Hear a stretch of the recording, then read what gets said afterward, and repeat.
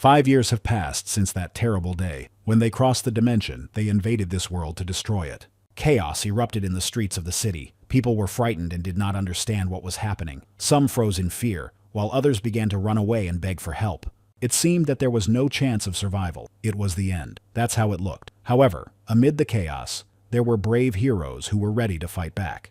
They were brave people who were not afraid to stand up to the threat that had appeared in their world. The people called these brave warriors hunters. The hunters were confronted by the Lord of the Dungeon, who stood atop the mountain with his servants. With a cold and piercing gaze, he looked at the hunters as if the whole world belonged to him. With an ominous roar, the Lord of the Dungeon ordered his dead servants to destroy the hunters and all of humanity.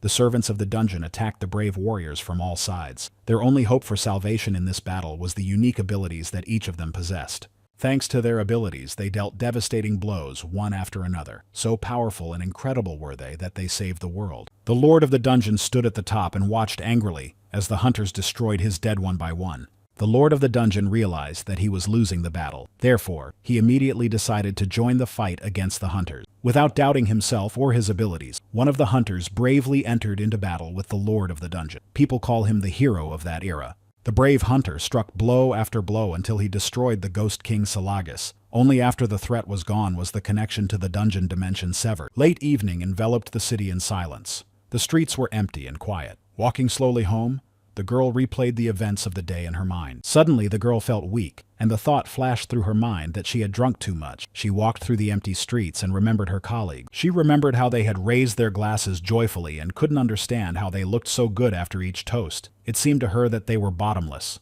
When she got home, Sun Moa thought sadly that she was already 20, and the only thing she could afford was a room in the basement. This thought made her feel bitter.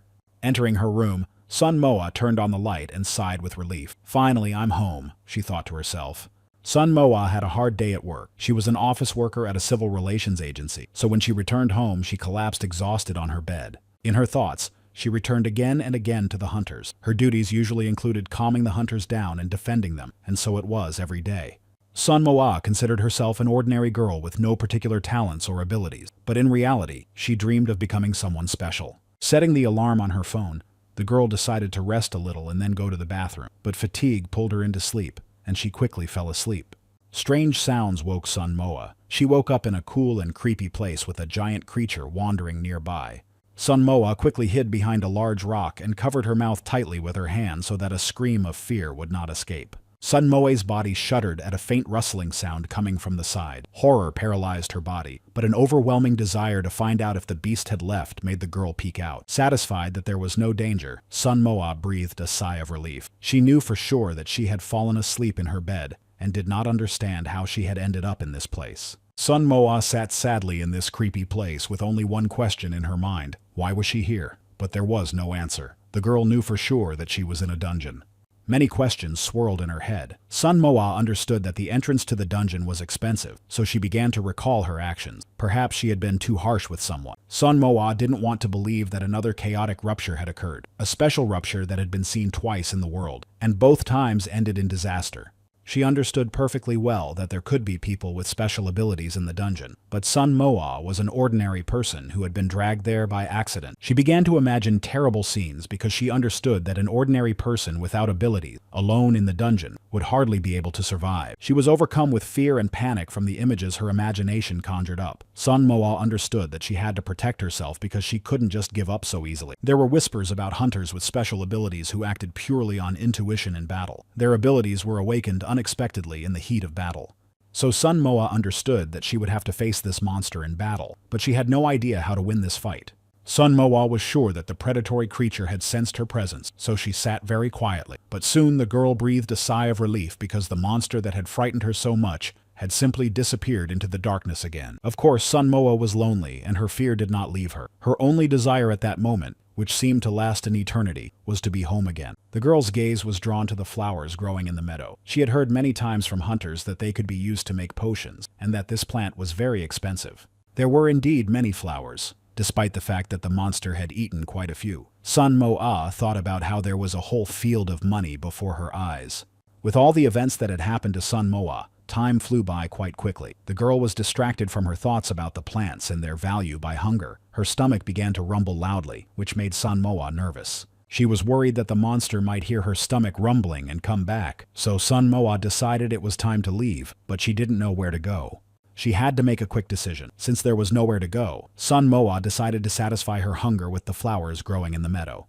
But as soon as she picked a flower, a blue screen appeared in front of her with the words, "The creature in its dormant state was able to obtain the item on its own." Sun Moa stared at the screen in horror. New information about the conditions that had to be fulfilled and information about what had already been achieved kept appearing on it.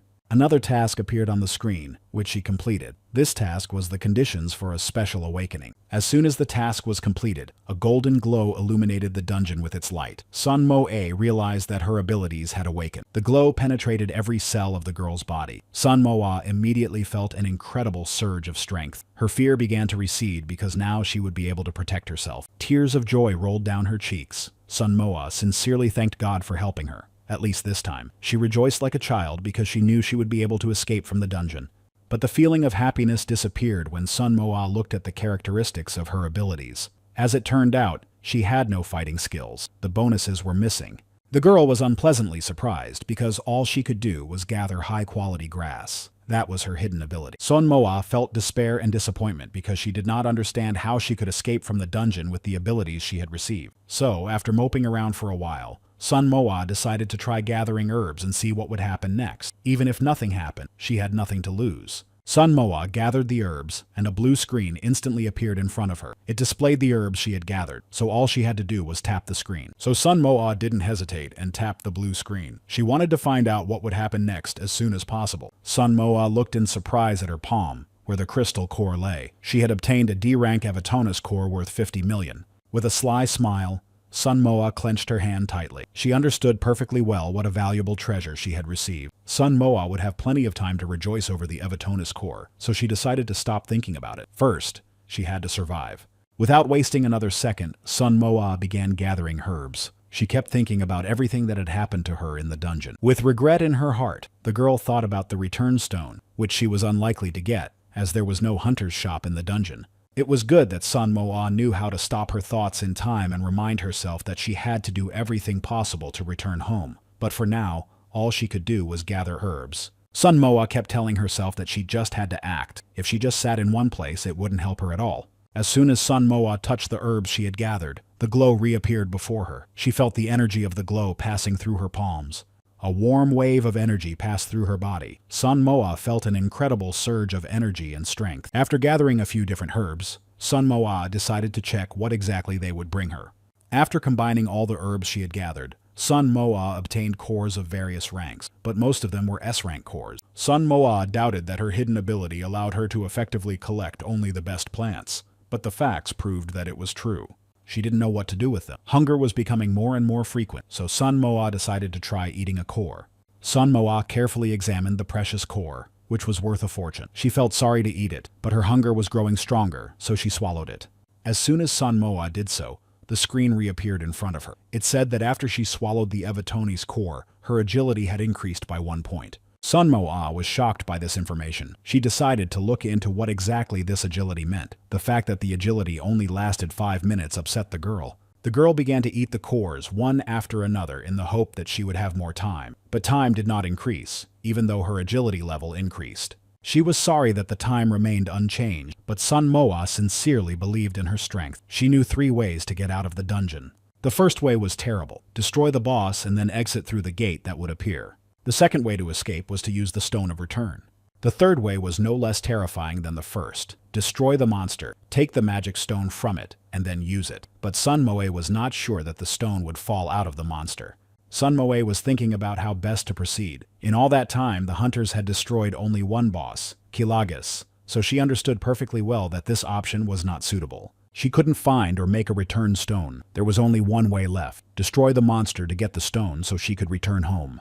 Usually, without the Stone of Return, a hunter is doomed, but the first to refuse to give up and defy fate was So Jihan, the best hunter. Sun Moa was saddened by the fact that she did not have the same strength as So Jihan, but her sadness quickly turned to fear. The monster was returning to the clearing from the dark cave. Sun Moa doubted her abilities because she did not know how to fight. Suddenly, the monster would prove to be stronger, and she had neither skills nor weapons. The girl was overcome with fear, and at the same time relief, because the monster passed by the rock behind which Sun Moa was sitting. Sun Moa sensed that someone was near her. He was very close. Her heart pounded, and she felt fear and panic in her chest. She had only one choice left, to look up. When Sun Moa raised her head, she saw a predatory monster looming over her. Sun Moa realized that the monster had found her hiding place. She began to get angry at her stomach, which continued to growl with hunger. The only thing that came to her mind was to eat more cores to increase her level. She tried to swallow them as quickly as possible. While eating the cores, Sun Moa didn't even notice the monster sneaking up on her and striking her. Sun Moa almost died. She ate everything she had, and the surge of strength was felt in every cell of her body, so there was no time to waste. The monster roared loudly at the girl, as if telling her that she had sneaked into the dungeon like a rat, and that he knew she was not a hunter. But she didn't care. Inside, Sun Moa seemed to be asking the monster to reveal himself so that she could strike him. But in reality, she was bravely waiting for the right moment to strike him as hard as she could. Sun Moa knew perfectly well that she had no fighting skills, but she had no intention of giving up. She was completely alone against this giant, going into battle with the hope that the abilities she had gained from the cores would help her win. The monster struck again. He was confident that he could easily destroy a normal human being. But Sun Moa was able to easily dodge the monster's paws. Her abilities seemed to be working and her body felt light. The monster furiously struck blow after blow. He began to swing his paws but couldn't hit the nimble girl. Finally, Sun Moa waited for the right moment to strike the monster. Its paws were stuck, so she didn't hesitate. Sun Moa jumped as high as she could and struck the terrifying monster. The fierce enemy freed its paws and roared loudly. Sun Moa looked at the monster in surprise and realized that one blow would not be enough. The monster was stronger and tougher than she had thought. Sun Moa realized that she needed something stronger than her punches, but she had no weapons. Her gaze fell on a rock behind which she was hiding. The girl decided to use it as a weapon against the monster. Sun Moa hoped that it would help her in the fight. But the monster had no trouble dealing with it. He simply cut it in half. The girl looked at him with fierce anger because her hope for salvation had been cut in half like a piece of tofu. Time was running out. There was so little left. Sun Moa's blows were ineffective, and the stone was of no help either. It was unclear what to do next. Each of them thought about their next move, about how to strike next in order to win. Sun Moa noticed that its claws resembled human shoulders. She instantly realized that if she attacked its back, she would have a chance to break them. Without wasting another second, Sun Moa sprang into action. She delivered a series of merciless blows. But the predator was too strong and did not succumb to the girl's attacks. Sun Moa shouted angrily at him to finally die. She encouraged herself and kept repeating that she could defeat him even though her strength was almost gone. Finally, she managed to knock the terrifying beast down and break its claw. The hope of salvation gave her strength. The monster screamed loudly in pain, so Sun Moa decided to destroy it as quickly as possible so that its screams would not attract the attention of other monsters. She killed the monster with its own claw. It lay in green slime that had flowed from its wound. Sun Moa hoped that this was the end. She had very little time left in the dungeon. Sun Moa had to hurry. Something was approaching her. All that was left for the girl to do was to get the return stone from the monster, which would take her home. There was a whole pack of them, such insatiable, sinister monsters. But Sun Moa was no longer afraid of the predators because the return stone was in her hands. She was warmed by the thought that she would finally be able to return home, where she would finally be completely safe. With a sly smile on her face, she whispered goodbye to the monsters and used the return stone. As soon as the monsters noticed the girl, they all rushed at her, but Sun Moa just smiled at them, knowing that she had nothing to fear anymore. Finally, Sun Moa was home. Exhausted, she collapsed onto her bed. Sun Moa felt unbearable pain throughout her body. So she decided to call 911 for help, but her dirty fingers made it difficult to unlock her phone. The girl began to get angry about this. She was angry at the rich people who could buy medicine that cost $1 billion a bottle. Suddenly, Sun Moa remembered that at work, they had explained to her that if you are awake and not in the basement, you can use the hunter's store. Sun Moa felt unbearable pain. Without wasting any time, she started to go to the shop. But in order to buy potions in the shop, she needed a nickname. Every hunter has one. But Sun Moa did not have a nickname because she was not a hunter. However, she had one option that would allow her to reveal her true identity. In excruciating pain, Sun Moa simply wanted to write, "Help, give me a healing potion quickly." But she couldn't change her nickname, so she decided to write something about her ability. Sun Moa didn't want to think too much, so she decided to write in simple words, "Collect items," and then she got the nickname Looting. To buy the medicine she needed in the store, Sun Moa had to go through a whole initiation. First, she needed a nickname, then a name. She decided not to think too long and just wrote Looter. Finally, Sun Moa got to the store. Looking through the list of potions, She thought about which one would suit her best. The E and F rank potions were too weak, and the C and D rank potions were too slow. She couldn't afford the higher ranks because of the high price, so she had to take a rank B potion, but it was also expensive, 1 billion for one bottle. The girl didn't have that kind of money, so she had to sell all the items she had collected. There was little hope that she would get the money. All she could do was wait. With a guilty conscience, she lay on her bed and thought about choosing a different nickname so she could get the money faster. At that moment, she remembered her mother and younger brother. She missed them very much. Sun Mo-ah felt anger rising within her because her items were not selling quickly. Cold began to creep into every cell of her body. Her strength slowly began to leave her. And then the long-awaited moment arrived. She had 1 billion in her account. Now Sun Mo-ah could afford to buy her medicine. As always, a notification popped up on the screen. This time, she was asked if she was sure of her choice. Sun Mo-ah didn't want to feel the pain for another second, so she clicked yes without hesitation. While she waited for her medicine, she kept repeating to herself, "Hang in there, Sun Mo-ah. Just a little longer." Finally, the medicine was in her hands. Without hesitation, she opened the bottle and took the medicine. Sun Mo-ah felt warmth and strength returning to her body. The potion was starting to work. Her wounds began to heal and she fell asleep with joyful thoughts that she had survived. 7 in the morning. Sun Mo-ah was awakened by the alarm clock. She didn't like getting up so early, but she had to go to work. She was exhausted, so she didn't feel like working and intended to go home early. Looking at her reflection in the mirror, the girl remembered that night with horror. As soon as she woke up, she thought she had had a nightmare. But when she saw herself covered in dirt, she realized that it had all been real. To be sure, the girl decided to look at her dirty bed. How hard it was to believe that Sun Mo-ah had really woken up and that she had abilities. Sun Mo-ah quickly rushed to check the hunter's shop. It was difficult to understand what had happened to the items she had put up for sale. A big surprise awaited her, one that was difficult to recover from. What Sun Mo-ah saw was unexpected and shocking. She had 2.5 billion won in her account. She repeated the word billion over and over again. Cold sweat broke out on her face. For a moment, Sun Mo-ah thought she was still in a dream.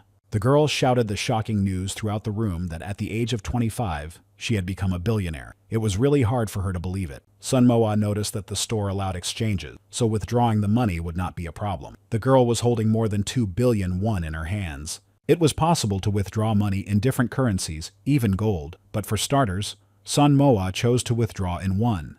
She jumped up from her bed with joy. The first thought that flashed through her mind was to quit her job. Many different thoughts swirled around in her head. One thought flashed through her mind that she used to have to live from paycheck to paycheck, but now Sun Mo-ah had a lot of money. Another thought was about the 1 billion for her mother, but she didn't know how to explain where she got such a large sum of money. It was too much for the lottery.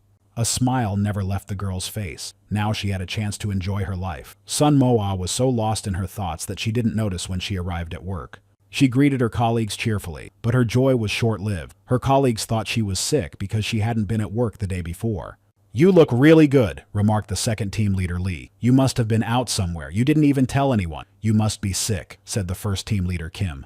Sun Mo-ah realized that the potion had worked very well. She didn't like being teased, but she just told her bosses that she had meant to let them know. Lee smiled at the girl and asked her to be sure to warn them next time. This time they forgave her, but who knows what might happen next time. "Good job, Sun Mo-ah," said the managers. With a smile, Sun Mo-ah thanked them, although inside she was furious. It was a pity she couldn't hit him. They scolded her, and she understood perfectly well that her colleagues were right. Sun Mo-ah couldn't even imagine that she had spent the whole day in the basement. Team assistant Kim So-hoon greeted the girl and asked how Sun Mo-ah was feeling because he was worried about her. The girl replied that everything was fine and apologized for not being able to let them know. Her colleague understood perfectly well that different things happen in life. Sun Mo-ah felt guilty because she thought she had let the team down. Kim So-hoon tried to calm the girl down. She was the one who told everyone that Sun Mo-ah was sick. While Kim So-hoon was talking about yesterday's work, Sun Mo-ah was furious inside. She was angry that she had almost died yesterday and her colleagues were making fun of her, although they didn't know that. Sun Mo-ah felt so guilty that she was ready to do all the work in the office by herself. With sadness in her eyes, she apologized to Kim So-hyun, and her colleague assured her that everything was fine. Kim So-hoon advised Sun Mo-ah to do her best to complete her tasks, because there was enough work to do. The girl immediately got to work, and the thought of being fired did not leave her. The guilt for missing a day did not influence her decision, so a conversation with her boss could not be postponed. There was a lot of work to do, so Sun Mo-ah decided not to go to lunch that day in order to finish everything. She smiled sweetly at Kim So-hyun and told her about her decision. But Kim So-hoon just looked at her in surprise. She didn't understand how she could go without lunch, so she decided to offer to buy at least some porridge for Sun Mo-ah. The girl assured her that it would be unnecessary. But her colleague was unstoppable and insisted on her offer. After that, she reminded Sun Moa that she needed to see the store manager before he got too busy. Sun Moa was lost in her thoughts about money, but Kim So-hyun interrupted her dreams, reminding her that she was very busy and should hurry up.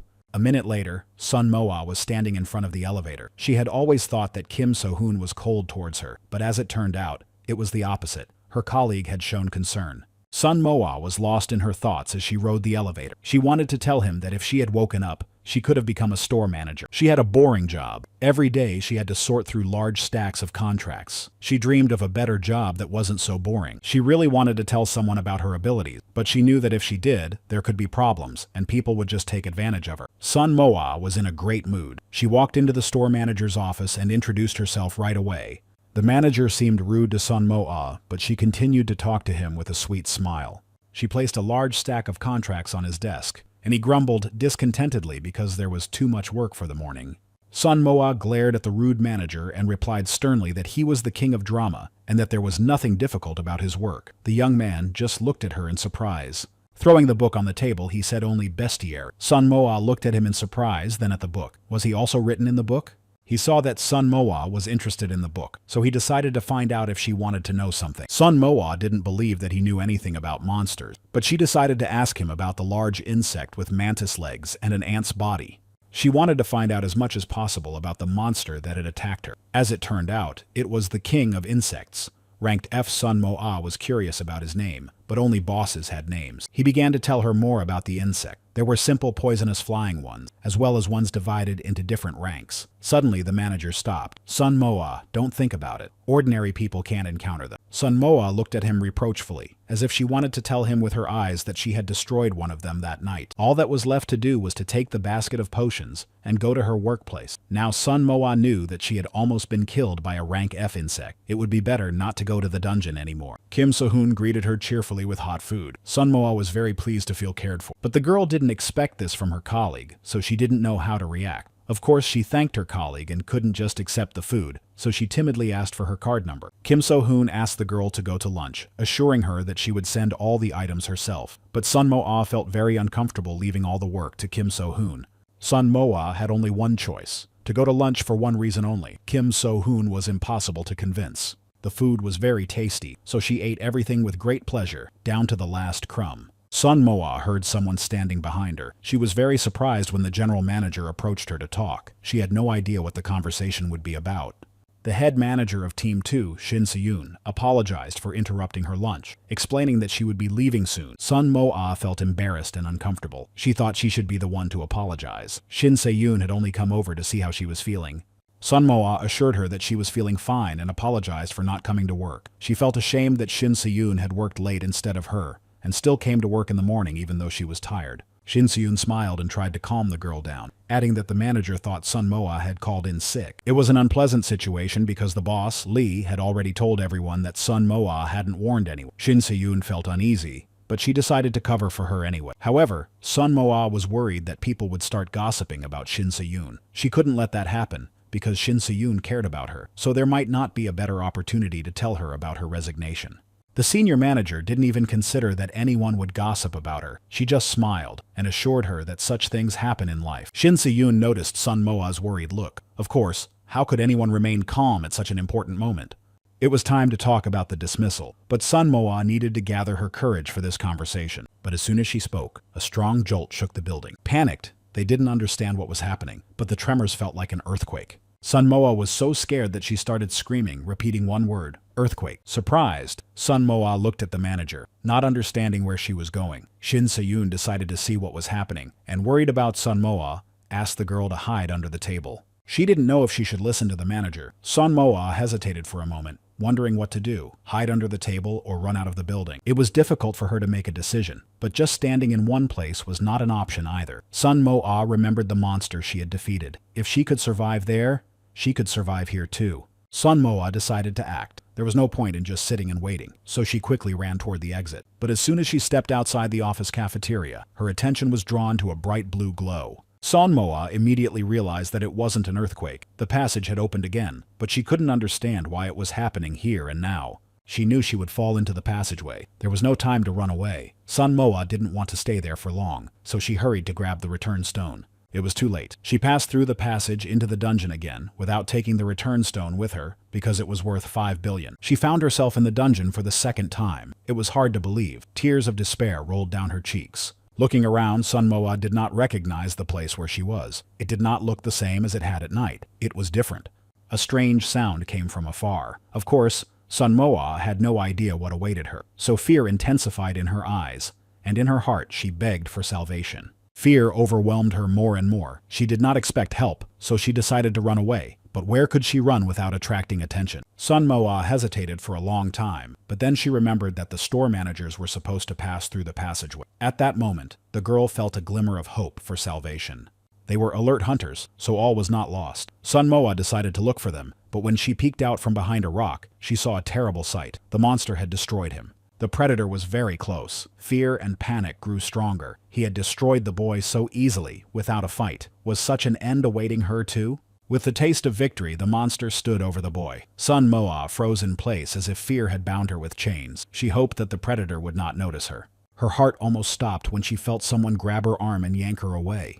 Questions flashed through her mind. She didn't understand who it was or where they were running. Sun Moa tried to get a glimpse of her savior, but couldn't. She couldn't stay there, so she had to trust the person who had come to save her. Sun Moa was astonished to see senior manager Shin Se-yoon standing in front of her. She asked Sun Moa to follow her. It was fortunate that Shin Se-yoon arrived in time to rescue the girl. Sun Moa walked behind Shin Se-yoon and was sincerely glad that she had survived. The girl wondered if Shin Se-yoon had been able to find the store manager, but she didn't have time to ask her. The girl was overcome with even greater joy that Kim's assistant was alive. Kim was talking about something with the management, and at that moment, Sun Moa could only think about how good it was that she was not alone. Shin Se-yoon asked for an explanation of what was happening. Kim said that a monster was chasing the managers, so she decided to help them. But when the predator left, she asked them to leave because she was hiding there with Shin Se-yoon. The manager angrily turned to the assistant and explained that they were in danger, and asked her to explain how she could chase them away and say that it was only their hiding place. The manager's rude behavior infuriated Sun Moa. She couldn't understand how they could be so ungrateful. Assistant Kim had saved their lives, and now they wanted to take away their hiding place. The girl started to raise her voice at them, but her team leader asked Sun Moa to watch her language. The only thing she wanted to do was hit him hard. The girls pounced on their leaders with screams. They were all in a basement where there was a lot of danger, so they didn't care who held what position in the office. The monsters are coming. They're already very close. They all rushed into the hiding place, and leader Kim didn't want the girls to run after them. Manager Lee pushed Kim's assistant away with all his might. He was only interested in his own life and didn't care what happened to the others. Manager Shin immediately ran up to her to help her up, but their bosses didn't care about the others at that moment. They behaved like rats fleeing a sinking ship. Moe clenched her fists and glared at her bosses. She couldn't even imagine that they were capable of such meanness. Kim asked Sun Moa to hurry up and hide with them, saying there was enough room for one more person. They may have been scoundrels, but they shouldn't kick her out. Of course, Sun Moa didn't want to leave Kim and Shin Se-yoon. They both cared about her, so she wanted to stay with them. But Kim persistently began to push her in the back. But Manager Lee was a scoundrel. He shamelessly pushed Sun Moa out of the hiding place. Assistant Kim rushed at them, shouting. She considered them monsters who were ruthlessly willing to sacrifice the lives of people with whom they had worked for many years at the same company. Sun Moa noticed a rock. She had managed to hide behind it for quite a long time once, so maybe she could do it again. There was no time to think. She had to make a decision immediately. Grabbing Shin Se-yoon's hand, she quickly rushed toward the rock. They didn't understand her actions, but decided to trust her. When they hid behind the large rock, they felt like they were still being watched. The monster, it was right next to them. Everyone sat quietly in their hiding place, hoping that the predator would not notice them and would soon leave. Inside, the girls were frozen with fear. The monster wrapped its paws around the rock. Holding their breath, they prayed for it to go away. Leader Kim and Lee stood sweating with fear in their hiding place. But the fear in their eyes grew even greater when the monster turned around and began to peer into the darkness where the leaders were standing. One of them stumbled. The monster's attention was drawn to a noise coming from the darkness. They stood holding their breath, hoping that everything would be all right and that the monster was close to them. With its large, powerful horn, it grabbed Lee by the neck. Lee begged for help, but there was no help to be found. Still, the men did not give up hope. Sun Moe covered her mouth with her hands, so as not to make a sound out of fear. All three understood perfectly well that if they rushed to help, the monster would destroy them too, so they sat there, terrified. The cries for help could be heard the whole time. but then suddenly it became completely silent. The monster had destroyed them, but it left immediately. They were very lucky that the monster didn't notice them, although if they had been hiding in that cave, they could have ended up in the manager's place. Even though Manager Lee and Kim were unpleasant, they still felt sorry for them. Sun Mo-ah wanted to believe that luck was on her side, but that was unlikely. She had two options to survive and escape: find the store managers or collect the magic stones again. To collect the magic stones, she had to defeat 3 monsters. There were no plants nearby to increase her strength, so she had no chance of defeating the monsters. All that remained was to find the store manager. Shin Se-yoon stopped Moe. The girl explained that sitting still was not an option, but Manager Shin thought otherwise because she did not believe it was possible to escape. Sun Mo-ah understood that just sitting in one place was a bad idea, and the manager tried to calm her down and convince her to wait for the hunters. Assistant Kim explained to Shin Se-yoon that last time the dungeon opened, the hunting party had been gathering for a whole week. At the moment the operation began, Kim just sighed sadly. The new information she heard made the horror in Sun Mo-ah's heart and eyes grow. She realized that they wouldn't even be able to stay here for a week. But Shin Se-yoon's mind remained unchanged. She still wanted to stay where she was. She convinced the others that everything was different now. More than anything, she was trying to reassure herself. Sun Mo-ah really didn't want to reveal her secret, but for the sake of her plan, she was willing to tell the others. So she asked Kim and Shin Se-yoon to listen to her carefully. She believed that they deserved to know the truth. But as soon as she started talking, Kim interrupted her because she heard a noise. Mo-ah happily exclaimed about the fight that might be going on there, and Shin Se-yoon assured her that only hunters could be fighting. Sun Mo-ah insisted. She was sure that the store managers were there. Sun Mo-ah insisted on going to look for the store managers. Hiding behind a rock was not an option. She decided to tell them about her abilities later. Besides, her abilities were not that important. Assistant Kim and Manager Shin still doubted Sun Mo-ah's action. So the girl explained that there was a high chance of encountering a monster, but if they stayed where they were, the monster would also be able to find them. Mo-ah looked at them in surprise, not understanding what was wrong with them. They had a chance to find someone with abilities, but they chose to stay put and wait for who knows what. Finally, they agreed. The further they went, the more traces of battle they noticed. Shin Se-yoon hurried to calm them down, explaining that the traces were not from monsters, but from hunters. When they arrived at the battle site, it was empty. Sun Mo-ah didn't understand where the others were. They just stood there confused, looking around. There were traces of battle, so where were the monsters? Without the monsters destroyed, Sun Mo-ah couldn't return home from the dungeon. She didn't want to believe that the store managers had taken the return stone and used it. It seemed as if they had reached a dead end. Shin Se-yoon noticed someone calling them, but the girls didn't recognize these men. They rushed over to them. They were very curious if they were also from their office. So that was the first thing they asked when they approached. They also worked in their office. They were in the basement with the store manager. It looked as if the entire office had been moved to the basement. One of them recognized manager Shin Se-yoon because he had seen her in the office. They hurried to introduce themselves to their colleagues, Assistant Kim Sol-chu and Soo Min-soo. Shin Se-yoon also hurried to introduce Kim So-yoon and Sun Mo-ah. The assistants were very happy that their colleagues were alive and asked them to follow them. The store manager was injured. He rudely decided to joke about meeting them before destroying them. Sun Mo-ah thought he was still a rude guy. You could tell by the way he talked. Although it was unexpected for her that he protected the 2 assistants from the monsters, which resulted in him being injured. Sun Mo-ah didn't know what to do next. They were in the basement without medicine or help. Shin Se-yoon decided to show concern for the store manager, but he just replied rudely that everything was fine. But he could no longer fight. They didn't have a return stone, so they couldn't go back, and it was unlikely they would last long in the dungeon. He managed to fend off one attack, but he had no strength left for the others. He insisted that the others run away before the monsters returned, and he was worried that someone even worse than the monsters might come. Kim found it hard to believe that he didn't have any potions with him. She seemed annoying to him, so he started chasing them away.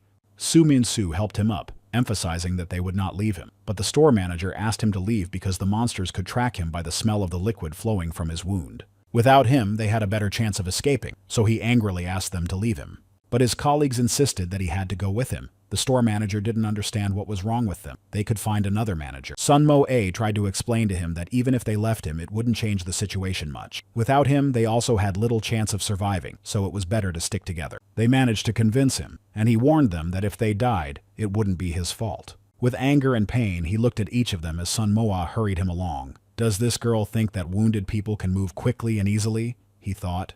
He felt unbearable pain as soon as he stood up, so he immediately asked to be left there. Kim So-chun remarked that weak people always die first. Sun Mo-ah angrily shouted at the assistant that they would not leave him there and hurried to the store manager. Hearing a strange sound behind her, Sun Mo-ah turned her head and noticed the monster. She had never seen such monsters before. The store manager emphasized that they had to run away while they still had the chance. There was little chance of rescue. He quickly explained to them that this insect was a C-rank monster. Only the store manager knew about every monster in the dungeon. Sunmo was overcome with horror. She couldn't understand how hunters could fight such a giant. It was 10 times bigger than an elephant. Before they could recover from what they had seen, the monster began to attack them. The store manager had no choice but to order everyone to quickly hide behind him. The store manager managed to repel the predator's first attack, but his strength was waning. Su rushed to his aid while the others froze in fear. They had to decide quickly what to do next before the monster attacked again. The store manager assured them that he would hold the giant back so that the others could escape.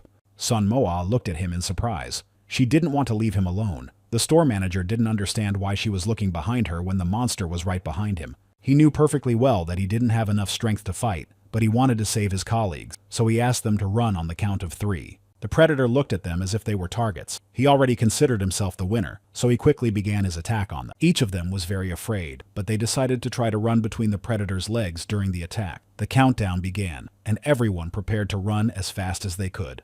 As soon as the countdown ended, they all remained standing in place. They did not understand what had happened. The monster had been destroyed, but it was not yet clear who had done it. As soon as the monster fell, they saw a hunter standing in front of them. He was very surprised to find people who had survived in the dungeon. Sunmo was no less surprised. Standing before them was the hunter So Jihan.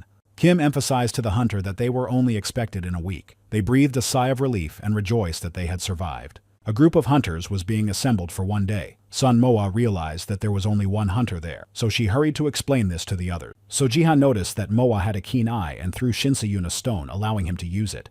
None of them understood what was happening. They also couldn't understand why So Jihan gave them his stone instead of using it himself. Pointing at Moa, he ordered her to do the job and then left immediately. The girl did not understand what job he was talking about. The assistants immediately began to talk about him. All this time, So Jihan had been nothing more than a legend that everyone gossiped about. They now held the Stone of Return in their hands.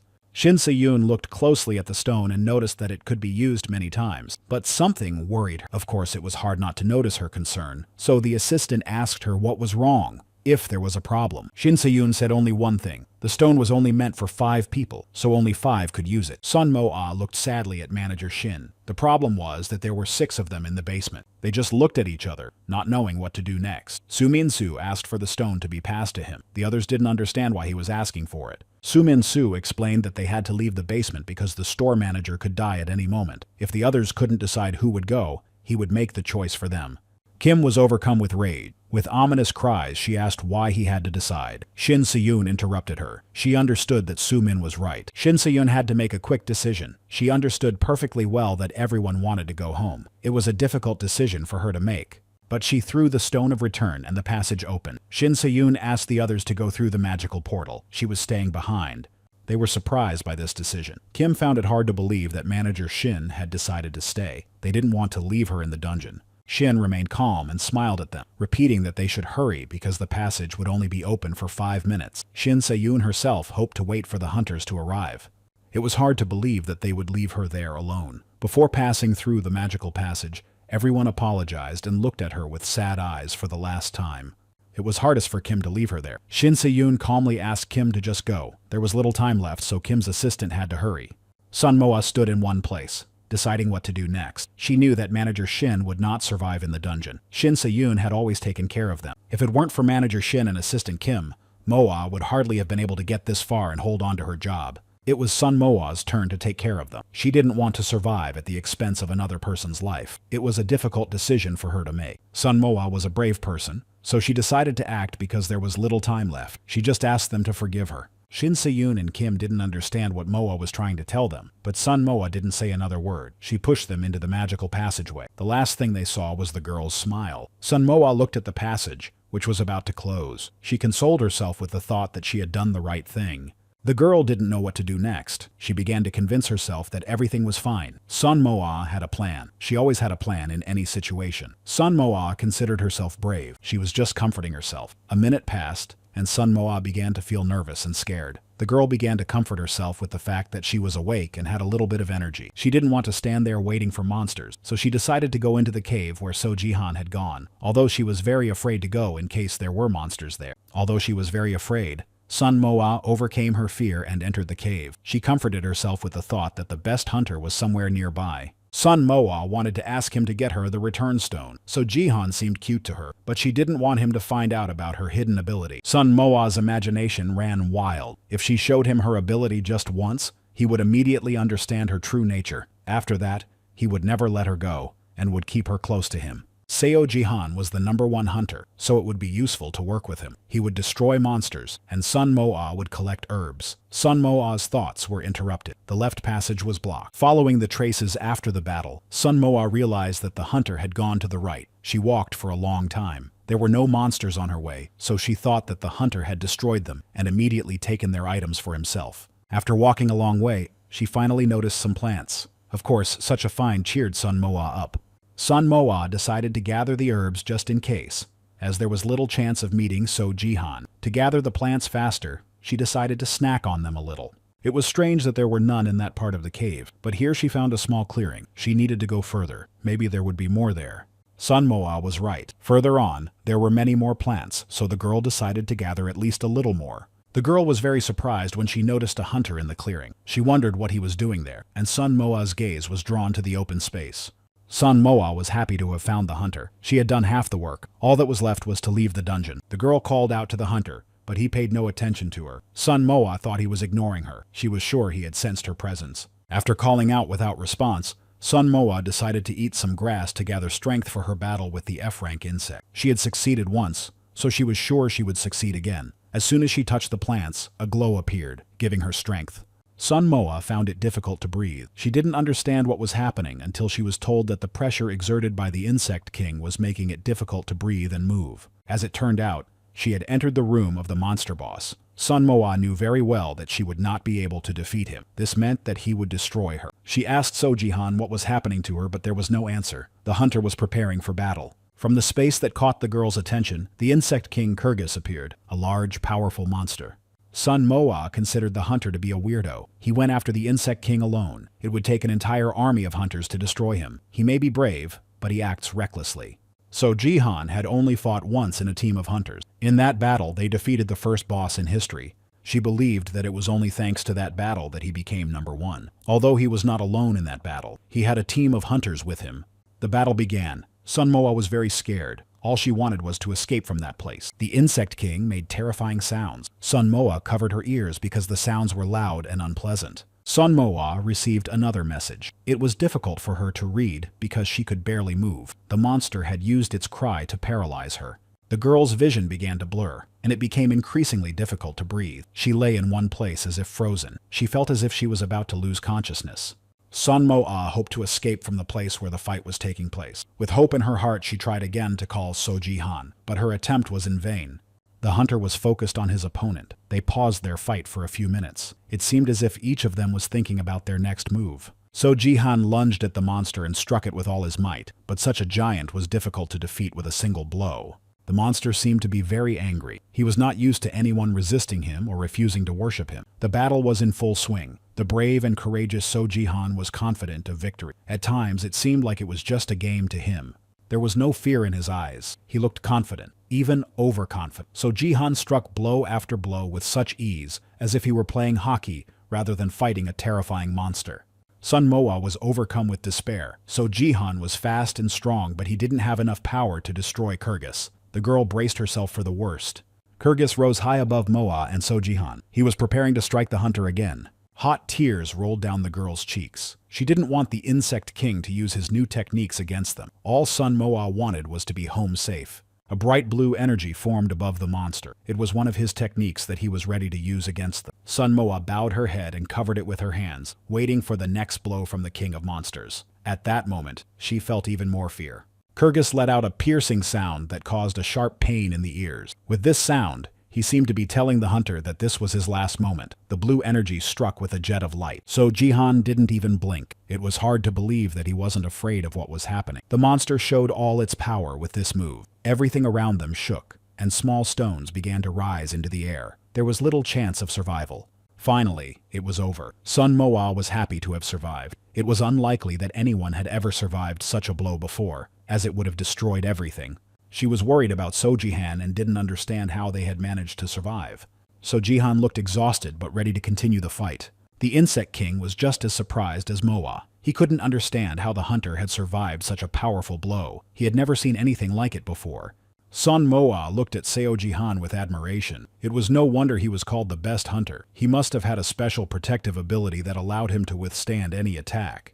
It seemed that the black aura was this ability, so Jihan was quite skilled at using it. It took the hunter 2 minutes to recover from the Insect King's attack, and now he was ready to strike again. So Jihan understood perfectly well that this was the hardest fight he had ever had, but he had no intention of retreating. He delivered a powerful blow, so powerful that it should have sent the monster flying into space. Sun Moa wondered if the hunter was even human.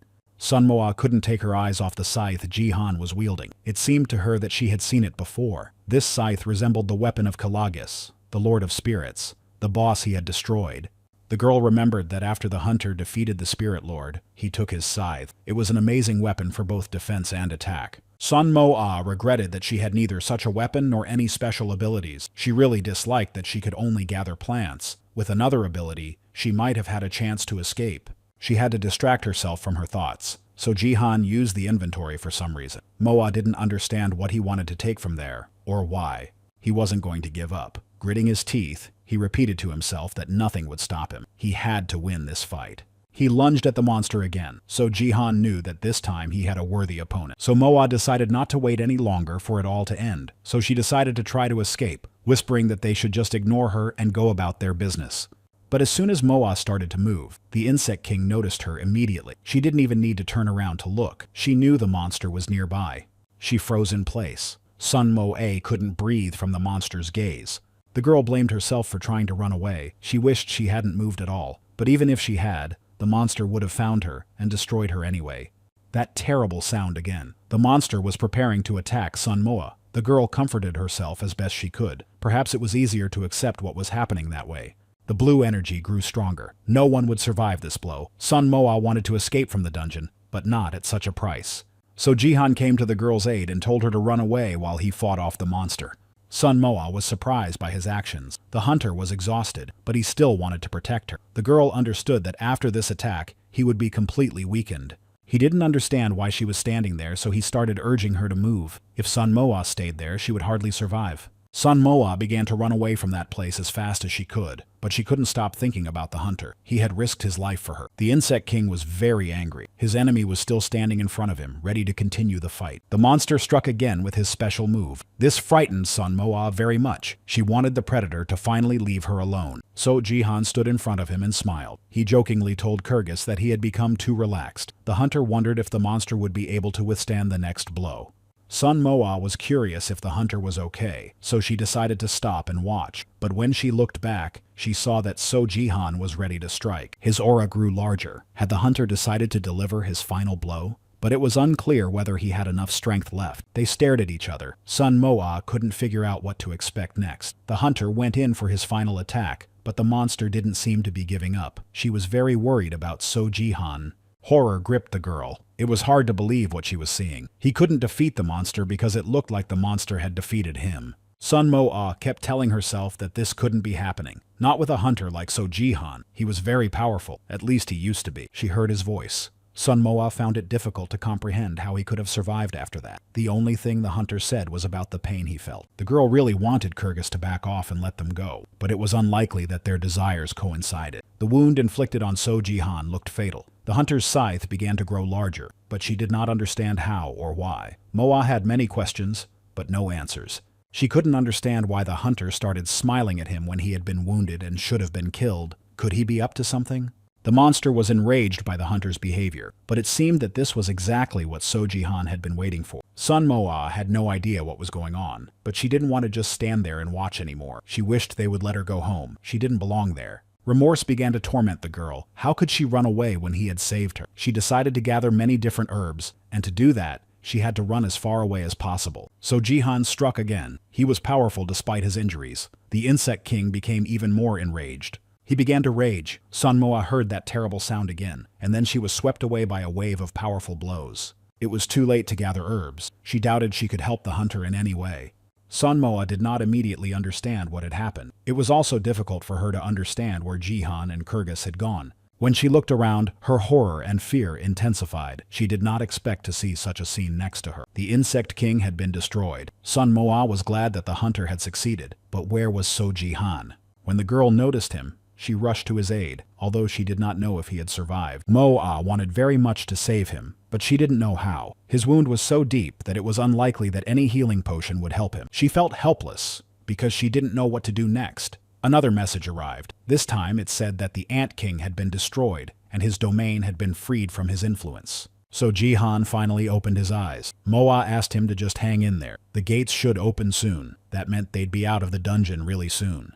He looked at her and smiled. Seo Jihan couldn't even imagine that he would die like this. Sun Moa couldn't believe it. It was hard for her to think that he would die. She understood that he was reckless to go into battle alone. He was just a good person. He was in terrible condition and all he could do was talk. So Jihan happily told the girl that now they would be able to get out of this place. Sun Moa didn't understand what had happened or why he had stopped talking. No, she didn't want to believe it. Tears rolled down her cheeks. Sun Moa begged him not to leave her. For some time, Sun Moa begged him to open his eyes. She leaned toward him and whispered that victory was his. It was time to leave the dungeon. She begged him to get up. He was the best hunter. It couldn't end like this for him. It was hard for her to accept that he was gone, but it was time to wipe away her tears and go home.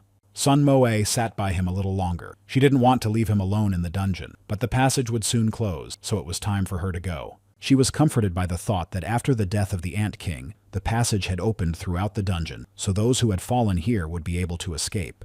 But before leaving the dungeon, Sun Moa decided to examine the monster to take its belongings. She did not expect to be able to do so, but she did not want Soji-han's death to be in vain. She was not sure if she was doing the right thing, but she might need the items later. Sun Moa decided to take the hunter's body because she didn't think it was right to leave it there. The girl looked at him in surprise. She was surprised that he began to glow, which meant that he could be taken as inventory. Her gathering ability would help her with this, so Jihan deserved a proper farewell. Sun Moa placed the body of the brave hunter in her inventory and hurried through the passage. Enough of the dungeon. It was time to return home. Many people had fallen into the dungeon. Sun Moa was right. The passageway opened throughout the dungeon, and many people were able to escape. Rescue workers helped the wounded. Everyone was looking for their loved one. Someone in the crowd shouted Moa's name. It was her manager, Shin. She was very happy that Sun Moa had survived and managed to get out of the underground. She was worried about the girl, so she called a doctor to examine Sun Moa. The girl assured the manager that she was fine. Sun Moa was barely holding back her tears. She assured Shin that she was really fine, but the manager couldn't hear her. She didn't understand how Sun Moa could be fine when her clothes were covered in red spots. But the girl insisted that she wasn't hurt. Sun Moa refused to see a doctor. She urgently needed to tell Manager Shin something. Manager Shin decided to listen carefully to Sun Moa. She understood that the girl had been through a lot, so she needed to be heard. But the girl just happily told her about her dismissal. She had nothing else to say. Manager Shin smiled back at her. She understood what she was saying. Sun Moa had to go for a checkup. She breathed a sigh of relief. This nightmare was over. It was good that everything was fine with Manager Shin and Assistant Kim. She was going to tell them that Soji-han had died and then take his body to the morgue. Sun Moa opened the inventory to look at him, but he wasn't there. Sun Moa didn't understand where his body was. Had she taken only his clothes and left his body in the basement? She looked through the inventory again and again, but Soji-han was nowhere to be found. Sun Moa didn't know what to do next. Another notification arrived. This time, the girl was informed that she had taken the soul of the best hunter. Sun Moa called a taxi. She no longer wanted to stay in the hospital, even though Manager Shin and Assistant Kim tried to convince her to stay a little longer, but the girl did not listen to them. Finally, Sun Moa was home. She couldn't tell anyone about the death of Soji-han. She needed to figure out what a soul stone was because she knew nothing about it. Sun Moa hadn't had time to clean her room after returning from the basement. She was so exhausted that she decided to do it tomorrow. Despite the mess, Sun Moa unlocked her phone. She had to complete the first task, so she quickly dialed the number. Her mother answered right away. Her mother bombarded her with questions, and Sun Moa assured her that everything was fine. The doctors didn't keep her long because she only had a few scratches. Sun Moa was glad to hear her mother's voice. Sun Moa decided to tell her mother that she was going to bed so she could put her phone away. The girl wanted to start learning about the soul stone. This was the second problem that needed to be solved. So, opening her inventory, she selected the soul stone. Sun Moa looked closely at the stone and didn't notice anything special about it. To her, it looked like an ordinary stone. However, inside it was a soul. The stone was bright and clear. It was hard to believe that Soji-han's soul was inside it. He sacrificed himself to save her. This thought made Sun Moa sad. Sun Moa remembered the rumors that had been spread about him. They said that he could drive people he hated to self-destruction, but she didn't believe that could be true. She tried to find out something about the stone, but her attempts were fruitless. Sun Moa could only guess that it might be a memorial. Sun Moa began to look for the nearest morgue, not knowing if it was a good idea. She had no reason to go there, and she didn't know what to say at the morgue. It was hard to believe, but standing in front of her was So Jihan. Sun Moa looked at him in surprise, not understanding how this was possible. So Jihan did not yet understand that he had died. He also looked at the girl in surprise and did not understand how he had ended up in her room. He noticed that he had become a ghost but didn't understand how it happened, but he understood perfectly well that Sun Moa was involved. Although he was not very happy, he still asked the girl to tell him how he became a ghost. Sun Moa assured him that she did not know and did not understand, but she had one guess. Sun Moa said that when they were in the basement, she wanted to take his body with her, so she put it in her inventory, but she was only able to take his soul. Seo Jihan looked at the girl angrily. Sun Moa continued to tell him that after that, a soul stone appeared in the inventory. The girl assured him that she did not know that this would happen.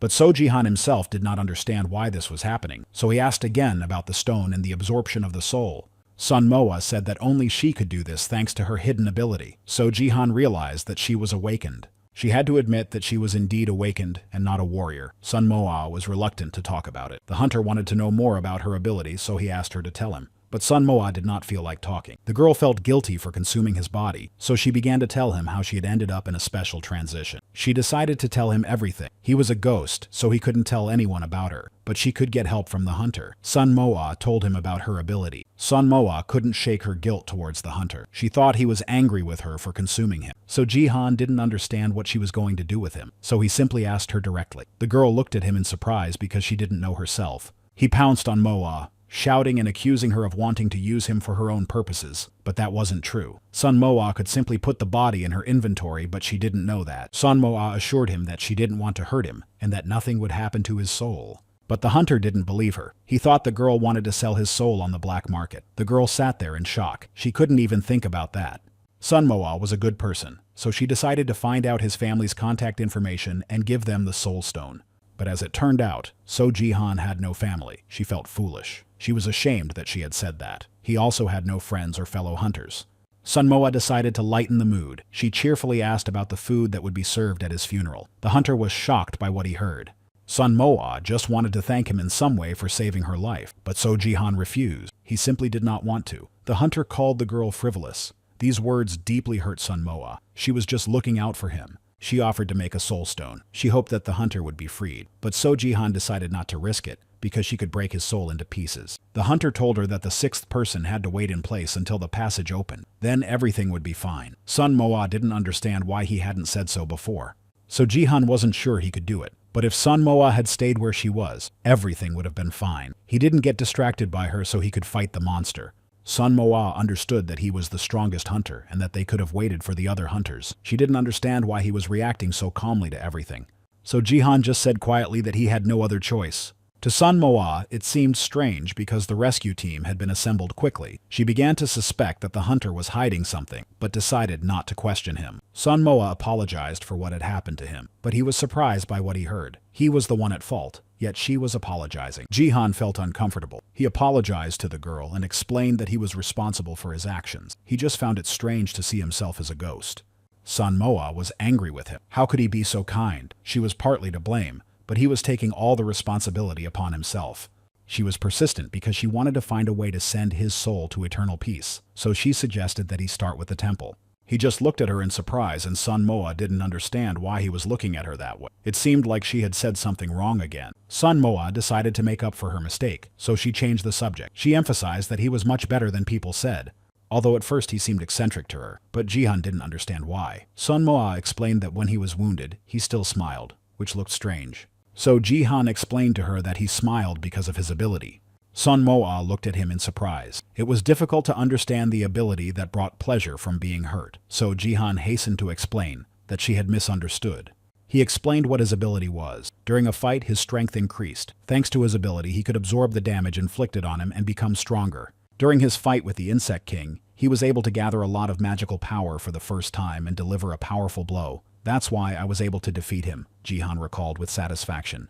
Sun Moa listened attentively, but she felt that So Jihan was obsessed with fighting. He spoke with great enthusiasm about the battle. Perhaps that was why she got that impression. Ordinary people love to talk about the abilities of hunters. But among all the others, So Jihan was the most famous hunter. Perhaps it was because of his popularity that he was number one. It had been a busy day. Sun Moa felt tired and decided to go to bed early. So Jihan was now a ghost, so he didn't feel tired. When Sun Moa told him she was going to rest, he asked her with surprise if she was tired. The girl explained that a lot had happened in one day, so she was tired.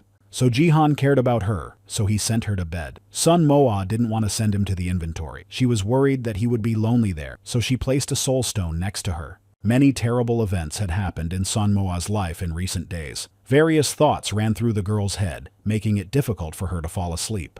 She just lay on the bed and tried to fall asleep to get at least a little rest. Sun Moa was very exhausted, but sleep would not come to her. So Jihan noticed that the girl was still awake, so he decided to ask her why. Sun Moa simply explained that she couldn't sleep because she was worried. She was worried about the soul stone. She immersed herself in her thoughts, hoping to find a way out of the situation. The girl was also afraid of finding herself back in the dungeon as soon as she fell asleep.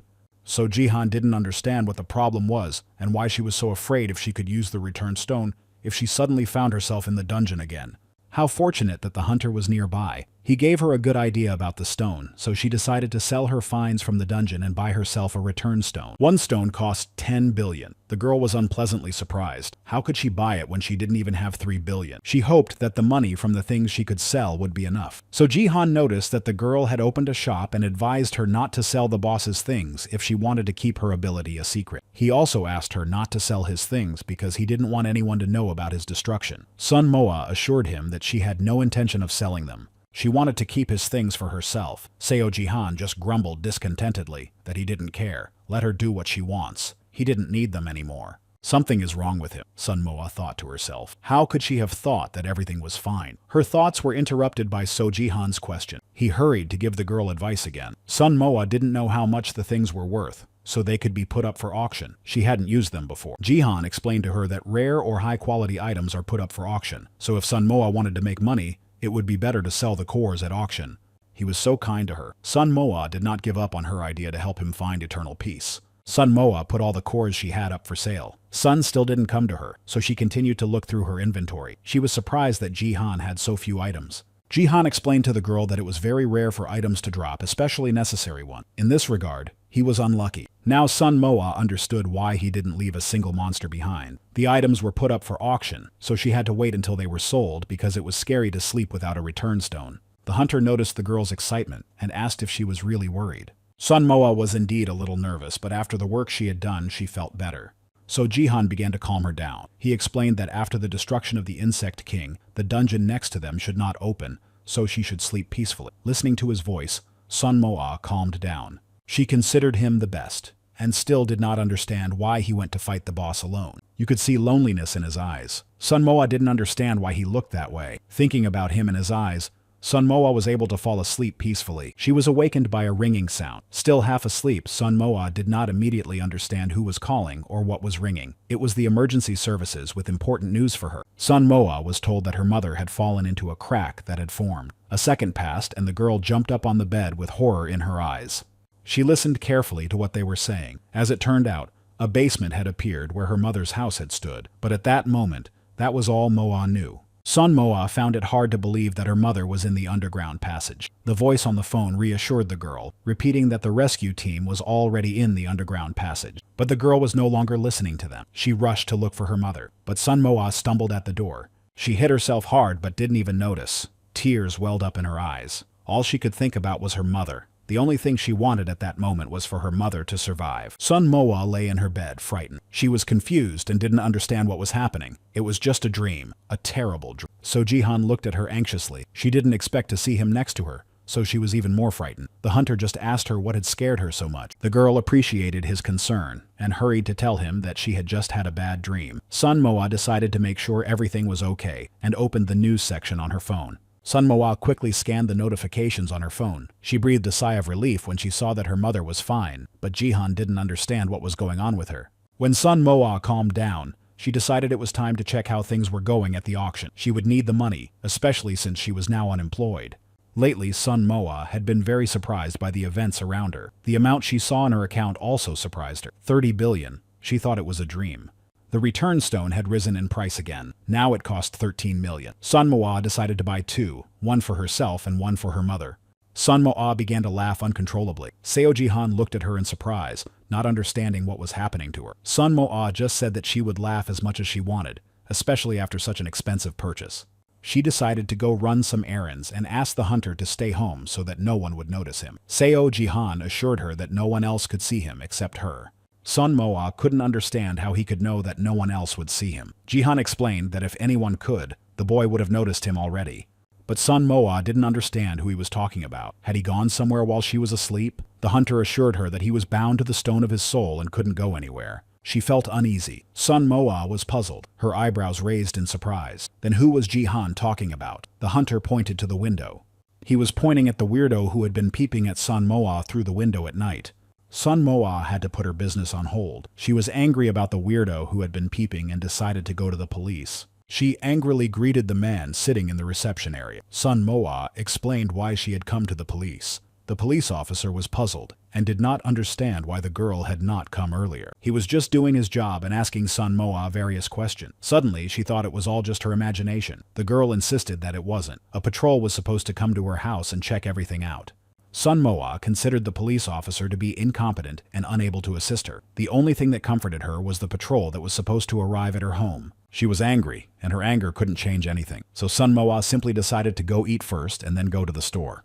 Jihan looked sadly at the girl. He felt sorry for her. But at that moment, Sun Moa was only concerned about her bedding. It really was time to replace it. Sun Moa returned home in a good mood. She couldn't even imagine that she would be able to eat so well at an expensive restaurant. The food there was really delicious. He looked at Sun Moa strangely. Perhaps he was simply not in the mood. The girl couldn't stand it and decided to ask if everything was okay. Seo Jihan had been thinking about what she said the whole time. Sun Moa had no idea what he was talking about. He was telling her about the police station. He couldn't understand why she was talking as if nothing had happened. It really surprised him. Seo Jihan had lived a life of luxury. As a child, he practiced martial arts. Before he woke up, he had been working hard in a special forces unit. That's why he didn't understand why the police were so harsh on ordinary people. Sun Moa just smiled at him and said that ordinary people couldn't do anything about it. So Jihan was curious about what she planned to do with it. She was awakened. Sun Moa planned to give the stone to her mother and use the rest of the money to go somewhere to relax. He didn't understand why she wasn't thinking about the dungeon. But why think about it if she had no fighting skills? It was better to just enjoy life. Sun Moa remembered the dungeon with horror. It was very scary. She didn't want any of her family to end up there. So Jihan suggested that she become stronger. A smile appeared on Sun Moa's face. Of course, she really wanted to learn how to stand up for herself. If he taught Sun Moa some techniques, she would no longer be afraid of the dungeon or the weirdo outside the window. The hunter was happy to hear this because he really could teach her something. Sun Moa wanted to start training immediately. Jihan was ready to teach her right away, but he wanted her to promise him something first. He wanted to see what she would promise. He wanted Sun Moa to promise that when she became stronger, she would destroy all the bosses in the world. His smile suddenly turned to anger. He himself realized what he was asking, to destroy all the bosses in the world. Jihan repeated that she had heard him correctly. Sun Moa wondered how strong he planned to make her, but she didn't ask him about that. She only asked the hunter how many bosses there were. He calmly replied that there were about 60, but the exact number was a state secret. There could be more. Sun Moa was shocked by what she heard. She couldn't understand how he could imagine that she would be able to destroy 60 bosses, so she decided that she didn't need it.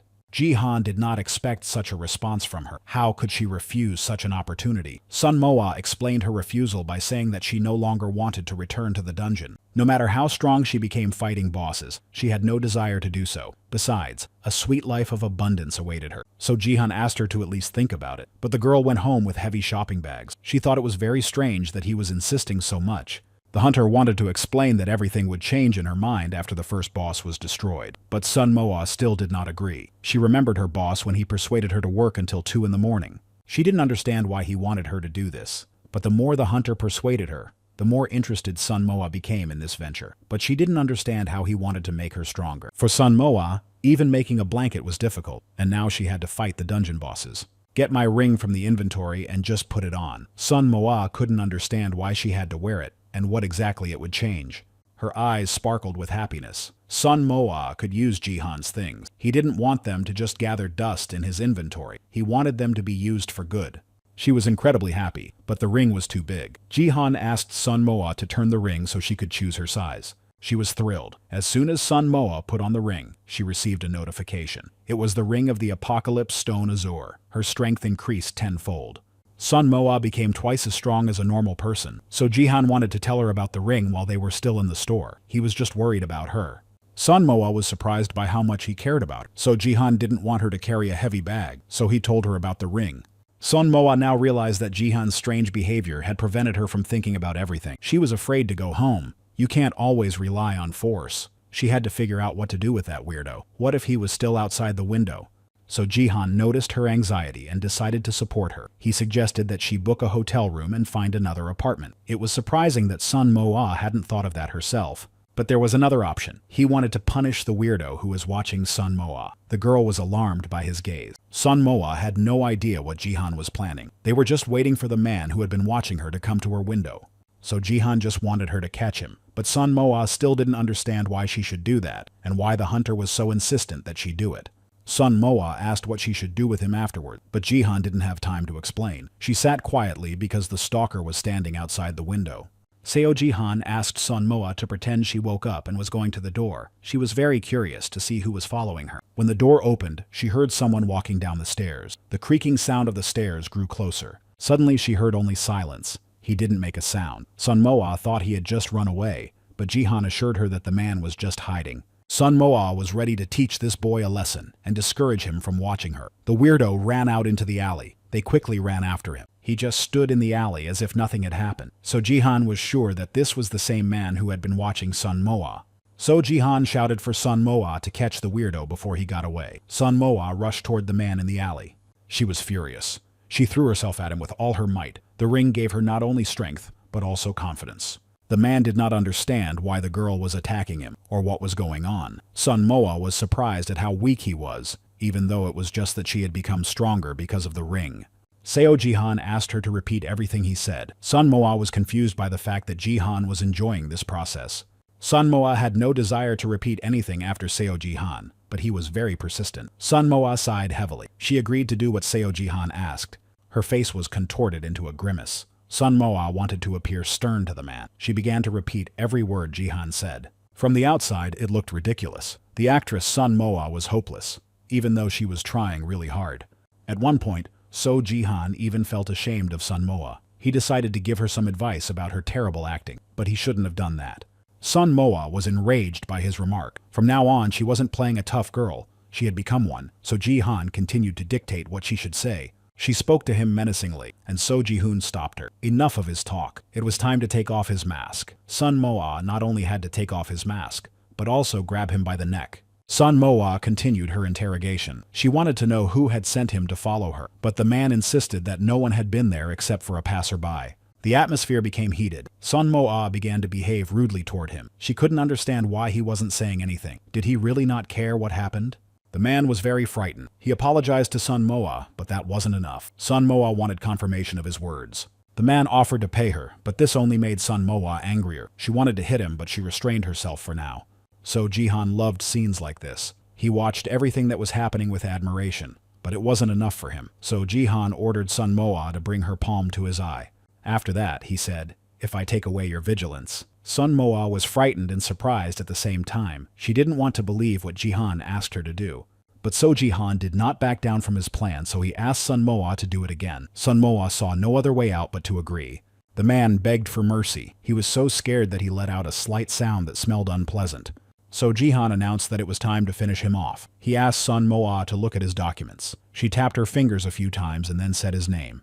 Sun Moa was ready to let the man go, but she asked for something to be passed on to her employer. Sun Moa was determined. Sun Moa said ominously that if they followed her even once, she would know. Seo Jihan was satisfied with Sun Moa. There was bad news in Korea. The 7th dungeon had opened. The frequency of their formation was causing great concern. At the meeting, it was reported that there were more formations in other countries, and that they did not know what caused them. Ordinary people thought that it was good for hunters that the dungeons were opening. One of the meeting leaders pointed out that it was not worth listening to rumors at the moment. Action had to be taken because many people were falling into the dungeons, and needed to be rescued. The number of open dungeons affects the ease of obtaining mana stones and their consumers. A cry arose in the meeting hall. The other members of the meeting did not quite understand what he meant, so they asked him to explain in more detail. The chair of the meeting explained that the hunter market in Korea was weak. When the dungeon was first opened, they were only able to carry out a rescue operation thanks to foreign support. He reminded his colleague that in those difficult times there were no guilds.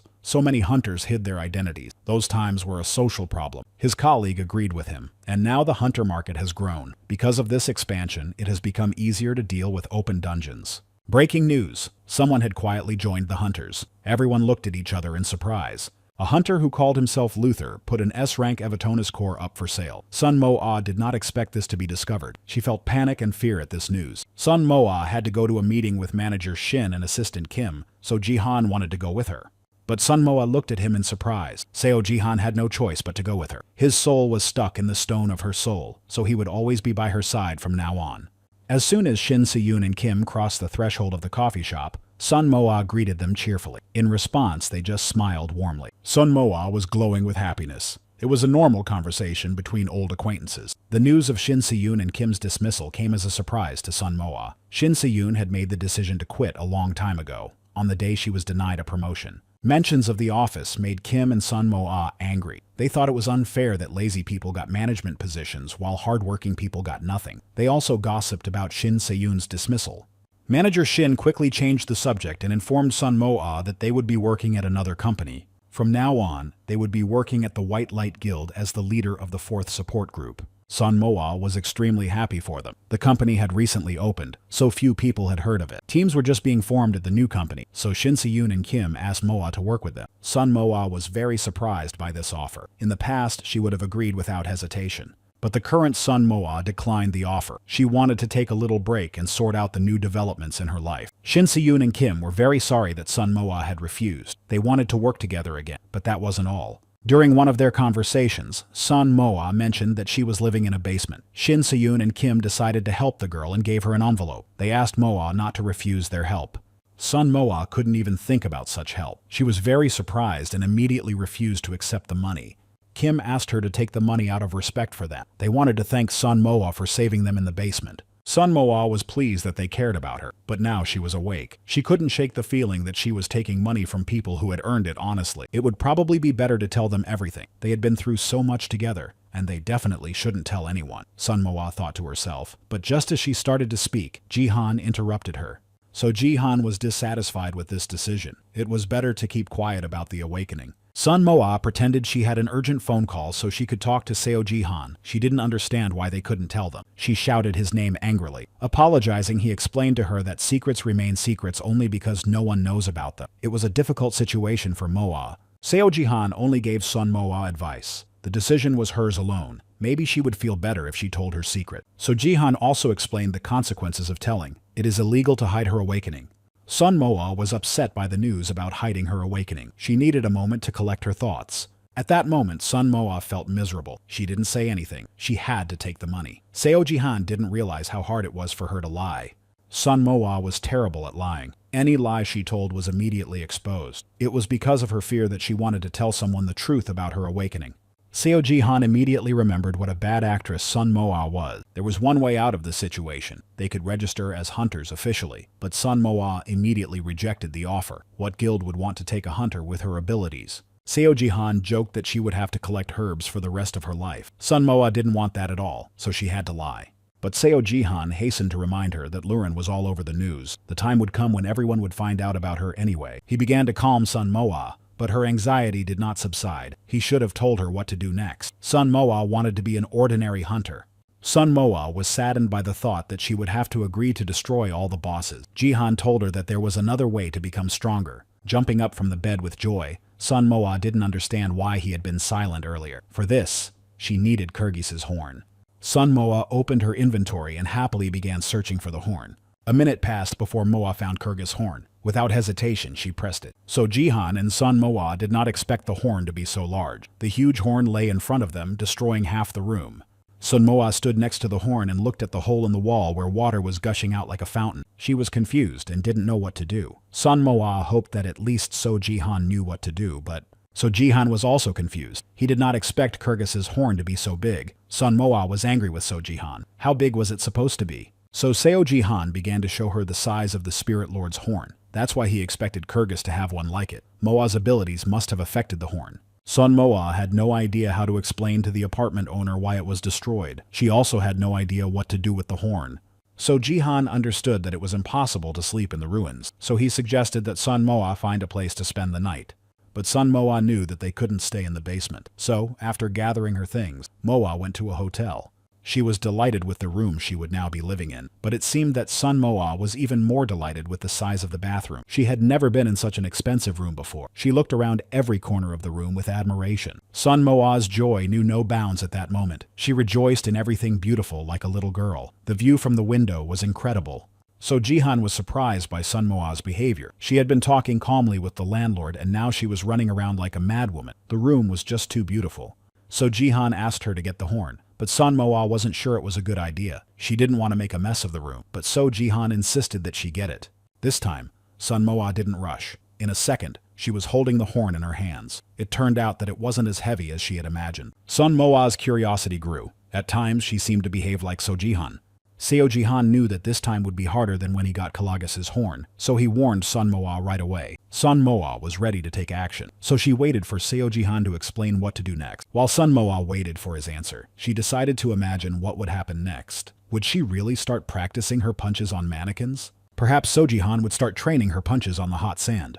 Or maybe they would start with meditation by a waterfall. The sound of the waterfall made it easy to relax and feel at peace. So Jihan interrupted Sun Moa's imagination and simply pointed to the horn. Sun Moa was not thrilled with what she heard. In order to become stronger, Sun Moa had to eat the entire horn. It was hard to believe. Sun Moa hoped that Jihan was just joking, so she decided to ask again. But it was no joke.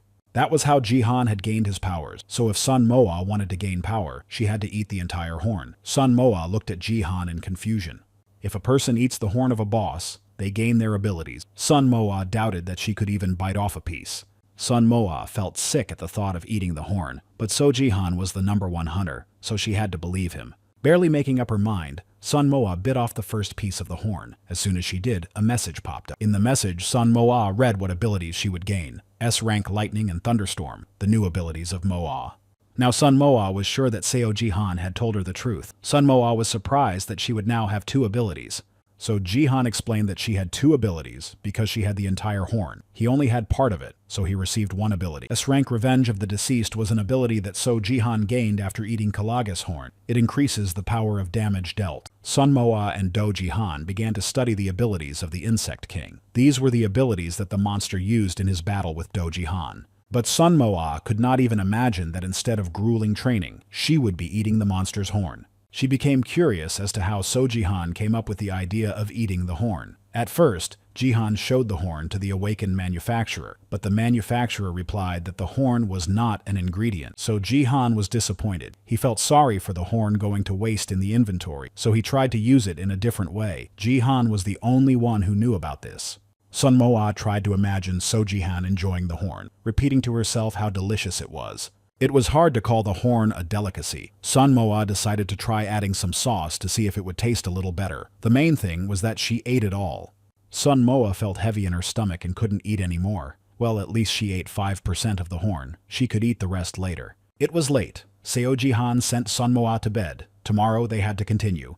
Sun Moa needed to get some sleep, but she froze in place, looking anxiously at Seo Jihan, not understanding why he was looking at her like that again. He stood by the window, sad and pensive. Sun Moa could only imagine what he was thinking. Jihan probably didn't expect that everything would end this way for him. The familiar life of Sun Moa and So Jihan was now forever in the past. Sun Moa felt bitter thinking about her death. If that happened, the stone of her soul would remain in the inventory, and his soul would continue to exist alone in space. That meant he would be imprisoned in stone forever. Sun Moa was terrified by these thoughts. Sun Moa decided that it was time to find a place for So Jihan, and that she needed to rest for now. 10 days passed after Moa checked into the hotel. She stayed there from morning till night without even going to the store. Sun Moa cried out joyfully. 35% of the horn had been eaten. So Jihan sarcastically supported the girl, noticing how quickly she was eating. Of course, Sun Moa was happy. For 10 days, all she did was eat this stone. To make it easier to eat, Moa tried self-hypnosis and other methods.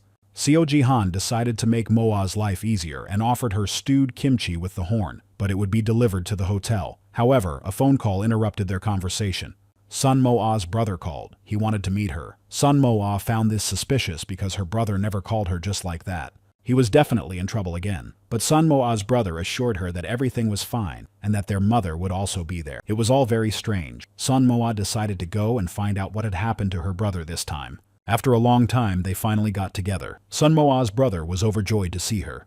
Sun Moa angrily asked him to tell her what kind of trouble he had gotten into this time, but her brother assured her that he hadn't done anything and just asked her to listen to him. The boy took a lottery ticket worth 82 billion won out of his pocket. He happily announced that he had won the lottery. It was hard to believe. Sun Moa and her mother were shocked and confused. It was real. Sun Moa was very surprised, and her mother was very happy for her son. Her brother was lucky to win on his first try. Such a miracle is rare. Moa's brother suggested going on vacation to Guam in 2 weeks. He took care of all the arrangements. Sun Moa wanted to help with the expenses and thought it was better not to tell her family that she had awakened yet. She didn't like hiding it, but first she had to join the guild. Sun Moa's thoughts were interrupted by her brother. She was happy for him. Sun Shinju was all grown up. He would be able to take care of her and their mother. There were 2 weeks left before the trip to Guam. In 2 weeks, Sun Moa had to eat the horn completely. 2 weeks passed quickly. There was only 1 day left before the trip to Guam. It seemed that Sun Moa had eaten the entire horn of the insect king. So Jihan suggested that Moa eat small portions while on vacation, but Sun Moa stubbornly decided that she would finish the horn before the trip. Sun Moa was impatient. She wanted to gain her abilities as quickly as possible. Besides, even though Moa had the stone, she still had nightmares. Only the last piece remained. Sun Moa happily began to eat it. After Sun Moa swallowed the horn, a notification appeared. Finally, she read the long-awaited words. The abilities of the Insect King now belong to her. But in addition to her abilities, Sun Moa discovered the power of magic. Blue energy enveloped the girl as if in an embrace. Sun Moa herself felt like she was a firefly. So Jihan noticed that Moa looked quite impressive. Could something else have been revealed? Sun Moa joyfully announced that she now had magical powers. Sun Moa was beaming with happiness. It was strange that the screen showed all her abilities except for magic. Sun Moa hoped that she would still be able to use it. Perhaps her magical powers were hidden for now so that she could learn to control her other 2 abilities. But Sun Moa didn't care much about that. She was already on vacation.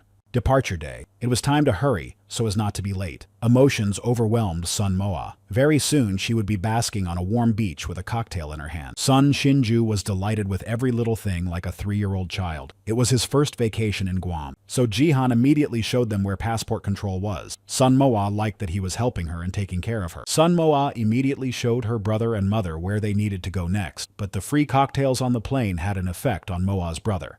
They had just arrived, and Sun Moa's mother had already made friends. Her mother certainly knew how to communicate with people. Sun Sinju had to wait a long time. Mo-A was bored while waiting for her brother. She didn't understand how it could take so long to get ready. In her thoughts, Sun Moa dreamed of the best dishes in Guam, but she had to put her dreams on hold. Sun Moa was confused, but she understood perfectly well that something terrible had happened. Screams could be heard in the distance. He ran through the airport screaming for help. Someone had badly frightened him. Sun Moa and the hunter didn't understand what had happened. They saw the horror in people's eyes. Sun Moa immediately wanted to go and see what was happening, but her mother stopped her. Something terrible had happened. Sun Moa asked her mother to stay where she was until she found Sun Shinju.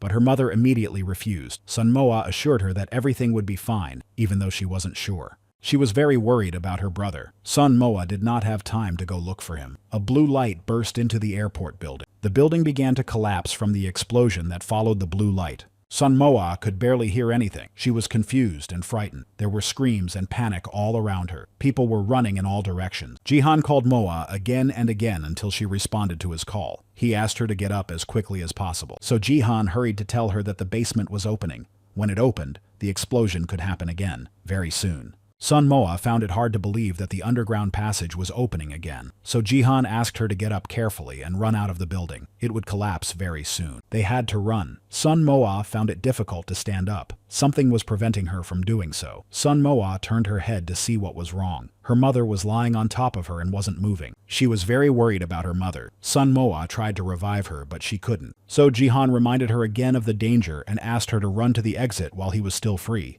Sun Moa picked up her mother and ran quickly to the exit. She didn't know what to do next. Sun Moa was very scared. She was worried about her mother. Was she seriously injured? Would Moa find the medicine to heal her? She also had to get her brother. Sun Moa's mother came to her senses. She was frightened and surprised that her daughter had become so strong, but that didn't matter right now. Sun Moa wanted to help her mother to her feet so they could go look for her brother, but then there was another blue light. There was a second explosion. There was a men's restroom. Moa's mother screamed in despair. Her son Ju was there. Tears rolled down her mother's cheeks. Her son was in the basement. In despair, she kept asking Moa what to do. Sun Moa understood perfectly well what a terrible place Sun Ju was in, as she had been there twice herself. So Sun Moa, without hesitation, told her mother that she would go down to the dungeon and find Shinju. But her mother did not want to let her go. Moa had to say that she was awake. Her mother wanted to stop Sun Moa from going to the dungeon, but it was too late. Sun Moa ran into the passageway. She found herself in a forest. Sun Moa was surprised and couldn't imagine why she was in the forest. So Jihan explained to her that not all dungeons were like the one she had been in. Sun Moa was even happy to hear this news. It would not be so scary to look for Shinju. Moa began searching for her brother. The forest was very large. It was unlikely that her brother had ended up here alone. Where were the other people? Sun Moa shouted loudly, hoping her brother would hear her, but Jihan asked her to stop shouting. Moa's cries could be heard by the monsters. He asked Sun Moa to focus on the silence and listen to what was happening around them. Sun Moa understood that they had to return home alive so that her mother would not grieve, so it was important to calm down. So Jihan heard someone calling for help. Sun Moa thought it might be Shinju. Without hesitation, Sun Moa rushed to help, and Seo Jihan tried to stop her. Sun Moa had to understand that anyone could be there. She should run more quietly so as not to attract attention. She knew that someone else could be there, but she couldn't stop. The mere thought that Shinju was there made her run even faster. The closer she got, the clearer she could hear the scream. Shinju, you need to run faster. So Jihan asked Sun Moa to stop and stay where she was. The situation was getting complicated. Wolves. But they weren't like ordinary wolves. They walked on two legs and were much bigger and stronger. Their eyes were red like flames. All around, they were gathering around. There were indeed many people in the dungeon, but Sun Moa could only think of Shinju. Her desire was to find her brother as quickly as possible. The situation was grim. There weren't enough hunters. Ordinary people couldn't stand up to the wolves, but Sun Moa didn't care. She hoped that Shinju was somewhere nearby. So Jihan knew that if these monsters were not destroyed, others would follow. He hurried to warn Sun Moa about this. She did not expect to hear this information. A loud roar attracted the attention of other people. Seeing the source of the roar behind them, the people were seized with panic, fear, and horror. Standing in front of them was a giant bear. Its eyes were also red like flames, and its roar made hearts freeze in their chests. Sun Moa froze in place in horror. She didn't know what to do next. Running away would be a futile attempt. It was too late to run. The monster was very close. Sun Moa had no choice but to try to fight. To do this, she decided to get Jihan's scythe. The boy sat terrified under a tree, not knowing what to do next. He had little hope of rescue. The monster was running straight at him. Shinju heard someone shouting his name. Sun Moa ran as fast as she could to help her brother. She couldn't let anything happen to him. The monster reached him first. He struck his first blow. The blow was so powerful that Shinju was thrown away by the wave. Sun Moa couldn't believe she hadn't been able to get to her brother first and protect him from the ferocious monster. Moa was overcome with rage after the bear attacked her brother. She looked at the giant with rage. Sun Moa wanted to destroy the bear so that it could not harm anyone else. Sun Moa decided to use one of her new powers right away. For this, she chose the lightning bolt of the Insect King. So Jihan began to worry about Sun Moa. She had not yet mastered her powers, so Jihan was afraid that Sun Moa would hurt herself. So Jihan asked her to control her power, but Sun Moa would not listen to him. All she wanted was to destroy the bear. With a blue flash of powerful lightning, she struck the giant. The bear was thrown several meters away by the blow. The light from Moe's new ability blinded everyone in the dungeon. It flashed quickly. Sun Moe stood unharmed. Dust rose from the monster's fall. Sun Moe hoped that she had succeeded. The giant stood still, not realizing that Moe's ability had wounded him. The bear collapsed next to Sun Moe, letting out a final roar. The ground shook beneath their feet from his fall. The people around Moa stood there in shock and fear. Sunju couldn't understand what had happened to his sister. Sun Moa did not immediately realize that everyone had seen her ability. She had to fix the situation urgently, but Moa couldn't think of anything, so she just said that it wasn't her. So Jihuan was very amused by Moa's response. But Sun Moa herself was furious. She realized she had said something stupid.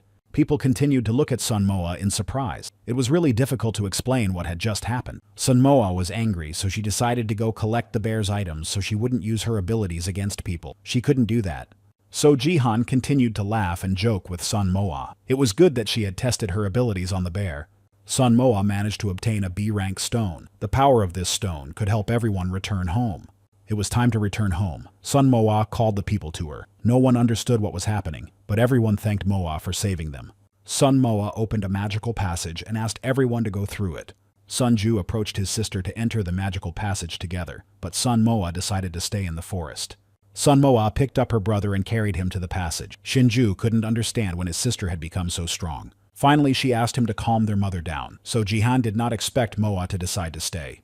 Seo Jihan continued to joke with Sun Moa, but he was still happy that everything had worked out for her. Sun Moa bowed her head to the ground. She was trembling all over. Seo Jihan was worried about her but couldn't do anything to help.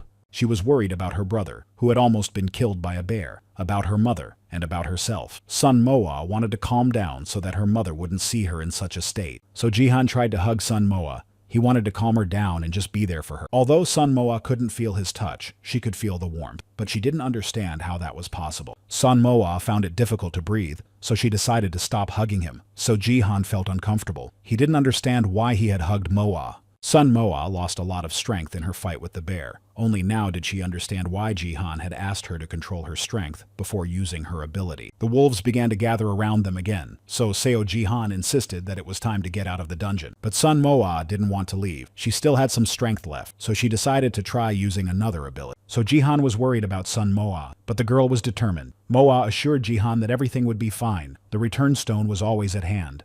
Sun Moa stood in front of the monster. She was ready to use the ability of the Insect King's thunder. Moa listened to So Jihan's advice and began to slowly gather the energy for this ability.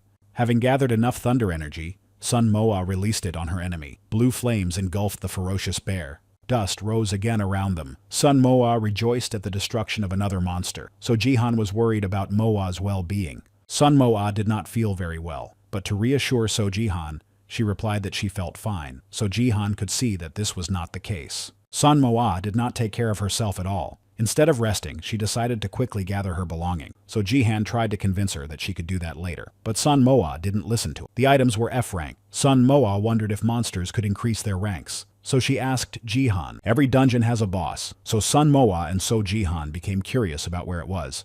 So Jihan jokingly asked Sun Moa about fighting the boss. Although she was unlikely to be able to fight another battle at that moment, she had almost no strength left. Sun Moa looked at him in surprise. She had no desire to fight the boss. Didn't he notice how she was trembling after the battle with the monsters?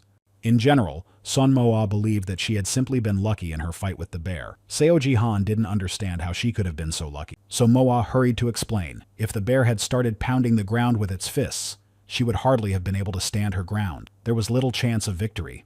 So Jihan smiled. He enjoyed listening to Sun Moa. Only Sun Moa herself did not understand why he was looking at her like that. Sun Moa explained that the lightning struck her directly in the forehead, making it difficult to see. If there had been more of them, she would not have been able to handle it alone. So Jihan reminded her of another ability of the Insect King's thunder. Sun Moa exhaled heavily, and her gaze became sad. Against a high-ranking Insect King, thunder doesn't work. Since it was hard to see through the lightning, she had to turn her head in all directions to hit the target accurately. So Jihan was surprised by how Sun Moa analyzed the situation. Now Sun Moa understood why he had questioned her. Moa was angry with Jihan. So Jihan decided to fix the situation. He explained to Moa that it was her first fight. Other hunters would have gotten cocky after their first match. But the first fight took place between Sun Moa and the Insect King. In it, she was able to break his leg with a side blow. So Jihan hastened to tell the hunter that it was very rare to defeat a monster of that rank with a single attack.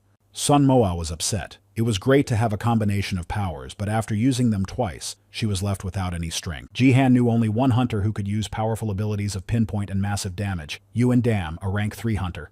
He's a bit childish, but he's not a bad guy. He has a good sense of combat. So Jihan said that they knew each other and had fought together against the Spirit Lord. Sun Moa asked about the second hunter, but So Jihan looked at her with dissatisfaction. He didn't get along very well with this hunter. He was reluctant to talk about him. The second on the list of hunters was Ban So-ho. He was also known as the Invincible One. He could absorb attacks, heal himself, and much more. So Jihan's spear pierces anything. Ban So-ho is an unbreakable shield, but they have different personalities. So Jihan did not get along well with Ban So-ho. He asked Sun Moa to stay as far away from him as possible. Ban So-hoo easily lost his temper when things didn't go according to his plan, so they had many disagreements. Sun Moa didn't expect Ban So-hoo to have such a difficult personality. Lately, many different events had happened in Sun Moa's life, but for some reason she was currently concerned that the top 3 rankers were Koreans. So Jihan explained that the rankings were formed during the raid on the Spirit Lord Kalagas. Everything could change if another country defeated the boss.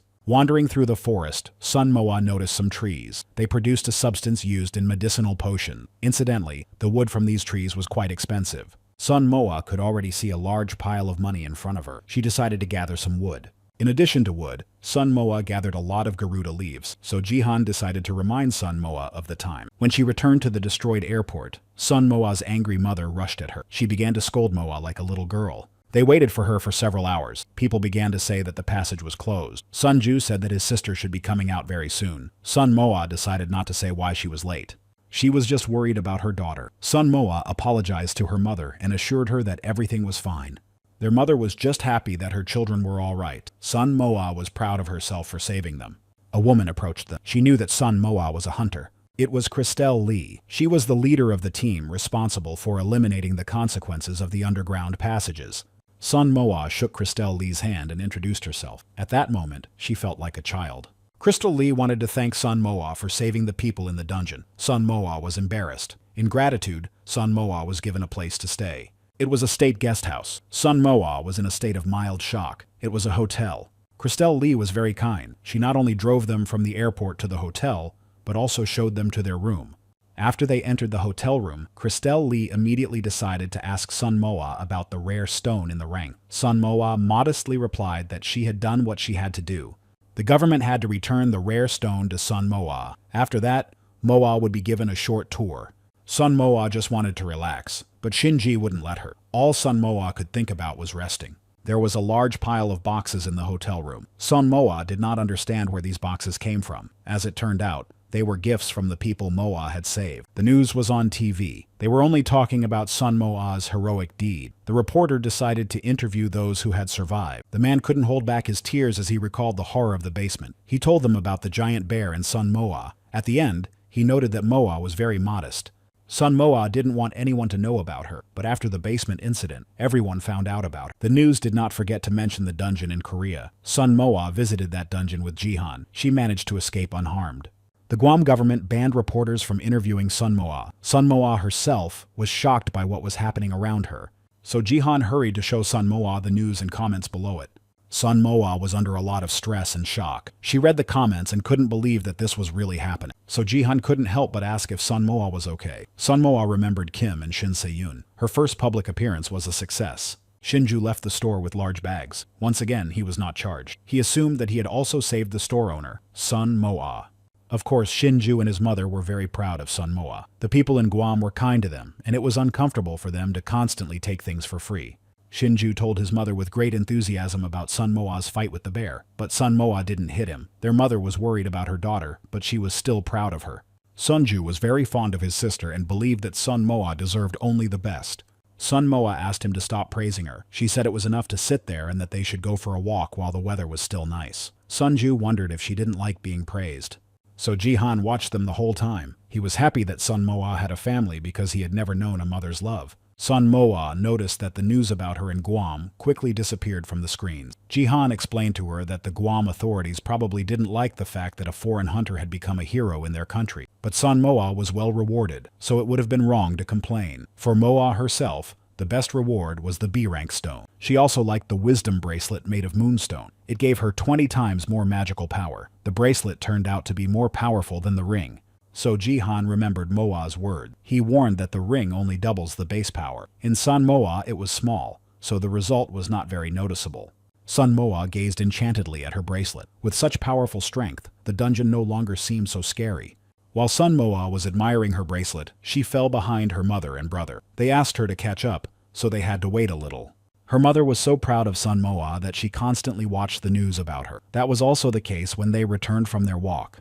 If the dungeon in Guam hadn't opened, Sun Moa would have signed up as a regular hunter. Now she'll have to join a guild and start working as a hunter. Sun Moa's mother didn't like this idea. She didn't want her daughter fighting monsters in the dungeon. But Shinju, on the contrary, looked at his sister with excitement. Shinju began to explain to his mother that since the guilds had appeared, there were far fewer deaths, so she shouldn't worry so much. Sun Moa looked at her brother with pride. Shinju had really grown up. Sun Moa understood that there was no point in asking her mother not to worry. She would always worry. Sun Moa had gifts for her brother and mother, so she interrupted her mother's conversation with her brother. She opened her inventory and took them out. All the items seemed to appear out of thin air. Sun Moa began to explain that a bottle of rank B potion cost 1,000,000,000 won, so it should not be used unnecessarily. Sun Moa asked Shinju to hold out his hand. She made a picture on his hand. When he touched it, items could appear. To hide the items back, one only needed to blow into a whistle. Shinju was frightened, not understanding how this was even possible.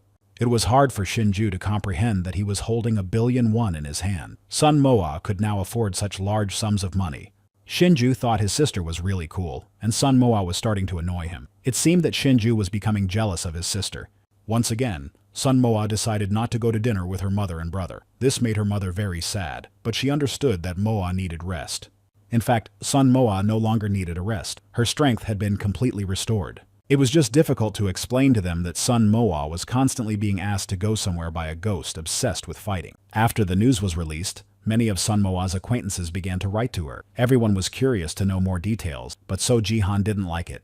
So Jihan suggested auctioning off the items, but Sun Moa wasn't sure if that was a good idea. Everyone already knew who Luther was. It would look suspicious.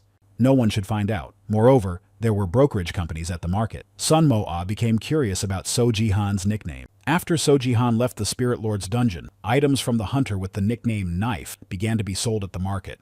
So Jihan confirmed that his nickname was indeed Knife. Sun Moa was angry. How could he claim that no one would find out her nickname when everyone knew it? Then Seo Jihan suggested washing the item. But Sun Moa didn't understand what that meant. Jihan explained that hunters exchange various items with each other. All you had to do was find a buyer for your item and trade it with them. Then you could resell the item you traded. Sun Moa was delighted with such a wonderful system, so she immediately decided to exchange Garni's sheets, as she had collected too many of them. Without wasting any time, Sun Moa actively began to exchange and sell items. She was worried that she would be found out. Soon, Sun Moa breathed a sigh of relief. Now no one would ever know that she was Luther. So, Jihan suggested that Sun Moa solve the problem with the Insect King's lightning. But the girl was not very happy with this suggestion. From that evening on, Sun Moa trained hard every day. There were no days without tears. The training was exhausting, but Sun Moa did not give up. She understood perfectly well that the better she mastered her abilities, the greater her chances of victory would be. Every day, Sun Moa got better at controlling the Insect King's lightning ability. Sun Moa learned to shoot with her hands. However, the lightning from her hands was not as strong as the lightning from her forehead. This upset So Jihan.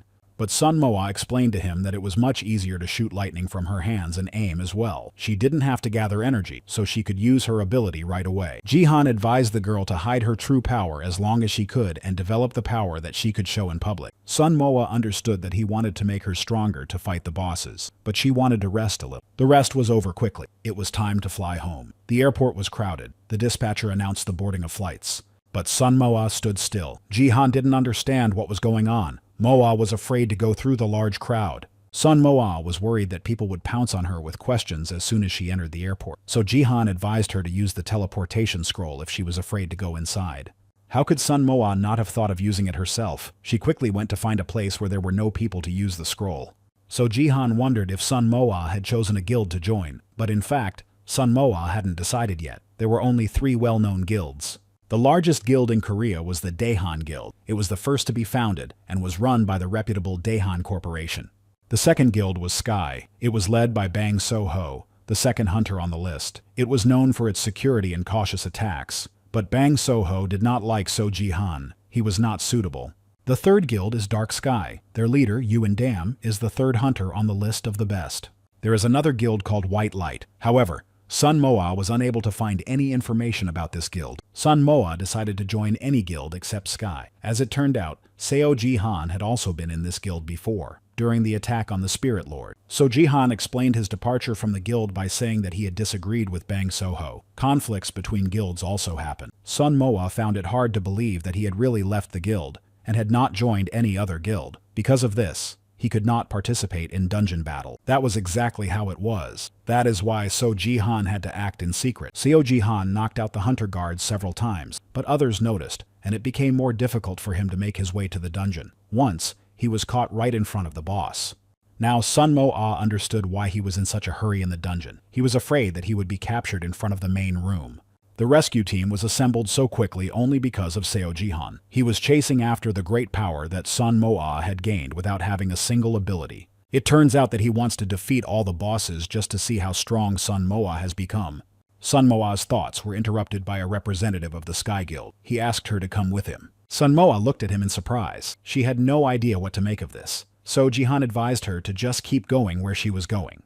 The man gave Sun Mo-ah a contract and asked her to sign it quickly because he had a lot to do. Sun Mo-ah did not expect such an offer at all.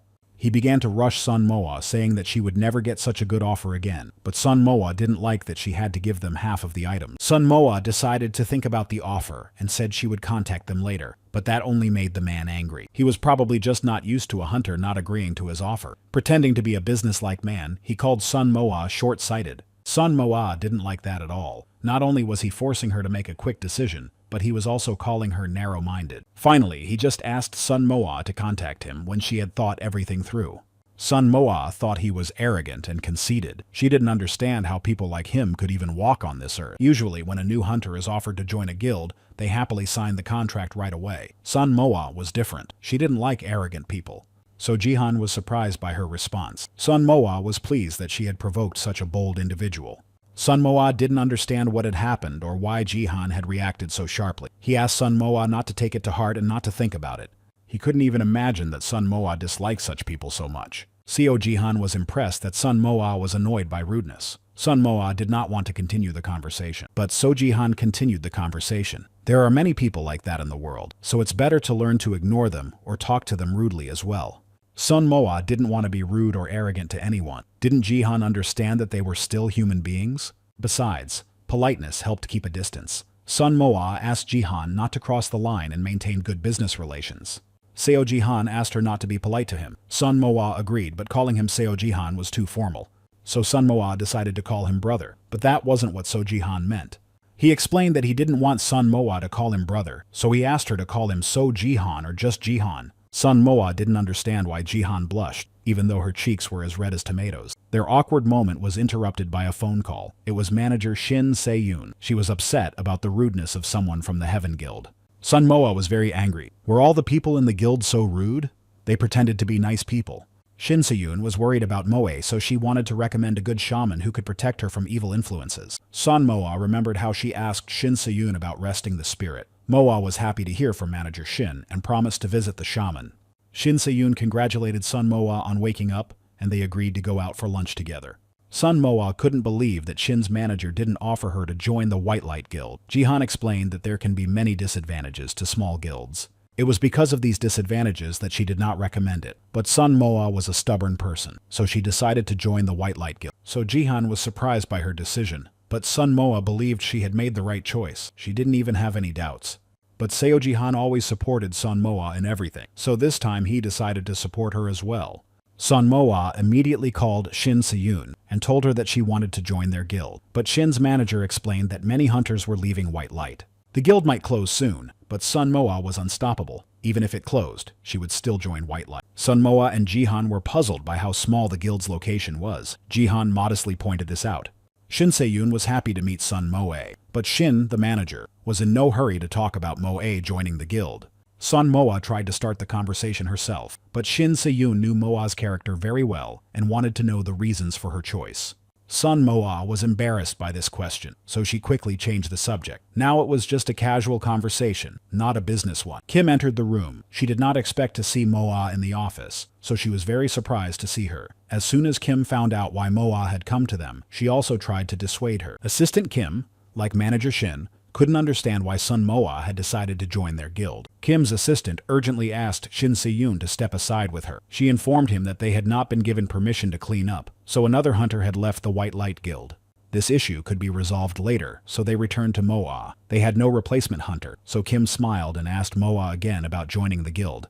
But they were friends, so she decided to try again to dissuade Sun Mo-ah. But she explained that the Sky Guild had rejected her because she wanted to join their guild. As soon as manager Kim left, So Jihan hurried to emphasize to Mo-ah that the place was falling apart and they didn't have enough people. Sun Moa didn't want to believe it, but Jihan emphasized that they would not be given permission to clear the dungeon. They had to be recognized as worthy in order to be granted permission. The dungeon was considered a valuable resource because it was possible to obtain valuable items there that were difficult to explain scientifically. Therefore, it was important for the guild to have enough hunters. Sun Moa agreed with Jihan. That is why only the strongest guilds could clear the dungeon. There are 6 dungeons in North Korea, and 3 large guilds. So if they get together and grab all the rights to clear the dungeons for themselves, most hunters will focus on their guilds, on guilds where income is growing steadily. The leader of the White Light Guild entered the room. Sun Moa was taken aback. He had entered so unexpectedly. The leader was delighted to meet the most famous hunter in South Korea. He immediately introduced himself to Sun Moa. "I am the leader, Baek Kwan-han." Park Kwan-han was very pleased with the news that Sun Moa had refused to join the Sky Guild. He emphasized that she had made an excellent decision. So Jihan was dissatisfied. He kept talking to Moa while she was talking to others. Jihan did not understand how Park Kwang-han got the position of leader. Baek Kwan-han continued to talk happily about the White Light Guild. Although the guild was still small, he believed that it would be successful. However, Kim and Shin Se-yoon did not believe in the guild's success at all, but their leader's ambition could be considered a plus. Baek Kwan-han didn't notice how quickly time had passed. He had to go to another meeting.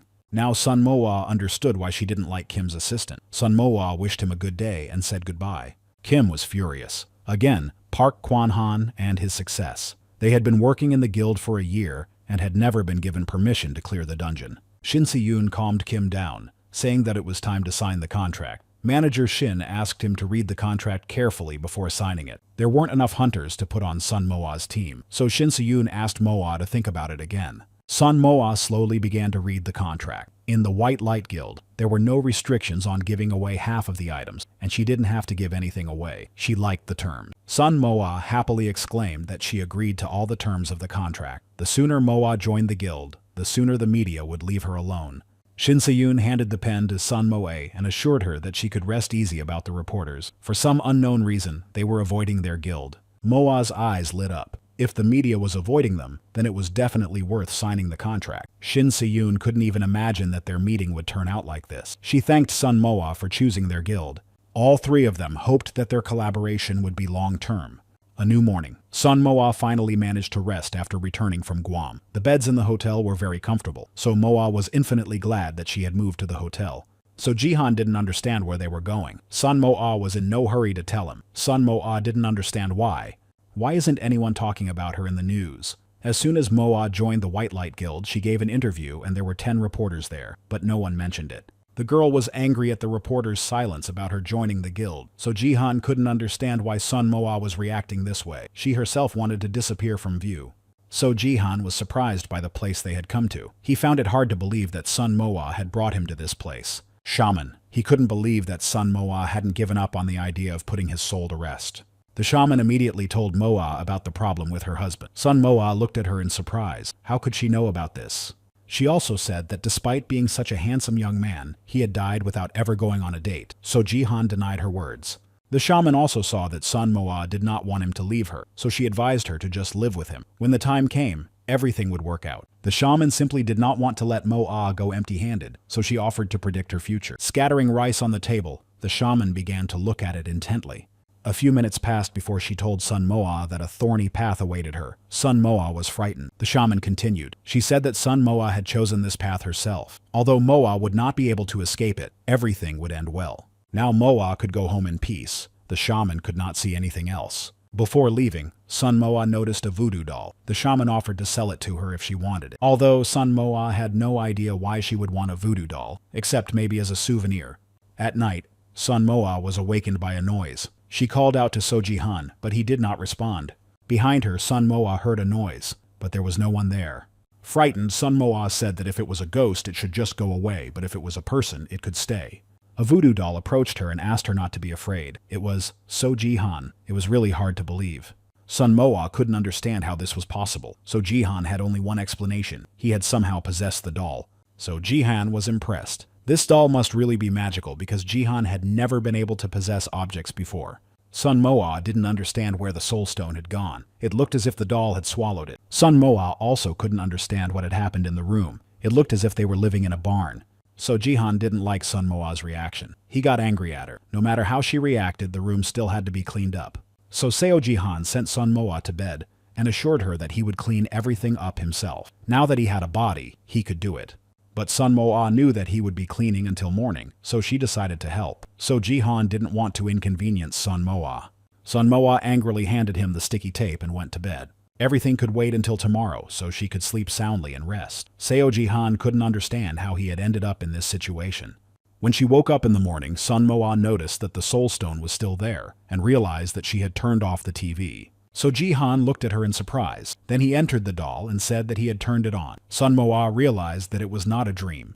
Sun Moa told Jihan that now he could go wherever he wanted without her. But in that body, Sun Jihan could only walk around the house. Sun Moa also wondered if Jihan could use his abilities. No, he couldn't. He was still a ghost. When So Jihan walked around the house in his doll body, straw fell out of him. So Sun Moa decided to buy a robot vacuum cleaner. Sun Moa suggested buying clothes for the doll. Jihan indignantly remarked that there would indeed be less straw falling out of clothes, especially a pink dress.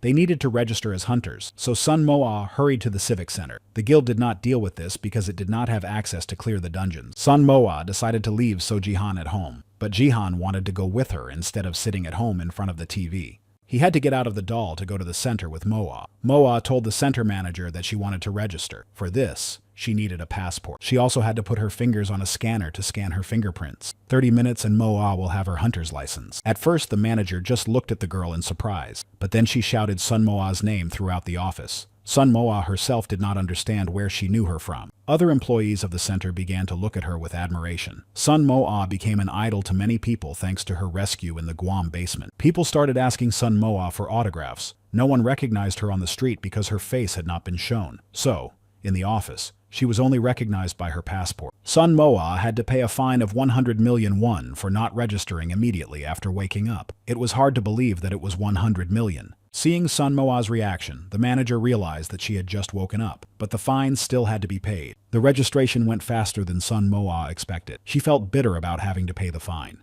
Others began to recognize Sun Moa and ask for her autograph. Of course, So Jihan couldn't pass up the opportunity to joke with Moa. Breaking news was shown on the TV in the reception area. The founder of the Amhen Guild had been found unconscious in his workshop that morning. He was rushed to the hospital but did not survive. Even Sun Moa knew the hunter Kim Yoon-gil.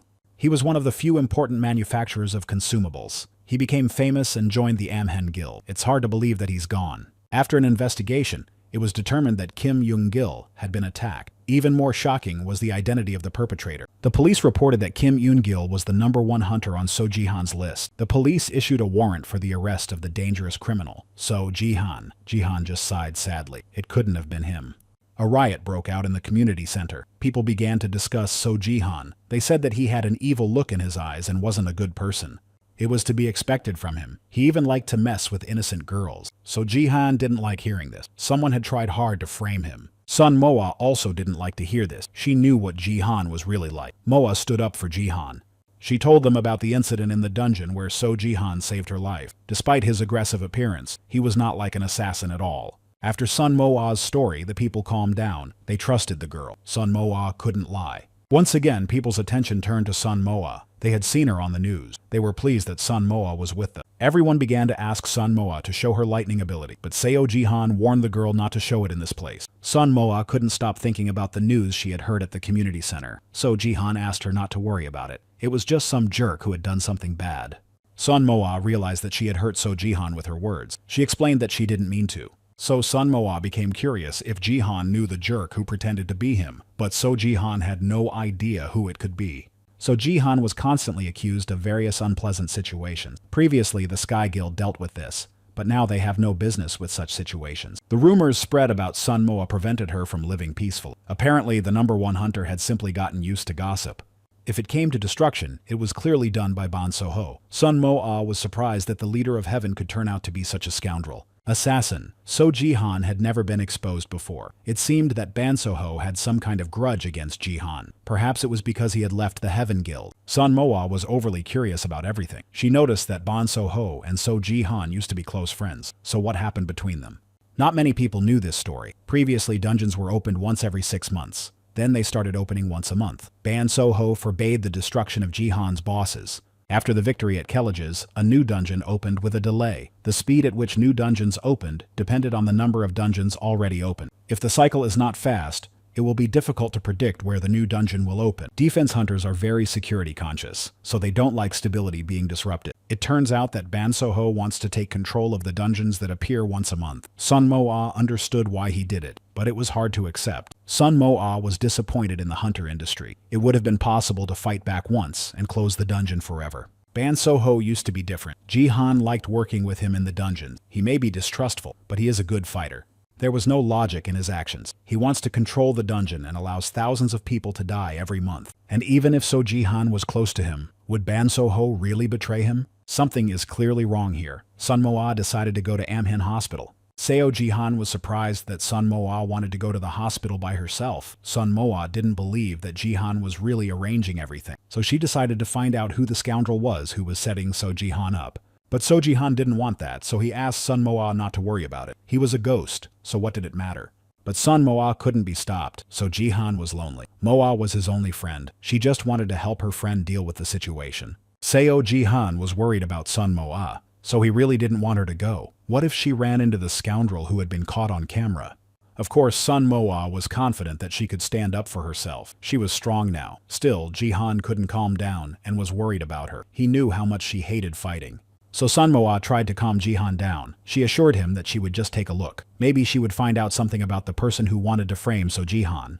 So Jihan had to let her go. He just asked Sun Mo-ah to be careful and leave immediately if she sensed anything wrong. The camera recordings had been tampered with, so it would be difficult to find any evidence. So Jihan didn't understand how Sun Mo-ah would find the real culprit. In order to get inside unnoticed, Sun Mo-ah purchased scrolls of invisibility and concealment. There were many people inside. If she just walked in, she would definitely be noticed, so she would have to use the scrolls that Sun Mo-ah had recently purchased. The door was closed. They would have to wait until someone came out. Seo Jihan suggested using the scroll and getting closer to wait for the right moment.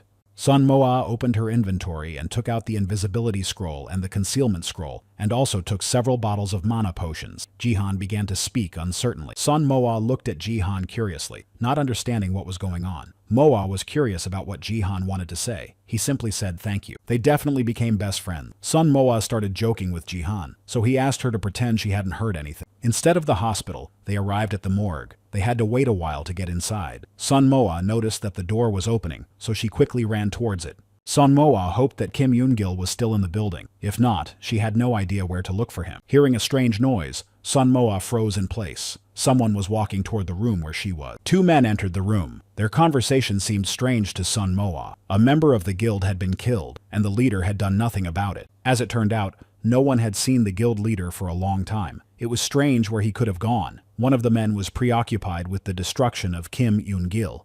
During their conversation, Sun Mo-ah learned that the hunter who had been killed had been inflicted with a strange wound. So Jihan attacked an ordinary awakened craftsman and stabbed him only in the stomach, but he died from the poison. It was hard to believe that Jihan's scythe could have been poisoned. He must have interrogated him first. Sun Mo-ah was surprised that Kim Yoon-gil had been poisoned, so Jihan did not hear this conversation as he was checking to see if anyone was in the other rooms. Kim Yoon-gil was lying on the table. Jihan asked Mo-ah not to scream when she saw him. Sun Mo-ah had a bad feeling. Sun Mo-ah stood in front of Kim Yoon-gil and just stared at him. She felt sorry that someone had done such a terrible thing to him. So Sun Mo-ah fell to her knees and began to express her respect for him. She promised that she would do everything in her power to ensure that justice was restored. There was no time to waste. It was time to get down to business. Sun Mo-ah raised her hand to his body. Sun Mo-ah decided to do with him what she had done with Jihan in the dungeon, take him with her. It was strange, but she transferred him to her inventory. The deed was done, and it was time to go. So Jihan asked Mo-ah to check if the soul stone was in the inventory. Sun Mo-ah looked at him with interest. Sun Mo-ah opened her inventory and began searching for the stone. She found it, but it wasn't the soul stone. It was a stone of regret. It contained Kim Yoon-gil's cherished regret and evil intention. Sun Mo-ah decided to take the stone out of her inventory. The description of the stone sounded ominous. So Jihan asked Mo-ah to be careful. He didn't like the look of the stone. Nothing good could come of it. A voice came from the stone, repeating over and over about injustice. Sun Mo-ah did not understand what was happening. Everything was completely different from Jihan's soul stone. Sun Mo-ah stood in one place as if spellbound. She couldn't move at all. So Jihan did not realize what was happening. He was worried about Sun Mo-ah. Jihan settled in the doll and knocked the stone out of Mo-ah's hands. Only then did Mo-ah come to her senses. The stone continued to repeat the same thing over and over again unjustly. So Jihan wanted to break the stone, but Sun Mo-ah stopped him, reminding him that they had a goal. Sun Moa took the stone in her hands again and turned to Kim Yoon-gil. She tried to explain that she just wanted to find out who was responsible for his destruction, but the stone only confirmed the injustice. Seo Ji-han asked her to throw the stone as far away as possible so as not to bring trouble upon themselves. 30 minutes passed and nothing changed. Sun Moa asked him again to tell her everything, after which she would let him go. So Ji-han considered Moa stubborn. Sun Moa explained that she simply could not back down because so much work had been done. A little more time passed. New words began to flow from the stone, revenge and curses. Sun Moa turned to Kim Yoon-gil again, hoping that he would remember something. And he spoke. Kim Yoon-gil had never seen that man before. It turned out that he didn't really know anything. Seo Ji-han decided to throw away the stone, but Sun Moa stopped him. Kim Yoon-gil asked them for help, saying that he would help them in return. He was ready to take revenge. Sun Moa didn't know how to do that.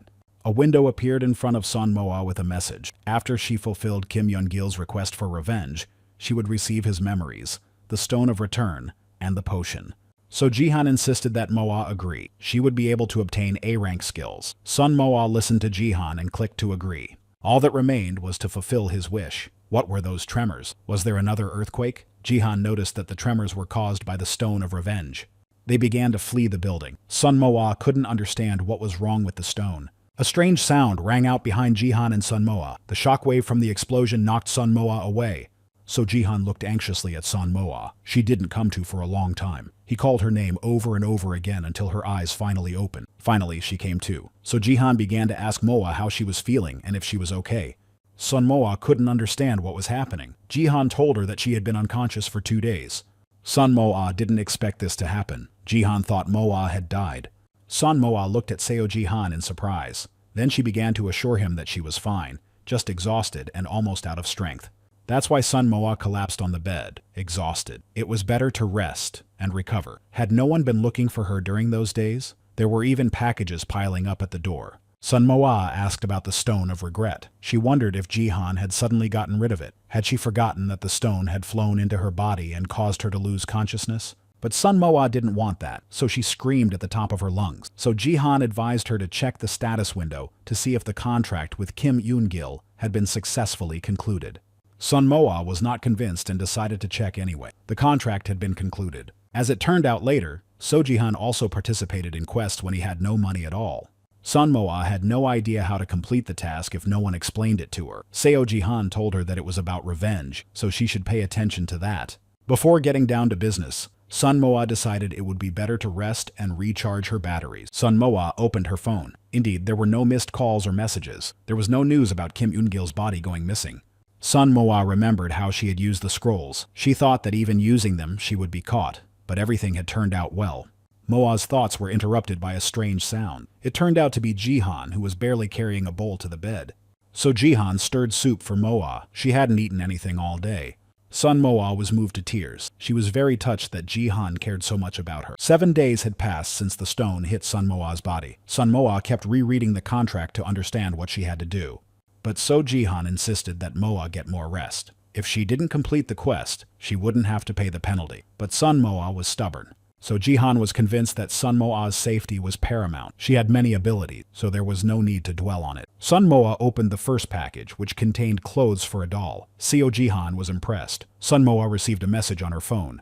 She was asked to come to the guild. Permission had been granted to clear the dungeon. So Ji-han was surprised. He thought Sun Moa had misread the message, so he read it himself. Everything seemed very strange. Sun Moa had joined the guild 2 days ago, so she shouldn't have been recruited for a whole month. Sun Moa assumed that it might just be a mistake. When they signed the contract, it didn't seem very professional. Well, tomorrow is the day when everything will be clarified, so for now it is necessary to rest. The police chief, the president, and other important people held a meeting.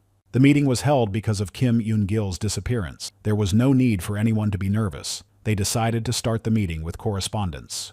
The conversation was about So Ji-han. They did everything to lure Ji-han out, and it was all thanks to the leadership of the Hunters Association.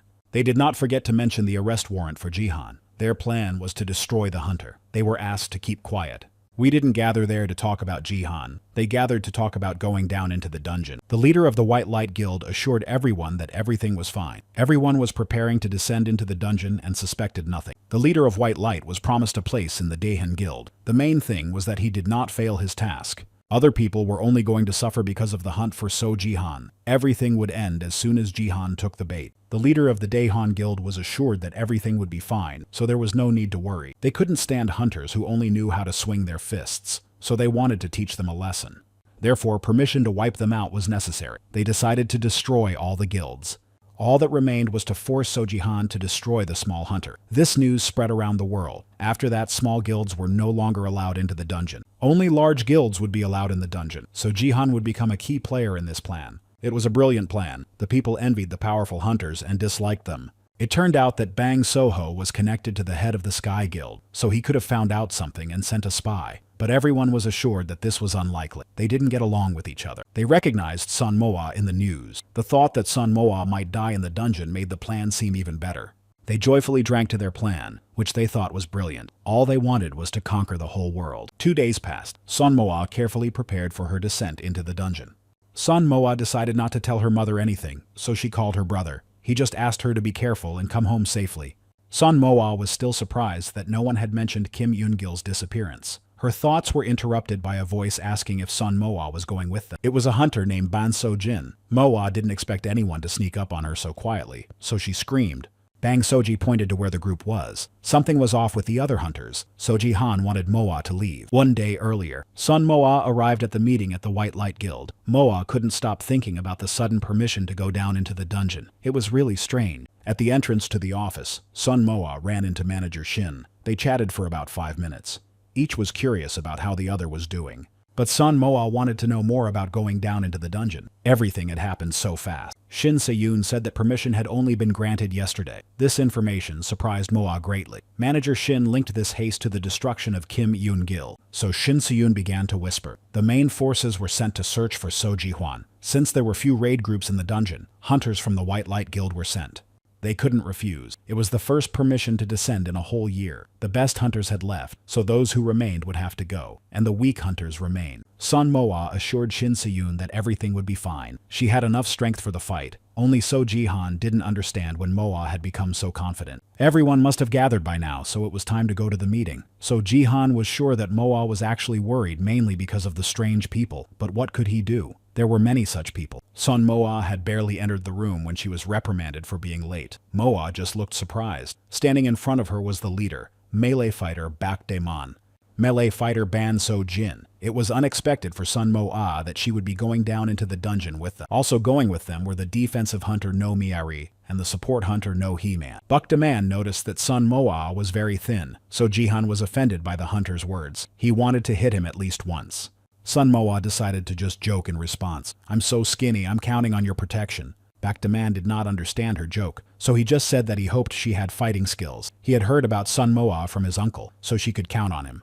Bak Daemon was the leader's nephew, which was probably why he behaved so confidently. The leader of the White Light Guild was late for the meeting. He began to apologize, but Bak Daemon asked him to just sit down so that the meeting could begin. Daemon began his speech. Permission to descend into the dungeon was granted unexpectedly. They gathered the most skilled hunters for the descent, so Daemon had high hopes for them. Some hunters realized that Daemon was lying, but decided to go anyway. The expedition to the dungeon would last a month, so it was worth taking personal belonging. All items for the expedition were to be provided by the guild. This time, the expedition would be led by Bak Daemon. He had many raiders behind him, so he could be relied upon. Daemon gave his nephew the return stone. At that moment, Ban Soji couldn't help herself and jokingly said that Bak Daemon was afraid of something. But Bak Daemon continued to explain. Tomorrow's dungeon belongs to the Insect King. Sun Moa knows about him because she has already been in a similar dungeon. Perhaps it was the same. Perhaps it would be different in some way. No one knew. Therefore, it was necessary to be cautious. The monsters have poison, so it is essential to take neutralizing item. The meeting is over. The rendezvous is set for 4 in the morning.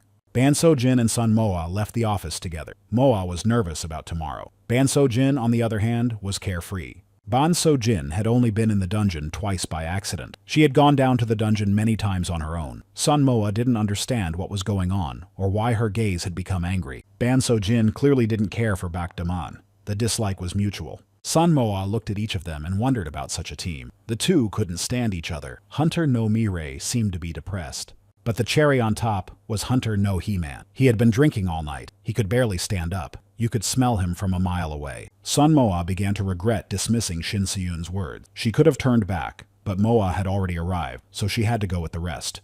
Well, then they would have to conduct a quick raid and return home. So Jihan told them a little about the poisonous monsters. These monsters were supposed to be slow. So Jihan continued his story. The insect king Bargus was a large, poisonous centipede. One only had to beware of its poison, as it was very slow on its own. So Jihan had tried many times to destroy it, but the guards always prevented him from doing so. Of course, Jihan didn't want anything to happen to Moa, so he asked her to be careful and not to get into a fight with Bargus.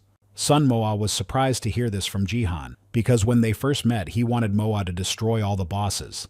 Starting to walk slowly, Son Moa fell behind the other hunters because of her conversation with Jihan, so the others had to wait for her. Bak Daemon asked Moa to stop daydreaming. It was time to go to the dungeon. Before departure, each hunter was checked by name. It was also necessary to check the return stone for 5 people. Moe's dream was thrilling. She was seeing everything for the first time. The passage for 5 people began to open. No one knew what awaited them in this dungeon. The unknown awaited everyone. Finally, the hunters were wished good luck.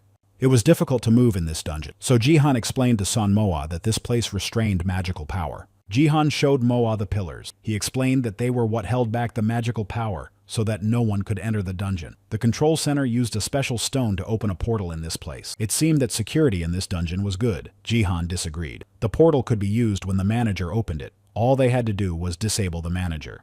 That was how Jihan ended up in the dungeon. Baekdaeman asked again if everyone was ready to go. If so, then it was time to go. But only Son Moa was ready to go into the dungeon. Bang So-jin didn't even look at Baekdaeman. This seemed strange to Son Moa. The hunters began their journey. The dungeon was similar to Kyrgyz's dungeon, except that it was very damp and the air was not very good. So Jihan explained that this was due to poisonous fog, and asked Moa to drink a potion to purify herself. Baekdaeman urged the hunters to follow him into a dark cave. Son Moa couldn't understand why they should go there right away without looking around. Bang So-jin angrily lashed out at him. No one understood what was happening, or why Baekdaeman was acting this way. Baekdaeman looked angrily at Ban So-jin and asked her what she didn't like about his leadership. Ban So-jin explained to him that they first needed to create a safe zone and only then move on. Baekdaeman was acting blindly. The tension between them grew. Ban So-jin asked him if he had been to the dungeon himself, and if he had any experience in such matters. He just asked her to watch her tongue. Son Moa was shocked by the events unfolding. She had imagined these expeditions to be more friendly. To her, it seemed like a roller coaster ride. Ban So-jin thought that the leader from Baekdaeman was useless. At least he knew what a leader was, and how to be one. Baekdaeman asked Ban So-jin to watch what she said again. If she needed the camp so badly, she should stay behind and set it up. Ban So-jin stayed behind to set up camp. Everyone else had to move on. So Jihan began to mock Baekdaeman's actions. But Ban So-jin would not let up. Had the leader of the group grown tired of living? Son Moa did not understand why they had just arrived, and everything was already going so badly. The situation escalated. Ban So-jin began to mock Baekdaeman. This made him even angrier. Son Moa decided to intervene, but So Jihan stopped her. Moa began to think that the whole team would come to an end very quickly. Something had to be done. It came to a fight between Bang So-jin and Baekdaeman, but they were stopped by a strange sound. Monsters. They were approaching the hunters from the very cave they were supposed to go to. Ban So-jin ordered everyone to prepare for battle. Everyone froze in anticipation of the monsters. The terrifying monsters began their fierce attack on the group of hunters. So the hunters bravely entered the battle, but He-Man decided to use his ability to raise morale. It seemed that in the duel, Baekdaeman was not as brave as he had shown to others. Ban So-jin, on the other hand, was very brave. It seemed that she enjoyed fighting. Son Moa wanted to use the King's Thunder and Insect abilities against the monsters, but she couldn't do it because the other hunters were in the middle of the action. The monster cornered Nomire, and at that moment the hunter thought that his end had come. He thought he heard someone calling him. Son Moa couldn't let the monster destroy Nomire, so she asked him to stay where he was. It was time to use her ability. Nomire did not expect Son Moa to have such power. He watched in amazement as Moa destroyed the monster with a single blow. But it seemed that the other monsters didn't like Moa's abilities, so they turned their attention to her. It seemed that Son Moa was left alone against these monsters, but Ban So-ji came to her aid. Son Moa felt that things were not going as badly as she had expected, so they should be able to handle it. A strange sound echoed from the cave again. "Scorpions!" shouted Baekdaeman. It was time to prepare for a new wave. Son Moa asked all the hunters to step aside. She was preparing to use her ability. So Son Moa began to gather her magical power. But before using her ability, she said, "If things go wrong, block the way and run." Son Moa aimed at the cave. The entrance began to collapse with rocks. So Jihan was pleased with Moa and her fighting skills. The hunters were surprised by Sun Moa's strength. Sun Moa needed to regain her strength, so she suggested setting up camp. She took responsibility for the campfire. Instead of thanking her for saving him, Bakuman began to speak unkindly about the inexperienced hunters. Bansojin decided to calm him down by suggesting that he take a break first. After Sun Moa lit the fire, a blue screen appeared in front of her. Thanks to the fire, Sun Moa was able to improve her physical condition. Everyone sat around the fire except for the hunter No Mirei. He stood by the wall and thought about what to do next. The items from the monsters couldn't be collected. Of course, wealthy people don't think about that. Sun Moa did not understand No Mirei's reaction. Bakuman reassured him that Moa was new among the hunters and was just scared. As sad as it was, Sun Moa did what she thought was right.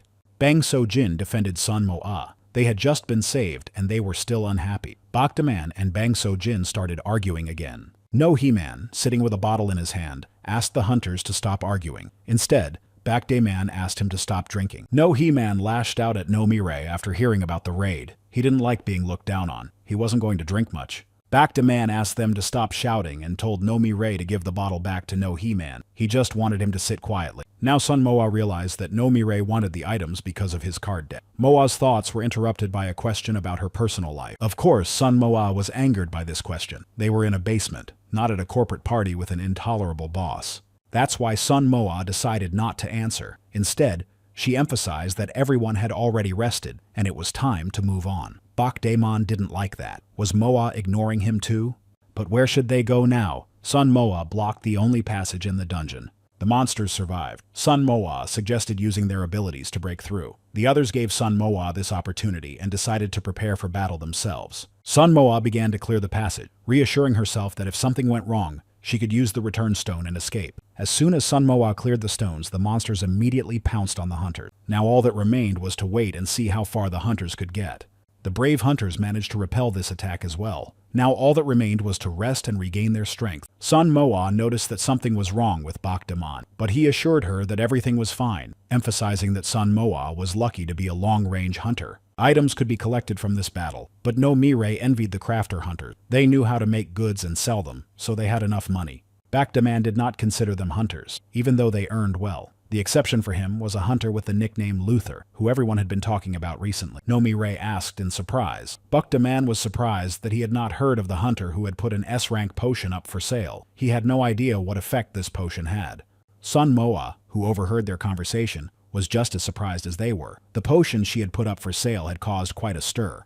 Sun Moa's thoughts were interrupted by Bakuman. He was very curious about the items Sun Moa had obtained. Sun Moa didn't want to say what she had gotten, so she replied that it was nothing special. Bakuman asked her not to be upset and began to brag about what he had gotten. The hunters looked at Bakuman as if he were a simple man. It was time to finish gathering and move on. They continued on their way. In the dungeon, the hunters encountered some people. It seemed to be another raid group or people from a large guild. Sun Moa couldn't understand why she had a bad feeling. So Jihan emphasized that they were ready to attack at any moment, so it was best to be on guard. The group of people immediately asked if they were from the White Light Guild. It all seemed strange. Bakuman didn't understand how they knew they were from that guild. But as soon as Bakuman answered, they attacked him. No Mirei immediately decided to use his ability to defend himself. The hunters did not understand why they were attacking them. One of them took out a scythe. No one could understand what was happening. It was So-ji-han. No Mirei couldn't believe his eyes. Standing before them was So-ji-hwan. He couldn't understand why So-ji-hwan had done this. They needed a video of So-ji-han destroying the raid group from a small guild that had forgotten its place and gone on a rampage. This video would be the only proof of the destruction of the failed hunters.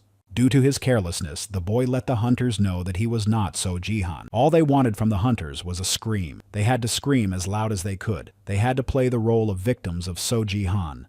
Sun Moa was sure that these people were somehow connected to Kim Yoon-gil, but she didn't know how yet. Enough standing around, it was time to act. The boy was ready to attack, so he asked them to do their part well. Bang So-jin didn't think twice. Grabbing Sun Moa by the arm, she shouted loudly to the others that they should run away. Mirei was closest to the attacker, so he was the first to be struck. No Mihan did not run away. He ran to Mirei, who was lying motionless. No Mihan did not understand how So-ji-han could do such a thing. Sun Moa thought about what to do next. Even if they ran away, they would still be caught. Ban So-jin asked for the return stone.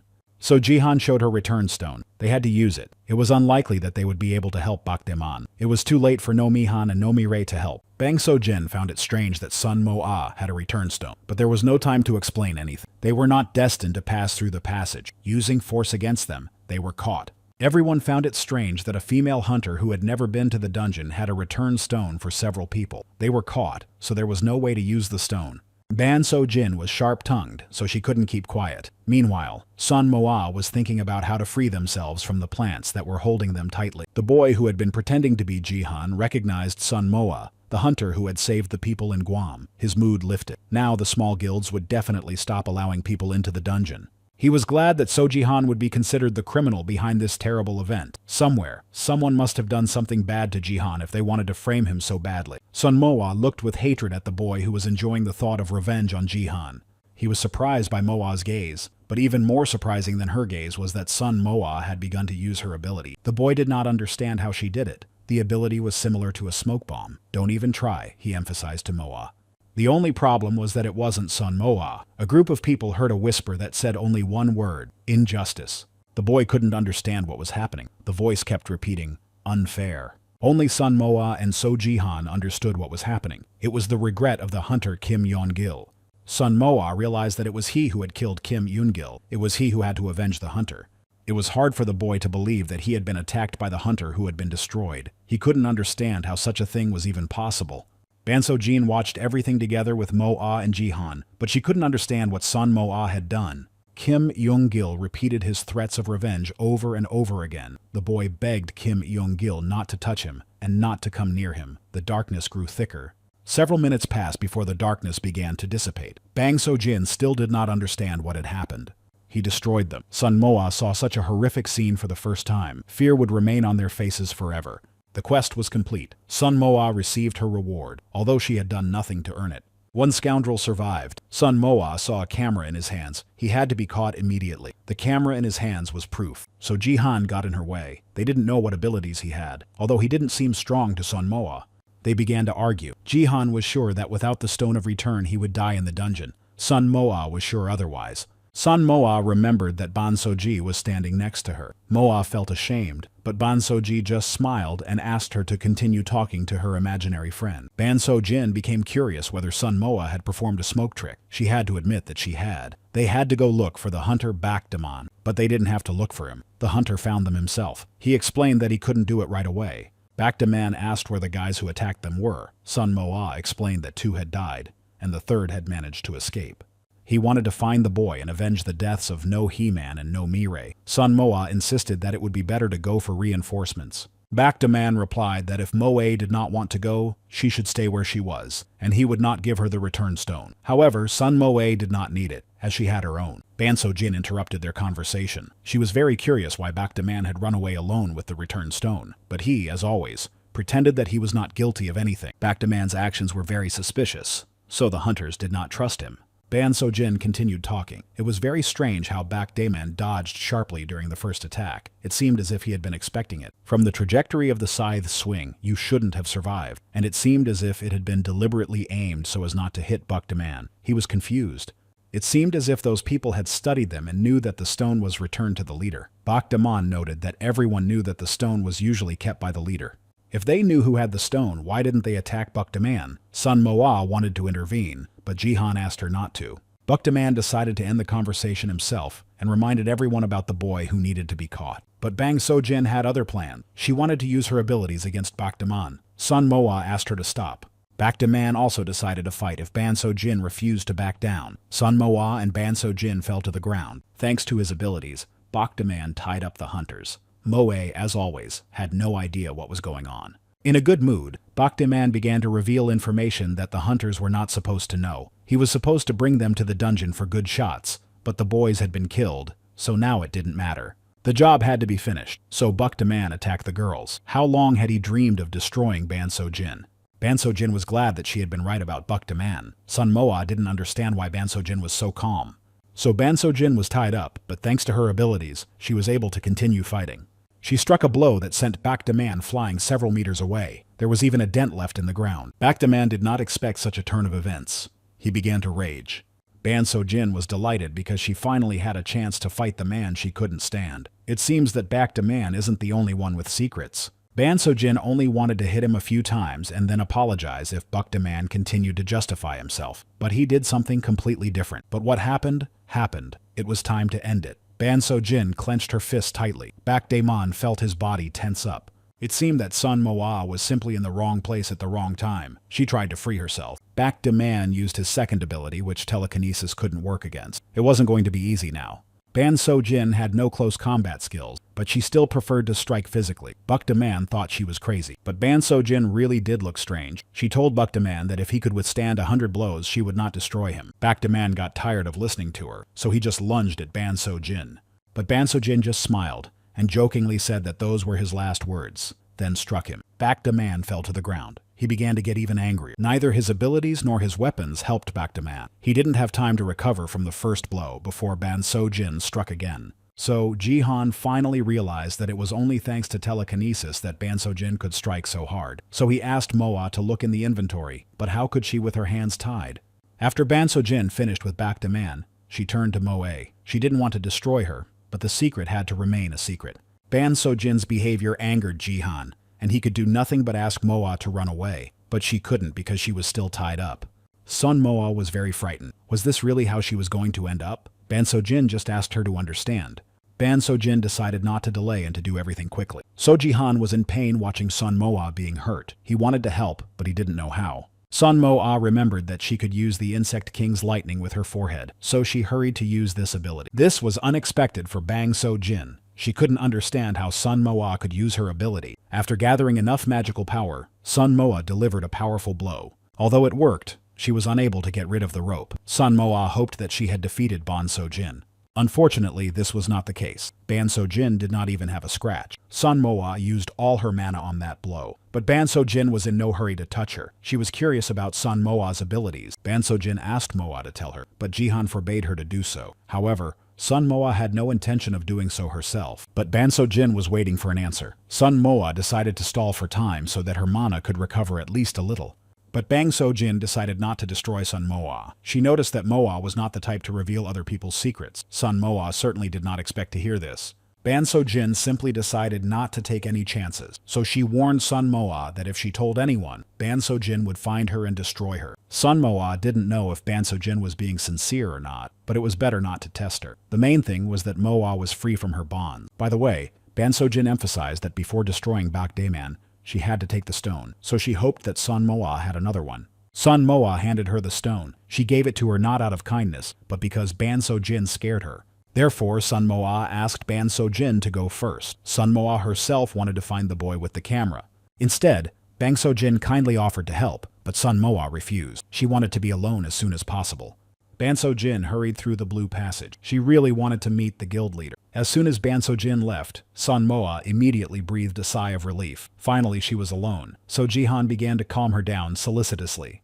But Sun Moa was deeply upset. After she woke up, her perception of battle and destruction seemed dulled. So Jihan tried to comfort her. It's a good thing those guys were scoundrels. It's unlikely that you'll miss them. Sun Moa was determined to find that boy. She didn't want any more rumors about Jihan. So Jihan assured Moa that he was dead now, so he didn't care who said what about him. For Jihan, the most important thing was that Sun Moa knew the truth about him. That was enough for him.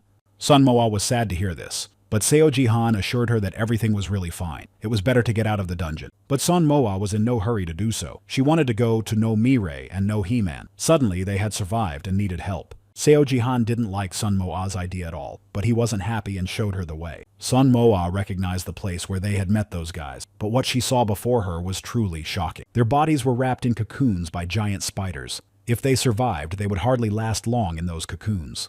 So Jihan explained to Moa that the Insect King had made these cocoons. This was how he wrapped his victims for dinner, so most of them had been destroyed. Sun Moa was saddened by the thought that they were too late to save them. So Jihan was worried about her, so he asked her to rest and eat something. But Sun Moa refused. Jihan was angry. She hadn't eaten anything since meeting those boys. Sun Moa couldn't understand why he cared so much about her. Sun Moa was also worried about the guild leader, Baek-han. If Baek-man had done such a thing, then Baek-han must also be involved in this situation. Therefore, Sun Moa tried to understand why he had sent the group of hunters to their deaths.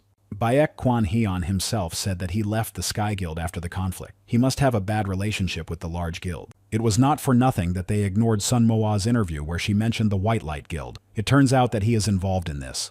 Those guys destroyed others without hesitation for the sake of their goal. Someone very influential is behind all this. Sun Moa hurried to share her thoughts with Jihan. The guys said they wanted to ruin the image of small guilds so that only large guilds would have access to the dungeon. It seemed as if the White Light Guild had been formed specifically for this mission. However, there was no confirmation that Baek Kwan Heon had left the Daehan Guild after the conflict. It is also possible that the White Light Guild was ignored by the media, not because of pressure from larger guilds. Perhaps it was deliberately kept out of the spotlight. So Jihan thought it all made sense. After all, they would just cover it up and then there would be nothing to dig up. It would appear that Baek Kwan Heon was receiving funding from people at the top. Sun Moa sighed sadly. These were just guesses, nothing more. But Seo Jihan was convinced that Moa was right. The large guild was definitely involved. Their plan was for the entire group of hunters to die, and for Sun Moa to survive and figure out their scheme. No matter which way you looked, there was danger everywhere. Jihan warned Moa about dangerous guests who might visit during the night. She had to be ready for this. Sun Moa was frightened. They had to find the camera. But Sun Jihan decided to remind her about the other accomplices, although Moa remembered them. But So Jihan didn't understand that the boys had told the whole truth on camera. The original was recorded on it, so it was necessary to find it. So Jihan also didn't understand how Sun Moa wanted to find the camera in a large basement. They heard someone coming toward them. Sun Moa had to hide. The boy with the camera and the girl Moa and Jihan couldn't understand who she was. It seemed like she was with them. They wanted to take more pictures of Nomire and Nomihan, but they were wrapped in a cocoon, so there was nothing to photograph. They needed to take more pictures because they didn't have enough material. It seemed like they knew everything since they had destroyed Bakdaman. But what could the hunters prove if the camera was in the hands of the villains? With a little editing, it would be impossible to prove anything. They needed to find other hunters. But first, they decided to return to headquarters for help. Sun Moa couldn't even imagine that they had a headquarters. It seems that the female hunter Moe had a returned stone for several people. They must have already left, but there was no message about their departure at headquarters. They decided to destroy the evidence. Sun Moa drank the invisibility potion and, together with Jihan, decided to follow them to headquarters. So Jihan kept telling Moa about using the return stone in case they were spotted. There were many people outside, and they wouldn't immediately attack her. This part of the dungeon was well lit. It seemed they were almost at headquarters. Moa and Jihan had to be very careful, so they walked silently. The main thing was that the scroll's effect didn't wear off, because that could happen from any slight bump. It looked like they had set up a barrier against monsters. It must take a lot of mana to constantly reinforce a barrier over such a large part of the dungeon. They must have set up some kind of barrier against the boss as well. They seemed too calm. So Jihan explained to Moa that monsters track hunters by their footprints. Because of this, raider groups have to constantly move around. He warned Sun Moa that if a spiderweb starts sticking to her, she needs to run away. That means magical detection. These hunters clearly have strong support if they are so relaxed. They didn't have any guards either. Perhaps it would be better to check all the tents to finish the job faster, as the scroll's effect could wear off at any moment. Sun Moa noticed some stairs. She wondered where they led. What if all these hunters were here to protect this place? But these were just Moe's guesses. These large stairs led to an underground area. The place was full of mysteries, so Jihan knew from the look on her face that Sun Moa was up to something. He was right. Moa decided to go down the stairs to the mysterious place. Sun Moa couldn't imagine why he agreed so easily with all her ideas, so Jihan always took care of her. So Jihan was very sensitive to the presence of others. Moa was glad he was there. Without him, it would have been very difficult. A guard was sleeping at the very entrance. Sun Moa was amazed by Jihan's skill. With a smile on his lips and joy in his eyes, he showed her where to hit the guard to knock him out. Sun Moa was a little scared when he was so happy. Sun Moa decided to do it, thinking that he was a scoundrel. Jihan went to see if anyone else was there, while Moa hid the guard in a dark part of the dungeon. Sun Moa found a large door and couldn't understand why it was there. Who would have thought of building this place in a basement? So Jihan checked the other side of the room behind the door. Sun Moa was scared, and he assured her that there was nothing to be afraid of. So Jihan asked her to look through the crack in the door. She had to see it. It was hard to believe. There was Yoon in Dam. But what was he doing in this place and why was he tied up? So Jihan suggested that they were sucking out his power. It seemed that Yoon in Dam was the one holding up the barrier. Sun Moa had many thoughts. As it turned out, Yoon in Dam was not their accomplice. They needed to understand why they were holding the leader of the dark sky. There was no time for these thoughts. Sun Moa had to decide whether to look for the camera or save Yoon In-dam. She had to decide quickly. Sun Moa couldn't leave him there, so she decided to save Yoon In-dam. But if she did, the magic absorption circle would disappear. They would find out about her. So Jihan showed Moa the lever that needed to be turned off, although he wasn't sure if it would turn off. Sun Moa had no choice. She had to check. Sun Moa used the Insect King's lightning to open the door, but Seo Jihan insisted that she be careful. As soon as Sun Moa crossed the threshold, the effect of the scroll ended. She had to drink another potion. She had to rescue Yoon In-dam quickly. They noticed a crystal next to Yoon In-dam. It didn't seem to be anything special, but it was emitting light. A minute later, Sun Moa was standing next to the leader of the dark sky. Sun Moa decided to just pull him out. As soon as she pulled him out, she would take him and leave. But everything turned out differently than she had expected. She couldn't just pull him out of there. He was too heavy. She couldn't take him with her, but she couldn't stay there either. In either case, the magical barrier would be broken. Yoon In-dam didn't look very well. Sun Moa decided to pull him closer to the door. He must have been in that dungeon for a long time. Sun Moa didn't want him to be in chains, but she was also afraid to remove them because he might mistake her for an enemy. So Sun Moa decided to try to wake him up first and explain the whole situation. Sun Moa began to remove the restraints from his face, but she had only unwound half of them when his eyes opened. Yoon In-dam's gaze frightened Sun Moa. She did not expect his eyes to be open. Moa jumped away from Yoon In-dam with fear in her eyes. His eyes were filled with anger. Yoon In-dam mistook Sun Moa for his enemy. Moa decided to quickly explain everything. Sun Moa decided to try to explain that she wasn't the one who locked him in the dungeon. Yoon In-dam looked at Moa suspiciously. Yoon In-dam frightened Sun Moa, but she continued to explain. She had to tell him everything as it really was. Sun Moa had sneaked into this headquarters. It was difficult to tell him anything because Sun Moa didn't really know anything. It was only because of her curiosity that Moa found a way to get by. It seems that Yoon In-dam believes her. Seo Jihan assured Moa that he believed her because of her innocent appearance. At least Moa's innocence was useful once, but it seems that Sun Moa did not like this remark. Sun Moa decided to talk about everything except Seo Jihan's death. She told him about the imposter who pretended to be Jihan and how they were attacked. Moa also told them about the camera recording and how she came to this place by following the boy. Moa shared her guesses about the plan of the large guilds related to the monopoly on clearing the dungeon, so it was very unexpected for her to see the leader of the dark sky tied up. Yoon In-dam was unpleasantly surprised by what he heard. Sun Moa asked him to briefly tell her what had happened to him. Sun Moa's hands trembled with fear, but she removed the bandage from his face completely and gave him some water to drink. Moa waited for Yoon In-dam to tell her what had happened. Sun Moa stared intently at his face. Yoon In-dam looked very young. He reminded Sun Moa of Shinju. Only now did Yoon In-dam realize that they were in a dungeon. Moa explained that it was the dungeon of the Insect King, Bargus. Yoon In-dam sat there feeling sad. He had been betrayed by a member of the guild during the dungeon raid. Yoon In-dam said that he had been guarding the camp. When he made himself some tea, someone slipped something into it. After that, he found himself in this place. As it turned out, Yoon In-dam also knew nothing. Sun Moa couldn't understand why a guild member would do such a thing to his leader. They were not enemies. Sun Moa decided to free Yoon In-dam from his shackles, but she still felt afraid. But it wasn't easy to free him. The shackles were deliberately made of platinum so that they would be difficult to break. Hunters used these shackles to capture powerful magical monsters. Sun Moa looked closely at the shackles. They were indeed strong and could not be opened with a key. Sun Moa began to look for a way out of the situation. The only idea that came to her was to use the lightning ability of the Insect King. To hit the target, Moa had to concentrate. After gathering enough energy, she aimed at the shackles. Moa did not think she would succeed, but luck was on her side. She was infinitely happy, although the same could not be said for Yoon In-dam. On the contrary, he was terrified. All they could do was leave. Yoon In-dam had been chained up for so long that he could hardly stand. At the exit, Sun Moa stopped Yoon In-dam. He couldn't leave the circle. If he left, they would be attacked immediately. Sun Moa also had a way out of this situation. She gave Yoon In-dam a potion to drink. Sun Moa decided to immediately warn Yoon In-dam about the danger outside. Their people were there too. Yoon In-dam thanked Moa for saving him. While they were talking, Jihan decided to check the way up the mountain. Sun Moa was a modest person. Instead of thanking her, it would be better to come up with an escape plan. It would be good to drink the invisibility potion, but there was a risk that they would be spotted by magic. There were many hunters at the top, so problems were inevitable.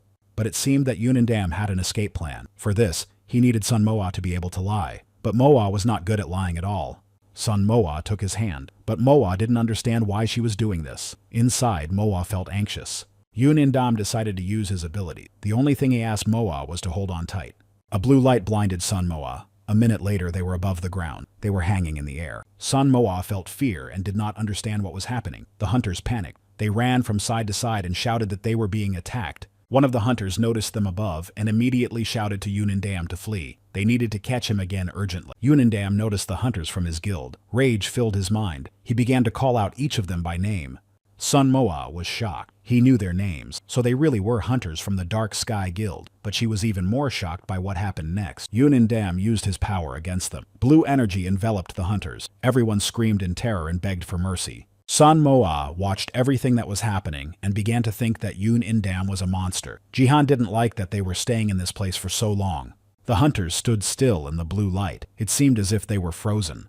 This was Yunindam's revenge. Sun Moa came to the conclusion that one should never betray anyone. Revenge will catch up with you. Yunindam was angry and sad at the same time. He couldn't believe that the people he trusted had betrayed him. How could they do this to him? Everyone froze in horror. Sun Moa was frightened and confused. For 2 minutes there was silence all around. A commotion broke out. The hunters began to flee. Among the crowd of hunters, Sun Moa noticed a boy with a camera. Yunindam looked at him with a smile. He knew this hunter too. Yang Seok-il was the name of the hunter with the camera. Without wasting any time and not giving Yang Seok-il a chance to escape, Yunindam used his strength to force the boy to stand still. Yang Seok-il felt horror and fear. Yunindam stood next to him and looked him straight in the eyes. The boy begged for mercy.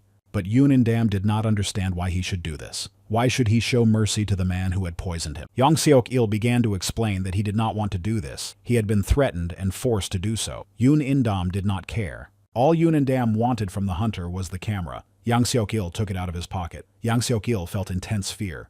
Yang Seok-il begged Sun Moa for help, saying that he did not want to attack them. The hunter was ready to generously reward her for saving him, but Sun Moa did not believe his words. Yunindam decided to kill the boy. Sun Moa could no longer bear to watch the horror. One of the hunters retrieved the return stone. They rejoiced that they had miraculously survived. Sun Moa noticed the stone.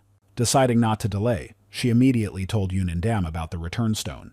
The hunters were apparently not very smart. Instead of quickly using the stone in silence, they began to mock their leader and Moa. It was as if they had lost their vigilance. The hunters were in for some unpleasant news. The return stone didn't work. The hunters didn't understand what had happened. Could the stone be fake? Sun Moa was fed up with them. She decided to use the Insect King's lightning against the hunters, but Yunindam stopped her. Only now did Sun Moa begin to realize that the passage was not opening because of Yunindam. Moa became curious about how many abilities he had. So Jihan explained to Moa that she had misunderstood. Yunindam had not done anything to the gate, so the return stone probably just did not work. Sun Moa began to feel something inside herself. The feeling seemed familiar to her, a feeling of anxiety. It was strange why Sun Moa felt this way. A red screen appeared in front of Moa. It announced the arrival of the Insect King, Bargus. The monster put them under pressure. The hunters begged for help, but there was no one else to rely on but themselves. Sun Moa hoped she would have time to use the return stone, but unfortunately, she didn't make it in time.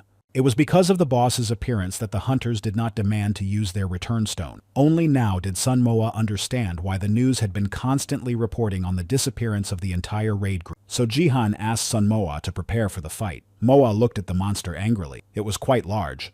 Standing before them was the giant insect king, Bargus. Moa was shocked by the behavior of the other hunters. Instead of trying to destroy the monster, they decided to simply run away.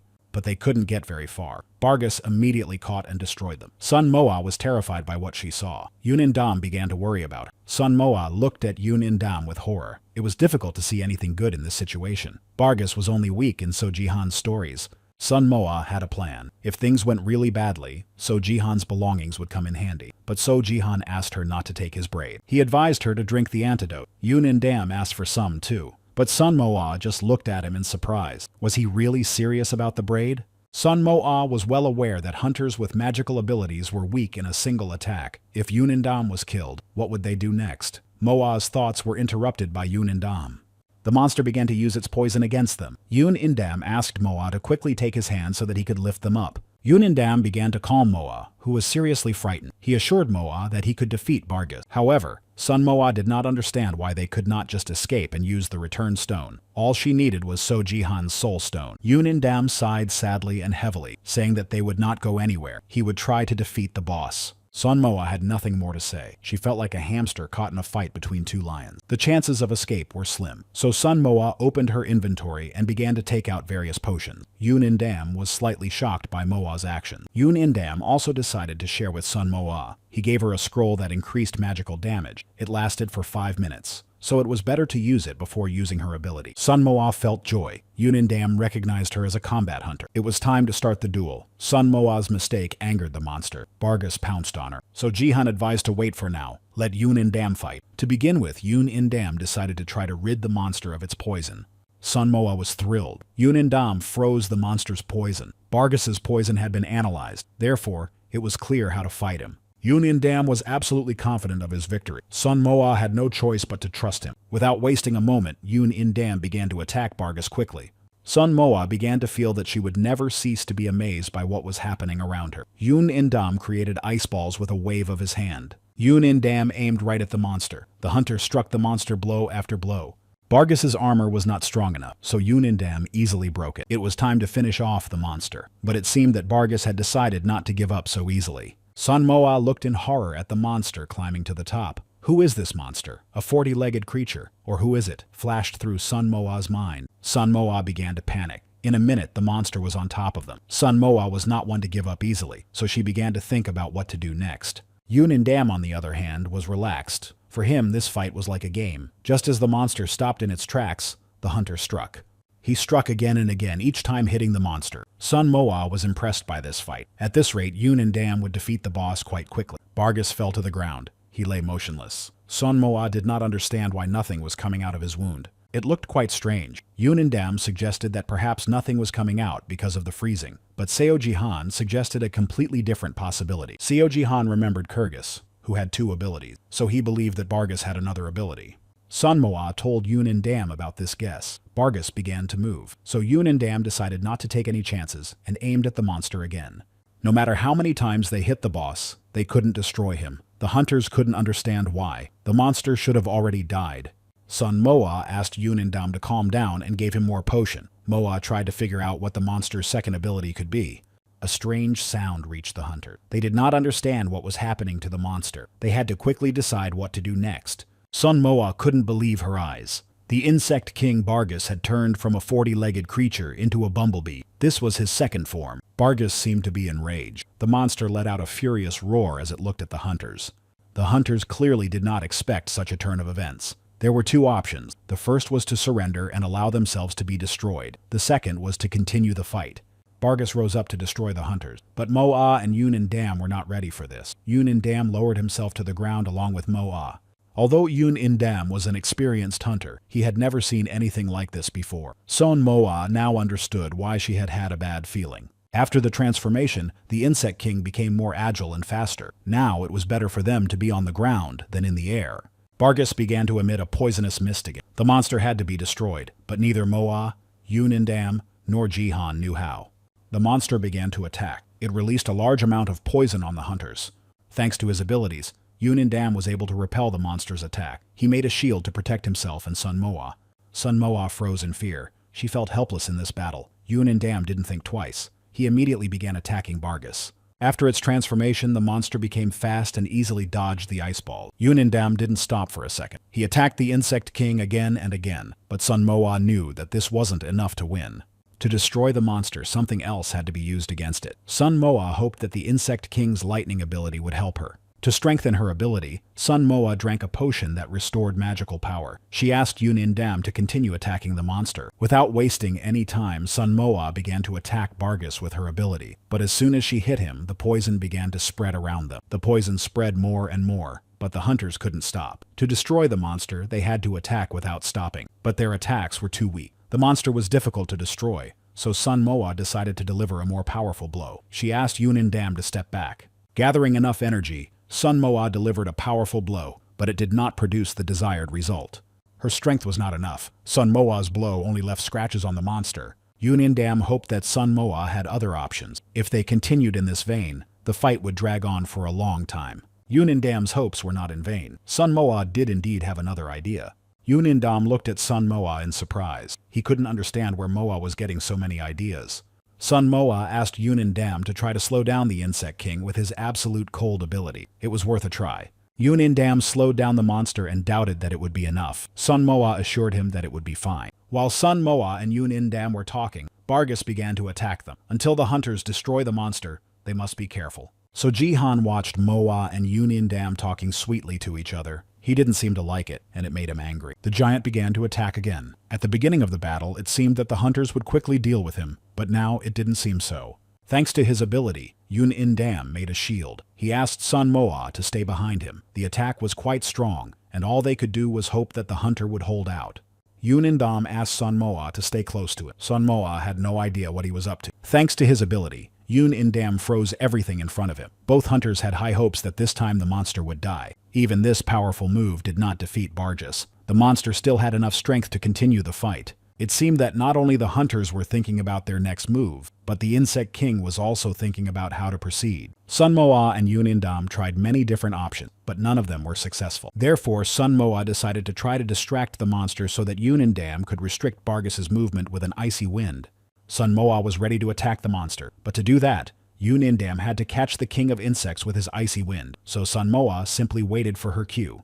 So Sun Moa began to distract the monster while Yunin Dam prepared to use his ice wind ability. Yunin Dam warned Moa that the slowing effect would not last long, so she should hurry. For greater effect, Sun Moa decided to use the scroll given to her by Yunin Dam. Bargus was slowed down. Now it was Sun Moa's turn. If this didn't work, they would have to find another way out. Moa's abilities were enhanced by the scroll. Sun Moa asked Yunin Dam to be ready to use the ice spear. She had to aim for the head. The hunters had one chance for a powerful attack. They had to try to destroy the monster on this attempt. Sun Moa signaled for Yunin Dam to attack. All they could do was hope that everything would work out and they would win.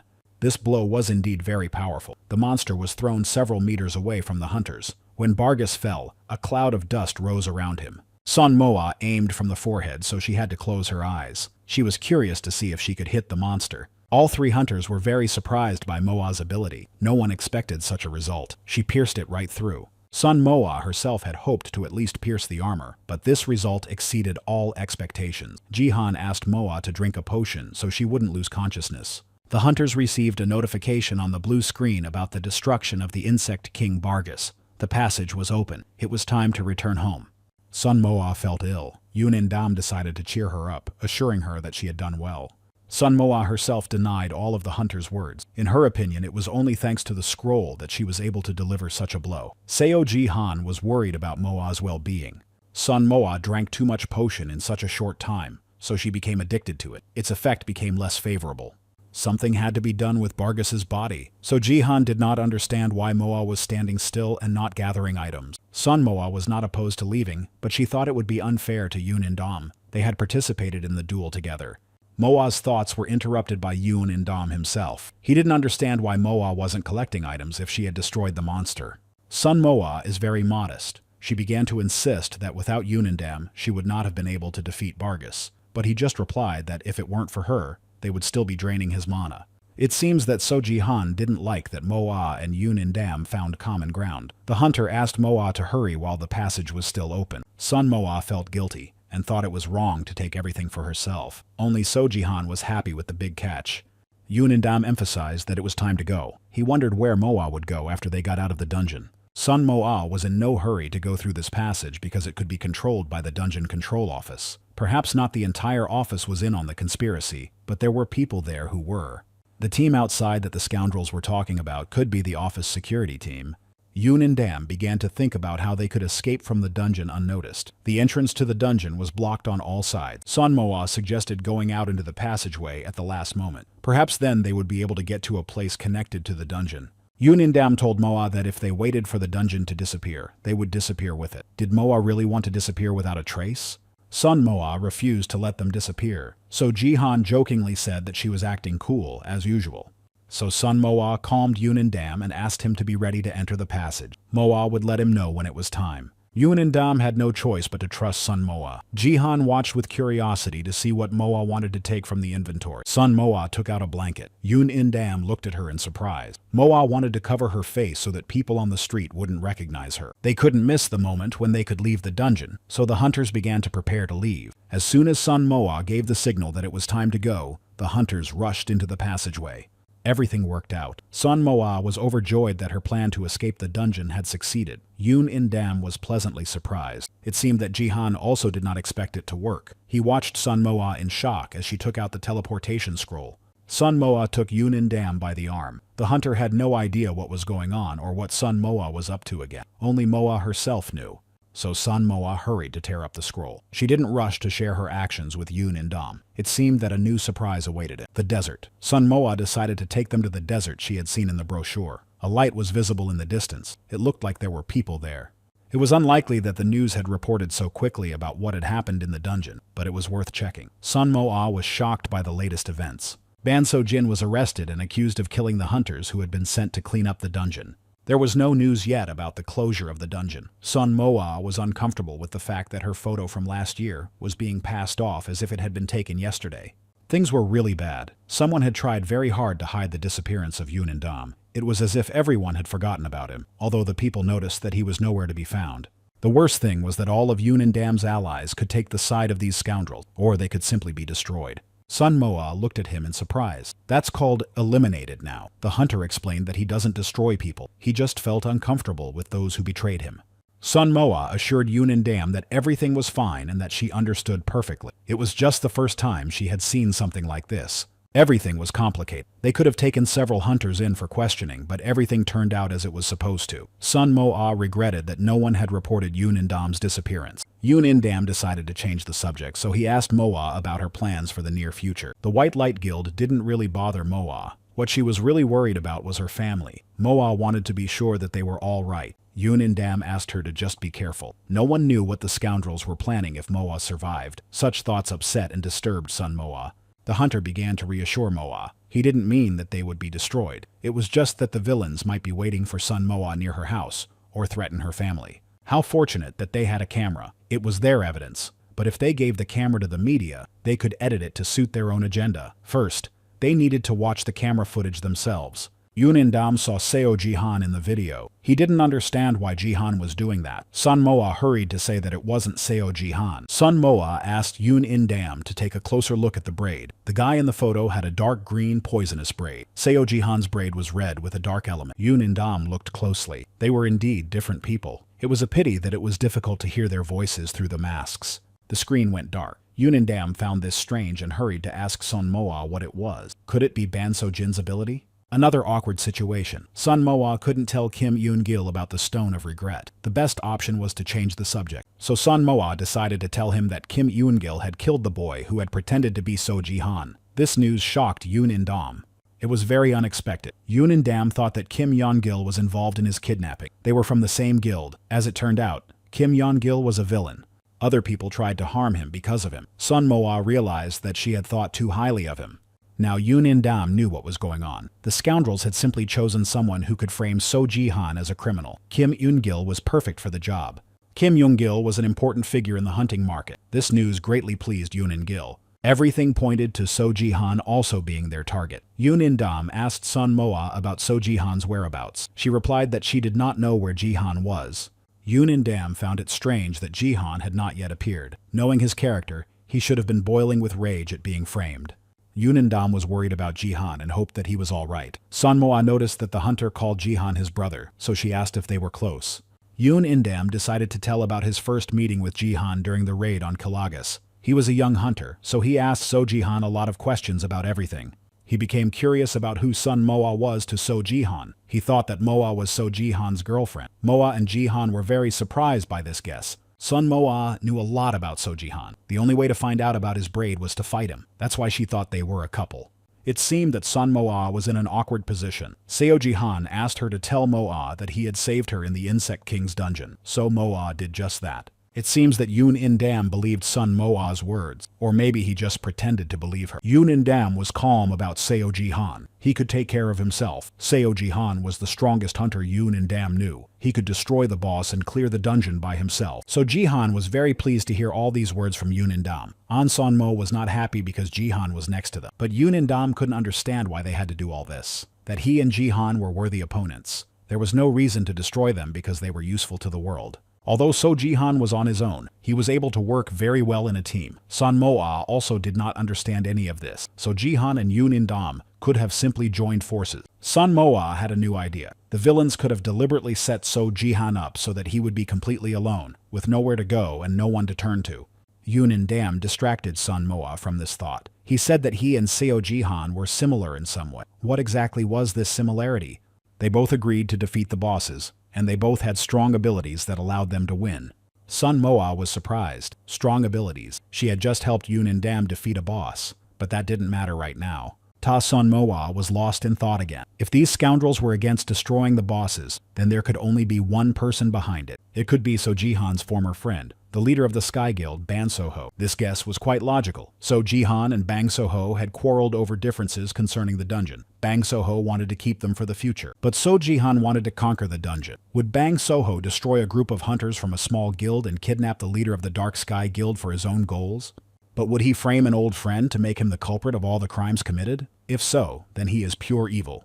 Sun Moa hurried to share her guesses with So Jihan. It had to be him. Ban Soho also wanted to frame Jihan in the past, but these were just Sun Moa's guesses. They had no proof that Ban Soho was behind it all. Therefore, Yunindam said that he did not know who was behind it. There were too many suspects. No one could be trusted. Yunindam wanted to watch the other videos on the camera. Maybe they were there. He wanted to find out more information before leaving Moa. Indeed, there was another video on the camera. It showed people being forced to pick herbs. Sun Moa watched the footage in horror, unable to understand what was happening in the video or who these people were. Yunindam explained that it was a farm where weak hunters were kept as slaves for harvesting, but he thought it was just a rumor. Yunindam thought that this was not possible in their country. Hunters were constantly going to clean up the dungeon. Yunindam only now realized that he had indeed been kidnapped. Sun Moa suggested that the farm was kept secret from others. The place reminded Yunindam of the dungeon in Bargis, next to his hiding place. Now it was clear why they needed the barrier. So Sun Moa watched the video and realized that a group of guards was near the farm. When the barrier was destroyed,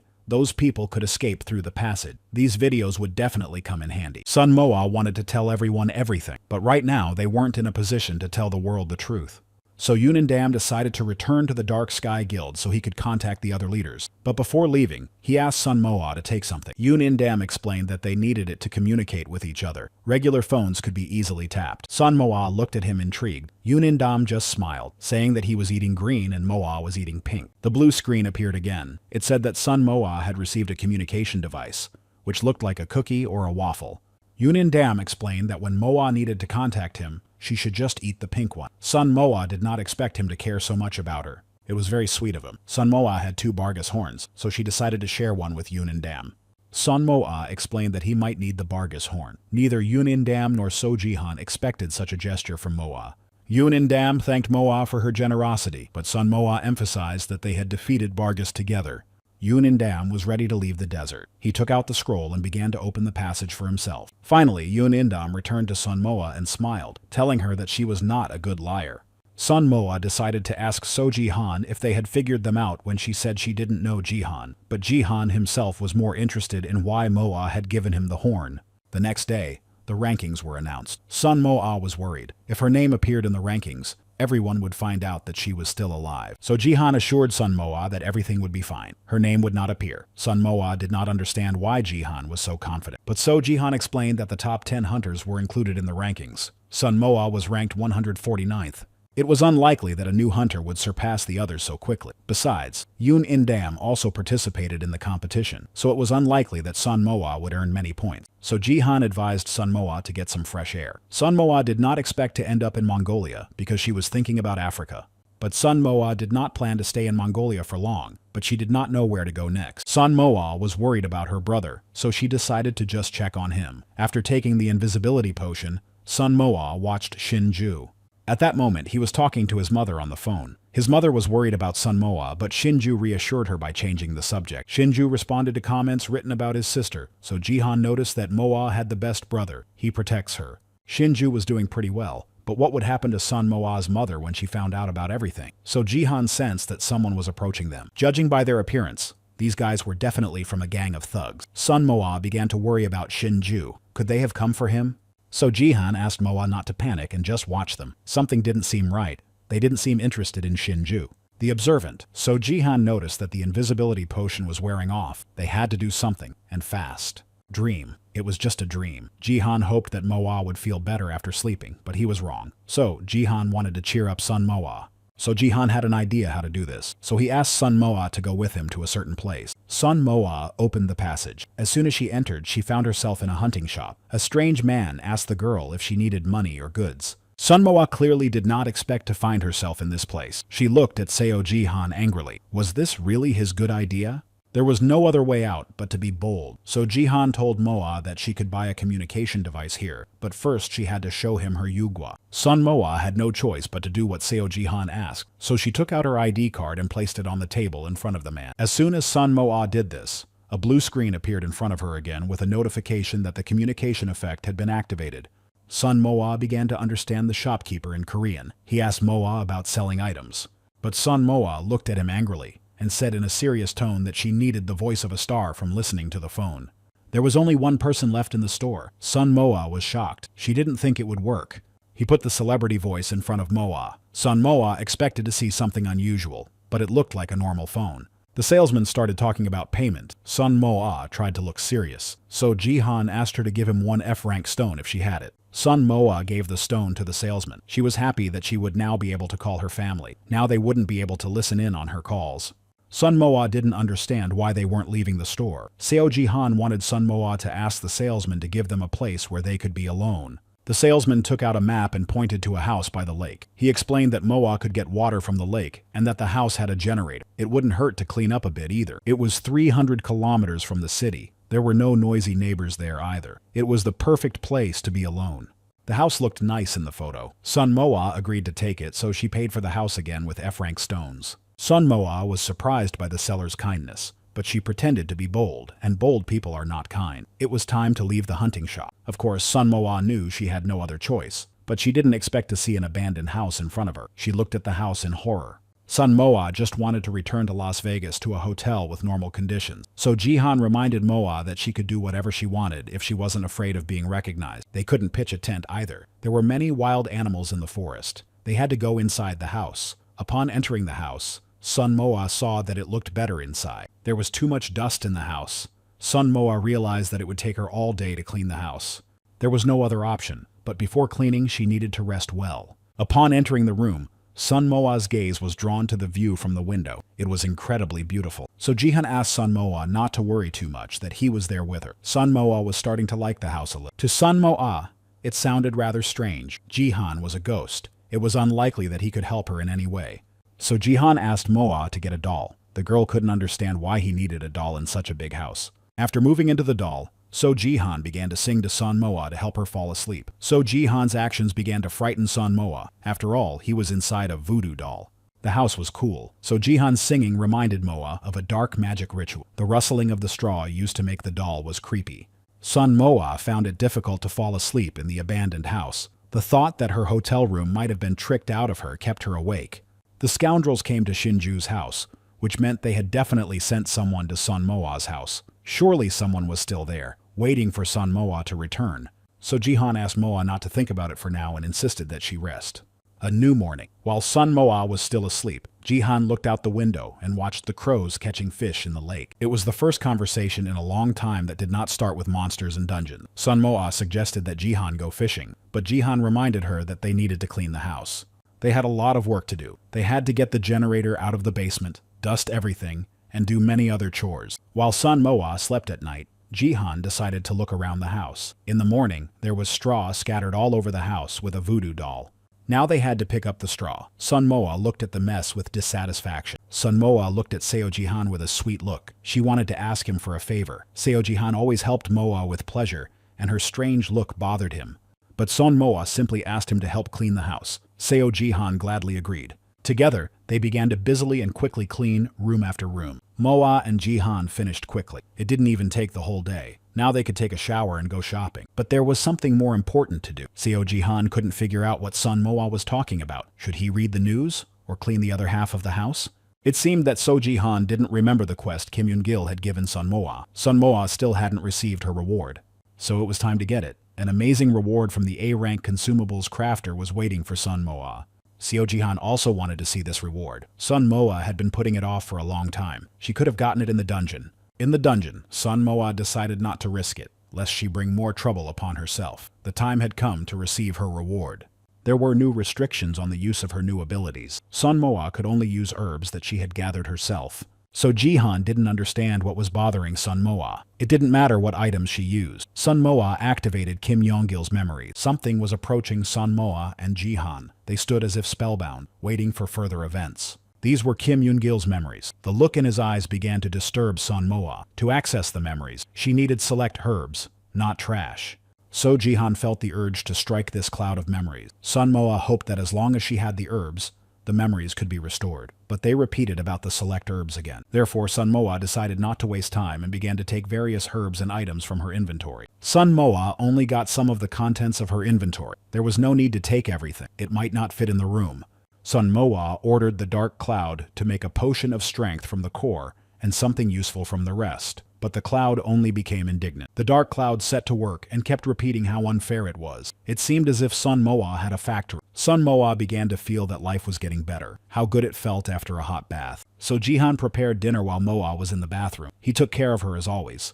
So Jihan was very worried that Sun Moa wasn't getting enough rest. Moa found his concerns sweet.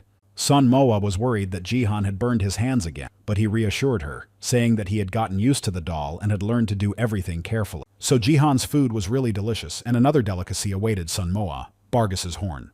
The only thing that made Sun Moa happy was that this horn was much smaller than Kyrgyz's horn. As soon as Sun Moa took the first bite, she received a notification about the ability she would gain when she ate the entire horn. Sun Moa decided to check the news while enjoying her meal, so Jihan just didn't want Moa to read the comments. Sun Moa was curious to know how Yoon In-dam was doing. Yoon In-dam decided to visit the Sky Guild. The secretary informed the leader of his arrival. But it seems that Yoon In-dam didn't need an invitation. They didn't want to let him into the office, but Yoon In-dam insisted on seeing the leader of the Sky Guild. Nervous, the leader asked the office staff to leave his office and invited Yoon In-dam to sit down. Yoon In-dam recommended that Bang So-ho get a fish. The guild leader nervously asked why Yoon In-dam had come to see him. The hunter jokingly replied that he missed him. But in reality, Yoon In-dam was just curious about how his old friend was doing. Bang So-ho rudely replied that he was doing great. However, Yoon In-dam did not notice that Bang So-ho was doing well. Bang So-ho just shouted that it was none of Yoon In-dam's business. Yoon In-dam behaved quite calmly. The same could not be said for Bang So-ho, who was clearly nervous. Incidentally, Yoon In-dam noticed that the suspect had a familiar surname. Bang So-ho asked Yoon In-dam to leave if he had come just to make him nervous. Of course, Yoon In-dam understood what was going on, and that Bang So-ho was unable to control the situation, which is why the leader of the Sky Guild began to get nervous. But Yoon In-dam replied that he had come to comfort him, not to make him nervous. It must have been unpleasant to hear the latest news mentioning the Ban surname. Yoon In-dam said that he believed in Ban So-jin's innocence. Bang So-ho simply thanked the leader of the Dark Sky for that. But Yoon In-dam continued to say that the news about the hunter who had destroyed a group of people seemed like a delusion. All of this had been publicized by the media. Bang So-ho knew this very well. As a result, relations between hunters and the public were established in such a way that punishment was carried out by the relevant guilds. Hunters from the ranking were considered untouchable beings. Problems created by the awakened were solved by the awakened themselves. Such were the rules of the modern world. Any information about hunters and dungeons was always kept secret, but the situation with Ban So-jin was quite strange. Someone was definitely involved. Bang So-ho could allow anything. Hunters were not punished severely. Yoon In-dam noticed that in the past, the case would have been closed as quickly as possible. In a good mood, Yoon In-dam continued the conversation. He seemed to want to provoke Bang So-ho. It took courage to provoke a relative of the leader of the heaven, unless the guild itself wanted to escalate the situation. Bang So-ho angrily asked again why Yoon In-dam had come, but the hunter calmly continued to insist that he had come to comfort him. Bang So-ho didn't believe a word the leader of the Dark Sky said, but Yoon In-dam insisted that he wanted to check something. Bang So-ho couldn't understand what he was talking about. Yoon In-dam was acting really weird. He asked Bang So-ho to be careful. Something was going on around them. But Bang So-ho still didn't understand what Yoon In-dam was talking about. Yoon In-dam continued, saying that So-ho must be feeling it himself. Ban So-jin is not to blame. Let's confirm it with Yoon In-dam. He saw the truth in the video. This information made Bang So-ho even angrier. Was the video real? Bang So-ho's anger grew. Yoon In-dam did what he had planned and left the building. But Bang So-ho had a strong desire to find out where the video was. However, he had no idea that Yoon In-dam had deliberately mentioned the recording to start his game. Of course, Bang So-ho didn't like that. After talking to So Ji-han, Yoon In-dam stopped listening to anyone. He tried once again to stop the boy, but all his attempts were in vain. Finally, Bang So-ho asked Yoon In-dam to take care of himself and stay out of trouble. But Yoon Dam was sure that he was stronger than Ban So-hoo, so he hastened to remind him of this, but Ban So-hoo just denied it. He considered himself stronger than others. As always, Yoon Dam did not miss an opportunity to joke with his old friend. He again mentioned the fish he had talked about when he first arrived. Fish also need oxygen. At that moment, Ban So-ho wanted to say goodbye to Yoon Dam as quickly as possible. Yoon Dam had done everything he wanted, so it was time to move on. Ban So-ho looked after him in surprise. Left alone, Ban So-ho continued to think about the video. He didn't expect it to exist. Yoon Dam stood at the very top of the office where the gloomy Sky Guild was located. It was very early. The office was empty. So Yoon Dam suspected Baek Seo-ho of kidnapping. That was why he came to see him. But during their conversation, he came to the conclusion that Ban Seo-ho was not involved. Bang So-ho was first on the list of suspects. His straightforwardness was just one step away from obsession with his plans. If Ban So-ho was involved in everything, his usual excuse that it was for the greater good would not have been convincing at all. So if he really was involved, Yoon Dam attacked him without hesitation. It didn't matter to Yoon Dam whether someone had brainwashed him, or if it was his own decision. Yoon Dam blindly wanted to believe that Ban So-ho was not involved in the monopoly. He kept telling himself that it was simply not possible. If Ban So-ho had been involved, he would not have had any problems with his arrest. Everything would have been much simpler. The only culprit in Yoon Dam's kidnapping was the Daehan Guild. If only Yoon Dam knew everything, but he only had guesses. Yoon Dam remembered Song Moa. He wondered how she was and where she was now. She seemed like a trustworthy person to Yoon Dam. Therefore, Yoon Dam was sure that Sun Moa could be trusted, so he did the right thing by leaving the camera with her. But he was surprised by how strong Sun Moa was. She had only recently awakened, and already she was able to defeat Bargus with a single blow. Yoon Dam was surprised at how calm she looked despite being an inexperienced hunter. Yoon Dam was also surprised by Sun Moa's fighting skills and quick decision-making. But what surprised Yoon Dam the most was Sun Moa's generosity. The horn was rightfully hers, but she gave it away without hesitation. Yoon Dam was worried that if Sun Moa got involved with the wrong people, she would lose her life. The best he could think of was to protect her. Thoughts are thoughts, and it was time to get back to business. Yoon Dam slowly climbed down from the roof and entered the office. It was a normal morning. The office was completely quiet and peaceful. It was a normal conversation where Lee Si-hoo claimed that she had changed. But why say that? And to whom? Lee Si-hoo was in a great mood. In her mind, she was already renovating her office and saw herself as the leader of the guild.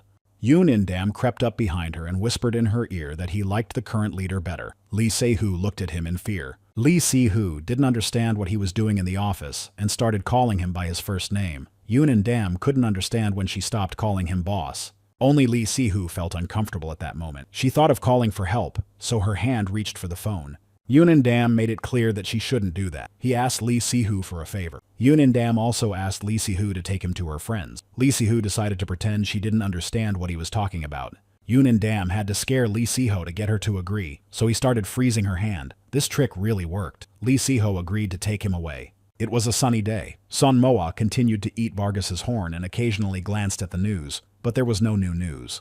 So Jihan became interested in fishing. He must have decided to become an avid fisherman. Sun Moa tried to visit Shinju and her mother, but she couldn't get to them. The scoundrels were watching them the whole time, and the invisibility potion wasn't working.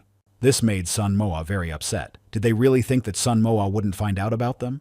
But Sun Moa remembered that the criminals didn't know how much she knew, and that the fake So Jihan had told her about the large guilds. If they weren't following Sun Moa, it meant they were sure she had no evidence against them. Moa's thoughts were interrupted by So Jihan. The complete silence disturbed Sun Moa. There was nothing in the news. Sun Moa was not being searched for. Everything seemed quite strange. All the headlines in the news were old. The only new thing was about the trial of Ban So Jin. It looked as if they wanted to hide everything. So Jihan explained to Moa that the media only writes about the destruction of ordinary people. They don't write about the destruction of hunters.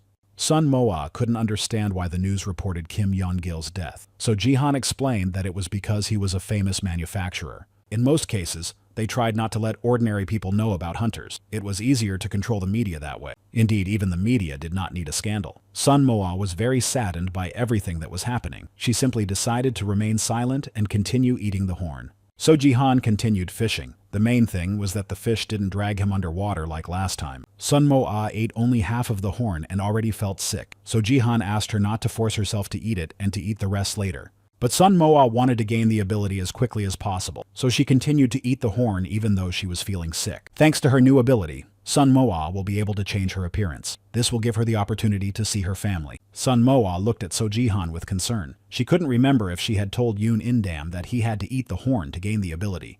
Without wasting any time, Sun Moa urgently dialed Yoon Indam's number. But what if he was asleep? Although it was unlikely that he could sleep after what had happened to him. Moa thought for a while whether she should call now or later, but she shouldn't delay. It was better to call now and be calm. Yoon Indam was busy with matters related to his kidnapping, but he decided to pick up the phone anyway. Sun Moa didn't expect him to answer the phone. She thought she was distracting him, but Yoon Indam assured her that she wasn't. He had been waiting for her call. Sun Moa decided to ask about the guild's affairs. Yoon Indam just said that they had made a mess while he was away, and that he had already cleaned up. Sun Moa decided not to bother him, so she quickly told him that he should eat the horn, and explained that this was the only way he would gain a new ability. Yoon Indam began to think that Moa had a problem with food, but she explained that she had been conducting experiments and had accidentally discovered this. Leaving Yoon Indam her new phone number, Moa wished him luck with the cleaning and hurried to say goodbye. So Jihan was surprised that Yoon Indam was cleaning. Sun Moa began to imagine Yoon Indam cleaning. He had been gone for so long that everything was probably covered in dust. He must have liked cleanliness. Probably only Seo Jihan understood what kind of cleaning Yoon Indam was talking about. It took Sun Moa a week to finish eating the horn. As soon as she did, she received a notification that she had acquired the S-rank ability of the Insect King. Sun Moa's new ability was Transformation, and her endurance also increased. So Jihan was happy for Sun Moa. Now it was clear why Bargus was so strong. It was because of his endurance. Sun Moa couldn't understand why the transformation ability was assigned an S rank, so Jihan explained that it was great that it had been assigned. With this ability, no methods lower than its rank would work. Now her invisibility could not be removed. The higher Moe's rank, the greater the effect of the ability. But Sun Moe's thoughts were with her family.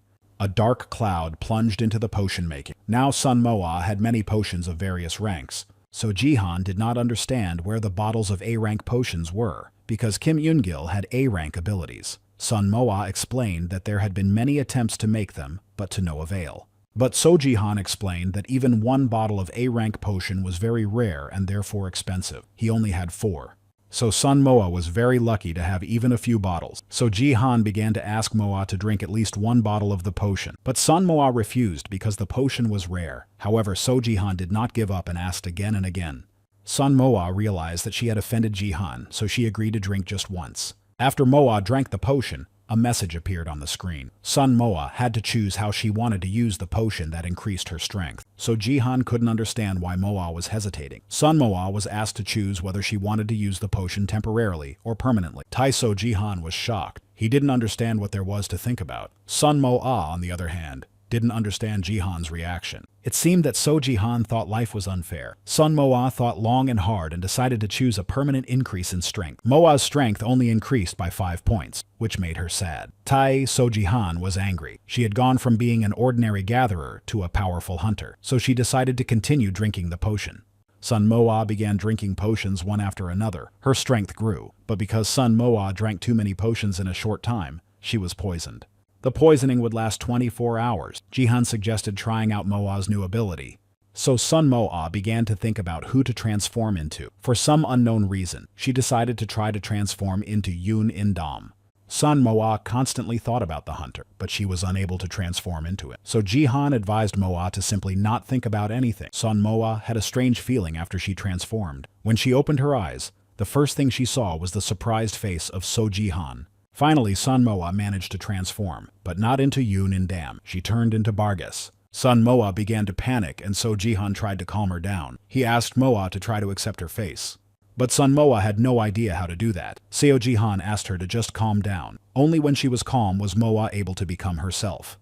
Moa was very shocked. This was not what she expected from her new ability. So Jihan also did not expect this. It was a pity that Sun Moa could only transform into Bargus with this ability. Sun Moa decided to watch the news again. The news reported on Moa's mother, who had been protesting for 3 days and demanding a meeting with Bong So-jin. She wanted to know the truth. The headquarters of the Daehan Guild. The boy stood at the door of the leader, not daring to knock, but he had to go in. He came to his leader to report on the meeting between Yoon Indam and Ban Soho. Kim Se-jan was only interested in Ban Soho's reaction at the meeting. However, there was no reaction. This news angered the leader of the Daehan Guild. He threw a glass against the wall. Kim Se-jan started yelling at his secretary. Was that all the information that Secretary Aum had found out? Kim Se-jan was not satisfied with Aum's level of professionalism. Kim Sejong simply could not understand whether the meeting had taken place or not. Calmed him down by saying that the meeting had taken place. Did not know what they had talked about, and no one else did either. They had spoken in private. This news angered Kim Sejong even more. Kim Sejong violently struck the boy and then asked to continue. Although did not know why Yoon In-dam had come to the guild, he told him his version of events. Yoon In-dam had come to understand what was going on. The conversation was unknown, and there was no reaction. It seemed that they were not discussing anything important. Kim Sejong couldn't understand why Yoon In-dam wasn't acting. Suggested that Yoon In-dam might be acting cautiously. All that remained was to wait. For the villains, the main thing was to play their cards right with Ban So-jin. Perhaps this would allow them to deal with Yoon In-dam. Kim Sejong became curious about how Yoon In-dam managed to escape from the dungeon. It was unknown, and the hunters who were guarding him had been killed. Suggested that there was a traitor among them. Kim Sejong was very dissatisfied that no one wanted to do their job properly. It was no wonder that the hunters were barely making ends meet. Kim Sejong gave the order to start watching Yoon In-dam. If he starts to act, they need to be ready. It was unlikely that Bang So-ho would do anything because his hands were tied by Bang So-jin. Still, they had to be ready in case they couldn't use him. These scoundrels also got rid of Baek Kwan-ha. Kim Sejong didn't want the leader of the White Light Guild to become a problem for them. There was no room for error. The fewer people who knew about Kim Sejong's plan, the better. Although things were going well in the other two guilds, Kim Sejong ordered to start putting gradual pressure on the market. The dungeon was gone, so they had to adapt to the situation. In order for the plan to monopolize the world market to work, supplies had to be reduced. This is how monopolists come to power. Kim Sejong decided to immediately reduce global supplies to the market. Kim Sejong believed that this was how the leader of a large guild should act in order to change the world. He wanted to rule the entire world. It was hard to believe that one of Korea's dungeons had disappeared. Korea had lost its gold mine. Wondered if he should continue to follow the families of the hunters who had died. The families of No He-man and No Mirai abandoned them when they drank away and lost the entire family budget. Kim Sejong simply asked that their families be given money so that they would leave them alone. Wondered what to do with the family of Sun Mo-ah. Kim Sejong ordered to continue monitoring her family. They should have enough money because Mo-ah had enough funds. Kim Sejong just wanted to be sure that Sun Mo-ah had really died with the other hunters in that dungeon. Assured him that she had indeed been killed. Just in case, they checked her hotel room number. It seems that Sun Mo-ah was able to accept her new ability and the fact that she turns into a Bargus, but Mo-ah still didn't want to see herself like that. Sun Mo-ah had an idea. She hurried to share it with Jihan. Bargus could transform into an insect. Maybe Mo-ah could too. She had to try to find out for sure. Mo-ah tried to turn into a bee. Sun Mo-ah didn't really expect it to work, but it did. Mo-ah was able to turn into a bee.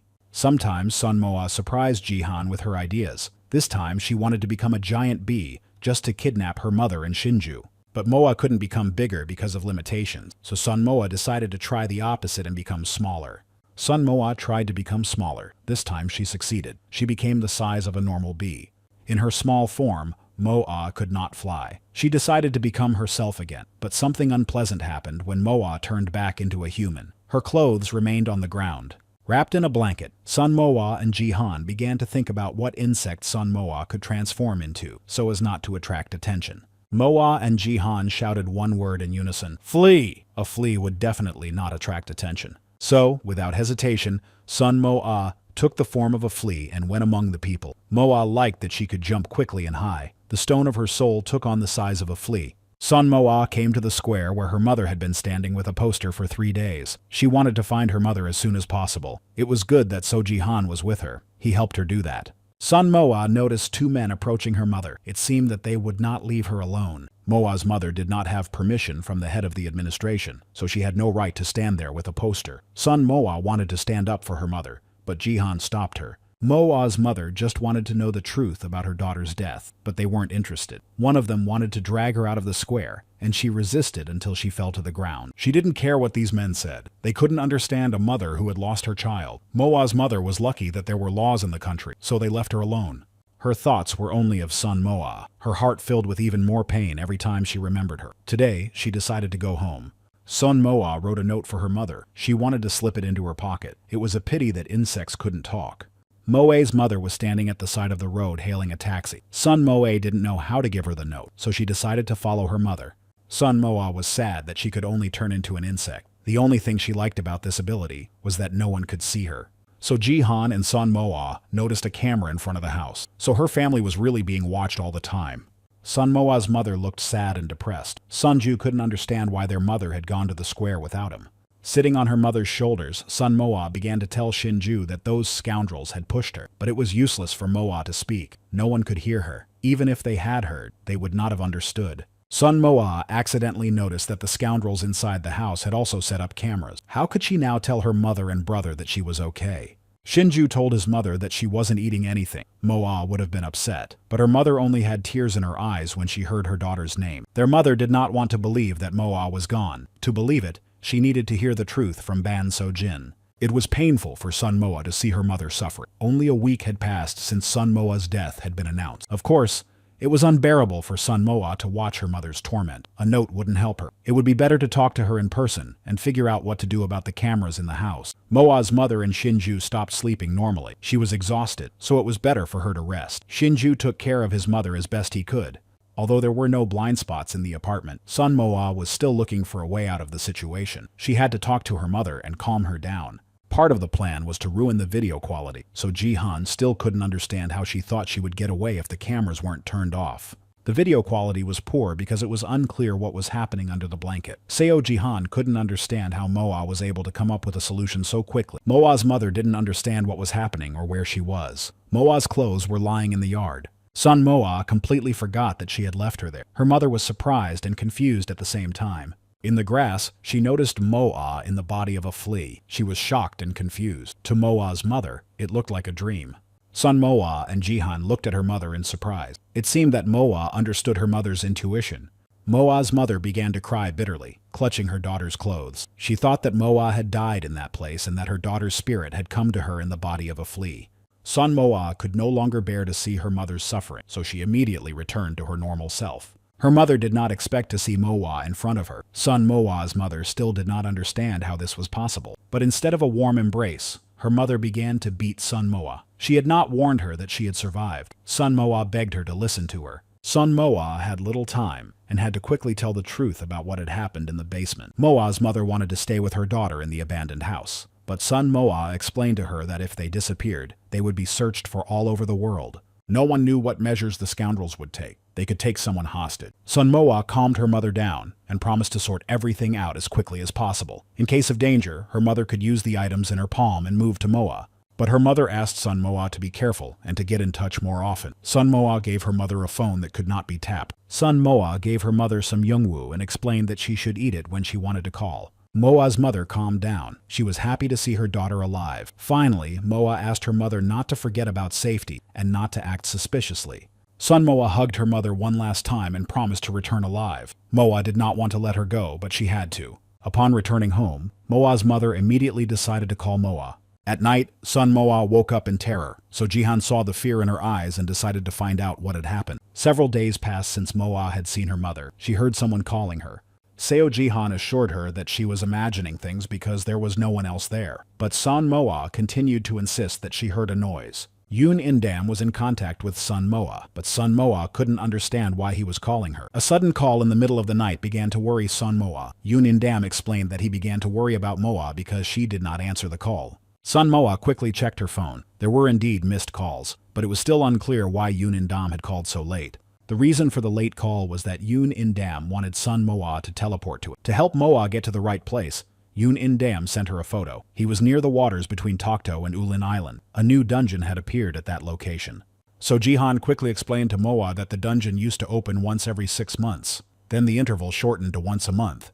The underground passage was located underwater. Sun Moa had no desire to go there. She did not want to take any risks. The others had to continue believing that Moa had been destroyed. But Yoon Indam insisted. The dungeon had just opened. No one even knew about it. Sun Moa found it even stranger. If it had only just been created, how did Yoon Indam know about it? As it turned out, he had been hiding there. So Jihan didn't understand what was going on. Sun Moa had no desire to go there at all. But Yoon Indam was very persistent. Sun Moa didn't like the idea herself. She remembered very well what had happened in the underground in the past. So it was better to stay on friendly terms with Yoon Indam. Sun Moa quickly explained to Jihan where she was going. Jihan didn't like the idea. No one was supposed to know that she had survived. So Jihan began to persuade her to stay. Jihan's behavior surprised Sun Moa. Previously, he had gladly sent her to the dungeon himself. Sun Moa tried to calm him down and explain that the dungeon was located in the sea near Yunin Dam's hideout. Only they knew about this dungeon. Seo Jihan remembered that Yunin Dam himself had planned to build such a dungeon, but Sun Moa did not want to believe that Yunin Dam was up to something. Sun Moa should have been resting at home and not going anywhere. She was still recovering from being poisoned. Not wanting to go to the underground passage, Sun Moa nevertheless arrived at the place where Yun Indam was. Yun Indam was overjoyed to see Sun Moa again. Moa had a strange feeling. It was as if something was wrong. So Jihan smelled perfume on Yun Indam. It seemed strange. Perfume was something you wore to the theater, not to a dungeon full of monsters. Yun Indam apologized for calling late. Sun Moa couldn't see the entrance to the dungeon, so she asked him about it. The entrance was in the sea. It looked like a whirlpool. It was incredibly beautiful and impressive. Sun Moa seemed frightened. The Bargus dungeon had been well explored. No one even knew about this dungeon. Yun Indam assured her that they would only look at the dungeon. Sun Moa looked at Jihan with dissatisfaction. She thought that Yun Indam was obsessed with fighting, just like Jihan. The entrance to the dungeon was in the middle of the sea. Sun Moa had no idea how to get there. Yun Indam assured her that she would not get wet. Sun Moa had the impression that Yun Indam had planned everything well. He simply froze the sea. But before going into the dungeon, Yun Indam had one more gift for Sun Moa. Moa had no idea what to expect. But before showing everything to Moa, Yun Indam began a long speech about the unexplored dungeon and the boss who could appear out of nowhere, and about the return stone that would not work. Sun Moa was tired of listening to this long speech. She wanted it all to end quickly. At the end of his speech, Yun Indam said that he had called someone for help. Yun Indam opened the magical veil that hid his hiding place. Sun Moa was impressed, but she was even more impressed when she saw the hunter who would help them. Standing before them was the guild leader, Nebo Ban Soho. So Jihan was furious with Yun Indam for such antics. Sun Moa was shocked by who she saw in front of her. It was unclear why Bang Soho was there. Yun Indam happily introduced Ban Soho to the huntress Sun Moa, but Moa didn't want that at all. Moa glared at Bang Soho. She had no idea why he was there. She couldn't understand how Yun Indam could do such a thing. Ban Soho is an enemy who could be the leader of a conspiracy among the major guilds. He expelled So Jihan from the guild and tried to frame him for his own purposes. Sun Moa couldn't understand why Yun Indam did that. He knows her situation well, but Yun Indam assured her that Bang Soho was on their side. Yun Indam decided to explain everything, and revealed that the huntress Ban So-jin is Ban Soho's sister. Of course, Sun Moa knew that Bang Soho had a sister, but she couldn't even imagine that it was her, although the surname Bang was rare in Korea. Sun Moa did not understand why Yun Indam claimed that they were on the same side. Did they also want to catch Ban So-ho?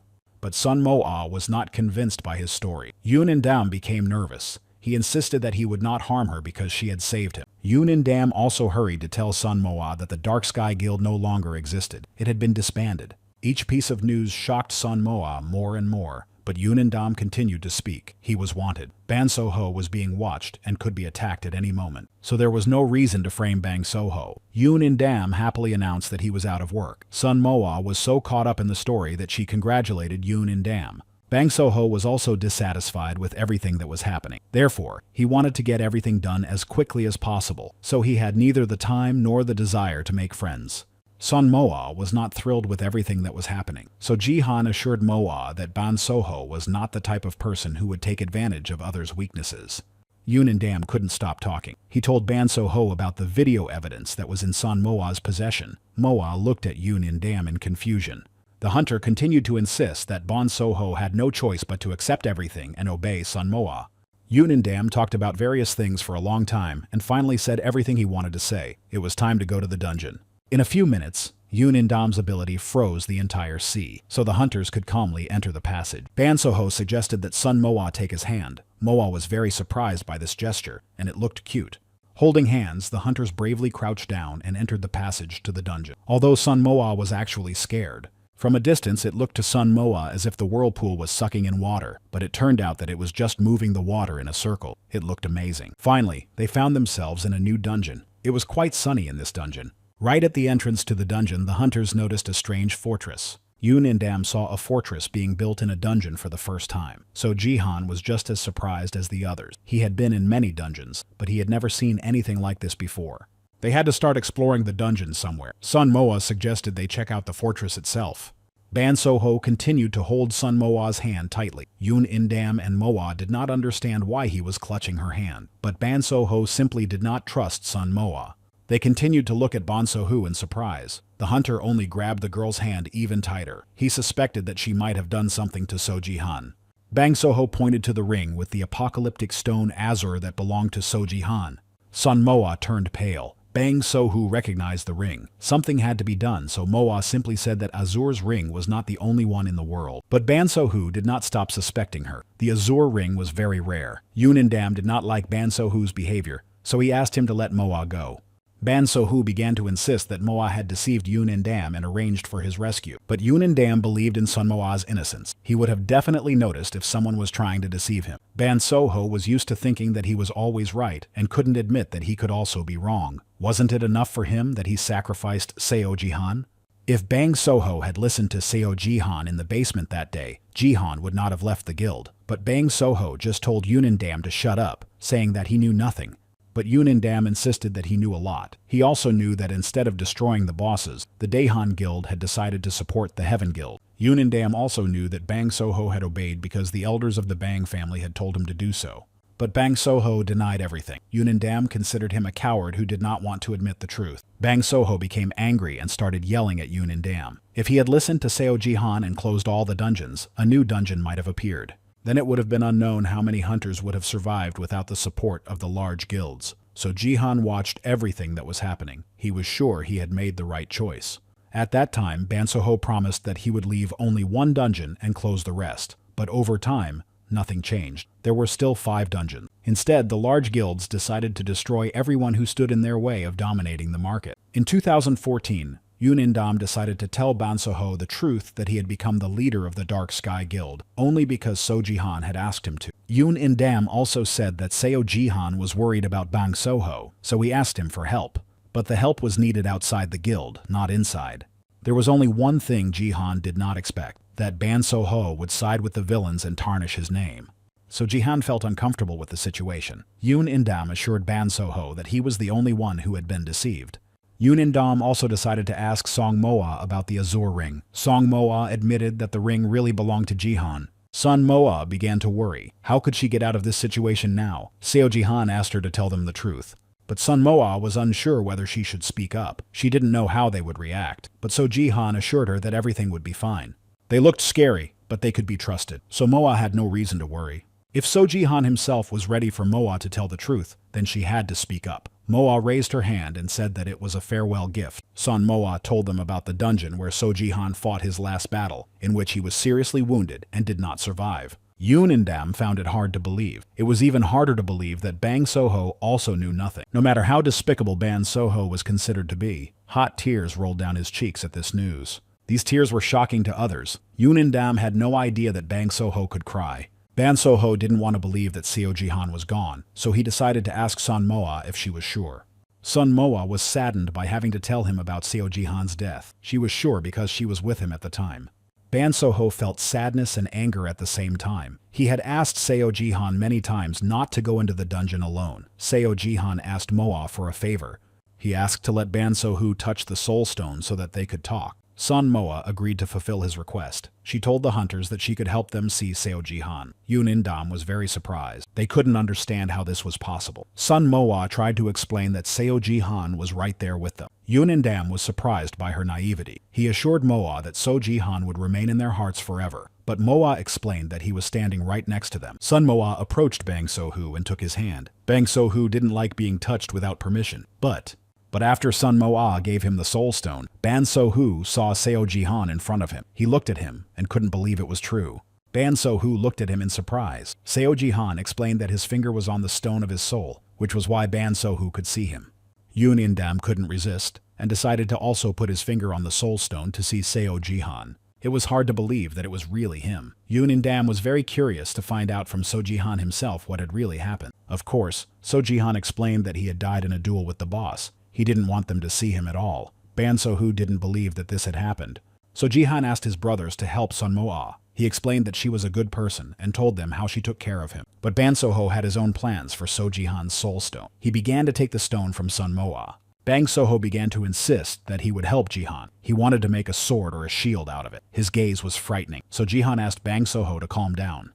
Every time Ban So-ho began to rave, Yoon Dam felt as if they were losing him, and the distance between them was becoming too great. Ban So-hoo continued to ask Ji-han to become his shield so that they could fight together forever, but So Ji-han himself had no desire to do so. Sun Mo-ah did not give in to Ban So-ho. She also did not want So Ji-han to be near him. Ban So-ho's eyes looked quite strange. He kept repeating the same thing over and over again. Sun Mo-ah understood that no matter how hard she tried to explain it to him, Ban So-ho would not listen. Sun Mo-ah did not understand Ban So-ho's action. It was difficult to stop him, so Mo-ah decided to use her power. She hoped that at least this would make him give up his plan. This did not bring the desired result for Sun Mo-ah. Sun Mo-ah's blow only angered Ban So-ho. There was a commotion. The hunters must have forgotten that they were in the dungeon with monsters. Mo-ah wanted them to hear her. Yoon-in-dam asked her to stop using her abilities. So Ji-han insisted that he did not want to be a shield. Ban So-ho decided to take the soul stone by force if Sun Mo-ah did not want to give it to him. Sun Mo-ah encountered a defensive-type hunter for the first time. Such hunters are very fast. They understood that Ban So-hoo would not stop just like that, so Seo Ji-han asked Mo-ah to destroy So-hoo. Sun Mo-ah understood perfectly well that she would have to use force against Ban So-hoo. Only Yoon-in-dam asked them to stop.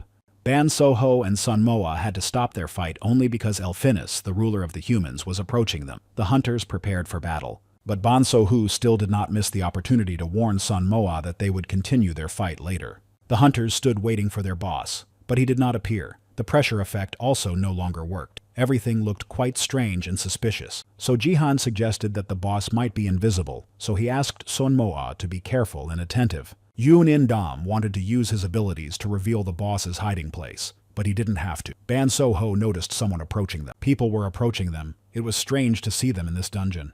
Sun Mo-ah thought they might be hunters, but Yoon-in-dam didn't think so. No one knew about the dungeon, and their clothes were quite strange. Suddenly, Sun Mo-ah remembered the warning she had received about Elphina, the ruler of the humans, so she hurried to tell the others. Ban So-ho thought they were monsters. If they were monsters, they had to be careful. When the people approached the hunters, they did not make any moves, just stood and stared at the hunters. Sun Mo-ah and Yoon-in-dam began to whisper. The older man reminded them of their grandfather. They thought the younger one was the old man's grandson. But Mo-ah assured Yoon-in-dam that the old man did not look like a monster at all, but rather like a saint. So Sun Mo-ah decided to show them respect and bowed. So Ji-han looked at her in surprise, not understanding what she was doing. Mo-ah explained that it was all because of her upbringing. The boy bowed to Mo-ah in response. Seo Ji-han breathed a sigh of relief. He was lucky that at least someone was similar to Sun Mo-ah in terms of upbringing. Sun Mo-ah found it hard to believe that the boss of this dungeon was standing in front of them, but even more surprises awaited them all. When the man began to speak to them, the hunters did not understand a single word. Sun Mo-ah and Yoon-in-dam began to guess the language the old man was speaking. Sun Mo-ah suggested using the yogwa, but it was unlikely that the old man would agree to eat it. The old man smiled slightly and pointed to the fortress. The hunters watched the old man in surprise, not understanding what was happening. It seemed that he was inviting guests to his fortress. It was unclear whether these people were monsters or not. Sun Mo-ah liked their appearance, but she doubted that the others would like them as well. Ban So-ho went ahead, holding a shield in his hand. He asked Sun Mo-ah and Yoon-in-dam to follow him and be ready to use their abilities. As they approached the fortress, the hunters saw that everything was destroyed. They wanted to know what had happened here and why the fortress looked like this. Standing in the doorway, the old man was still smiling slightly and invited them to enter the room. The hunters were amazed by this place. In the middle of the room stood a table to which they were invited to sit. Ban So-ho immediately sat down at the table. Sun Mo-ah and Yoon-in-dam were unsure whether to sit down. Who knew what was in the tea that the old man was pouring into everyone's cups? Yoon-in-dam and Ban So-ho immediately began to drink the tea. Sun Mo-ah decided not to take any chances. Suddenly, poison was poured into the tea. Everyone was drinking tea, so Sun Mo-ah decided to take a chance and drink it too. But she was the only one who did. She immediately began to understand what the old man was talking about. But how was that even possible? The hunters did not expect this at all. The first thing the old man said to them was about the tea. He was curious if the hunters liked it. Sun Mo-ah, of course, replied that they did. After that, the old man looked at Sun Mo-ah and said he was glad he could please the Lord. Sun Mo-ah couldn't understand what he was talking about. It seemed that only Yoon-in-dam was enthusiastic about everything. He had seemed strange from the very beginning. Their conversation was interrupted by Ban So-ho. He asked them to be more restrained and collected. It was time to figure out who these people were, so Sun Mo-ah asked the old man if he was Elphinus, the boss of the monsters, the ruler of the people, Elphinus. The old man continued to smile. Indeed, he was Elphinus, but he continued to call Sun Mo-ah the ruler. Sun Mo-ah assured the old man that he was mistaken. She was not a lord. But the old man did not believe her because Sun Mo-ah was wearing the lord's crown. It seemed that Moe was becoming more and more attractive to Yun and Dam. He looked at her with admiration, while Sun Moe explained that it was her horn and not a crown. But the old man did not believe her, and even began to ask Sun Moa to stop denying it. The boy began to whisper something in the old man's ear. After that, the old man decided to ask Sun Moa if the exit hall was already open. Sun Moa just looked at the old man in confusion. She had no idea what he was talking about or what the exit hall was. Only now did the old man realize that Sun Moa was not really the ruler. If she were, she would have known about the entrance hall. The Lord was able to enter the hall because of his crown. He realized that the conversation would drag on, so he decided to continue telling his story. But he had to start from the very beginning. The rulers of all worlds gathered in the entrance hall. In this hall, they fought battles for the throne. When the time came, the hall would open its doors again. Ban Soho could not understand what the old man was talking about and why they had to fight for the throne. The old man hurried to tell the hunter that the ruler who took the throne would be able to determine the fate of all worlds. If the hunters were in this dungeon, the old man thought that nothing had started yet. Each of the rulers was in his own domain. Sun Moa looked at the old man and did not understand what he was talking about. He was talking about the dungeon. When Moe began to understand what he was talking about, she assured the old man that the monsters were all in their own dungeons. The old man became curious about what the dungeons meant to the hunters. Yun and Dam hastened to inform him that for them, it was simply a hunting ground teeming with monsters that were consuming their territory. It was also a treasure trove for them. The old man was saddened that nothing had changed. The land that had been condemned by God had become the home of invaders. The hunters listened attentively to the old man, but Yun and Dam still considered them monsters. The old man asked him to let him finish. So the old man continued his story. As it turned out, they were not monsters from the underground. They were refugees who had fled with their rulers. They were people who had left their homes to escape poverty and war. Sun Moa only now began to understand that all those monsters from the insect dungeon were refugees. It was quite hard to believe. The old man continued his story. He said that one day, a space filled with monsters appeared on their land. Some people gained special powers. People began to believe that they were chosen by God. Everyone could use the magic and power given to them by God, but in the dungeons nearby, only the chosen ones could use the power of evil. So Jihan said that they had the same situation. At a time when hunters were considered ordinary people, soldiers were sent on raids. The problem was that simple weapons were ineffective against monsters. That is why, over time, only hunters were sent to clear the dungeons. Sun Moa tried to digest all the information she had heard. Ordinary people were unable to resist the monsters. Only abilities and strength were needed for that. The old man continued his story. He said that when it all began, there was a lot of evil, but they were very lucky that the monsters did not leave their dungeon. People thought that the monsters did not attack them only because they feared their god. Everyone relaxed, but it was self-deception. The old man told the hunters about the past, but that was not the end of the story, so he continued. The monsters attacked. They threw chains onto their land. There was no defense against them, so the monsters began to destroy everything in their path. The people asked for help from their allies in neutral countries, and even from their enemies. But the troops that were sent to them arrived late. They had been abandoned. Their minds were so blinded by the objects from the dungeon that some of them waited for other countries to fall. Sun Moe became saddened by the thought that their past was very similar to their present. The old man continued. Eventually, the hall opened. Instead of uniting, only special people from each country began to fight. Not many people survived among those who were in the hall. That is why they had to leave their homes. Having left their world, the refugees began to travel through other worlds until they found the place where they are now. The hunters did not understand why they had to flee. Was it really just because of the monsters? But the old man explained that the monsters were only a minor disturbance. There was a more serious threat.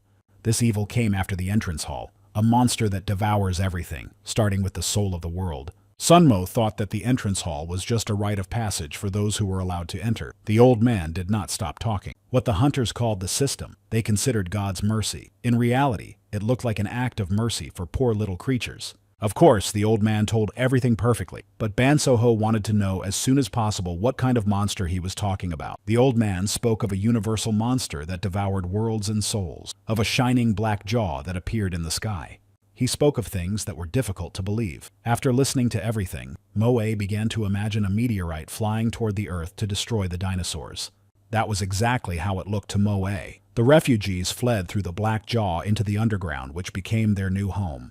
The old man told the hunters that the ruler who had taken the throne in the hall had a choice between fighting the hunter or fleeing. This information was unexpected and shocking to the hunters. None of them could even imagine that escape was possible. The old man explained that it was indeed possible thanks to the power of evil. It would be an imperfect escape. Before fleeing to the other world from their own world, they could take with them as much as the entrance hall would allow. Only then could they flee. If explained any other way, it would be impossible to save everyone. Only the Lord, his servants, and those chosen by the Lord could be saved. The Lord could also take back his possessions if the entrance hall allowed it. The Lord's possessions were the size of the dungeon. Only now could Sun Mo'a understand how the fate of the world was decided. Sun Mo'a found it hard to believe. She had always thought that possessing the world meant having more power, but it turned out that the power to rule came from the hall. From the moment the ruler sat on the throne, all the resources and power of the world passed to him, so he was definitely the strongest. However, he also had a great responsibility. Of course, it was all interesting to hear, but Bansoho still couldn't understand how one became a ruler who could enter the hall with his subordinate. The old man looked at him in surprise. Wasn't Bansoho a subordinate of Sun Mo'a? This question confused everyone, especially Mo'a. There were two options. The first option was to clear the dungeon of monsters and take the boss's crown, which had to be intact. It was very rare for the crown to remain intact after a battle. Sun Mo'a and Tajihan were shocked by what they heard, but in Mo'a's case, it was a horn. The second option was to kill the defeated lord and take his throne. The old man told them about the previous pope. Although he was a strong man, the entrance hall proved to be too harsh for him. In the end, the old man and Paladin Rodrin were left alone.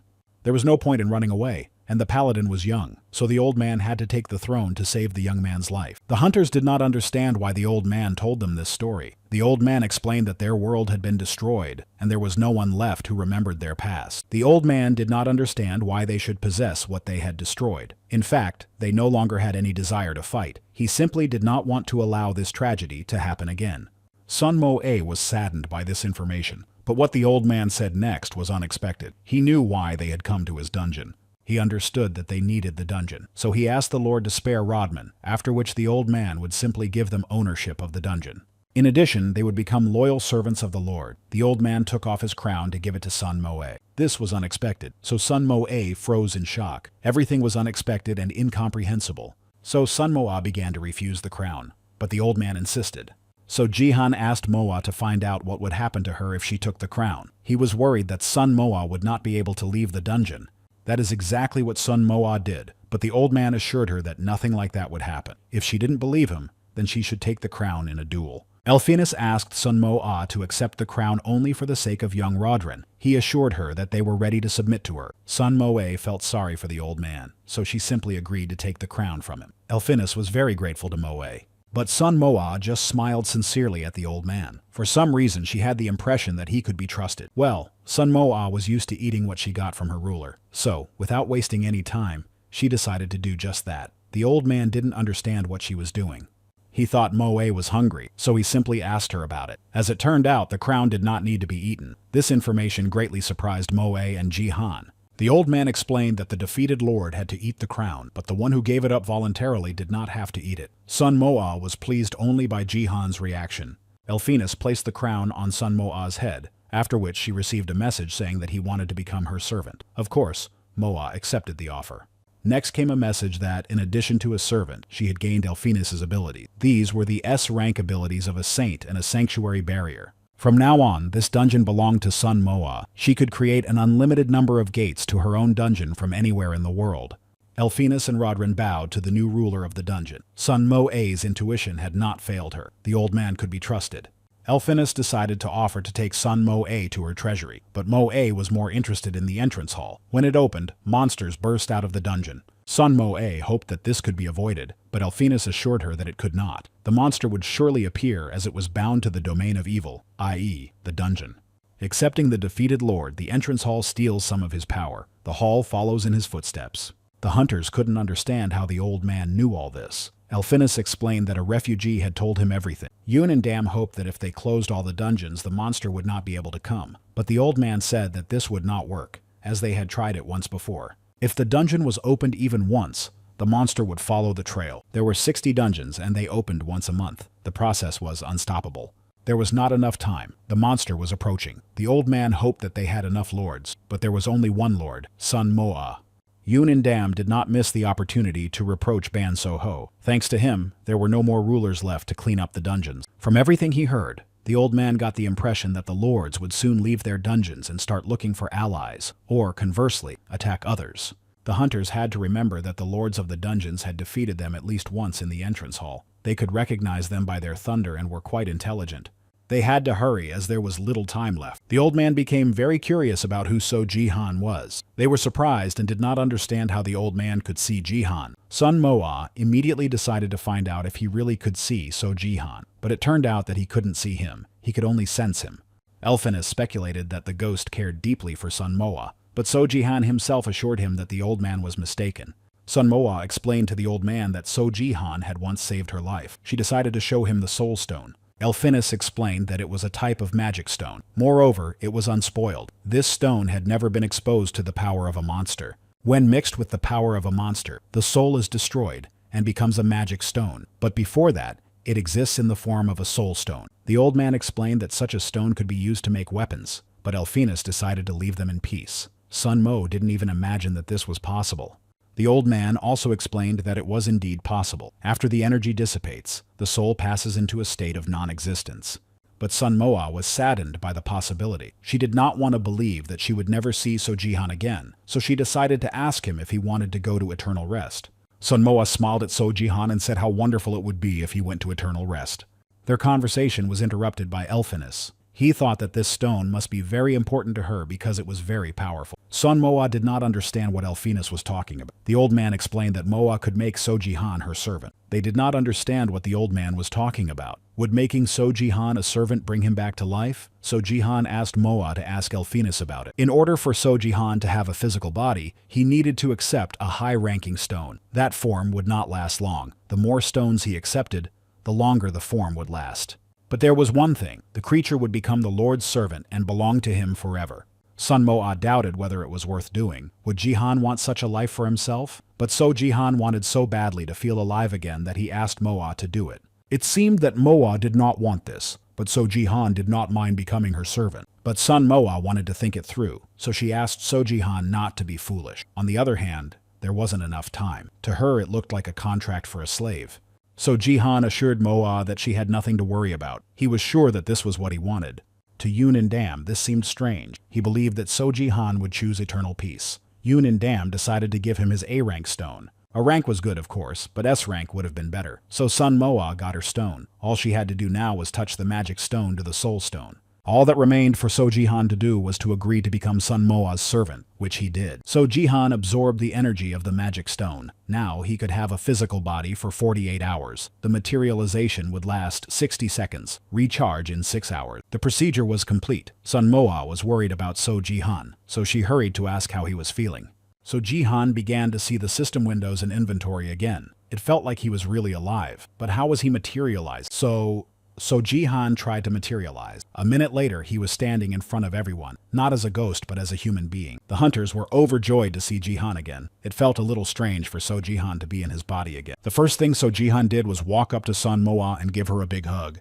Of course, Sun Moa was happy to feel So Jihan's embrace, as she had liked him for a long time. But Moa did not expect such actions from him at all. Sun Moa felt uncomfortable. Her cheeks turned red. Sun Moa didn't understand why So Jihan had started hugging her. Seo Jihan smiled at Sun Moa. He explained that he had wanted to hug her for a long time. Sun Moa blushed even more. How could she have known that he wanted to do that? Yoon Indam whispered to Bon Soho that he knew very well that Jihan was in love with Moa. Bang Soho was shocked. It was hard to believe that he had seen Jihan alive again. Bang Soho was happy about this, but Jihan was not very happy to see him. The first thing So Jihan did was swing his arm and hit Ban So-hoo with all his might. So Jihan didn't like how Ban So-hoo treated Sun Moa, so he decided to stand up for her and warn Ban So-hoo to stay away from her.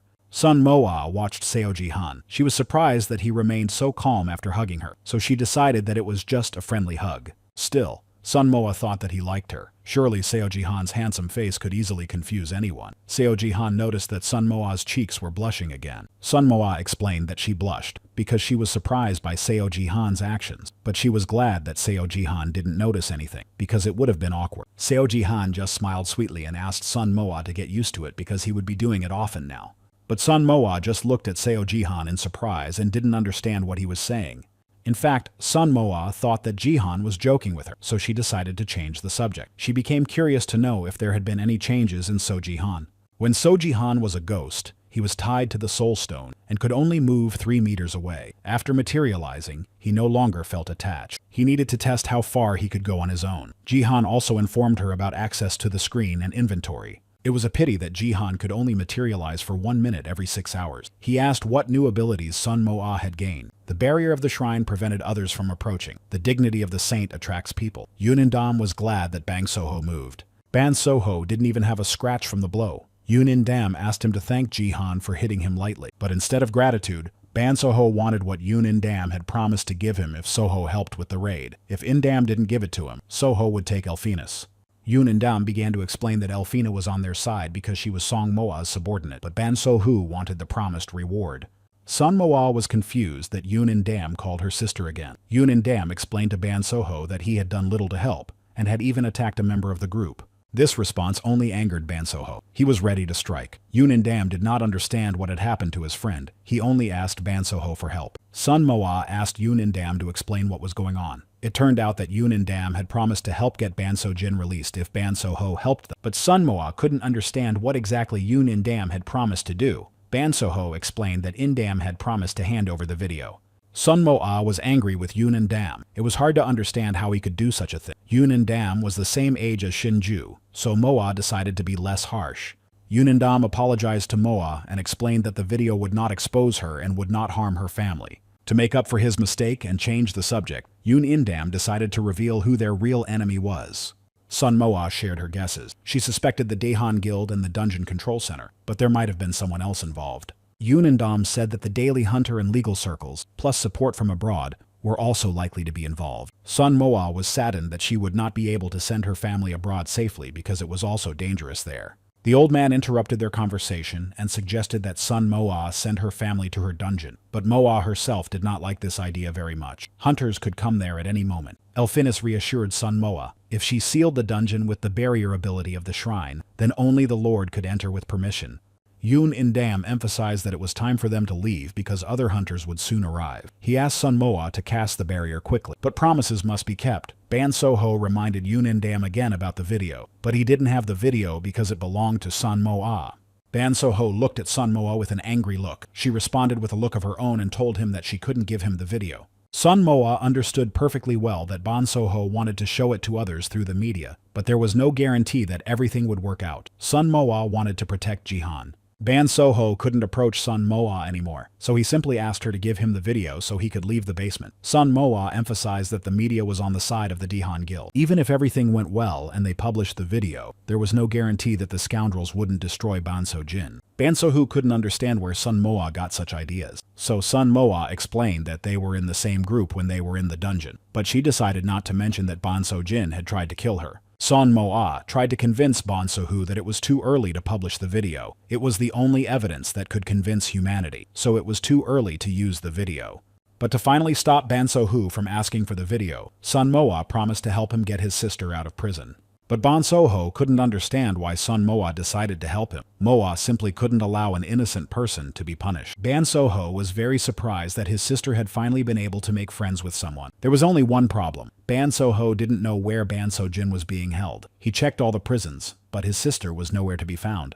So Jihan offered his help. He could easily pass anywhere, and the 3-meter restriction no longer applied to him. Ban So-ho was very surprised that Jihan offered to help. He certainly did not expect this from Jihan.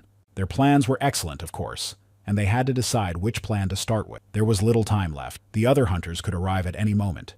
To protect her dungeon, Sun Moa put up a barrier before leaving. Sun Moa opened the passage, but before leaving, Yunindam asked Moa to put on a mask so that the other hunters wouldn't recognize her.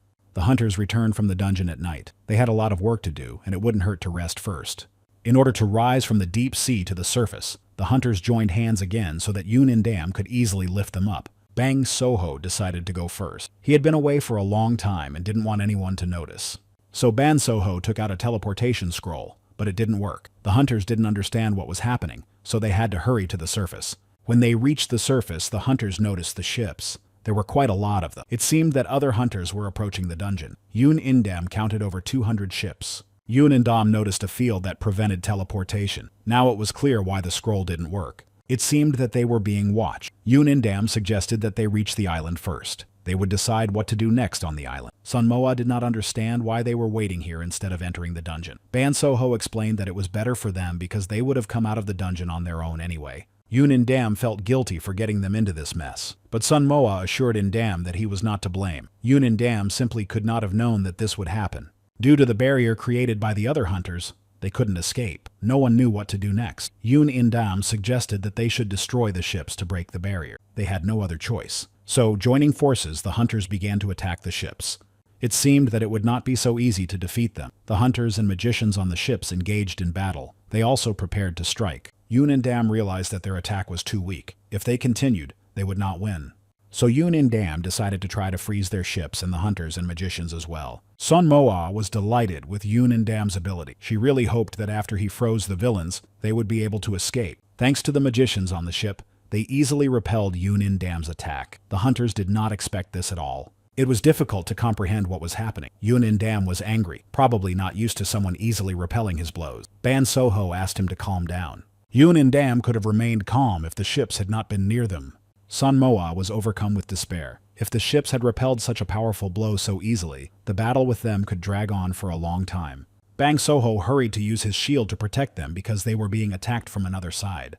So Jihan was worried about Sun Moa. The most important thing for him was that she was safe. They were attacked from all sides with physical force, the forces of nature, poison, and even curses. Thanks to Ban Soho's shield, they were safe. But Sun Moa understood that Soho could not hold his shield forever. If the shield fell, they would be destroyed quickly, like insects. Sun Moa was worried about each of them. The hunters on the ship knew neither their weaknesses nor their strengths, so they decided to attack with everything they had at once. So Jihan began to regret wasting his materialization time in the dungeon, because now he couldn't help. Strange circles appeared in the sky. Sun Moa realized that this was related to magic, something like a pictogram, another powerful blow. They attacked the hunters again and again. Each blow seemed more powerful than the last. Ban Soho warned that they would not be able to withstand many more such attacks. The enemy's blows were too strong. Ban Soho began to regret that So Jihan was not with them. Sun Moa knew that Ban Soho could withstand a few more attacks. The shield would be destroyed. A decision had to be made quickly. Moa remembered the potions she had. The A-rank potions increased strength by 200, but Sun Moa only had S-rank potions, so she hoped that they would work better. So Sun Moa took the potion and began to drink it. So Jihan couldn't understand what she was doing, but he understood that Moa had a plan. Sun Moa was too weak for such a powerful potion. A message warned her that such an increase in strength could harm her, but Sun Moa knew there was no other option. Thanks to the potion, Sun Moa was able to increase her strength by 596 units. The others did not quite understand what was happening to Moa. Sun Moa felt a burning sensation in her body. She took a rank-boosting scroll from her inventory. Time was short, so she had to act quickly. Yoon Indam began to guess what Moa was up to. She had decided to use the thunderstorm. She had one chance to hit her target. There was no room for error. Before striking, Sun Moa had to concentrate to hit her target accurately. Ban Soho saw Moa's ability for the first time. Soho thought she had missed, but Yoon Indam was sure she hadn't. The hunters on the ship couldn't comprehend what was happening. They had never seen such power before. Sun Moa's strike began to destroy the ships. All the ships were destroyed. The surviving hunters began to climb out of the wreckage. They hoped to be rescued. Ban Soho was shocked. He had never seen such power or such a blow before. Yoon Indam was glad that Sun Moa had managed to neutralize the enemy. Sun Moa felt terrible. She felt unbearable pain throughout her body. The hunters noticed that their enemy was not retreating and remained in the water. Were they really ready to continue the fight? Or maybe they just didn't have time to escape. Sun Moa prepared to strike again. As long as the villains were nearby, she couldn't stop. Yoon Indam begged Moa to stop. He didn't want anything to happen to her. But Sun Moa did not listen to Yoon Indam. She was obsessed with destroying everyone. Therefore, Sun Moa refocused on her target and struck again. Her inability to stop in time could have seriously injured Moa. So Jihan begged Moa to stop. He was overcome with fear and horror for Sun Moa's health. The hunters in the water were no less shocked. Sun Moa broke through the barrier. Yoon Indam emphasized to Sun Moa that the barrier had been destroyed. Sun Moa could have stopped the attack, but the hunters, in a panic, began to flee using a teleportation scroll. It was all over. Sun Moa hurried to create a barrier around the shrine to protect the dungeon. Ban Soho and Yoon Indam were amazed by what had happened. It wasn't something you saw every day. The potion had stopped working. Of course, Sun Moa was in a terrible state. She wanted to get home as soon as possible. Moa needed to rest well. So Sun Moa took out a teleportation scroll. Yoon Indam and Bang Sohu didn't want her to leave, but she needed rest. so they put all their business aside for later. Son Moa's condition worsened. Upon arriving home, Moa almost lost consciousness, so Jihan rushed to her aid. But Son Moa began to calm him down. She explained that it was a normal side effect of the potion. Son Moa was angry that she had not been warned that the side effects would begin immediately after the potion wore off, so Jihan asked her to drink the healing potion. Moa was losing blood. So Son Moa drank the potion, but its effect was reduced due to the habituation effect. Co Jihan asked for the teleportation scroll as well. But Son Moa did not have time to get the scroll. She lost consciousness. So Jihan began to panic. He could not help Moa in any way. He could only ask her to come to her senses. They needed to protect their family from the monsters, but they had no strength left. Son Moa decided to rest a little and then start carrying out her plan. Yunin Dam wanted to say a few words to Son Moa, but he didn't have time. Moa left. Bang So-hoo couldn't understand why she needed Yoon In-dam when there were no enemies left. Yoon In-dam decided to remind Bang So-ho that they had unresolved issues. Plus, they needed to rescue Bang So-jin.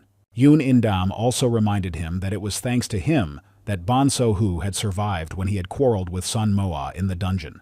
But Bang So-ho's pride wouldn't let him admit that someone could destroy him, especially a girl. He assured Yoon In-dam that he could withstand any attack. Yoon In-dam assured Ban So-ho that Son Moa had not used her full power at that moment. She seemed inadequate to Ban So-ho. Yoon In-dam also did not expect this from Song Moa. In the dungeon of Bargus, it was difficult to call Moa invincible. To destroy the king of monsters with a single attack, the skill rank must be very high, no less than S rank. Elphinus called Moa the ruler, so Son Moa must have destroyed another boss besides Bargus. Could what Yoon In-dam saw have been superficial? If she gave up Bargus's horn so easily, there were two possibilities. Either Moe had destroyed many bosses, or she was simply a kind-hearted person. Ban So-ho interrupted Yoon In-dam's thoughts. He became curious about what In-dam was thinking, but Yoon In-dam decided not to share his thoughts with him. At first, Yoon In-dam thought that Song Moa was a simple person, but over time it turned out to be the opposite. He considered Moa to be very strong, so there was no need to prove anything to her. It turned out that Song Moa's gentleness was a sign of her strength, not weakness. While Yoon In-dam was thinking about Son Moa's strength, Ban So-ho was interested in something else entirely. He asked Yoon In-dam about Jihan and Moa's relationship. Yoon In-dam only had guesses that they knew each other and knew nothing about their relationship. Yoon In-dam only suspected their closeness. Moa's actions were very similar to those of Seo Jihan, so Yoon In-dam began to suspect their connection. Yoon In-dam called Moa to the basement to check his guesses. Yoon In-dam understood that whoever was behind the idea of closing the dungeon was definitely connected to Seo Jihan. All these guesses were interesting to hear, but Bang So-ho had to go. Although Yoon In-dam did not want him to leave at all, Bang So-ho had been gone for a long time, so Yoon In-dam warned him that if Bang So-ho returned now, he would have to rescue him along with Bang So-jin. Everyone saw Bang So-ho's shield in the fight. It was bright, so it was easy to spot, especially at night. Ban So-ho angrily shouted at Yoon In-dam. He began to blame Yoon In-dam for deliberately setting everything up, but Yoon In-dam had no idea what awaited them outside. Yoon In-dam happily said that Ban So-ho was now in the same boat as them, but if he wanted to leave, no one would stop him. However, he would not be able to return to the island. Son Moa put a barrier around the island. Without her invitation, they would not be able to get there. Yoon In-dam planned to stay on the island in his hiding place, but what Ban So-ho would decide for In-dam was still a mystery, although he hoped that So-ho would stay.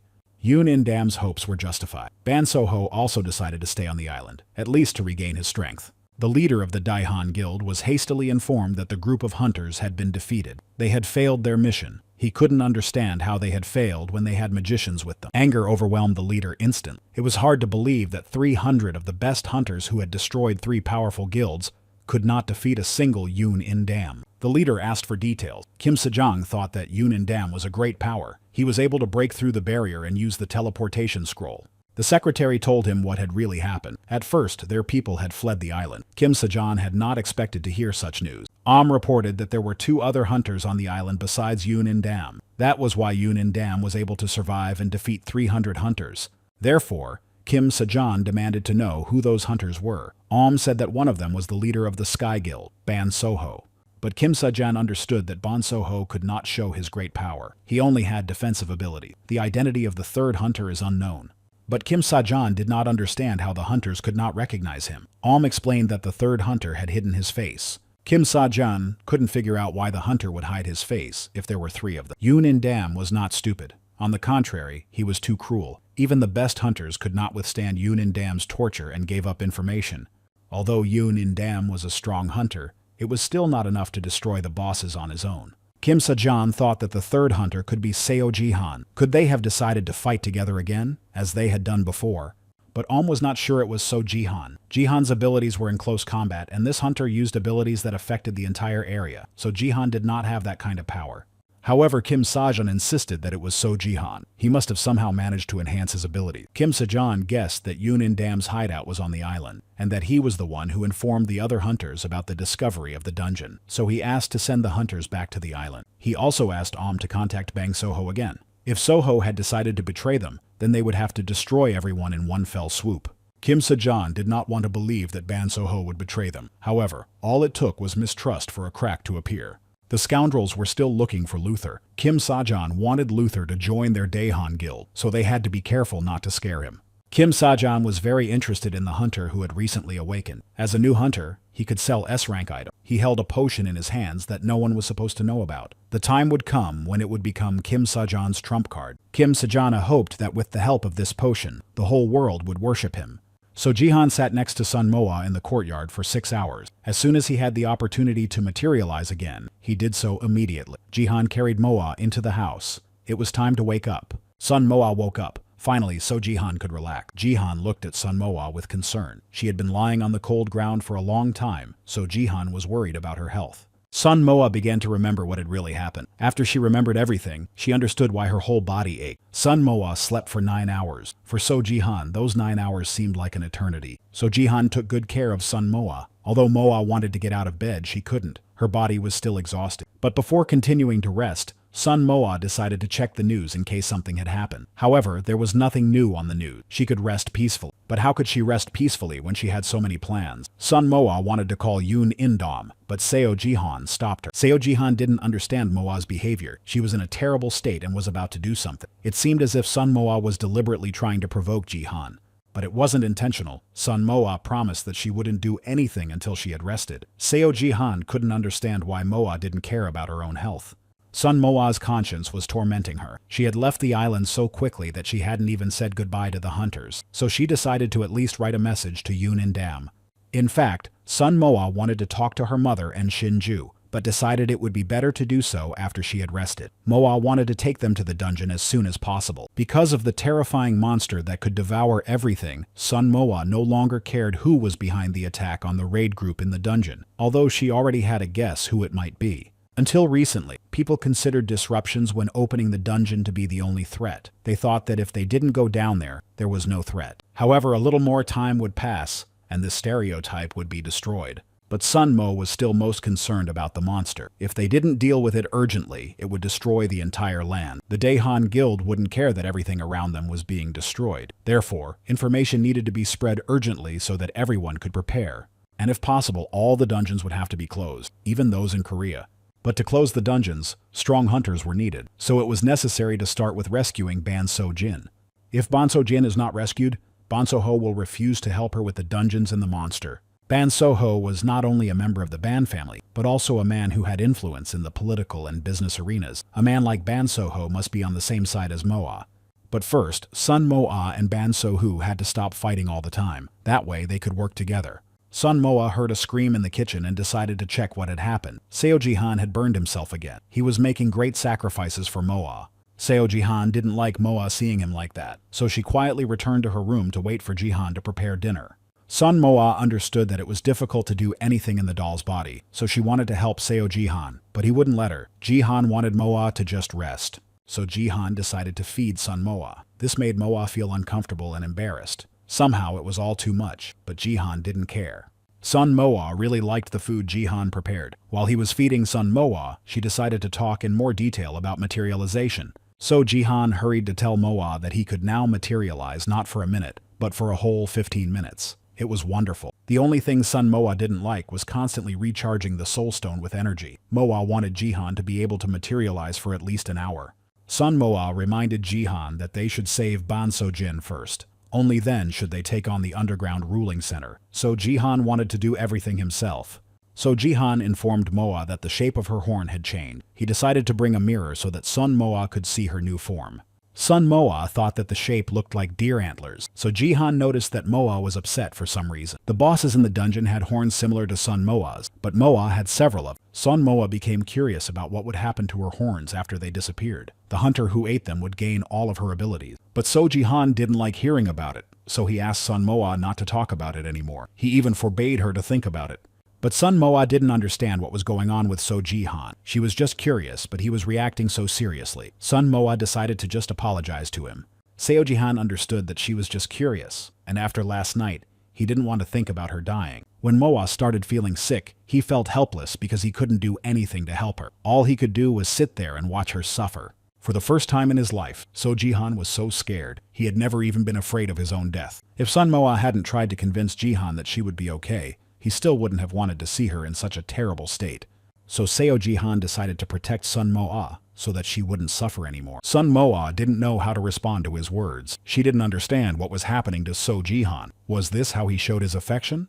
So Jihan also decided to ask Sun Moa to stop using the S-rank potion. Sun Moa was shocked by this conversation. Using the potion had bad consequences, and So Jihan didn't have the ability to help Sun Moa afterwards. Sun Moa received a message from Yunin Dam on her phone. It seemed that Seo Jihan was jealous of Moa. Sun Moa explained that she had written first. Yunin Dam wrote to Sun Moa that he couldn't leave the island because of the barrier, as he wouldn't be able to return. Jihan asked him to stay there. It was dangerous to leave the island. Sun Moa decided to move to the island to give permission. Seo Jihan began to be angry with Moa for this decision. Seo Jihan was worried that Moa would get sick again, so he asked Yun Indam to come to them. Yun Indam and Bang Soho immediately went to the house where Sun Moa was staying. Yun Indam really liked the place where Sun Moa was staying. It was beautiful and cozy. Yun Indam had an idea to move in with Moa. Sun Moa thought that Bang Soho had gone to his guild. Therefore, she was surprised to see him in her hiding place. Yun Indam continued to surprise Sun Moa with his behavior. He took the fish he had frozen for dinner out of his pocket. Yun Indam also asked Sun Moa to rest while he cooked the fish. He clearly felt at home. Sun Moa couldn't understand why Bang Soho was suddenly curious about whether So Jihan was nearby. It seemed that Moa was liked not only by Jihan but also by Indam. Sun Moa liked the food that Yun Indam had prepared.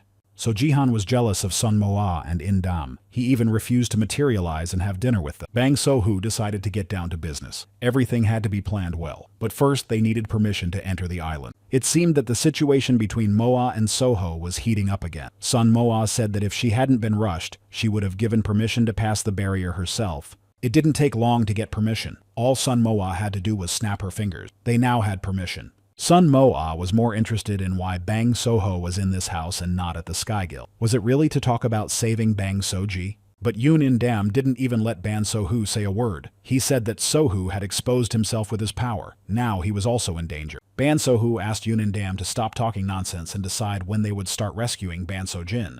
The hunters noticed Sun Moa looking away, so Jihan asked them to inform Ban Sojin that they would begin the rescue tomorrow. So Jihan wanted to investigate the underground control center first. If Ban Sojin was there, they would only begin to rescue her if Jihan materialized. The plan suited Ban Soho perfectly. The only thing he couldn't understand was why they were going to start tomorrow and not today. Yun Indam decided to take matters into his own hands. He said it was too simple. If Jihan had decided so, then he had his reasons. Ban Sohu had no choice but to agree. Ban Sohu thanked the hunters for their help. Sun Moa looked at him in surprise. She found it hard to believe that someone like Ban Sohu knew what gratitude was.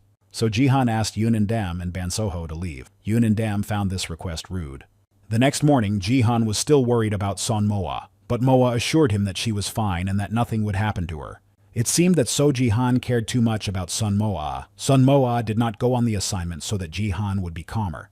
Jihan gave her instructions as if she were a child. Don't go near water, don't play with fire, don't talk to strangers. If anything happened, Moa was to call Jihan immediately. Sun Moa finally decided to give the ring to Asura, so Jihan could use it when he materialized. But So Jihan decided not to take the ring because he had given it to Sun Moa. As a farewell, Jihan hugged Sun Moa tightly.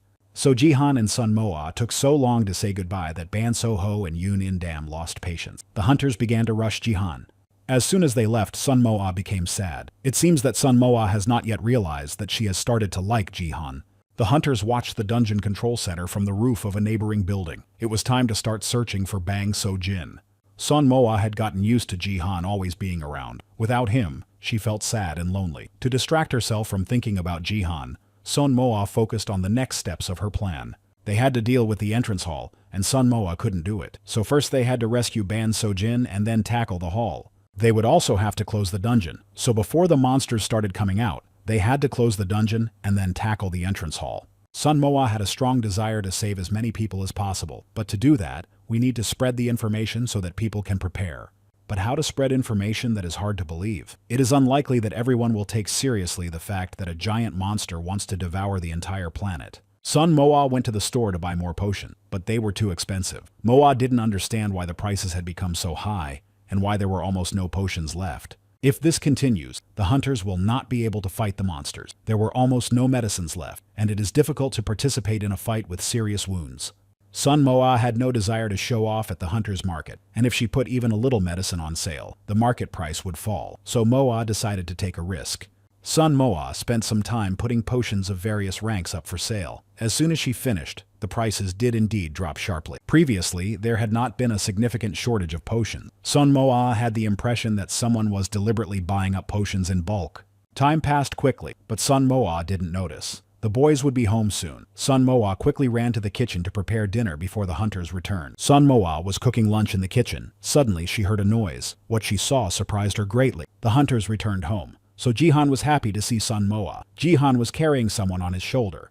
Throwing the body on the floor, So Jihan ran with all his might to hug Sun Moa. It seemed that the hunter really missed her. It seemed that Jihan had fallen in love. Sun Moa's cheeks turned bright red. Moa couldn't understand why he was hugging her so tightly, but she didn't dare to ask. Sun Moa was preparing spicy kimchi. She really wanted So Jihan to like it, but it seemed like he liked everything Moa did. But Sun Moa felt uncomfortable hugging him for so long, so she was the first to let go of Jihan. Moa was very curious about who they had brought in tied up. It was Bang Sojin.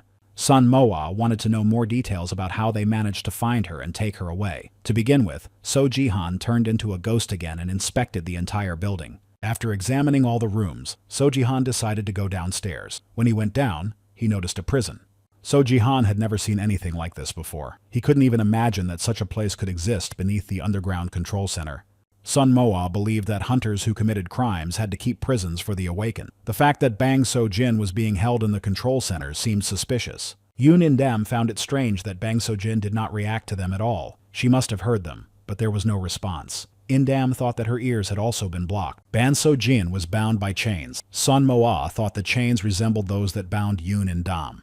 Yoon In-dam began to insist that Sun Moa break the chain. Moa was surprised at how calm In-dam was, probably because he knew that Moa could do it. Everyone present had already seen the Insect King's lightning ability, so there was no point in hiding it. Sun Moa decided to use her ability to break the chain. Ban Soho was worried about his sister, so he decided to ask Sun Moa what she was going to do. But before Ban Sohu could finish speaking, Sun Moa used her ability and broke the chain. Yoon In-dam rejoiced like a little child. Ban Sohu looked at the broken chain in amazement. Ban Sojin had been tied up the whole time, so she didn't really understand what was going on around her. She looked frightened, but when Ban Sojin saw who was standing in front of her, her expression changed to one of surprise. Ban Sojin did not expect to see her brother, but Sun Moa's presence surprised her even more. Of course, Sun Moa was very kind and hospitable. She didn't know what Ban Sojin liked to eat, so she put everything she had on the table. But for some reason, Ban Sojin was dissatisfied. Sun Moa understood that Ban Sojin had been having a hard time lately, so she decided to give her a potion. But Ban Sojin looked at Moa with dissatisfaction. Ban Sojin was unhappy that her brother and Moa were acquainted. She wondered how long they had known each other. Ban Soho insisted that Ban Sojin drink the potion. Sun Moa continued to be gracious. She explained that she had only recently met Ban Sohu. Looking at Ban Sohu and Ban Sojin, it was difficult to call them relatives. The food on the table was getting cold. The hunters wanted to talk about everything in more detail, but they could eat and talk at the same time. Yoon In-dam found the food too spicy. He decided not to wait and tell Moa about it. In Sun Moa's family, everyone ate spicy food, which is why she had prepared it that way. So Jihan smiled at Moa and said that everything was very good. Yoon In-dam looked at him in surprise and said that he could see tears in his eyes when he ate. But Seo Jihan insisted that Yoon In-dam should be ashamed to complain about the food he was served. Ban Seohu couldn't eat the food, but it was too late to refuse. The hunters cried from the spicy food, but ate so as not to offend Moa. Jihan ate everything quickly, explaining that he was running out of time. Only Ban Sohu did not understand what he was talking about. So Jihan became a ghost again. Ban Sojin did not expect to see this. She jumped up in horror and screamed. Sun Moa promised to tell her everything if Sojin sat down. Ban So-jin couldn't understand why everyone was so calm. Sun Moa quickly told her everything. It was hard for Ban So-jin to believe that Jihan was gone. Sun Moa also told her about the monsters and the dungeon and everything else. Ban So-jin couldn't understand why Sun Moa remained calm after everything that had happened. Sun Moa explained to Ban So-jin that a lot of time had passed, so she had enough time to accept and understand everything. Ban So-jin was curious to know how Sun Moa would solve all these problems. Sun Moa was stunned by the question. Ban So-jin explained that only she could solve everything. Besides Sun Moa, there was no one else left to solve all the problems. Jihan, the ghost of Ban So-ho, only liked to give orders. Yoon In-dae also had no hope in Ban So-jin.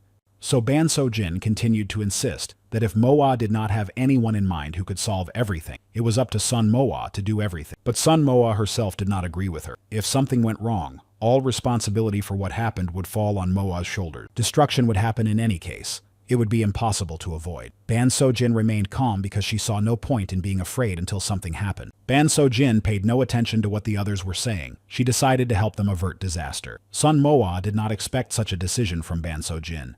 Ban So-ho agreed with his sister. Apart from Sun Moa, there was no one else who could take charge of these matters. Ban So-ho and Yoon In-dae were no longer the leaders of the guild. Sun Moa was the ruler of the secret society, and she had recently acquired her own personal dungeon. Therefore, she was the one who had to take responsibility. Ban So-jin asked Sun Moa to stop being shy and tell them her next plan, calling Moa mistress. Sun Moa sat in shock at what she had heard. Sun Moa did not want to be a leader. She did not want to be the ruler of the secret society either. Ban So-jin remembered Bakdaman. Ban So-jin didn't understand Moa at all. Did Sun Moa really want someone like Bakdaman to become the leader? Sun Moa was horrified when she remembered Bakdaman. She definitely didn't want someone like Bakdaman to be their leader. But Baek So-jin continued to speak calmly. She emphasized that it is not always a talented person who becomes a leader. She proudly said that she was good at understanding people. She asked Sun Moa to at least try to be a leader. Such a situation toughens a person. Ban So-jin also began to assure Sun Moa that she would make an excellent leader. Only Sun Moa herself did not really believe it. Ban So-jin assured Sun Moa that there were much worse leaders. She was definitely not the worst. Sun Moa couldn't understand why Ban So-jin was so keen on her as a leader. The hunters were curious to hear the next plan of action, so everyone looked intently at Sun Moa and waited for her to start sharing her ideas. Sun Moa had several ideas. First, she wanted to spread the information. Ban So-ho didn't understand why she wanted to do that. So Sun Moa explained that Ban So-jin was right. If the land fell, everyone would die, so it was necessary to inform the people and ask for help. The dungeon raid would require a joint effort. Yoon In-dae doubted that people would listen to them, but it was worth a try. They had to talk not only to the Korean guilds, but also to those abroad. Even if they listened to them, the answer would take too long. Sun Moa said that they would not just sit and wait. While waiting for a response, they would continue to explore the dungeon. Monsters could attack from the unsealed dungeons at any moment, so a line of defense was needed. Elphinus warned the hunters that there was little time left before the attack. Even if they made every effort to close the dungeon, they still had to be prepared for a monster attack. Yoon In-dae pointed out that it would be impossible to go into the dungeon in top form. Therefore, they should stock up on supplies. Ban So-ho and Ban So-jin supported In-dae's idea. So Jihan just smiled, but no one noticed except Moa. Sun Moa decided to show them her little secret. Looking into the room, the hunters saw Mr. Kim Eun-gil's workshop. Sun Moa said that from now on, consumables would be made in this room. Everyone was curious how this was possible. Moa told them about the time when they tried to frame So Jihan. She also explained that what they were looking at were only Kim Eun-gil's memories. Sun Moa did not want to say that she had used the collection from the morgue, but Seo Jihan explained that she would have to do so. Kim Eun-gil was the head of the Amhaeon Guild. Yoon In-dae couldn't understand how the investigation had been conducted to turn out this way. Sun Moa assured him that it was all a coincidence. Ban So-ho also found it hard to believe that this room contained Kim Eun-gil's memories, which had been used to make the items. But Sun Moa assured him once again that everything was exactly as they saw it. Sun Moa felt uncomfortable, but she continued to speak. Kim Eun-gil only made items from ingredients that Sun Moa would collect. Yoon In-dae was still the same weirdo. On the contrary, he was happy that only Sun Moa could do it. Seo Jihan began to get angry at In-dae. Seo Jihan thought that Yoon In-dae was flirting with Moa. Bang So-ho was impressed and didn't seem to understand that these were Kim Eun-gil's memories. He was worried that he wouldn't be able to make enough items. While Ban So-jin was getting Kim Eun-gil, Sun Moa decided to explain that memories don't need rest or food. That's why the making of items goes on around the clock. This calmed Ban So-ho a little, but he still warned the other hunters that if there weren't enough items, he would try to get them himself. It was time to sum up the results. First, they needed to inform the other guilds. Second, they should continue raiding the dungeon. Third, they had to be ready to defend the world from monsters that would attack. It seemed like nothing difficult, but Ban So-ho decided to emphasize that it was not right to just plan and say to do something. The essence lay in trying to achieve as much as possible and explaining how to achieve it. The leader must be realistic and strive for the ideal. But Sun Moa looked dissatisfied. However, Ban So-ho actually liked Moa's plan. Although it was simple, it was realistic. Moreover, specific measures had been prepared. This was unexpected. Sun Moa was surprised. She did not think that Ban So-ho would agree to her plan. He had always believed that only his opinion was correct. Of course, Sun Moa thought that Ban So-ho would find her plan ridiculous and refuse to go along with it. Sun Moa was very worried about her family, so Yoon and Dam became curious about when Mo would take them away. Moa had not yet decided. The question about family was unexpected for Sun Moa, so she decided to ask Yoon and Dam about his family. As it turned out, Yoon and Dam had no family. He was lonely, just like Jihan. Bang So-jin began to insist that Yoon and Dam was her #1 choice. He had no bad habits, was handsome, and was even awakened. He was perfect. Could Bang So-jin really like him? But Yoon and Dam's guess angered Ban So-jin. She had just paid him a few compliments. Sun Moa also became curious about Ban's family. But Ban So-jin didn't really care about them. Ban So-jin hadn't seen her family in 10 years. There were many different family celebrations in Ban So-jin's family. Ban So-jin didn't want to participate in them. Ban So-ho's wife would have to participate in these events twice a year. Ban So-ji apologized for her brother's behavior and rudeness, so Jihan had a bad feeling. Therefore, Ban So-jin asked to live with Sun Moa. Shock and incomprehension were evident on the faces of Sun Moa and So Jihan. So Jihan begged Sun Moa to think carefully before answering. Ban So-jin continued to persuade Moa, saying that she would not stay long. She would just use the place as a base. Sun Moa did not respond, so Bang So-jin decided to play on her pity. "My lord, your servant has nowhere to sleep." Seo Jihan had no desire to live with Ban So-jin, so he decided to remind Moa how she had treated her, but it was too late. Sun Moa agreed. Ban So-jin happily hugged Moa and promised that they would definitely get along. Sun Moa did not understand why Jihan did not like Ban So-jin. Ban So-ho suggested that they get down to business now that everything had been sorted out. Sun Moa hoped that at least Ban So-ho wouldn't want to live there. So Ban So-ho suggested meeting with some hunters he knew. Maybe one of them would decide to join Moa's team. Sun Moa liked this idea and had no intention of sitting around doing nothing. Moa decided to go out and capture as many dungeons as she could. This news shocked everyone present. Did Sun Moa really want to go and fight the bosses on her own? Sun Moa suspected that she was starting to talk like Seo Jihan. Ban So-ho and Yoon and Dam didn't mind at all because they knew that Sun Moa could stand up for herself. Ban So-jin found it hard to believe that Moa was so strong. 3 days passed. Sun Moa and Jihan were getting ready to go to the dungeon. Sun Moa decided to drink an S-rank potion before going. Sun Moa began drinking the potion every day to increase her strength, but one potion only gave her 10 points of strength. Moa wanted more. Sun Moa felt that since she became a hunter, she had been very lucky. It seemed as if she got everything just like that. But So Jihan couldn't understand what was so strange about that. Other awakened ones trained hard to gain more strength. So Jihan explained to Moa that luck was the key. But what happens next is a completely different story. Everyone chooses how to act based on what they are given. Sun Moa couldn't understand what he meant. Jihan explained that if Moa were like the hunters from the White Light Guild, he would hardly have helped her. If those hunters had been in Sun Moa's place, they would hardly have thought to take Jihan's body to bury him. Thanks to her kindness and thoughtfulness, Ban So-jin and Yoon and Dam were on their side. Therefore, So Jihan assured Sun Moa that everything she had was thanks to her upbringing and prudence. They continued to gather for the dungeon.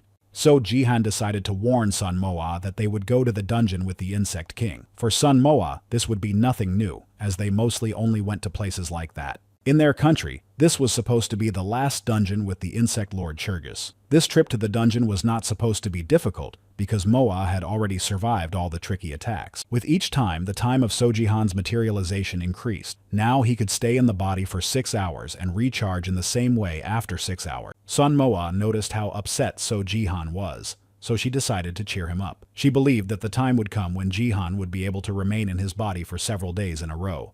So Jihan really did become cheerful. If this was really possible, he would be able to quickly defeat the boss and take a selfie while Sun Moa collected items. Sun Moa thought about Churgus, the Insect Lord. He was supposed to be the first king they would try to talk to. This trip to the dungeon was important for Moa. Yoon and Dam and Bang So-ho had started to take action, so she didn't want to fall behind them and wanted to show good results. Ban So-ho planned to set up an operational base for hunters who agreed to join their side. In one day, Many people joined them. Sun Moa did not expect everything to happen so quickly. The Daehan Guild had many enemies. Sun Moa wanted to help in any way she could, but her help was not needed yet. Ban So-Hu wanted his sister, So-Jin, to also take part in the plan.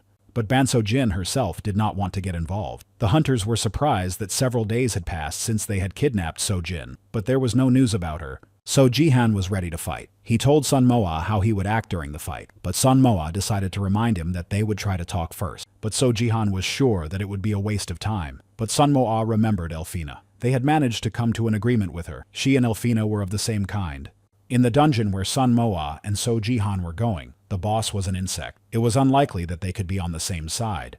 Sun Moa no longer wanted to eat the horns of the lords, so it was worth at least trying to talk to them. If they could come to an agreement, the hunters would be able to achieve greater success.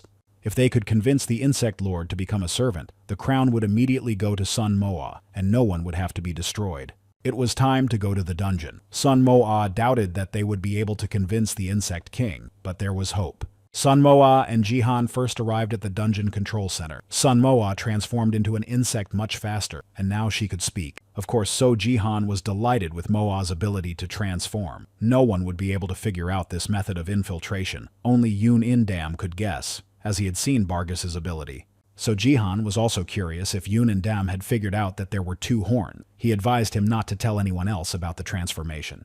There was not much left before they reached the underground passage. In the corridor, they noticed a man. So Jihan was curious about who this man was. It was the same man who had pushed Sun Moa's mother in the square and started insulting her. Sun Moa became enraged, so Jihan suggested killing him, but that seemed too much for Sun Moa. At first glance, this man looked like an ordinary person, but not to So Jihan. To him, he seemed awakened. This changed everything for Sun Moa. This scoundrel wanted to hit her mother when his body was awakened. Sun Moa wondered what to do with him now. Sun Moa asked So Jihan to wait for her. Jihan didn't understand Sun Moa's actions at all, and she wasn't in a hurry to explain. At first, So Jihan thought that Sun Moa had decided to attack the man, but Moa had a slightly different plan. She reached into her pocket to get her phone. Sun Moa was very lucky. The phone was not locked. After all, besides destruction, Sun Moa knew other methods of revenge. Moa entered a chat with her colleagues and took screenshots. Seo Jihan had been waiting for Sun Moa all this time, but he was very curious about what she was doing there. Sun Moa just said that she had committed social robbery.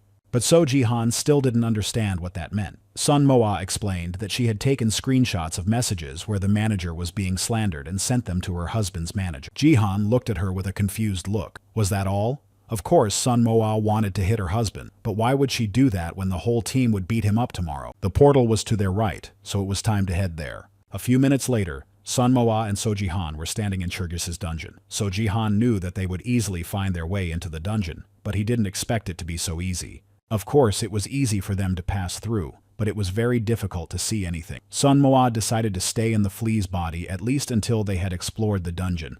A little later, Sun Moa decided to transform into a monster to blend in with the others, but So Jihan asked her not to do so in order to avoid problems with the hunters. On second thought, such a transformation could make things worse if they found out that Sun Moa was a human and not the Lord of Insect. Sun Moa decided that the best way to talk to Churgis and meet him for the first time was to be honest, so Moa decided to just be herself. Jihan was shocked by this decision. The transformations were very uncomfortable for Sun Moa because of the clothes. So Sun Moa came up with the idea of buying clothes that would remain on her during the transformation. Moa thought that So Jihan should know for sure if such clothes were available on the market. But So Jihan was not concerned about clothes. He was still in shock that Moa had become herself.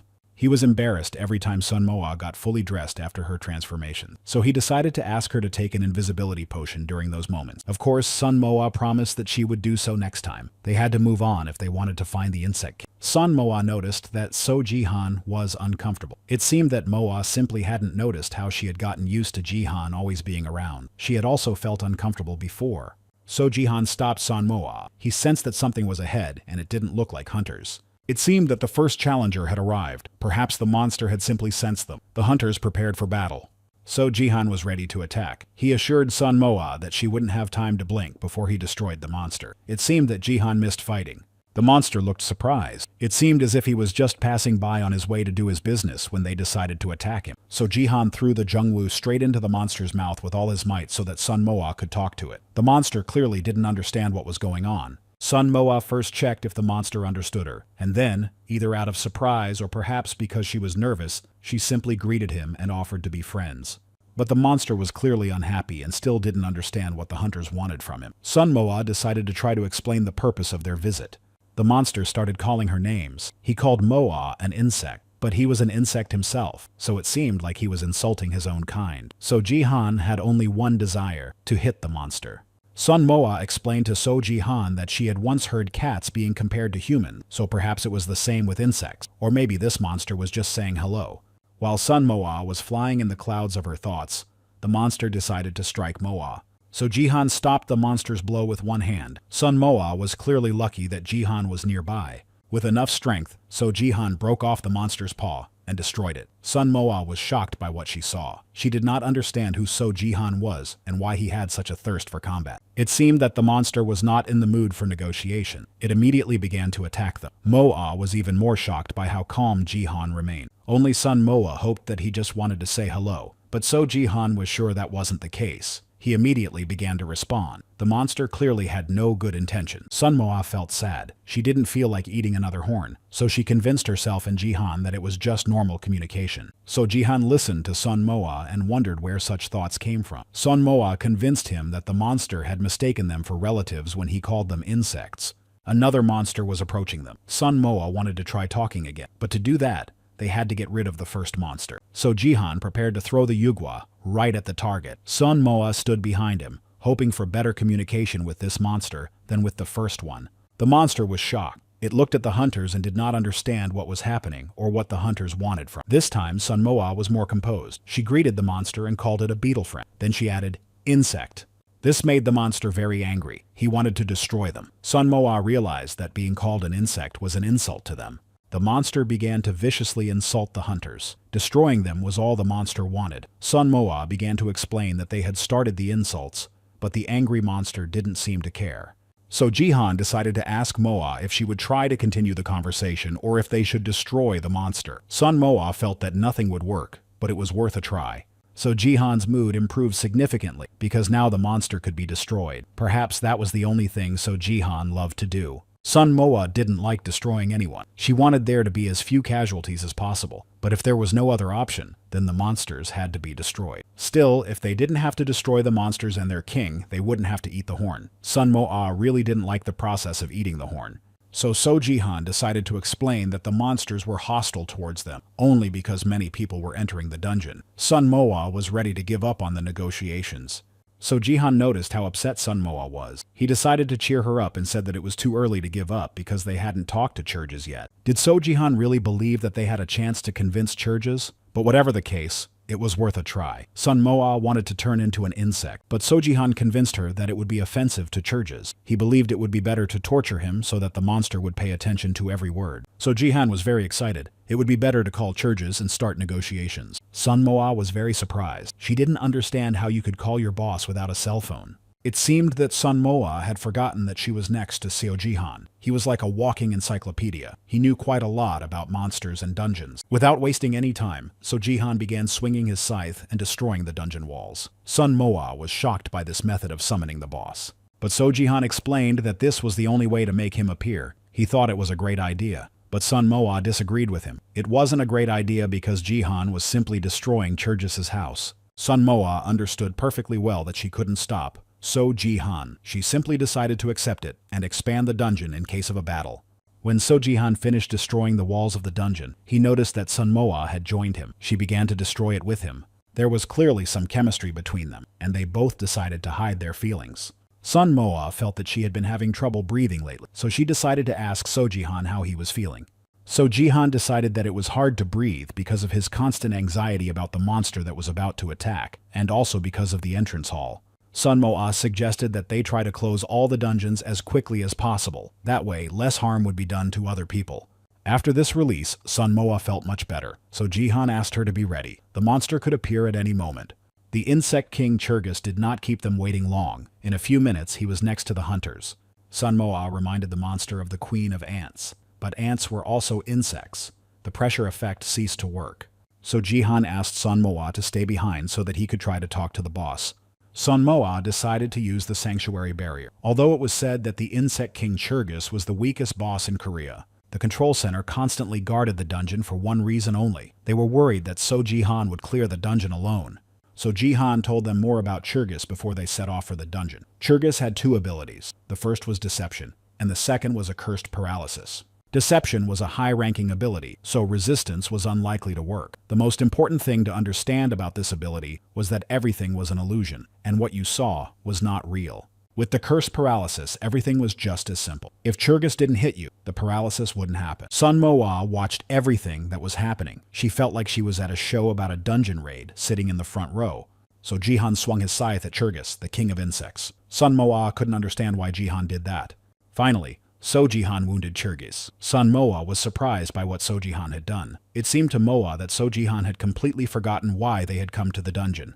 So Jihan stood there satisfied. He didn't like that Churgis had decided to look around, so he attacked the monster. Churgis also decided not to stand still, so he used his deception ability. He began to hallucinate Jihan. So Jihan knew this skill well, so he continued to attack Churgis. He believed that he could resist the deception ability. A second later, So Jihan attacked himself. Sun Moa did not expect to see this at all. She regretted just sitting there and not helping in the fight. But such a trick was unlikely to stop So Jihan. Sun Moa sometimes thought that Jihan was abnormal. Sun Moa looked confused. She didn't understand what was happening or why there were two So Jihans. It seemed that So Jihan was having a hard time fighting himself because his movements and actions were the same. So Jihan understood that it was just a hallucination and considered Churgis a scoundrel. He became quite angry and struck his double hard. So Jihan immediately approached his double. He swung his arm to destroy the scoundrel, but he hesitated. Even Sun Moa noticed this hesitation. The doppelganger took advantage of Jihan's hesitation to attack. Without wasting any time, he got to his feet and attacked So Jihan. All of this seemed strange to Sun Moa. So Jihan had told her that there would be nothing difficult in the dungeon because Churgis was not a strong boss. It was difficult for Sun Moa to understand why So Jihan doubted that the doppelganger and the boss could be defeated. Sun Moa wanted to help So Jihan in any way she could. Churgis only seemed problematic to Sun Moa. In reality, he was weaker than the other bosses. Sun Moa was already devising a plan to destroy Churgis. She was ready to use her abilities, but So Jihan stopped her. He asked Sun Moa not to help him. But Sun Moa didn't want to just stand there. She had to do something. She just wanted everything to be okay with So Jihan. So Jihan was having a hard time in the fight. He didn't want to make Sun Moa worry, nor did he want to put her in danger. While So Jihan was thinking about Sun Moa, the monster moved to the top. So Jihan looked at it and waited for the monster's next move. They struck each other blow after blow in the fight until the monster changed its illusion. So Jihan did not expect to see this. Sun Moa was attacking him. More precisely, it was a monster that was showing a hallucination in the form of Sun Moa. This dirty trick worked perfectly on So Jihan. He stopped attacking the monster because it was difficult to strike Sun Moa. For a few seconds, Sun Moa thought that all was lost, but So Jihan understood perfectly well that it was a monster and that it would not harm Sun Moa. So Jihan lunged at Churgis. The monster believed he could win if he became Moa, but his plan failed miserably. Churgis began to torment So Jihan, so the hunter pounced on him and began to strike him again and again. It was very difficult for So Jihan to strike while looking at the monster in the form of Sun Moa. The hunter had to admit that Churgis had managed to trick him. So Jihan decided to continue the fight with his eyes closed. It was the only way he could continue the battle with the dungeon boss. Sun Moa became even more anxious and fearful at So Jihan's decision. It was difficult to even imagine what would happen next. Churgis stopped using his deception ability. He probably thought that So Jihan would not be able to block his blows with his eyes closed. Without thinking twice, Churgis lunged at So Jihan, hoping to destroy the hunter. But So Jihan was able to block the attack and seriously wound the monster. It was hard for Sun Moa to believe what she had just seen, so Jihan easily deflected the attack and counterattacked with his eyes closed. Sun Moa had always believed that attacking with your eyes closed was simply impossible. It remained a mystery to Moa how Jihan had managed to do it, or if he had just been lucky. So Jihan looked at Churgis with joy and said that it seemed that the monster did not know that attacking blindly was not a problem for Jihan. So Jihan looked at Sun Moa with a smile. He told Sun Moa that he had slightly wounded the monster, barely touching it. It seemed that Churgis realized that he was no match for So Jihan. That was probably why he fell silent. Sun Moa hoped she could convince Churgis to join them. In her mind, Sun Moa began to imagine victory in negotiations with the Insect King. As soon as the Yugwa began to act, Sun Moa apologized for the aggression and explained that they had not come for no reason. Churgis just started insulting the hunters. Churgis said many offensive words. Sun Moa wanted to hit him, but she restrained herself because she wanted to negotiate with him, so she had no choice but to endure. Sun Moa explained to Churgis that they had come to negotiate peace and form an alliance with him, but the monster assured her that he would destroy them. Churgis assured them that their land would be taken away. The people living on the land would be destroyed. All living things would disappear forever. Sun Moa thought Churgis was insane. Sun Moa did not understand what was wrong with the monster. Churgis continued his offensive speech. Churgis considered them insects incapable of engaging in real battle, so how dare they speak to him? Sun Moa couldn't understand what kind of real battle Churgis was talking about. The only thing that came to her mind was the entrance hall. Sun Moa decided not to remain silent, so she explained to Churgis that the inhabitants of their world, who had never been in the entrance hall, were at a disadvantage compared to the refugees. In other words, the inhabitants of their world, having no leader and no experience, were entering into a dangerous game. It would be an unfair game with only one round, where even a small lag would lead to defeat. In the eyes of the refugees, the people looked like prey that was unqualified to participate in this game. Sun Mo thought about how, if she were in the monster's place, she would probably feel the same way about humans. She imagined how people from another world would come to destroy her people. It was difficult to forgive and forget. But Sun Moa had not come to destroy anyone. She had truly come with the intention of forming an alliance. Sun Moa had hope that they could do it, even if there were differences. Sun Moa told Churgis that she knew about the strongest monster, so she offered Churgis to submit and protect his dungeon. Churgisa was enraged by this proposal. He did not understand how Moe could even think of such a thing. They were two-legged insects who did not understand what she was talking about. The monster continued to speak insulting words. Sun Moa was simply fed up with it all. She realized that an agreement would not be possible, so she asked Sojihan to finish off Churgisa. Immediately, Sun Moa received a message that Churgis had been destroyed. Sun Moa was sad that they couldn't come to an agreement. She would have to go to the next boss. Moa couldn't just give up. Sun Moa was also very curious why Jihan had constantly doubted himself during the fight. Could it be because of the monster's ability? What if Sun Moa ate the horn and gained that ability? So Jihan explained that the ability to deceive allows the user to take on the appearance of someone who cannot be attacked. Sun Moa realized that detection is only possible when a person is within the monster's field of vision. That is why Moa could see Jihan. So Jihan blushed. Sun Moa did not understand what was happening to it. Jihan explained to her that this ability allows you to see the person you like. This information shocked Sun Moa. The person she saw was Jihan, and she had just told him that. Now not only Jihan was blushing, but Sun Moa was too. It seemed that only now did Sun Moa realize that she liked Jihan. Sun Moa was shocked by this revelation. An awkward silence hung over them. The hunters arrived home from the dungeon exhausted, but they didn't even notice their fatigue. Sun Moa didn't know how to get out of the awkward situation that had developed between them in the dungeon. Sun Moa tried to calm herself down. She kept repeating that it was normal to see Seo Jihan. It would have been stranger if she had seen Yuninda or Bang Seo Jin. It seemed that So Jihan also didn't know how to behave with Sun Moa now. Moa convinced herself that she saw Jihan only because he had been nice to her from the beginning. Sun Moa ran happily home. Her mood improved because she thought she understood why it had happened. Bang So Jin was not home yet. Seo Jihan also noticed that Ban So Jin was not at home. Sun Moa wondered if she would be back home for dinner. Jihan was sure she would. Of course, Sun Moa noticed that the awkward situation was not going to go away. She had to come up with a topic to change the subject, so Sun Moa decided to talk about Churgis. As soon as Sun Moa started talking about Churgis, So Jihan relaxed. He joined the conversation. Sun Moa was glad she was able to lighten the mood. Sun Moa pointed out that compared to Churgis could hardly be called a boss. She wondered how such a weak boss had survived. Jihan explained to Moa that it was only because of his weakness. Churgis's value lay in the dungeon, where there was little risk of him being destroyed. Sun Moa was upset. Even if Churgis was weak for a normal person, he was still a monster. Not far from the dungeon, Sun Moa noticed a house. If they didn't intervene, the monsters could attack ordinary people. But it seemed that So Jihan wasn't listening to Sun Moa. He was drawn to her. Jihan didn't even realize when his hand reached out to Sun Moa's face.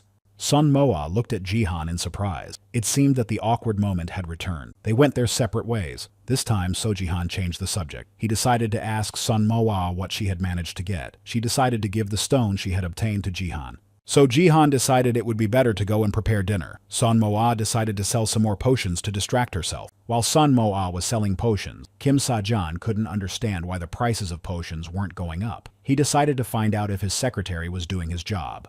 Kim Sa-jan was curious to know if there really were no supplies of potions abroad.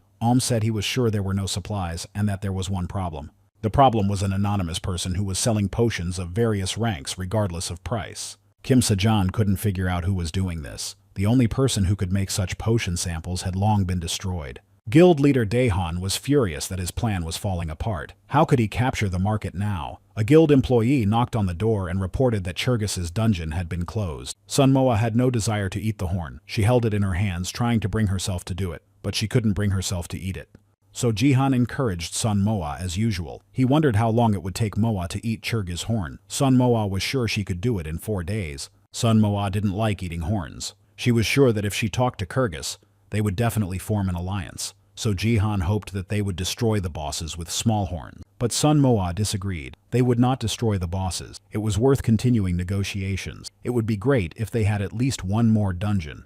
So Jihan assured Sunmoa that 4 days wasn't that long, so let her eat as much as she wanted today, and he would make shrimp dumplings for Moa. A couple of hours ago, Moa and Jihan went to the Elfini's dungeon, so Jihan wondered why Sunmoa gave her food to the old man. The hunters came to the dungeon just as the old man and the young man were about to eat. They also offered some to Sunmoa and Jihan. Sunmoa refused the food and asked only for a glass of water, but the old man insisted, especially since they had just picked some berries. So Jihan and Sunmoa were horrified that there was a severe food shortage in Elfina's dungeon. That is why Sunmoa left them her food.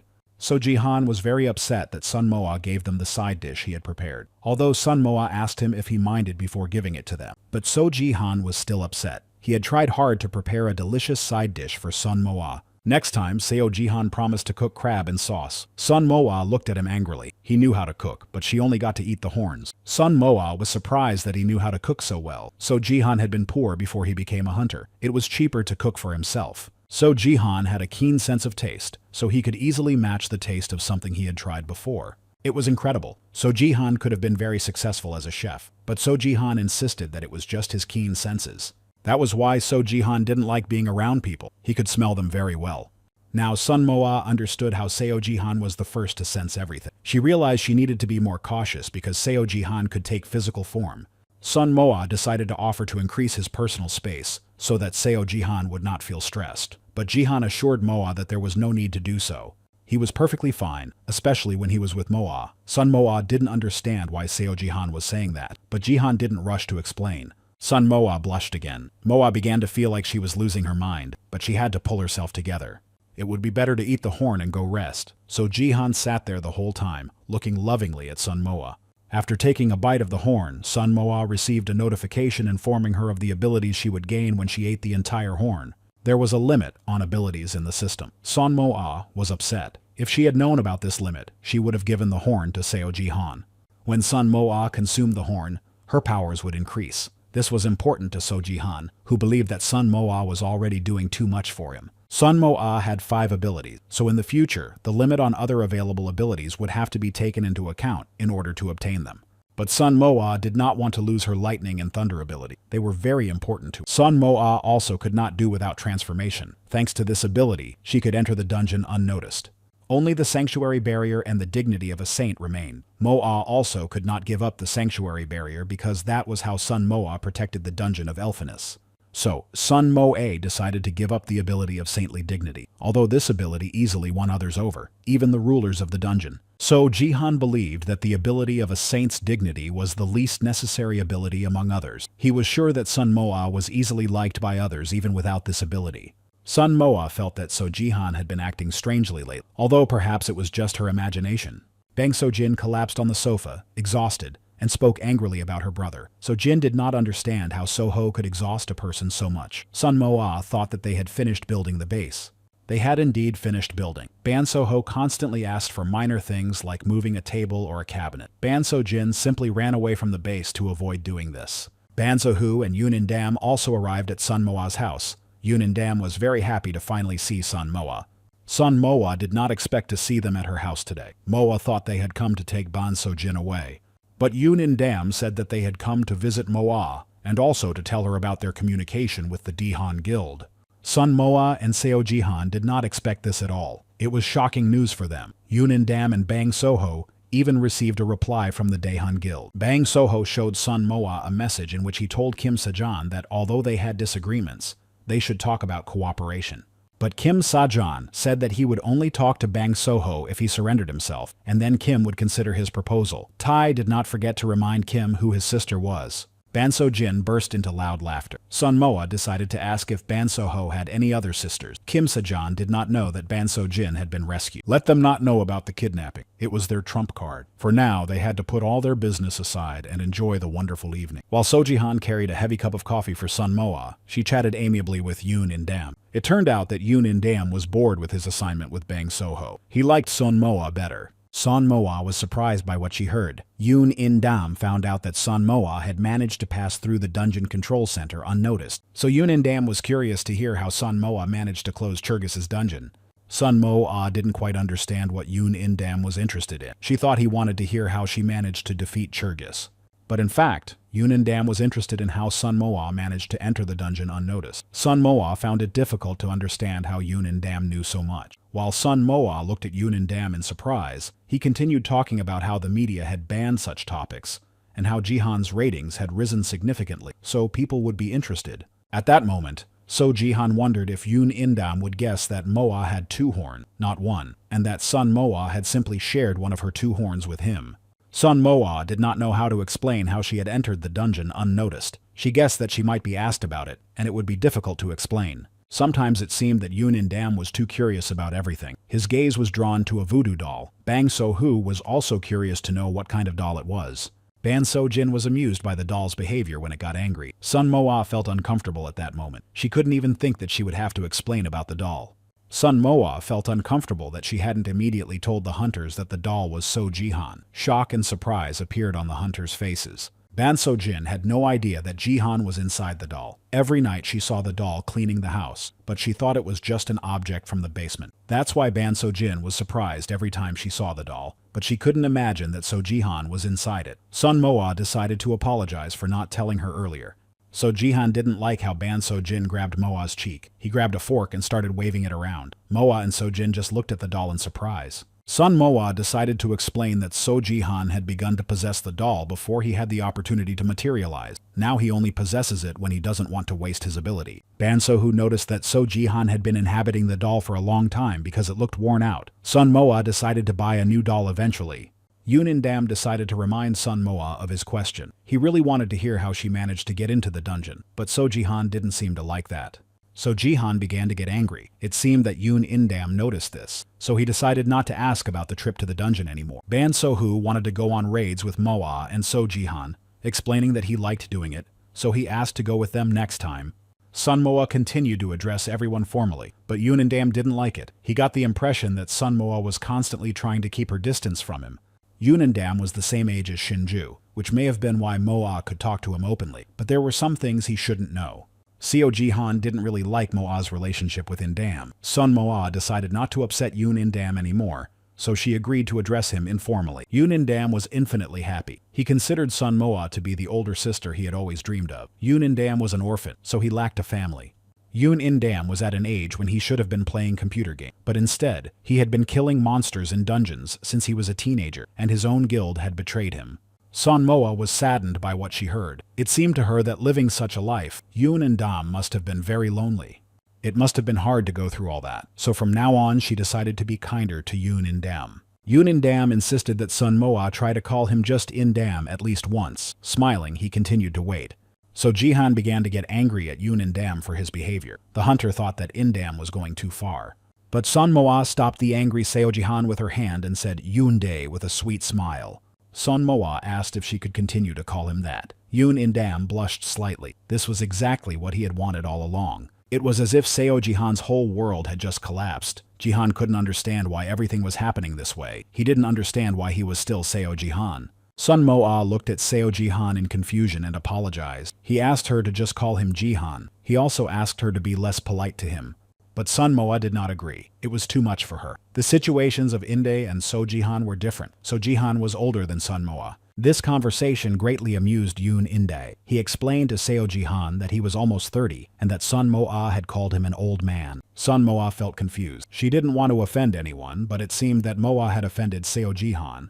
So Jihan was very upset, but Yoon In-dam was right. So Jihan was much older than Sun Moa, so he decided on the latest news. Bang So-ho began to tell them what had happened while Moa and Jihan were in the dungeon. Bang So-ho and Yoon In-dam were able to convince many hunters to switch sides. Yoon In-dam also rushed to add his 2 cents. He said that there weren't that many hunters, and that they didn't trust them very much. Ban So-hu assured them that their goals were similar. The hunters who had joined their side also wanted to keep the Daehan Guild under surveillance. The Dark Sky and Sky Guilds had collapsed, so now the Korean hunters were under the monopoly of the Daehan Guild. After hearing this news, Sun Moa concluded that their goals and those of the other hunters might be slightly different. Yunindam explained to Sun Moa that this was precisely why it was advantageous to pit him against Bang So-ho in opposition to the Daehan Guild. If they could confirm his words, they would be able to save people. Sun Moa thought that they were just using each other, but Bang So-ho explained that it was a mutually beneficial partnership. Sun Moa asked Indam to explain how they managed to find these people. Yunindam happily said that they found all the people at a rally against the Daehan Guild. Yunindam had known about these rallies for a long time.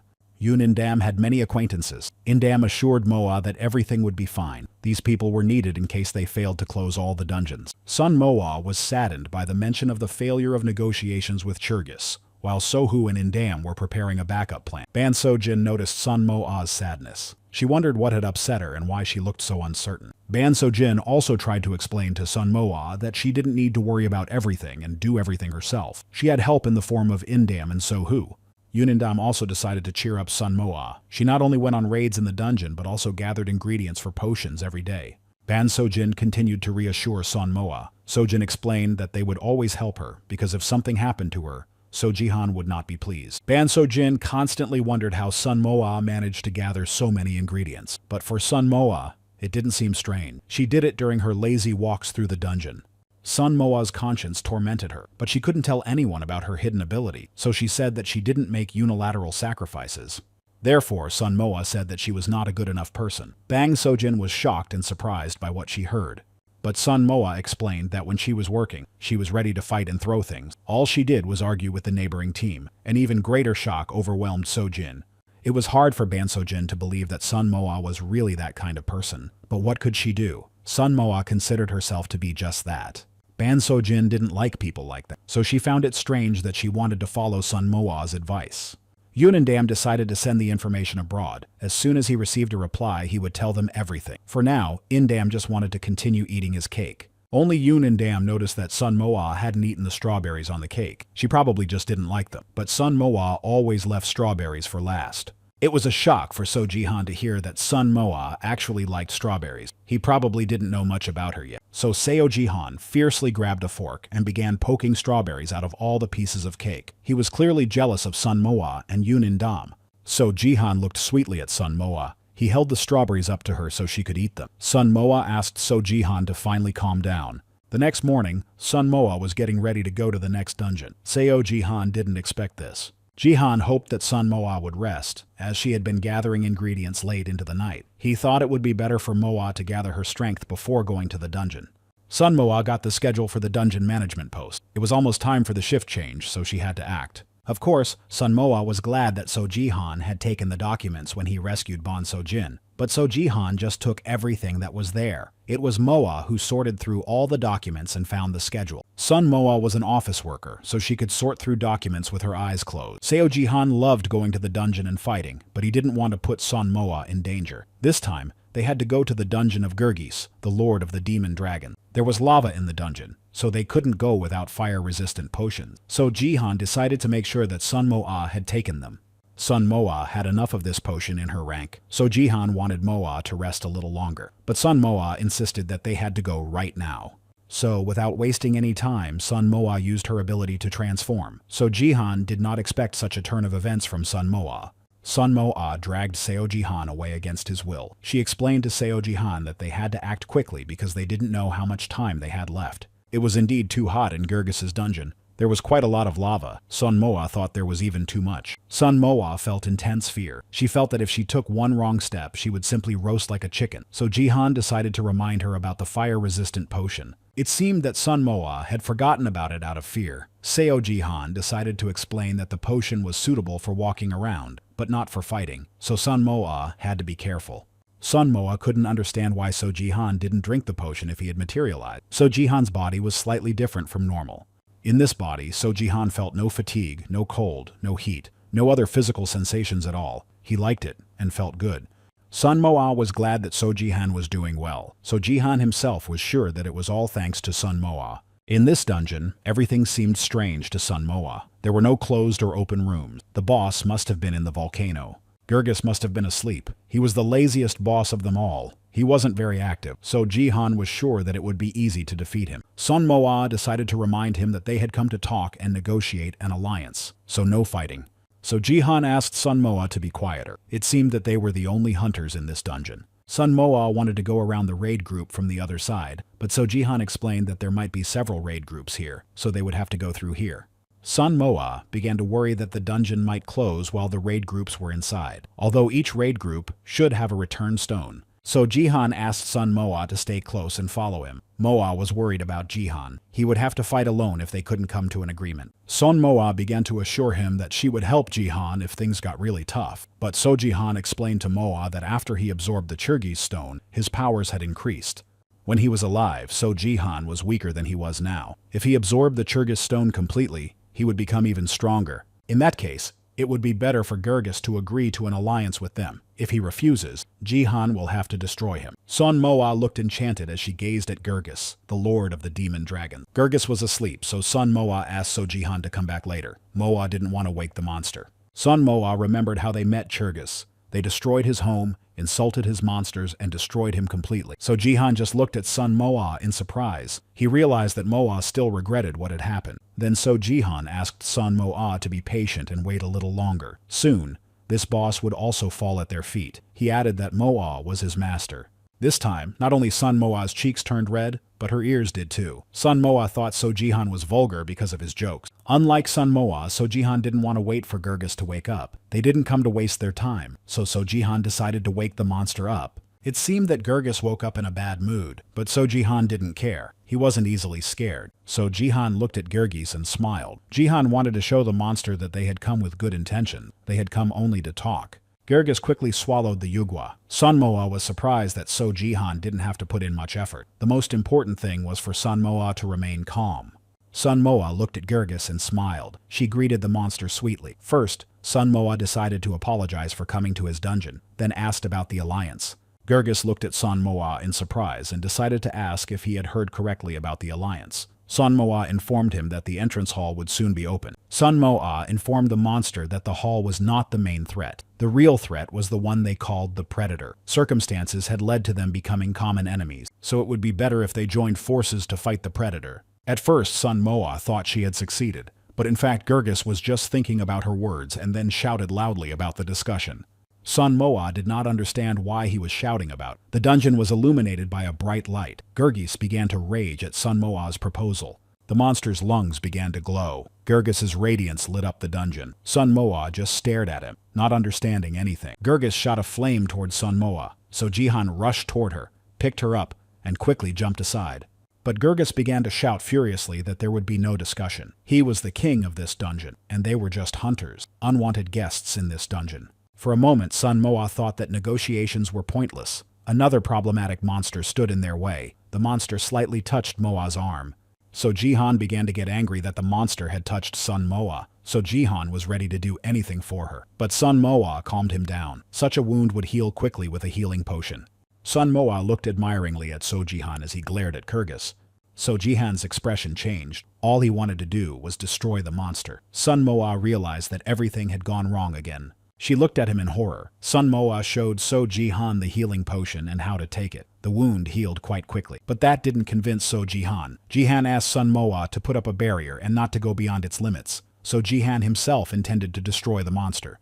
So Jihan promised to return to Moa soon. He walked toward the monster, ready to fight. Sun Moa begged So Jihan to stop. Sun Moa begged So Jihan not to destroy Gergis because he had huge horns, but it seemed that So Jihan did not hear her. So Jihan rushed at Gergis. The monster began to shout insults at the hunter. While Gergis was doing this, So Jihan struck him with his first blow. Enraged, So Jihan struck again and again. He was very angry that Gergis had burned Sun Moa's left arm. Sun Moa begged So Jihan to stop, but he didn't seem to hear her at all. So Jihan wanted Gergis to feel pain. If he simply destroyed him, the monster would feel no pain. Simply destroying the monster seemed too easy a punishment for So Jihan for what he had done. So Jihan wanted Gergis to suffer from pain. So Jihan struck Gergis with a blow that left a deep wound. Gergis angrily shouted at the hunter that he would devour him completely. Gergis decided to use his ability against the hunters. Intimidating the Lord of the Demon Dragons was Gergis's ability. It had a frightening effect. Fear was always very unpleasant. Sun Moa began to worry about So Jihan, but it seemed that he was fine. Sun Moa also seemed to be fine, although maybe it just seemed that way to her. She had to hold on a little longer.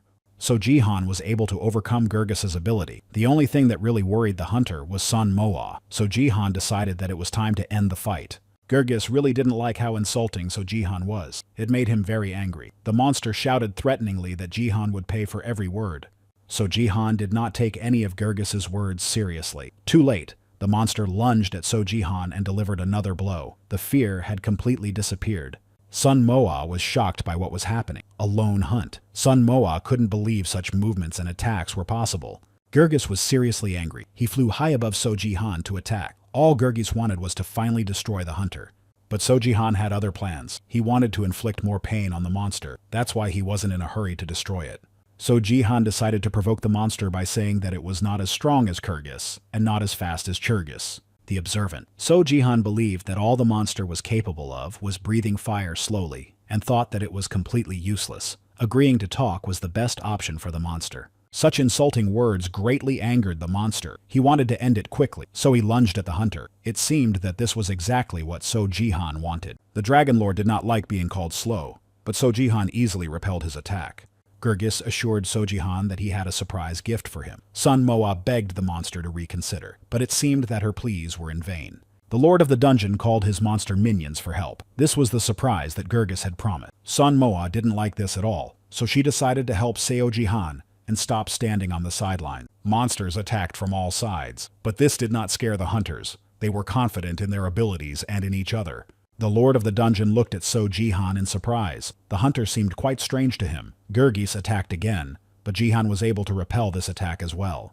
Sun Moa looked at So Jihan in surprise as he spoke to Gergis. Jihan forced the monster to lick his braid. The monster thought the hunter was the devil. Sun Moa suggested that Gergis think things over again. If he gave Moa the crown in the dungeon, no one would touch the monsters. Sun Moa understood perfectly well that Gergis was angry and hurt and hardly wanted to talk. But Moa insisted that he think not only of himself but of others as well. Gergis did not care about the other monsters. He was not going to humiliate himself for their sake. Sun Moa certainly did not expect to hear such a response. So Jihan was also surprised that Gergis was willing to sacrifice the lives of other monsters so that he could sleep peacefully. Gergis explained to the hunters that his subordinates existed for the sake of their lord. Sun Moa only now realized that not everyone was as kind-hearted as she was. Not everyone valued their relatives as much as Moa did. Gergis considered her too simple-minded to be a lord. Gergis realized that Sun Moa was not a natural ruler, so he would never give her his crown. Sun Moa realized that negotiations with this ruler had also failed, so Jihan could destroy him. This is exactly what Jihan did with great joy. The ruler of the demon dragons, Gergis, was destroyed. Sun Moa and Jihan had to hurry as the dungeon was about to close. So Jihan noticed how upset Sun Moa was. He decided to support her by saying that there were still many dungeons left, and that they would be lucky enough to form an alliance in one of them. So Jihan asked Sun Moa not to give up so easily. No matter what happened, he would always be by her side. With a smile on her face and a tender look in her eyes, Sun Moa looked at Jihan. She knew he would be there for her, but she decided to thank him anyway. Awkward moments between them became more frequent. Sun Moa calmed down a little, so Jihan was right. It was worth trying to negotiate with the other lord.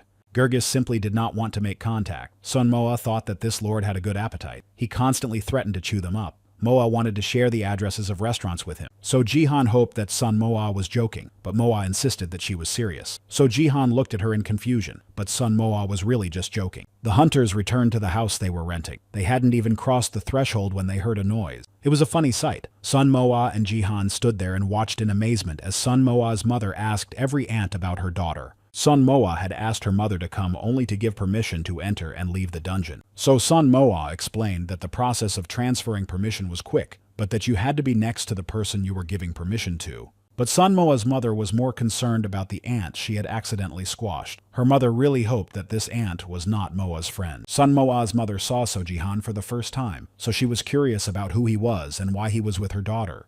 Sun Moa completely forgot that she had never told her mother that she was living with Jihan. While Sun Moa was lost in her thoughts, Jihan decided to introduce himself.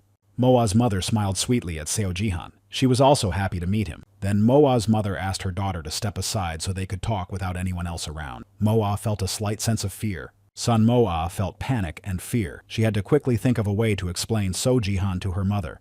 To begin with, her mother decided to ask if he was the famous hunter Seo Jihan. Son Moa confirmed that it was him. Because of all the rumors about Seo Jihan, Son Moa's mother thought he was dangerous. But Son Moa disagreed. She tried to explain to her mother that it wasn't true, and that Seo Jihan was actually a good person who always helped Moa with everything. Even if everything was as Son Moa said, her mother did not like how he followed her daughter home. Son Moa decided to explain that he had only come to visit for a short time. Her mother became angry. She believed that Son Moa was living with Seo Jihan in a common-law marriage. Son Moa was shocked by what she heard. Son Moa assured her mother that she had misunderstood. She explained that there was another hunter living in the house. Moa's mother decided that they were all renting the house together. Son Moa's mother calmed down a little. Son Moa was not the type of person who lived for the moment. It seemed that they had decided everything, so it was time to give her mother access to the basement. Although her mother did not quite understand what this right of access meant, Son Moa explained that she now had her own basement. So Moa wanted her mother to be able to go in and out of it. Son Moa was worried whether ordinary people would be able to enter the dungeon. Her mother was shocked by what she heard. Son Moa just snapped her fingers to grant access. A blue screen appeared in front of Moa's mother. She stood there and looked at the screen in surprise. Son Moa explained that it was a message to grant access. She just needed to agree. Although Mom hesitated in her decision, she decided to listen to her daughter and pressed accept. Son Moa was glad that everything worked out. All that was left was to grant access to Shinju. Son Moa wanted to introduce her mother to the inhabitants of the dungeon, so she asked her mother to go down with her to Moa's dungeon. Mom had not yet recovered from the shock she had received in the house when a new shock awaited her at the entrance to the dungeon. Son Moa greeted Elphinus cheerfully. Elphinus and the young man were picking fruit as usual. Son Moa introduced her mother to them. Son Moa briefly told her mother how she met Elphinus and how the dungeon became hers. This story greatly surprised Son Moa's mother. Elphinus seemed like a good person to Moa's mother, but she was very surprised by Elphinus's bow when Moa's mother left the dungeon. Son Moa sometimes felt that the old man looked at her as if she were his granddaughter. Son Moa explained to her mother that Elphinus always behaved that way, even when asked to stop, but he was a really good person. So Son Moa asked her mother to go down to the dungeon immediately if she was in danger. Mom was always worried about Moa, but she was also worried about how Son Moa was eating. Moa reassured her mother that she was eating very well. So Jihan was worried about Son Moa and how her mother would react to his appearance. He set the table and asked Moa's mother to stay. Her mother was very surprised. Mom was surprised that her husband had set the table himself. Seo Jihan assured her that he hadn't prepared anything special, even though the table was covered with food. Son Moa and her mother were surprised that Seo Jihan had managed to prepare so much food. It seems that today was a day of shock and surprises for Moa's mother. Seo Jihan was a true gentleman. He invited Mom to the table and even pulled out a chair for her. Moa's mom was very touched by this gesture. Mom was really sure that Son Moa was eating well. She could also rest easy knowing that a man like Seo Jihan was there for her daughter. Son Moa noticed that her mother liked Seo Jihan as a person. Her mother was still amazed at how quickly Jihan had prepared everything, even fresh kimchi. Son Moa's mother invited Seo Jihan to visit them again, and promised that the table would be laden with food. Moa and Jihan felt a little uncomfortable. Son Moa thanked Jihan for the food and told him that her mother liked him. This news seemed to make Seo Jihan very happy. But Son Moa didn't want to ruin the wonderful moment, but decided to tell Seo Jihan anyway. When an adult man and woman live together, it doesn't look very clear. So Jihan felt horror and fear immediately after hearing this from Moa. Did her mother really tell him to move out of Son Moa's house? Son Moa reassured him that her mother hadn't asked her to do that. She explained that it looked strange and that Bang So-jin probably felt uncomfortable too. So Seo Jihan thought that Son Moa wanted to kick him out because of Bang So-jin. He knew that this day would come, but he still didn't understand why Moa was saying this. Of course, Seo Jihan was very upset by this conversation. It was hard for him to believe that Son Moa would do this to him. Jihan had devoted himself entirely to Son Moa, and she was treating him like this. Son Moa didn't know if Seo Jihan was really crying or not, and he wasn't Moa's only servant. She also had Elphany and Rodran, and Moa didn't kick Jihan out. So Jihan quickly moved into the doll, and, offended, threw away the blanket he no longer needed. She looked at him and thought Jihan was a good actor. So Jihan asked Son Moa to let him take a small blanket with him so that he could cover himself. But Seo Jihan did not sleep because he was a ghost. Son Moa noticed that Seo Jihan had changed a lot during the time he had been around her. He had been completely different when they first met. So Jihan tried to build a house out of stones for himself. He decided to live on the street. Sun Moa decided to talk to him. Sun Moa was angry with So Jihan for his behavior. She told him that he could live in the house as long as he wanted. So Jihan was surprised. Moa had just said something different. After everything he heard from Sun Moa, Seo Jihan began to worry that he had caused a lot of inconvenience to Moa and Bang Sojin. If that was the case, he should just tell So Jihan about it, and he would leave forever. Sun Moa was furious. Where was he going? She asked Jihan to live with her forever. So Jihan beamed with happiness. Could Sun Moa really want to live with him forever? Sun Moa confirmed her words, and then added that he could live as long as he wanted. So Jihan happily ran into the house. The evenings were cold, so it was best not to stay outside for too long. Sun Moa received a message. She was asked to go online to see what was happening for herself. So Jihan advised her to check the news immediately. Sun Moa saw that the news and the entire internet were talking about the closure of the Gurgis dungeon. But Sun Moa was surprised that when the Churgis dungeon was closed, there was no mention of it in the news. So Jihan guessed that the closure of the two dungeons had sobered them up. Only Sun Moa was upset by the fact that the news only reported what was beneficial to them. They remained silent about the real threat. So Jihan was blamed for the fact that there were only 3 dungeons left in Korea. They could not be closed because the dungeons had an impact on the economy. Sun Moa didn't like that so much dirt was being thrown at Seo Jihan, but Seo Jihan himself claimed that he didn't care what others said. But Seo Jihan explained that if Sun Moa had appeared in the ratings, she would not have been able to calmly respond to all the mudslinging. He was even glad that everything had turned out this way. Sun Moa was upset that everything bad was happening to Seo Jihan, but he reassured Moa, explaining that everything was happening for the best. Seo Jihan explained to Sun Moa that when he was just a ghost, he had to put up with everything, but now he could fight back. But Sun Moa was still upset by the whole situation. But Sun Moa wanted to tell everyone how things really were, and she knew she couldn't do that. Sun Moa was very upset that only they were being criticized even though they were doing a good thing. In that case, even with the best evidence, it would be difficult for them to expose everything. And even if they announced the impending threat, would many people believe it and take any measures to save or protect themselves? So Jihan had no idea what measures they should take to turn the situation around. Jihan asked Moa to calm down and sit down, saying that nothing had changed. Anxiety was for the weak. Sun Moa had strength, so as they say, strength is all you need, and there is no need for brains. But Sun Moa preferred to speak with a healthy body and a healthy mind. So Jihan advised Sun Moa to do as she saw fit, and she did what she wanted. Sun Moa suggested talking about tomorrow's raid. The next day, Sun Moa and So Jihan set off for the next dungeon. The Beast Lord Inogis stood before the hunters. This monster had no desire to talk to them. Inogis immediately attacked the hunters as soon as he noticed them. It was difficult for So Jihan to strike because the monster kept hiding in the shadows. Sun Moa waited for So Jihan as usual while he fought. Sun Moa suggested simply destroying Inogis if he kept running away. So Jihan was surprised that he didn't even have to persuade Sun Moa. Moa explained that they didn't have much time to waste. Sun Moa decided to help So Jihan in the fight. She drank a potion to increase her strength and attacked the shadow. Seo Jihan waited for Sun Moa to deal with the shadow so that he could then strike the monster.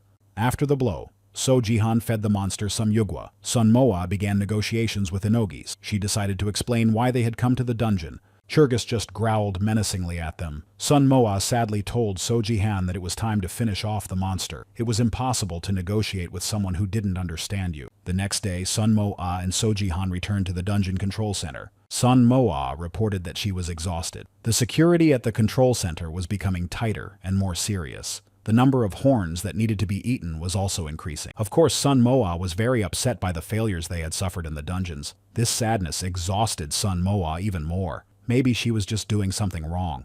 But So Jihan asked Sun Moa not to think about it. The problem was not with her, but with the monsters who did not understand the meaning of words. So Jihan was sure that someone would understand her. Before them stood the Lord of Beasts, Fergus, who assured the hunters that he understood perfectly what Sun Moa was saying. Without hesitation, Fergus agreed to obey Sun Moa. Sun Moa did not expect to hear such words from the Lord of the Beasts. Fergus bowed to Sun Moa, although she still did not believe that this lord had listened to her and agreed to an alliance. Sun Moa was very happy. After 3 failures, she finally found someone who agreed with her. Sun Moa was ready to give up, but Fergus gave her hope. Therefore, Sun Moa asked So Jihan to immediately hide his braid so as not to scare Fergus. Sun Moa had finally waited for this moment, although it was hard for her to believe that it was true. Fergus agreed to an alliance with Sun Moa only because his relatives were tired of constantly fleeing. The constant battles had also become tiresome. Fergus also said that he could sense a strong aura of leadership from Sun Moa. He had only felt such an aura in a few people who had entered the hall. Fergus then explained that, unlike other hunters, he did not seek ruthless battles. His only desire was for them all to survive together. Sun Moa did not understand what Fergus was talking about. The Lord of Beasts was asking for safety. If Sun Moa and Sojihan rid the dungeon of those who harmed the monsters, he would give the crown to Moa. They had to drive out the other hunters. But if Sun Moa failed, Fergus would get Sojihan. Sojihan himself found this suspicious. Sun Moa asked for an explanation. Sun Moa became angry with Fergus. Sojihan begged Sun Moa to calm down, but Moa insisted that everything was fine and that she was in control. After that, Sun Moa explained to Jihan that the goat wanted Sojihan as punishment for failing the quest. Sojihan corrected Sun Moa, reminding her that it was a deer. Sojihan did not expect such a turn of events. Sun Moa explained to Fergus that she does not use her people in bets.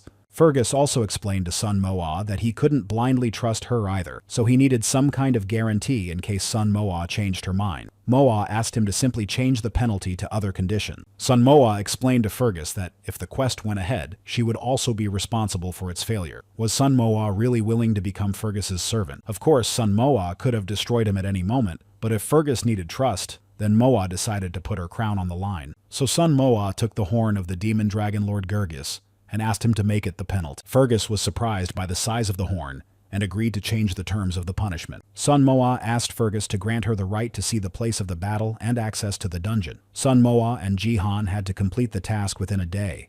But before starting the task, Sun Moa decided to put up a barrier around the shrine. Without it, the hunters would still return to the dungeon. Fergus could easily drive the hunters out of his dungeon himself. The problem was that they kept coming back. Therefore, it was necessary to protect the entrance to the dungeon.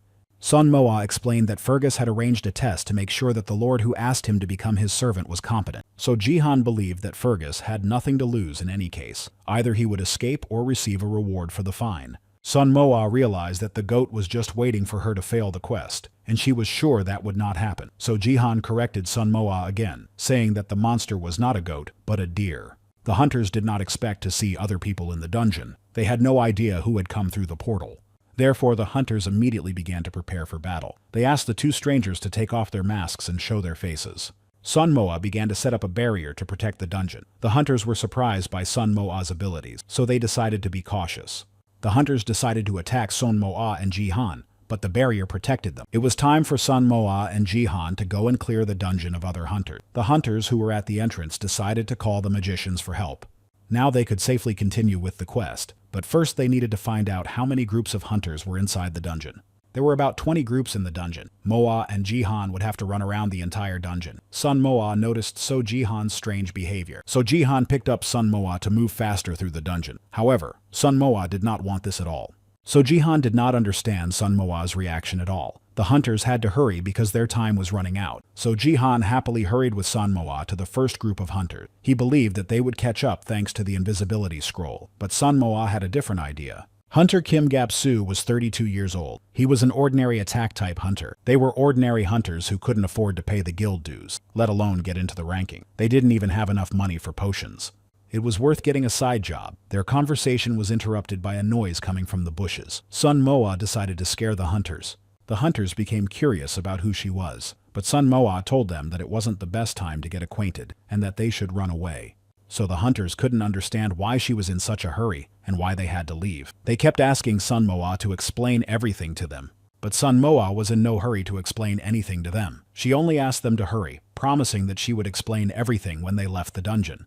The hunters stood still and looked at Sun Moa in fear. Moa did not understand why they were standing there doing nothing. Sun Moa asked the hunters to simply trust her. She told them that she had been sent to lead everyone out of the dungeon. The hunters did not see Sun Moa as a bad person, and it did not seem likely that they were being deceived. Perhaps the hunters should trust Sun Moa after all. Sun Moa warned the hunters that the situation outside was critical and asked them to be careful. The hunters just looked at each other in surprise. The hunters hurried to leave the dungeon, but one lingered behind to ask Sun Moa once more who she was. Sun Moa simply asked him to leave the dungeon quickly. After the passage closed, Sun Moa breathed a sigh of relief. So Jihan was surprised by this situation. The hunters believed Sun Moa and actually left. Sun Moa didn't believe that everything would work out. The chances of success in this endeavor were slim. So Jihan finally admitted that the ability of a saint was useful. These hunters were very naive, but getting rid of them was also a good result. But this was only the beginning of their task. As always, So Jihan didn't like Sun Moa's acting skill. She really was a terrible actress. Sun Moa was offended by So Jihan's words, so she simply decided to ignore him and take a closer look at the ability of a saint. This ability showed Sun Moa to be an innocent person, but for some reason, it did not help her negotiate with her bosses. Seo Jihan began to think that this ability was indispensable because Sun Moa did not have a similar ability. Therefore, So Jihan believed that they would do the same with other groups as they did with these hunters. But Sun Moa assured him that they needed to hurry so they would act differently. Finally, it was So Jihan's turn to rid the dungeon of hunters. His eyes lit up in a completely different way. Sun Moa knew So Jihan very well, so the expression on his face began to alarm her a little. Of course, So Jihan's method was to clear the dungeon as quickly as possible. One by one, Seo Jihan and Sun Moa's group were transported through the passageway from the dungeon. Seo Jihan was pleased with himself. Sun Moa and So Jihan successfully completed the quest. Now Sun Moa could receive her reward. Moa received the crown of Fergus. Along with the crown, Sun Moa received the abilities of lightning and divine cover. However, in order to use them, Moa had to choose one of her existing abilities to remove. Seo Jihan did not understand what Sun Moa was thinking. Sun Moa already had the lightning ability for protection, as she had a holy barrier. So Sun Moa decided to choose to enhance her abilities. She chose to enhance the lightning ability of the Insect Lord. Sun Moa decided that a powerful blow would always come in handy, so she pressed the agree button. The crown now belonged to Sun Moa. Fergus became her servant, and the dungeon also belonged to her. Once again, Sun Moa received a notification that she had become the ruler of more than one dungeon. Moa could now unite the dungeon. She did not expect to hear this at all. Therefore, Sun Moa did not think long about her decision. She wanted to unite the two dungeons into one. They were blinded by a bright light. The territory of Fergus's dungeon began to merge with the territory of Elfina's dungeon. So Jihan and Sun Moa were frightened because they didn't really understand what was happening. But this union looked quite beautiful. Incredible beauty spread throughout the dungeon. Sun Moa and So Jihan admired the sight, sitting quietly on a tree until Jihan noticed something. Until he noticed that Elfinus and Fergus had approached them, the former rulers of the two dungeons, which were now one. Fergus was pleasantly surprised. Sun Moa had managed to complete the quest, and she already had one dungeon. Sun Moa was shocked. After she received the crown from Fergus, his horns disappeared, which meant that the deer was female. Elfinus and Fergus decided to get to know each other. Fergus introduced his subordinates. They had come to greet their new lord. So Jihan hurried to inform Sun Moa that the creatures of this dungeon were now A rank and belonged to Sun Moa. Fergus did not want any more battles or her family to be destroyed, so she asked Sun Moa to take care of them. Sun Moa was still in shock and disbelief. All the creatures of this dungeon bowed to Sun Moa. Moa herself could not get used to these bows and doubted she ever would. Sun Moa began to feel their pain. These creatures' home had been destroyed by monsters, forcing them to flee. The rulers of these two dungeons were left without their crowns because they couldn't save their families. But now they had Sun Moa. She would protect them. Ban Sojin was waiting for them at home, having managed to buy some pork stew before they arrived. Sitting at the kitchen table, Moa told Sojin that she now had two dungeons, which she had combined into one. Ban Sojin asked her to tell her more about the trip to the dungeon. She was very happy that they now had two dungeons. Sun Moa was also curious to hear how things were going with Sojin and the boys with their business, but Sojin didn't know anything because Soho and Indam hadn't shown up lately.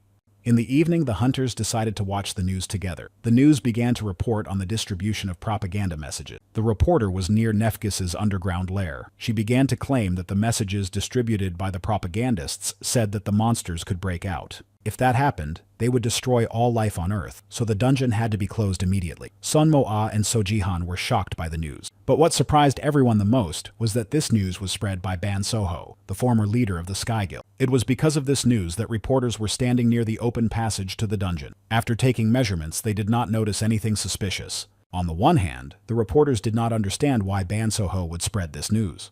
On the other hand, the reporters suspected that the former head of the Dark Sky Guild, Yoon Indam, was behind it all. The next piece of news from the hunters was even more shocking. A reporter said they had just learned that the Fergie's dungeon had been closed. Bang Sojin began to rage. She thought Bang Soho had completely lost his mind to start revealing such news so honestly. Sun Moa remained in a good mood. This news attracted interest not only in Korea, but even abroad. The chat was bursting with messages. For them, even the understanding of one person was important. Ban Sojin doubted that one person was so important. News is news. But Ban Sojin was actually more interested in how strong Sun Moa had become. This question was unexpected for Sun Moa. Bang Sojin always seemed strange. Sojin was impressed by how Sun Moa closed the dungeon. She considered Sun Moa to be the ruler of the universe. Sun Moa did not like to fight, but Ban Sojin did not ask Moa to fight. She just wanted Sun Moa to show her ability. Jihan also asked her to show her ability. So Jihan asked Sun Moa to show her abilities only so that Sojin would stop following her. He warned Moa that nothing bad would happen if she didn't get carried away. The hunters began to think about where Sun Moa could show her ability. They needed a place where the neighbors couldn't see. Sun Moa knew such a place. Sun Moa opened the passage to her dungeon. Ban Sojin was thrilled. Finally, she would be able to see Sun Moa's dungeon. Elphinus led the hunters to an old quarry. It had been abandoned for a long time, so it was a safe place to show off their abilities. When Ban Sojin saw Fergus, she somehow thought he was a goat. Was this deer really similar to a goat? Sun Moa was not sure if the quarry was a suitable place, but Elphinus was sure that the place was really suitable. Besides, if Jihan made a crack in the quarry, the inhabitants of the underground would have work. So Jihan was eager to demonstrate his strength, so he swung his scythe and split a large rock in two with a single blow. So Jihan became curious about what the others thought. Sun Moa and Ban Sojin were delighted, so Jihan was indeed a strong hunter. But Bang Sojin was not interested in Jihan's abilities, but in Sun Moa's. Moa had 2 dungeons under So Jihan, so of course, Sojin was interested in her abilities. Sun Moa strengthened her abilities, so she was curious to see for herself. But before demonstrating her abilities, Sun Moa decided to eat a piece of Churgus's horn. Churgus' crown now belonged to Sun Moa. She decided to continue strengthening the Insect Lord's lightning ability. She could have started, but Sun Moa again wondered if she should use her ability. The power seemed too great to Moa. If she thought about it, nothing terrible would happen. Sun Moa began to comfort herself with the fact that this was how power enhancement worked. Shock instantly engulfed everyone present. They clearly did not expect to see such a sight. After Sun Moa opened her eyes, the shock was immediate. Sun Moa couldn't understand where the mountain had gone. It was simply gone. Turning around, Sun Moa noticed the shock on her friends' faces. She didn't know what to do next, so she simply asked them how they were doing. So Jin replied only that their friendship would be eternal. Elphinus began to assure her that Sun Moa's ability was as unmatched as she was. These words confused Sun Moa. Ban Sojin wondered if there were any spots left for Sun Moa to become her servant. It seemed like they were all starting to fear Sun Moa, so Jin begged her not to say that there were no spots left. In fact, there were many places, but Sojin had to think carefully about such a decision. Sojin herself was confident in her decision. Even the old man with the cow followed Moa. But Bang Sojin was determined. She began to beg Sun Moa to become her servant. Sojin was ready to undergo any trials. Ban Sojin began to think that Sun Moa was hesitating because she thought Sojin was capable of betrayal. But in reality, Moa did not think so. Although their first meeting was not friendly, she had to take Sojin as a servant. After all, the Ban family had always been useful. Ban Sojin was sharp and dynamic. Because of her character, Ban Sojin could get into trouble. Ban Sohu, on the other hand, was calm and reliable. Sun Moa saw nothing suspicious in them. After Ban Sojin marries the Lord, she will become a more loyal companion. Sun Moa would also like to get the attention of Ban Soho. Well, such offers cannot be refused. Sun Moa warned Ban Sojin that there would be no turning back. Ban Sojin insisted that no one would want to leave such a lucrative position. Besides, she would have the opportunity to be the senior servant over Soho and Indam. Sun Moa did everything quite quickly. From now on, Moa counted on Ban Sojin, as she had become Sun Moa's servant. Shaking hands, Ban Sojin assured Sun Moa that she would be very happy to work with her. The dungeon of Nefkis, the Lord of the Ears of Corn, had been explored the least. This place was a mystery to the human world. Sun Moa really liked this dungeon. It was truly beautiful. Islands floated in the air. If you entered the dungeon carelessly, you could easily fall down. Sun Moa was thrilled. She wondered how often So Jihan had been to this dungeon. So Jihan did not visit this dungeon often. It was just that the ear was unusual. It was not weak, nor was it completely weak, nor was it small, but it was simply unusual. Once again, So Jihan wanted to pick up Sun Moa, but Sun Moa refused. She assured him that she could handle it herself. But So Jihan was stopped by Sun Moa's clothes. He didn't understand what she was wearing. His heart wasn't ready for this. Sun Moa explained that she dressed like that because she wanted to show Seo Jihan something. While Sun Moa was taking a shower, she practiced her transformation ability. She wanted to be able to fly like Yun and Dam. Sun Moa began to transform, but it seemed that So Jihan was not interested in transformation at all. Seo Jihan was pleasantly surprised. Sun Moa had wings and could now fly. He was infinitely happy for her. But one thing confused him. Sun Moa had dragonfly wings. Butterfly wings would have been prettier, of course, The wings were very large and fragile. The feeling of transformation was quite strange. So Jihan suggested flying to another island in the dungeon. So that no one would notice Sun Moa in the underground world, she used an invisibility scroll. Seo Jihan followed her. At first, Sun Moa was afraid to fly. She was constantly afraid of falling. But when Moa reached the island, she became confident that she could fly to the highest island. Below, Sun Moa noticed a group of hunters. She thought that the hunters were following them, but were not paying much attention. According to Sojihan, the hunters below were very busy gathering plants and destroying monsters. Therefore, they had no business with the hunters. The hunters were attacked by a monster. Sun Moa thought that they had hired many guards, but for some reason, there was no one standing guard. The hunters must have been in a hurry to gather as much as possible in the last dungeon of Korea. Sun Moa and Seo Jihan arrived at the island where they were to meet the monster. Sun Moa immediately warned Seo Jihan that they would talk first. She really wanted the negotiations to go well. But Seo Jihan thought the monster had a completely different opinion, so he immediately took out his scythe. Sun Moa asked Jihan to just calm the monster down. So Jihan struck the monster, but it regrouped. Sun Moa was surprised. She had never seen anything like this before. It seemed that even Seo Jihan did not expect this. The monster struck Seo Jihan, but the hunter managed to jump out of the way in time. The monster regrouped after each blow. Seo Jihan apologized to Sun Moa for not being able to leave the monster intact. So Jihan fought this battle for a long time. But once he figured out where to strike, he easily destroyed the monster.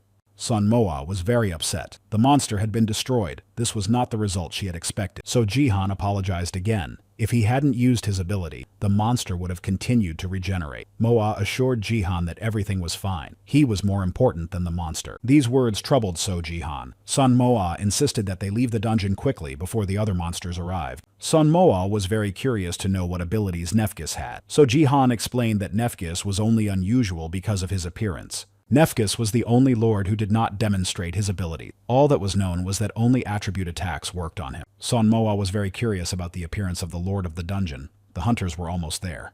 The statue the hunters saw before them was the lord of the Colossus, Nefgis. Because of his appearance, Sojihan always thought he was just a statue because he never attacked. Sun Moa felt that it would not be easy to negotiate with Nefgis. Sun Moa decided to use the sanctuary's barrier to prevent the other hunters from reaching them. After Sun Moa created the barrier, they could calmly begin talking to Nefgis. Just in case, the hunters brought chains with them to restrain him. Sun Moa thought that the chains would not be enough, but Sajihan assured her that they would be enough. He was just curious where Moa had gotten so many platinum chains.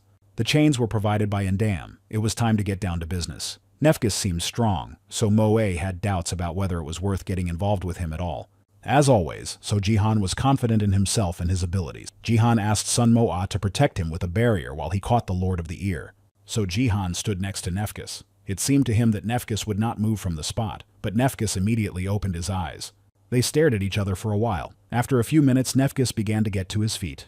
So Jihan thought Nefgis was just showing off. The Lord of the Colossus decided to attack the hunter. He raised his sword and immediately struck So Jihan, but the hunter was very skilled and immediately repelled the monster. So Jihan began to attack the Lord of the Colossus. He needed to be able to bind him with chains. This time, So Jihan decided to try attacking with chains. This choice was correct. Jihan managed to hook a chain around Nefgis's arm. So Jihan began to quickly wrap Nefgis with the rest of the chains. Sun Moa was glad that they had succeeded. All that remained was to negotiate. Just as Sun Moa was about to start talking to Nefgis, he easily broke all the chains. The Lord of the Colossus walked towards Sun Moa. Sun Moa didn't know what to do next. Nefgis tore the chains like spiderwebs. He was really strong. So Sun Moa asked So Jihan to look back. Nefgis could easily crush him like an ant. But Sun Moa was very worried about So Jihan. She had to quickly decide what to do next. You could see in Sun Moa's eyes that she was upset. Nefgis must have known about her. Sun Moa apologized to So Jihan. She had no choice but to attack. Nefgis raised his leg above Sun Moa, but he didn't strike, and Sun Moa immediately used her ability, the lightning of the insect lord. Even here, So Jihan couldn't stay away. He suddenly got too close to Nefgis just as Sun Moa was about to strike. Sun Moa was very angry at Jihan's actions.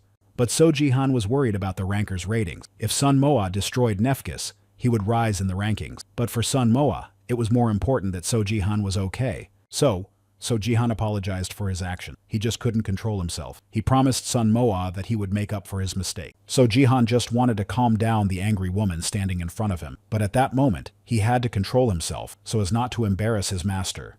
so Seo Jihan decided to attack Nefkis. Jihan had the opportunity to feed him Yugwu so that Sun Moa could talk to him, but Nefkis only began to rage and refused to make contact. So Jihan was getting tired of this, so he decided to simply destroy the monster if it did not want to talk to Sun Moa. So Jihan swung and dealt a serious blow to Nefkis. It seemed like just a scratch for the Lord of the Colossus. Sun Moa looked on in shock as Nefkis began to rage even more. It seemed that they would need to use all the chains they had. So Jihan simply asked Sun Moa to step back so that he could finish with Nefkis. So Jihan did not give up. He tried to throw the chain and wrap it around Nefkis. Sun Moa sometimes felt that all attempts to talk to Nefkis were futile. Finally, So Jihan managed to tie Nefkis with all the chains they had. It was too late for Nefkis to resist. Sun Moa watched So Jihan as if spellbound. It seemed to her that So Jihan was flying around Nefkis. His every movement was light and confident.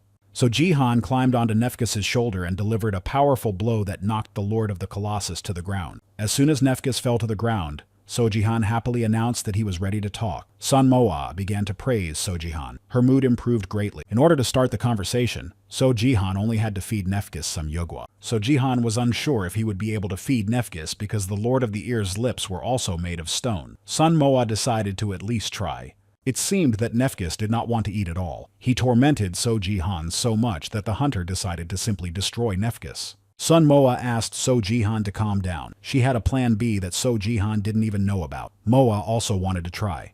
Moa's plan B was gifts. Moa gave Nefkis a book called Pygmalion in Love with a Statue. She also gave him a set of Korean beef and a collection of stones. Nefkis just looked angrily at the hunters. It seemed that he didn't like Sun Moa's gifts. Sun Moa was upset that nothing was working out with Nefkis. Moa didn't know what to do with him. If she let him go, Nefkis would most likely attack her again. Only So Jihan remained unchanged. He still wanted to destroy Nefkis. So Jihan decided to reinforce the chains with his energy, while Sun Moa thought about what to do next. Sun Moa had no solution, so she suggested returning and continuing later. Nefkis' body began to crack. Sun Moa did not understand what was happening. Had Nefkis decided to destroy himself? So Jihan assured her that Nefkis wasn't destroying himself. The cracks were shallow. They were more like thread-like and spread across the entire surface. The chains were broken and the stone body was flying around, so Jihan picked up Sun Moa and jumped aside. Sun Moa looked in amazement at everything that was happening. It seemed that Nefkis had decided to blow himself up, but in fact he remained unharmed. Standing in front of Sun Moa and So Jihan was Nefkis' second form. Sun Moa wondered if this form of the Colossus had been researched. Jihan assured her that it had not. Sun Moa felt that it was dangerous to remain in the dungeon. It would be better to simply escape. So Jihan did not object. But Nefkis was unlikely to let the hunters go. So Jihan decided to fight the Lord of the Colossus again. As soon as Nefkis swung his sword, a glow filled the entire dungeon. Sun Moa thought it looked like a barrier that they would hardly be able to pass through. Sun Moa really hoped that So Jihan would be able to defeat Nefkis. So Jihan was confident that this would be the case, because his attribute was darkness, and darkness always defeated light. At least that's what So Jihan believed. Sun Moa thought the opposite. While they were talking, Nefkis was preparing to attack. So Jihan asked Sun Moa to hide behind the sanctuary's barrier and not do anything, not even help, so as not to think. Nefkis began to attack So Jihan. Having shed his stone body, Nefkis became much faster.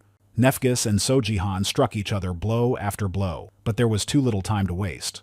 But no matter how hard So Jihan struck, his attacks did not work. Sun Moa had the impression that So Jihan was just hitting the air. But So Jihan did not give up. He tried to attack again and again. So Jihan couldn't figure out what Nefkis was made of. Sun Moa couldn't stand by any longer, so she decided to help So Jihan defeat Nefkis. Being near Nefkis was quite dangerous, but So Jihan insisted that Sun Moa not interfere and stay where she was. It seemed that Sun Moa was beginning to understand what was going on, so Jihan decided to use the ability of the Dead Man's Revenge. He had used this ability in his fight with Kyrgyz. Nefkis was a formidable opponent. It seemed that his main strength lay in his sword. As soon as Nefkis raised his sword, attacks came automatically. But So Jihan was not one to be easily intimidated. He lunged at Nefkis again, confident and without fear in his eyes. So Jihan crouched as low as he could and swung his scythe at Nefkis with all his might. At that moment, So Jihan knew for sure that these were the last seconds of Nefkis' life. Then So Jihan struck right in the middle. After the attack, he fell exhausted. He thought Nefkis was definitely destroyed. But when So Jihan raised his head, he saw Nefkis standing in front of him without even a scratch. Sun Moa was shocked. She decided to step out of the barrier. Sun Moa could no longer just stand by. Although Sojihan was against it, Sun Moa could not be attacked. If Sun Moa attacked and destroyed the Lord of the Colossus herself, she would be exposed. Guild leader Dihan would realize that Moa had survived in Bargas's dungeon. Therefore, Sojihan continued the fight alone, even though he was exhausted. Sun Moa was very worried about Sojihan. Dust rose around them. Sun Moa couldn't see anything and didn't understand what had happened. When the dust settled, Sun Moa noticed that Nefkis was healing his wound, and Sojihan was lying unconscious on the ground. Sun Moa understood perfectly well that Sojihan had asked her not to interfere, and she knew how dangerous it would be for her to attack, but Moa couldn't allow anything to happen to Jihan. Of course, Sun Moa was ready to attack Nefkis, but Sojihan asked her not to and to just run away. But Sun Moa was angry and wanted to destroy Nefkis. Sun Moa also placed Sojihan in a barrier and asked him to stay put. Sojihan found it hard to believe that Sun Moa had decided to fight without him. Therefore, Sun Moa decided not to waste time with Nefkis and to destroy him quickly. The two powerful forces engaged in battle, but Nefkis easily repelled Sun Moa's powerful attacks. So Jihan asked Moa to retreat and return later. But Sun Moa had completely different plans. She could not retreat so easily. She took a potion to increase her strength. Sun Moa could not let the one who wounded her subordinate go unpunished. Sun Moa's strength was restored, so she could strike again. A bright blue light enveloped Nefkis. It seemed to engulf him. So Jihan was shocked by Sun Moa's powerful blow. He didn't understand what she was doing. It seemed that Nefkis had been destroyed.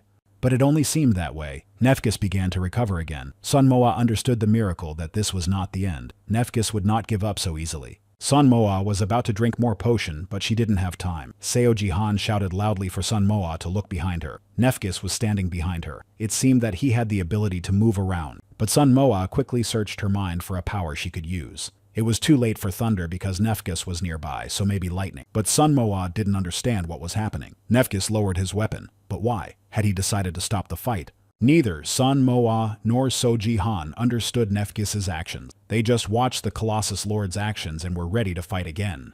Nefkis shrank in size, which shocked Sun Moa. The Lord of the Colossus approached Sun Moa. Of course, Sun Moa was scared because she didn't know what to expect next. Nefkis approached her only to give her his crown. Sun Moa immediately received a notification about this, but Sun Moa could not understand why Nefkis had decided to give up his crown. Nefkis's abilities included sealing barriers and transforming into a god of light. But Sun Moa had a limit to her abilities, so she could only strengthen them. Sun Moa decided to ask Nefkis why he had decided to simply give her the crown.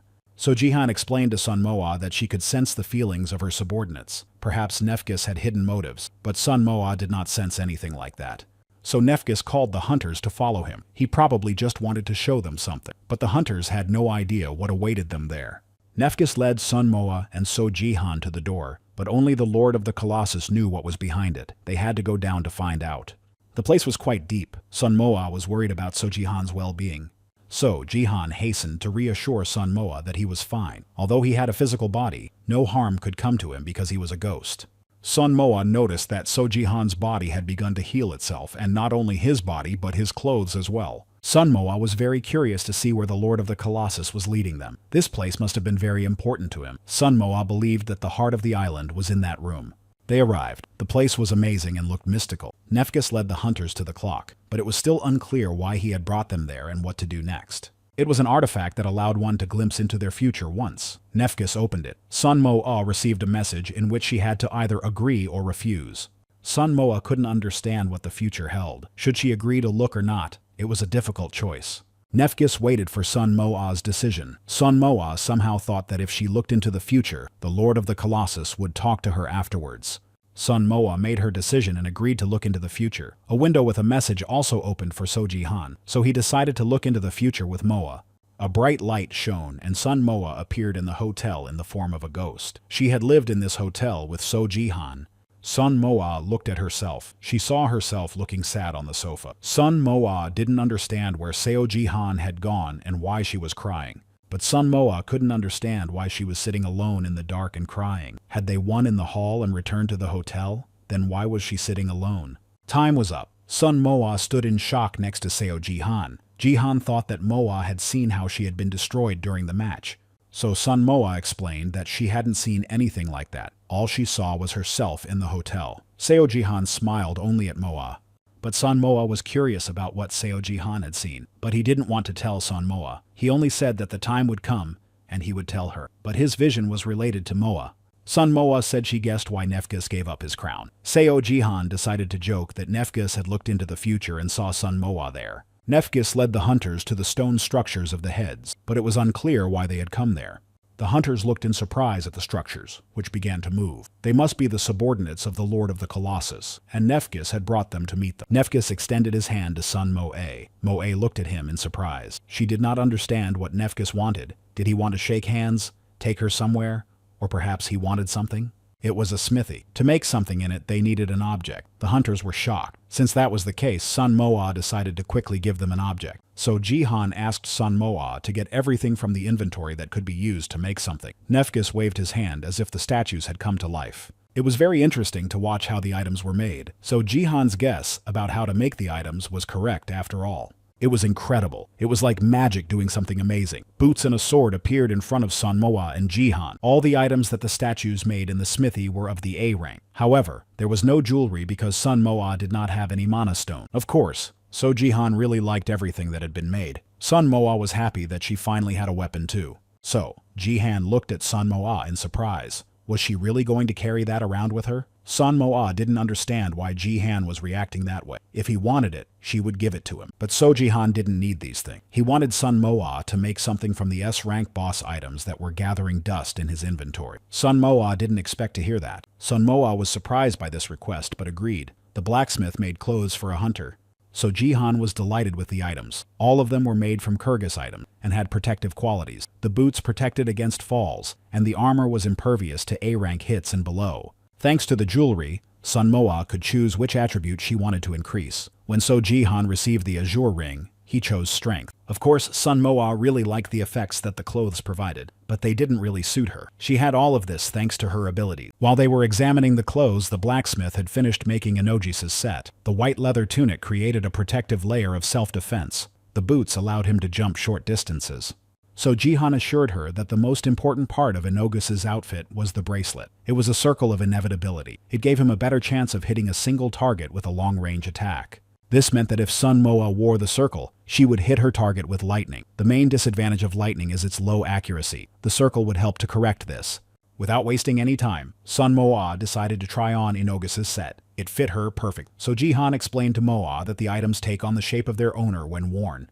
Sun Moa and So Jihan decided to see how much her stats had increased. Sun Moa's magic increased by 470 times. Sun Moa decided not to change her abilities to Nefgis's abilities, so she continued to increase the lightning of the Insect Lord. Sun Moa began to combine Nefgis's dungeon with her own. Sun Moa's subordinates noticed that she liked to conquer. Hunter Sun Moa successfully completed her raids on the dungeons of Korea. Sun Moa was infinitely happy that they had finally closed all the dungeons in Korea. It seemed that So Ji-hwan would miss the dungeons only because he loved fighting so much. Of course, Sun Moa had worked very hard, and without Seo Jihan, she would hardly have gotten this far. Sun Moa really wanted to introduce Nefgis to the other dungeon dwellers, but it didn't seem like Nefgis was ready for that. Nefgis sat on a large rock, saddened, thinking about something. Perhaps a lord like Nefgis was not used to losing. So Jihan and Sun Moa decided to give Nefgis a rest. The hunters thought he was just exhausted, so they decided to give him time to recover. They could introduce him to the others later. There was nothing left to do in the dungeon, so Jihan wanted to get home as soon as possible. So, without wasting another minute, the hunters headed home. Ban So-jin and Yunin Dam happily greeted Sun Moa and So Jihan at home. Only Ban So-ho was not happy about this event for some reason. Sun Moa was very surprised. They had just closed the last dungeon. When Ban So-jin and Yunin Dam had time to prepare everything, the hunters knew that fighting monsters, let alone negotiating with them, was not easy. So they decided to buy lots of treats and celebrate the closing of the dungeon. Of course, Sun Moa was pleasantly surprised by such a welcome from her friends. An event like the closing of the dungeon in Korea was really worth celebrating. Sun Moa was happy. Until recently, she had no friends or abilities. Now she had everything: friends, dungeon abilities, and powerful strength. Nefgis dungeon took the most time. Yunin Dam was very curious as to why Nefgis gave up his crown. Perhaps he saw the future and decided to change it. Sun Moa met such a powerful lord as Nefis for the first time. He had every chance of winning in the entrance hall. Sun Moa's mood worsened.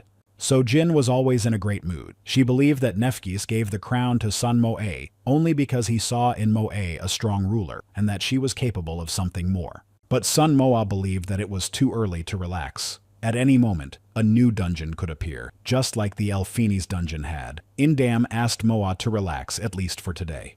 So Sun Moa took on a lot of responsibility, closing the dungeon, gathering ingredients, and the rest of the work. So-ho agreed with Indam, so he apologized to Sun Moa for that. Of course, Sun Moa deserved a rest. The hunters had drunk a lot, so Jihan didn't like this, so he asked them to stop giving Sun Moa drinks. Sun Moa felt awkward and didn't understand why. Maybe it was because she was drunk, or maybe there was another reason. Sun Moa remembered that she had gifts for each hunter. No one was expecting gifts from Sun Moa, so the hunters were surprised by her generosity. Banso Jin wanted to see what Moa had as soon as possible. Indim asked her to calm down. Sun Moa knew best who should receive what. A little later, Sun Moa began to distribute the items from the dungeon. It was hard for Banso Jin to believe that Sun Moa had given her the Bargus set. It provided resistance to poison and S-rank effects, which were quite useful. Banso Jin was beside herself with happiness, so she ran to her room to immediately put on the items Sun Moa had given her. The next set was for So Jihan. Sun Moa decided to give the Kyrgyz set to So Jihan. She knew from the beginning that So Jihan deserved Kyrgyz's items, so Jihan thought that he got these things only because he survived Kyrgyz's dungeon. But in fact, this was not the case at all. Sun Moa decided to give this set to Jihan because she didn't want to hurt him with her abilities, so Jihan was impressed by Sun Moa's choice. Banso Jin quickly put on her new clothes. She was acting strangely, so Jin promised Moa that she would find a very good use for this set. Yoon Indam also wanted to receive a set from Sun Moa. However, Moa was in no hurry to give him anything. That is why Indam began to feel sad. Indam was saddened by the thought that Sun Moa had nothing for him at all. Sun Moa did not expect such a turn of events. Banso Jin behaved rudely as usual. She called Indam a fool and explained that only her servants could receive gifts from Sun Moa. Yoon Indam also wanted to become Sun Moa's servant. He began to explain to Sun Moa that he had simply forgotten to do so earlier, and that there had never been a day when Indam had any doubts about Moa. Sun Moa happily agreed to let Yoon Indam become her servant as well. Yoon Indam was overjoyed to also receive a set as a gift from Sun Moa. He quickly ran to Bang Soho to show him his new set.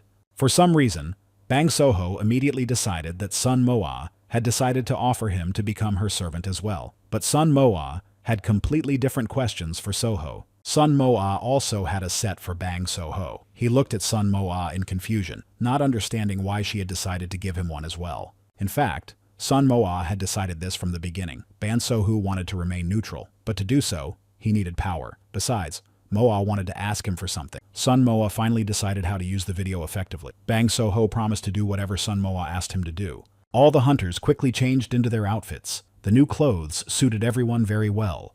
Yoon Indam rushed to hug Sun Moa without hesitation. He was so happy that he wanted to share his joy with everyone. Only Jihan didn't like their hug at all.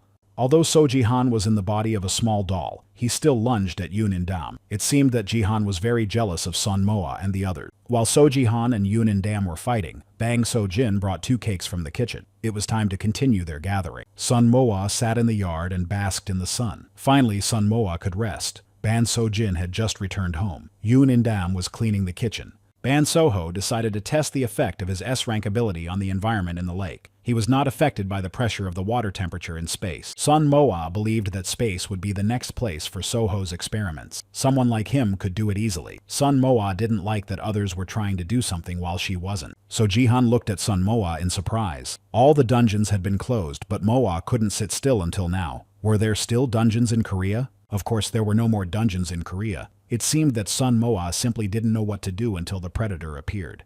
2 days ago, Sun Moa and Jihan decided to search for hidden dungeons in Korea. Moa wanted to start the search immediately to reduce the number of victims. Sun Moa believed it would be better if the hunters searched for the dungeons separately. But Bang Soho wanted to take a different approach. Ban Soho believed that it would be better for them to obtain classified information from the dungeon control center. They should also look for foreign informants. In addition, Ban Soho had to prepare for Sun Moa's task regarding the video. But Ban So-jin did not expect that they would have to split up. She thought they would go together. Sun Moa explained to So-jin that they could go in pairs within the country. Ban So-jin immediately rushed to Sun Moa because she wanted to go with her in search of hidden dungeons. Indam also wanted to go with Sun Moa. It seems that these two will defeat Jihan. Sun Moa asked the hunters to report any dungeons they found immediately, so that they could investigate them right away. Meetings are only held in the house. The team of hunters searched for the dungeon for 2 days but found nothing. Perhaps it was time to tackle the foreign dungeon. Sun Moa asked So Jihan to explore foreign dungeons together. Of course, So Jihan agreed, but he thought Sun Moa was trying too hard. In the United States, people were surprised by the news from Korea. Congress was perplexed and believed that it was all untrue. But why make such a statement? Perhaps it was just a show. Congress had nothing to worry about. They were assured that it was just a show. It was hard for him to believe that the dungeons were closed. This was not supposed to happen. The dungeons were supposed to remain open and cause chaos. The dungeons had to cause more despair so that the Daehan Guild would prosper and Kim could rise even higher. Kim made a foolish proposal, much to their delight. Congress prepared articles that would prevent So Jihan from entering the United States. The head of Congress came up with several convincing headlines for the news. It was in their interest to keep the dungeons open. Sun Moa was shocked by the news. It seemed that the U.S. was specifically interested in closing the underground tunnels in Korea. Ban So-ho and Yunin Dam returned home. Sun Moa happily told them about the events in the United States. The United States had begun to seriously consider completely subjugating the underground. The hunters welcomed the news, because if it turned out to be true, other countries would follow suit. But Yunin Dam did not consider this to be good news. It would be inconvenient for their team to go on raids. Had no one noticed anything strange? Everyone knew that the top-ranked So Jihan was aiming for foreign dungeons, even if it took 10 or 20 years to conquer a dungeon. Most people would consider attempts to stir up the masses boring. Didn't that seem strange? Bang So-hu listened to Yunin Dam's words. Perhaps they deliberately used communication with Bang So-hu in this way. If it was really not true, then it was worth just watching the situation. In any case, there had to be some other steps. Sun Moa hoped that after the closure of all Korean dungeons, the situation would improve, but it only got worse. Seo Jihan did not understand why Moa thought so. Fixating on quick deals prevents one from thinking about the future. Sun Moa believed that if things continued at such a rapid pace, all of humanity could be destroyed. Sun Moa considered herself a weak person. Once Jihan told her that a strong person should not burden themselves with problems. Sun Moa did not know how to do that. But So Jihan did not think so. Sun Moa went too far only because she was incredibly strong. Someone else in Moa's place would not even have thought of closing the dungeon to save others. So Jihan didn't want Sun Moa to think too much before going to sleep. Tomorrow would be a new day with new news, and for now it was time to rest. Meanwhile, while the hunters were resting, the predator Ionikel finished tracking the current dimension. The predator Ionikel began to attack the dimensional barrier. The dungeon was unsealed. It was time to rescue the refugees. The day of the entrance hall had arrived. This news came as a great surprise to everyone. The predators that came to the human planet looked shocking and quite unusual. Terrified, So Jihan began to wake Sun Moa. He spoke about the rupture that had occurred, but Sun Moa, still half asleep, did not quite understand him. Sun Moa noticed a flash of light not far from them. Moa didn't quite understand what had happened. She had heard some explosions during the night. The explosions were coming from the supermarket where Sun Moa often went. Moa quickly got dressed and started running toward the exit. She had to get to the supermarket immediately. Ban So-jin was very surprised at how quickly Moa and Jihan got there. Sun Moa was only interested in what was happening at that moment. Ban So-jin quickly showed Sun Moa the latest news. As it turned out, the breakup had not only happened in this place. The news was not comforting at all. She didn't want to believe it, but she couldn't deny it either. Sun Moa realized that the time had come. The predator had invaded their world. The eve had arrived. The predators destroyed everything in their path. Chaos and panic broke out all over the world. Sun Moa had not known about the eve before. Elphinus explained to her that it was the time period before the entrance hall. On the eve, the closed rulers came out with an offer of peace and a search for an alliance. But in reality, they were fighting each other. That was how the people of Elphinus's world died. The enemy rulers of the underground were the first to come out, but there were also rulers who remained inside and waited for the hall to open. Thus, the people first encountered the aggressive ones. Sun Moa wanted to send the rescued people to her dungeon, so she asked Elphina to take care of them. Only Sun Moa did not even guess during her conversation with Elphina that day that the situation would become so serious. Human screams could be heard from under the rubble. Someone was asking for help, so the hunters went in the direction of the screams. Ban So-jin noticed that predators were flying straight toward them, so she urgently informed Sun Moa. Ban So-jin was ready for battle, especially since she was wearing the costume that Sun Moa had given her. But So-jin is hard to scare even without a costume. While Ban So-jin was dealing with the predators, Sun Moa asked So Jihan to help rescue the people while she was at the entrance to her dungeon.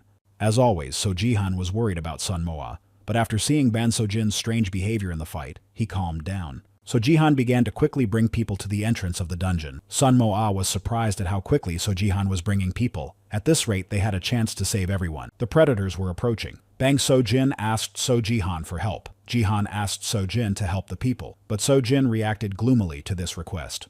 So Jihan was quite fast. He started fighting the predators. Ban So-jin had never liked So-jihan, but she was thrilled by how Jihan fought. Ban So-jin always liked to stand out. Therefore, this case was no exception. Ban So-jin decided to show off her abilities as well.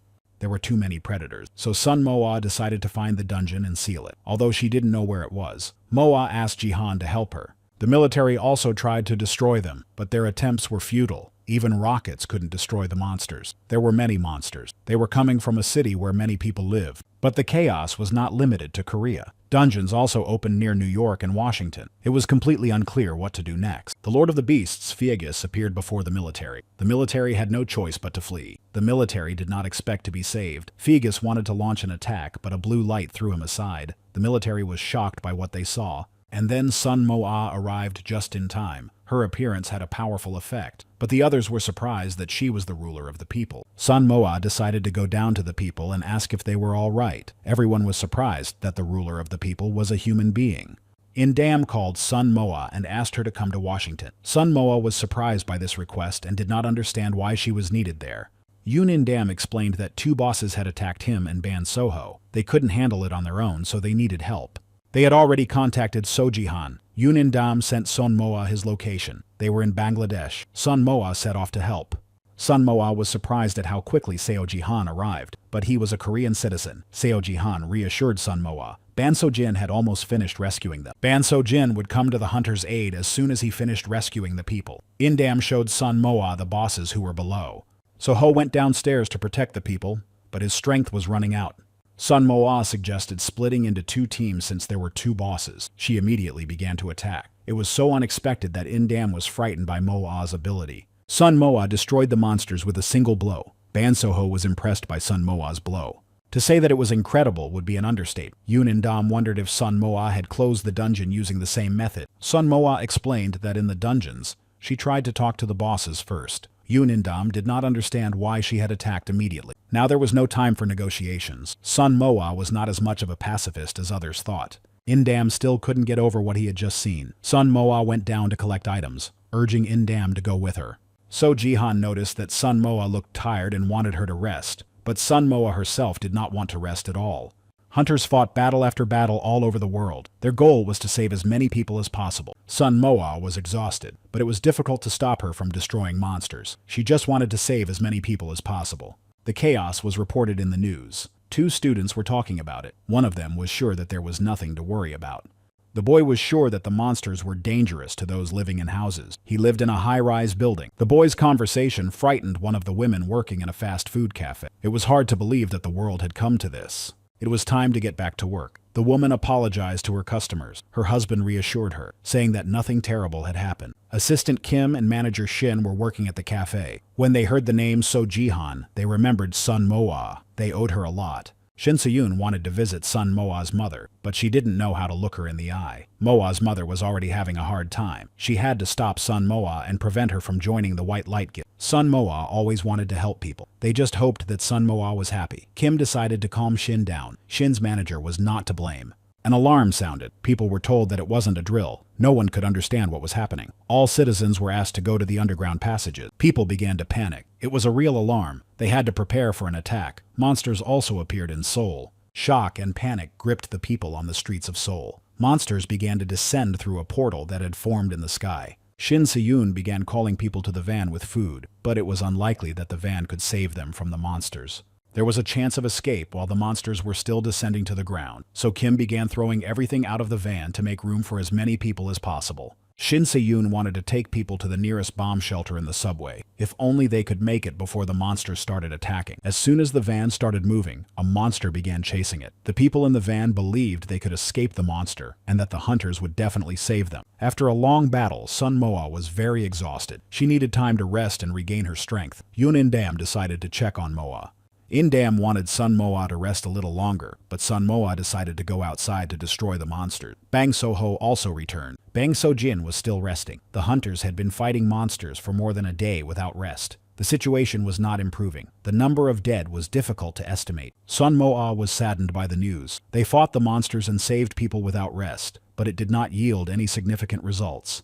Yunindam and Seo Jihan began to calm Sun Moa. She had spent a lot of time warning people about the threat, but no one had really listened to her. Looking for someone to blame was pointless. The main thing was that Sun Moa had made a lot of effort to save people. Sun Moa's rating began to rise. From 149th place, Sun Moa moved up to 12th, but others could only see the top 10, so she didn't have to worry for now.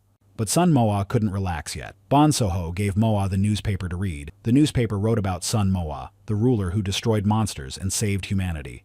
Sun Moa's name appeared in the newspaper only because the hunters she had saved saw a notification in the system window with the name of the ruler of the people, Sun Moa. Sun Moa did not expect such a turn of events. She was sure that she was not the boss. Indam explained that Moa had a crown and a dungeon, so she was the boss.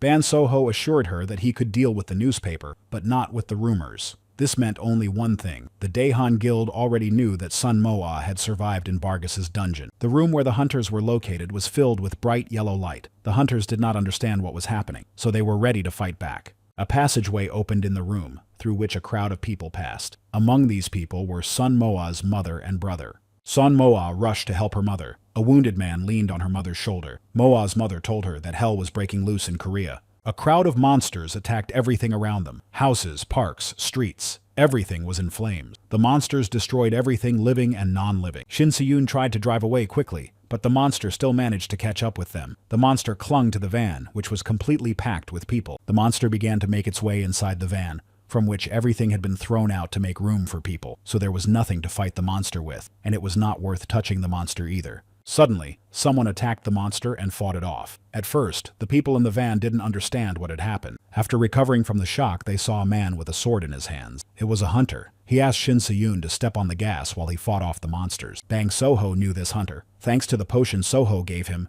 the hunter was able to restore his mana. Thanks to his restored strength, the hunter easily destroyed the monsters. The people around him were still worried about him. Although he didn't look like much, he was a hunter from the Sky Guild. There were only 500 meters left to the subway. Monsters filled the entire space and mercilessly destroyed ordinary people. The hunter was shocked by what he saw before him. There were too many monsters for one hunter. The streets were swarming with monsters. Of course, hunters were scattered throughout the streets of Korea. They were trying to protect people from the monsters. A message appeared on the system screens announcing the arrival of the ruler of humans. When Sun Moa appeared, the pressure effect began to take effect. Everyone looked at her in surprise. For the hunters, it was a real shock. Sun Moa immediately used her Insect Lord's lightning ability, hitting the target precisely and destroying the monster. The others just stared in amazement at what was happening. Sun Moa descended to the ground, where she immediately met Shin Se-yoon. It was hard for manager Shin to believe that Sun Moa was standing in front of her. Kim and Shin Se-yoon truly believed that Sun Moa had died in the raid on the Bargas dungeon. Sun Moa also did not seem to expect to see them. Sun Moa was overjoyed that Assistant Kim and Manager Shin had survived. Even a slight delay in their rescue could have led to a major disaster. Although they wanted to talk to Sun Moa, it was not the right time for conversation. Sun Moa hurried to open the passage to the dungeon for them. Of course, Sun Moa didn't want others to see her, but she couldn't let people die. The city was in ruins. Flames engulfed houses and streets. So Jihan was worried about Sun Moa and wanted to talk to her, but Sun Moa was not interested in him. She called Indam and asked him to find the person who did this. There were too many monsters. It made no sense to destroy them one by one. If they destroyed the Insect Lord with lightning, people could die along with the monsters. Sun Moa began to think about how to defeat all the monsters without harming people. While Sun Moa was looking for a way out of the situation, So Jihan noticed a monster that was different from the others. Perhaps it was the boss of these monsters. As soon as Sun Moa heard about the boss, she immediately had an idea of how to destroy the monsters. Sun Moa decided to transform into a beetle and infiltrate the monster horde through the boss. These monsters follow their leader everywhere, so she had to make sure that the boss and his pack flew away from the city. Sun Moa's plan worked. After flying far enough away from the people, Sun Moa returned to her normal self. Now, Sun Moa could destroy the monsters without any problems. But even after this blow, the situation did not change much. Sun Moa did not understand what she needed to do to save all the people. So Jihan was constantly upset when he saw Sun Moa sad. Moa was not to blame for not being able to protect everyone. Yoon Indam called to inform Moa of the location from which the monsters were emerging. This location was the control center for the dungeons. It appeared as if someone had deliberately opened the dungeons. Sun Moa planned to close the passage in the dungeon control center. To do this, So Jihan needed to materialize. Sun Moa also decided to call Bang So Jin for help. She could use her telekinesis to move all the monsters to the control center.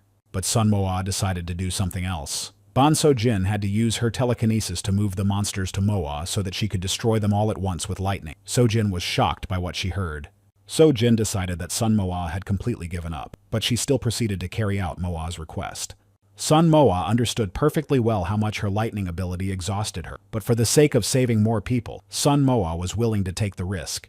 While Sun Moa was fighting the monsters alongside Bang So-jin, Sun Jihan arrived at the dungeon control center. Upon entering the control center, everyone looked at Seo Jihan in surprise. No one expected to see him there. Seo Jihan was ready to destroy these scoundrels who didn't care about ordinary people. Because of them, people on the streets were dying at the hands of monsters. The hunters began to scatter. Everyone began searching their inventory for a teleportation scroll, but their attempt to escape was futile.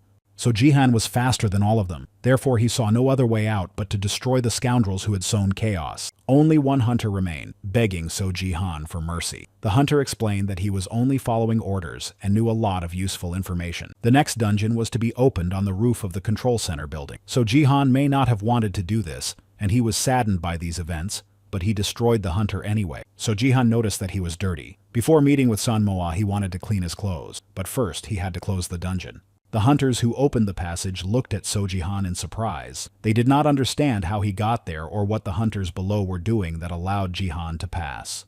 So Jihan was angry at the hunters for opening the passageway for monsters into their world. These hunters also tried to flee, but their attempt was futile. So Jihan gave the villains a chance to say their last words before destroying them. Ban So-jin continued to use her ability to bring monsters to Sun Moa. After So Jihan destroyed all the portals, he rushed to help Sun Moa and Ban So-jin. Moa did not expect to see Jihan so quickly. Sun Moa assured Seo Jihan that she was fine, but Bang So-jin claimed otherwise. So-jin had seen how many times Moa had used her abilities. Yoon In-dam contacted every hunter via the communication network. He reported that the villains had used more than just portals. But with the help of a teleportation scroll, they deliberately moved high-ranking monsters to cause more problem. It is still unknown who was behind this. The monsters were deliberately sent to the most populated cities in Korea to cause great damage and casualties. It was unclear why they did this. Most likely, it was just for power, or perhaps the scoundrels were simply playing with human lives to boost their pathetic self-esteem. So Jihan was not interested in the motivation, circumstances, or perpetrator. The problem at hand had to be solved. All the news and circumstances were giving her a headache, but something had to be done. So, Sun Moa decided to seal off Seoul. Seo Jihan didn't quite understand Sun Moa's intention. Moa wanted to put a barrier around the whole of Seoul so that no one else could enter. Sun Moa understood So Jihan's concerns perfectly, but there was no other way out. Their goal was to save as many people as possible. So Sun Moa asked Soho and In-dam to gather their hunter friends, but at least some hunters had to stay behind to protect the provinces. They also needed to set up a hotline in case of an emergency. So Jihan, along with Ban So-jin and Moa, had to destroy all the monsters remaining in Seoul. When everything was quiet, the hunters would be transferred to the outskirts of the province for protection. Sun Moa counted on Inda and Soho, but until the hunters arrived to help, Sun Moa continued to hunt monsters. They had to act quickly because they needed to find the main villain. Otherwise, the hunters would have little chance of victory. Very little time passed before Ban So-ho informed Moa that the hunters had been sent to Seoul. In-dam and Soho had indeed worked quickly. But Sun Moa and Jihan remained in reserve. Jihan was worried about Moa's magic, but she kept reassuring Jihan that she was fine. And Sun Moa drank a lot of potion in a short period of time. She became addicted to the potion, which shortened its duration. Moa felt sick and decided to continue saving people. And so Sun Moa climbed to the top of the tallest building and began to set up a barrier. Once it was complete, no one would be able to enter Seoul without Moa's permission. The monsters were still raging in the air. Ban So-jin and So Jihan had to protect the people and destroy the monsters. The hunters arrived just in time to help. Sun Moa had just begun to erect the barrier. The people on the street were terrified but believed they would be saved. Yoon In-dam climbed up the mountain and watched Sun Moa set up the barrier. It wasn't the first time Yoon In-dam wondered if Sun Moa was really human. Sun Moa always thought more about others than herself. Even though she felt terrible, Moa thought only about protecting and saving people. The sight was truly impressive. Bang! So Jin watched everything with great admiration, and did not understand who she was on the same team with. Moa's power impressed everyone. Sun Moa finished setting up the barrier, and felt unwell. She had used too much magical power. Therefore, Sun Moa felt dizzy. She could easily lose consciousness, so she began to emphasize to herself that she must not do so. Sun Moa felt so bad that she didn't even notice when So Jihan came up to her and picked her up. Sun Moa managed to cast a barrier over the entire city, although Sun Moa herself had no doubt that she could do it. Of course, Sun Moa felt very bad. She began to realize that she needed rest. But before that, she asked who was near the Noryangjin station. The situation was critical. There were too many monsters, and the hunters couldn't handle them, so they needed help. Sun Moa promised to come to the rescue immediately with So Jihan. Sometimes So Jihan didn't understand Moa at all. Although Moa was exhausted, she returned to Jihan and hurried him with a smile. The other hunters were waiting for them. So Jihan just looked at her sadly. Sun Moa was 100% confident in Jihan. If anything happened, he would definitely be able to protect Sun Moa. Ban So-hu set up defenses for himself and the other hunters. These monsters had an unpleasant combination of features. They looked like flowers, but their teeth could easily crush anything. Although the hunters were outnumbered and outmatched, they couldn't just stand there. They had to keep attacking the monsters until help arrived. But no matter how strong the blows were, they had little effect. The monsters only became angrier and attacked even more fiercely in response. The monsters struck with sharp spikes that were difficult to dodge. Ban So-ho called the hunters back from their attacks. If there had been even a few less monsters, it might have been possible to defeat them. The exhausted hunters needed to hold out a little longer until reinforcements arrived. The monsters began to prepare for a new attack, but a powerful blow from Sun Moa stopped them in their tracks. Suddenly, Ban So-jin was horrified by the sight of the monsters, but she began to joke with her brother. Ban So-jin jokingly told Ban So-hu that he was incapable of kicking the monsters' asses, so she would do it for him. But jokes aside, they had to get to work defeating the monsters. Ban So-ho asked Ban So-jin to watch her words. Yoon and Dam thought that Ban So-ho was a bore who didn't know how to have fun. Yoon and Dam destroyed the monster while talking to Ban So-hu. If So-hu was happy to see them, he could have just said so. While the other hunters cleared the area, Sun Moa waited for the right moment to deliver the final blow. When she got the signal, Moa immediately used her lightning ability. Of course, Sun Moa's team was used to her great power, but the new hunters who saw Sun Moa's ability were constantly amazed. After all, Sun Moa was able to destroy 3 monsters with a single blow. At that moment, the hunters must have been glad that she was on their side. Sun Moa felt bad. Everyone began to worry about her. Yoon In-dam immediately rushed to Sun Moa and hugged her tightly. But Sun Moa was worried about the other hunters, not herself. She was sure that the others were doing better and would destroy all the monsters by morning. The hunters heard a noise. Looking up, they saw something that surprised them greatly. The first barrier of the dimension had been destroyed. The devourer, Ionical, had entered the current dimension. The hunters, like ordinary people, faced a greater threat than the monsters they were destroying. The second barrier was activated. The countdown to the destruction of the barrier began. The hunters realized that the devourer Ionical was very close. The hunters watched as the predator destroyed the barrier. Ionical, the predator that devoured everything in its path, was the cause of all their misfortunes. Ionical turned out to be much larger than anyone could have imagined. Sun Moa began to doubt their victory over the predator. Ionical's appearance was distorted and unpleasant. Ban So-jin was the first to comment on the predator's appearance. Yoon and Dam just looked at her in surprise. So Jihan was concerned about Sun Moa's well-being, but it seemed that Sun Moa herself was only worried about the predator, which would soon reach the ground. So Moa decided not to dwell on silly thoughts. She tried to overcome her doubts about destroying Ionical. The hunters had only one option to defeat him. However, it was difficult to stop Sun Moa and send her to rest, so she hurried again to find out where the monsters were. Soho reported that there were no monsters left inside the barrier. Monsters began to appear outside the barrier. This was not surprising, of course, because access to the city had been closed. The hunters decided to leave the barrier and defeat those who had invaded. Sun Moa also decided to go with the hunters, claiming that she had the strength to fight. Moa drank too much potion and poisoned herself. Terrible fatigue did not stop Sun Moa. Ban So-ho decided to explain to Sun Moa that the king's duties included rest, not just fighting. Although Sun Moa knew this very well herself, Ban So-ho divided the hunters among Seoul. He asked Sun Moa to rest somewhere else until the fight with the monsters was over. Sun Moa decided to report that Ban So-hu was completely insincere, just as In-dam had said. The hunters stood and looked at Sun Moa in surprise. In-dam felt awkward. There were only 60 hours left until the end of the world. Therefore, Sun Moa did not care what others said about her. Moa did not want to regret not doing enough. So Jihan was troubled by Moa's decision. Ban So-jin and Yoon In-dam decided to support Sun Moa and try to make sure she had no regrets. It was still a long way to morning. It was time to go beyond the barrier and start destroying the monsters outside. The brave and courageous hunters did their best to destroy all the monsters that came out of their dungeons. At the same time, Soho defended the people with his shield. Morning came. It seemed as if all the monsters had been destroyed, but So Jihan asked everyone not to jump to conclusions. It seemed that new monsters were approaching them. The monster approached slowly. Sun Moa simply decided to destroy the predator without waiting for it to get closer to them. Sun Moa immediately used the Insect Lord's lightning ability. It was the most powerful force Sun Moa possessed. The hunters were shocked and surprised when they saw that the monsters had repelled Sun Moa's attack. Sun Moa was overly confident in herself and her abilities, so she launched another attack. She was curious to see if the monster could repel her.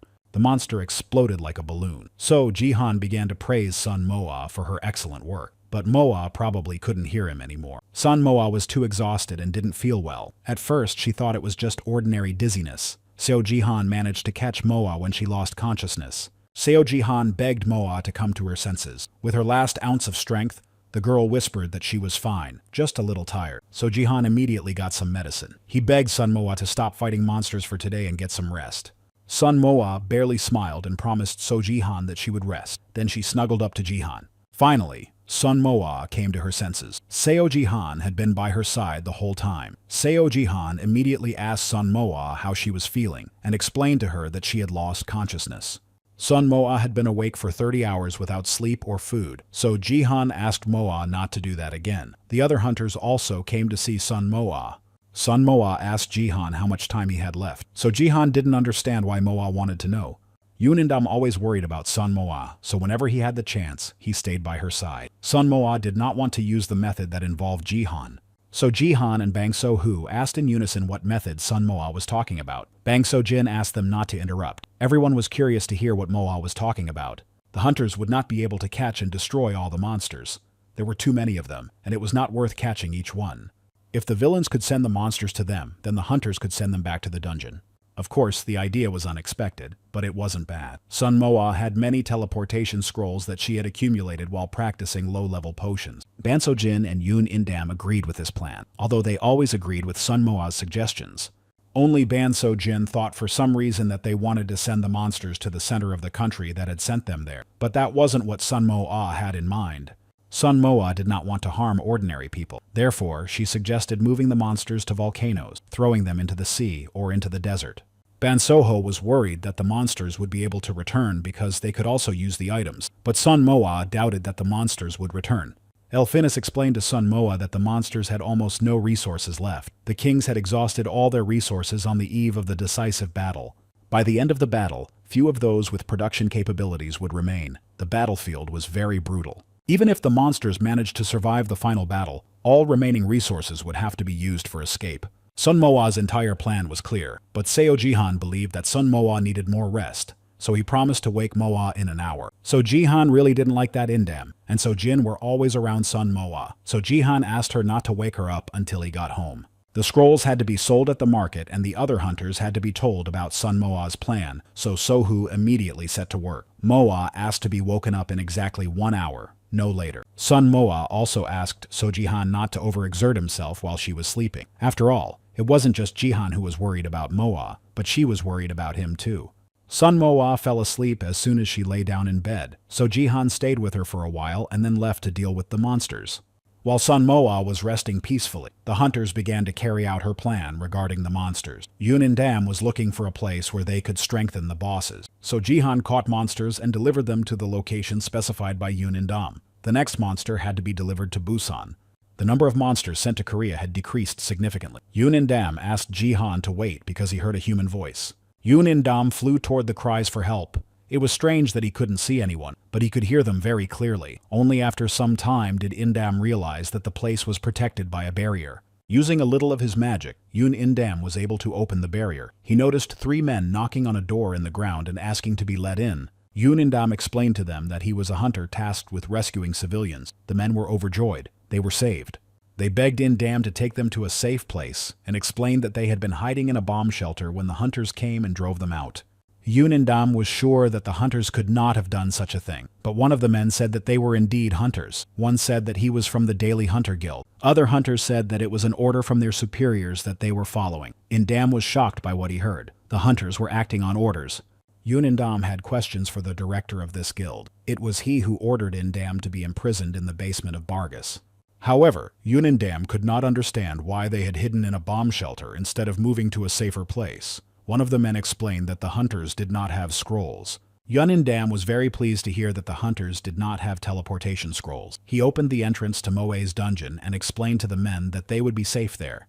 The men thanked Yunindam for saving them. Yunindam himself decided to visit the hunters in the bomb shelter. The hunters did not understand why they could no longer hear any cries. Had they simply given up, or had the monsters returned? Green light shone into the bomb shelter through the entrance. This frightened the hunters. They had no idea what awaited them. Their legs began to burn. The hunters didn't understand what was happening. They could only guess that it was poison. The hunters began to call for help. Yunindam was glad that he finally had the opportunity to use the ability he had gained when he ate Bargis's horn. When Indam looked inside the bomb shelter, he was very surprised. Hunters with weapons in their hands were standing right at the entrance. The hunters were also very surprised when they saw Indam. The hunters begged Indam not to approach them, but Yunindam did not care about their words, so he immediately began to freeze them. Each hunter begged for mercy. Only one remained. He begged Yingdam for mercy, but why should Yingdam spare him? The man could not understand why Yunindam was doing this to him. He promised to tell Yunindam everything he knew. Yunindam was curious if the man also knew about the monsters.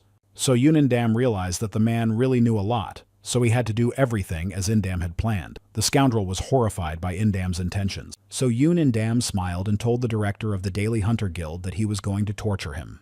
After that, Yunindam immediately wrote a message to Sun Moa saying that he had found out who was behind the appearance of the monsters and knew their location. But Sun Moa was still resting. Sun Moa did not understand why she had not been woken up and how many hours she had slept. She immediately replied to Indam after reading the message. Yunindam regretted not taking Moa's phone.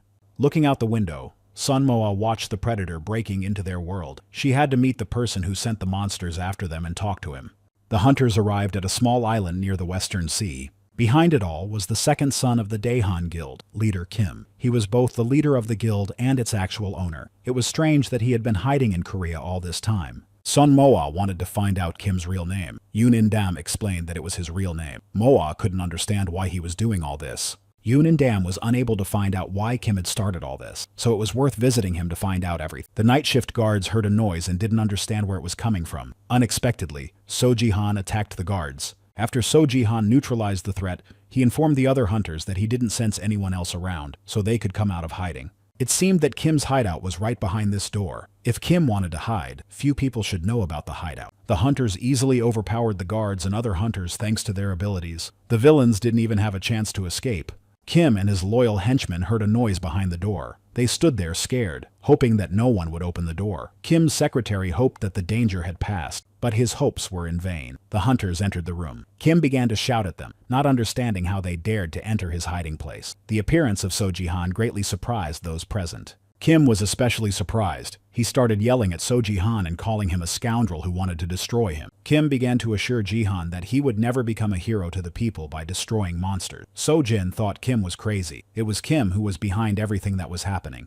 Sun Moa was angry at Kim. Because of him, many innocent people had suffered. Many had lost their families. Many people had nowhere to return to because their homes had been destroyed by monsters, and it was all because of Kim. Kim gave orders to protect him from the hunters, but his servants decided to just run away. None of the hunters wanted to fight, so Ji-han. The contract said to protect Kim from monsters, not from other hunters. Kim became angry and punched the floor. Kim thought that his defenders were useless, so he decided to deal with Soji-han and his company himself. As it turned out, Kim was awakened. Kim attacked Soji-han with his ability, but Ji-han easily repelled the attack. Kim was very surprised at how easily Soji-han had blocked his attack, so Ji-han himself decided not to wait long and attacked in response. So Ji-han assured Kim that his tricks would not work. All they wanted was to talk to Kim, but Kim did not understand what they wanted to talk to him about. So Sun Moa approached Kim and asked if he had deliberately sent the monsters to Korea. Kim did not understand who was talking to him, but he admitted that he had indeed released the monsters on purpose. Sun Moa began to joke rudely that the news would soon report that the monsters had attacked because of Soji-han and his terrorist group. Ban Sojin couldn't hold back and shouted ominously that the monsters had come because of Kim. Kim assured Sojin that he didn't really care about people. So Ji-han wondered if Kim really didn't care how many people died. Kim laughed and assured him that the main thing for him was that he was alive. The monsters were quickly wiped out, so there were few casualties. Kim had hoped for more victims. The more people died, the more Kim would be praised. He would become king. Sun Moa was unpleasantly surprised by what she heard. Anger filled her mind. How could anyone be such a scoundrel? Kim continued to speak. That was the only way he could be noticed. Everyone who survived would come to love Kim. If not, they would have to be destroyed. Sun Moa took out her camera and showed Kim the video to find out if So Ji-han's betrayal was his doing.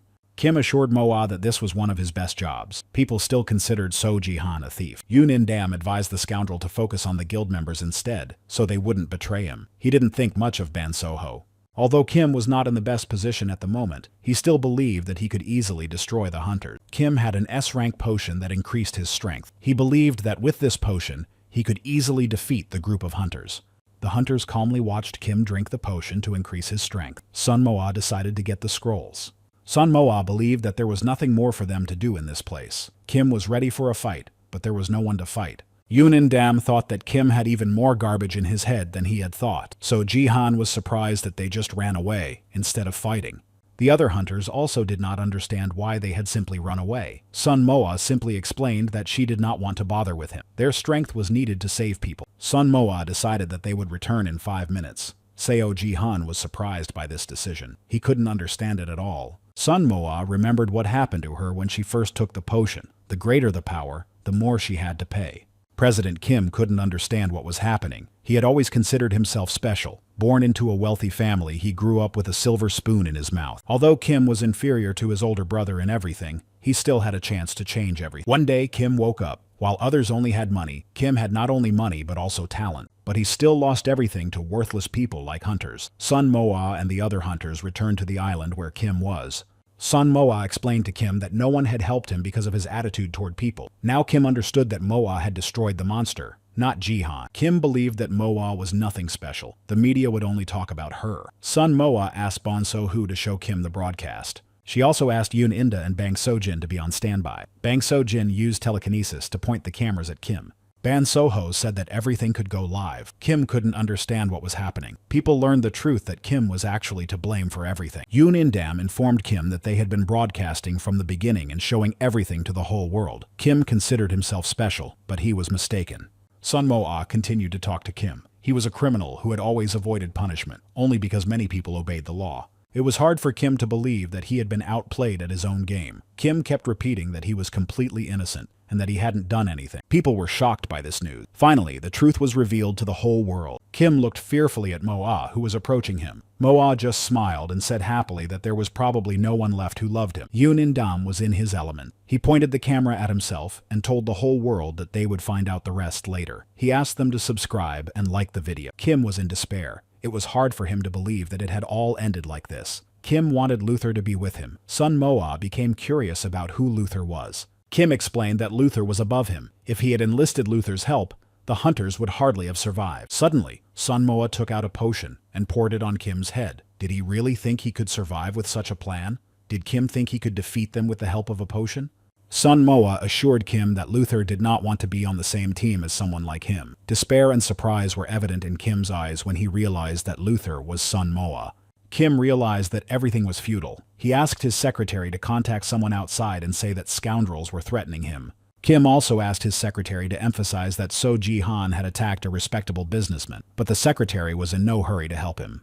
So Kim became angry and started yelling at the boy who had received money from Kim, but had simply turned away from him in his hour of need. Kim began threatening to harm the young man's family. Immediately recognized Sun Moa and told Kim about it, but Kim couldn't hear anyone but himself. After the attack on the guild, everyone thought that Moa had died, but that turned out not to be the case. Sun Moa, who hated Kim, turned out to be Luther. Kim became even angrier. He ordered to shut his mouth. Explained that there was only one way out, to choose the stronger side. Holding a knife in his hand, swung at Kim. The last thing said to Kim before destroying him was that had been waiting for this day for a very long time. Sun Moa wanted to help Kim, but the others didn't care whether the scoundrel lived or died. Kim had done too much evil to too many people. Sun Moa gave Kim a healing potion, but it didn't work. Moa didn't understand why the potion didn't help, so Ji-han just said that it was too late to give him medicine.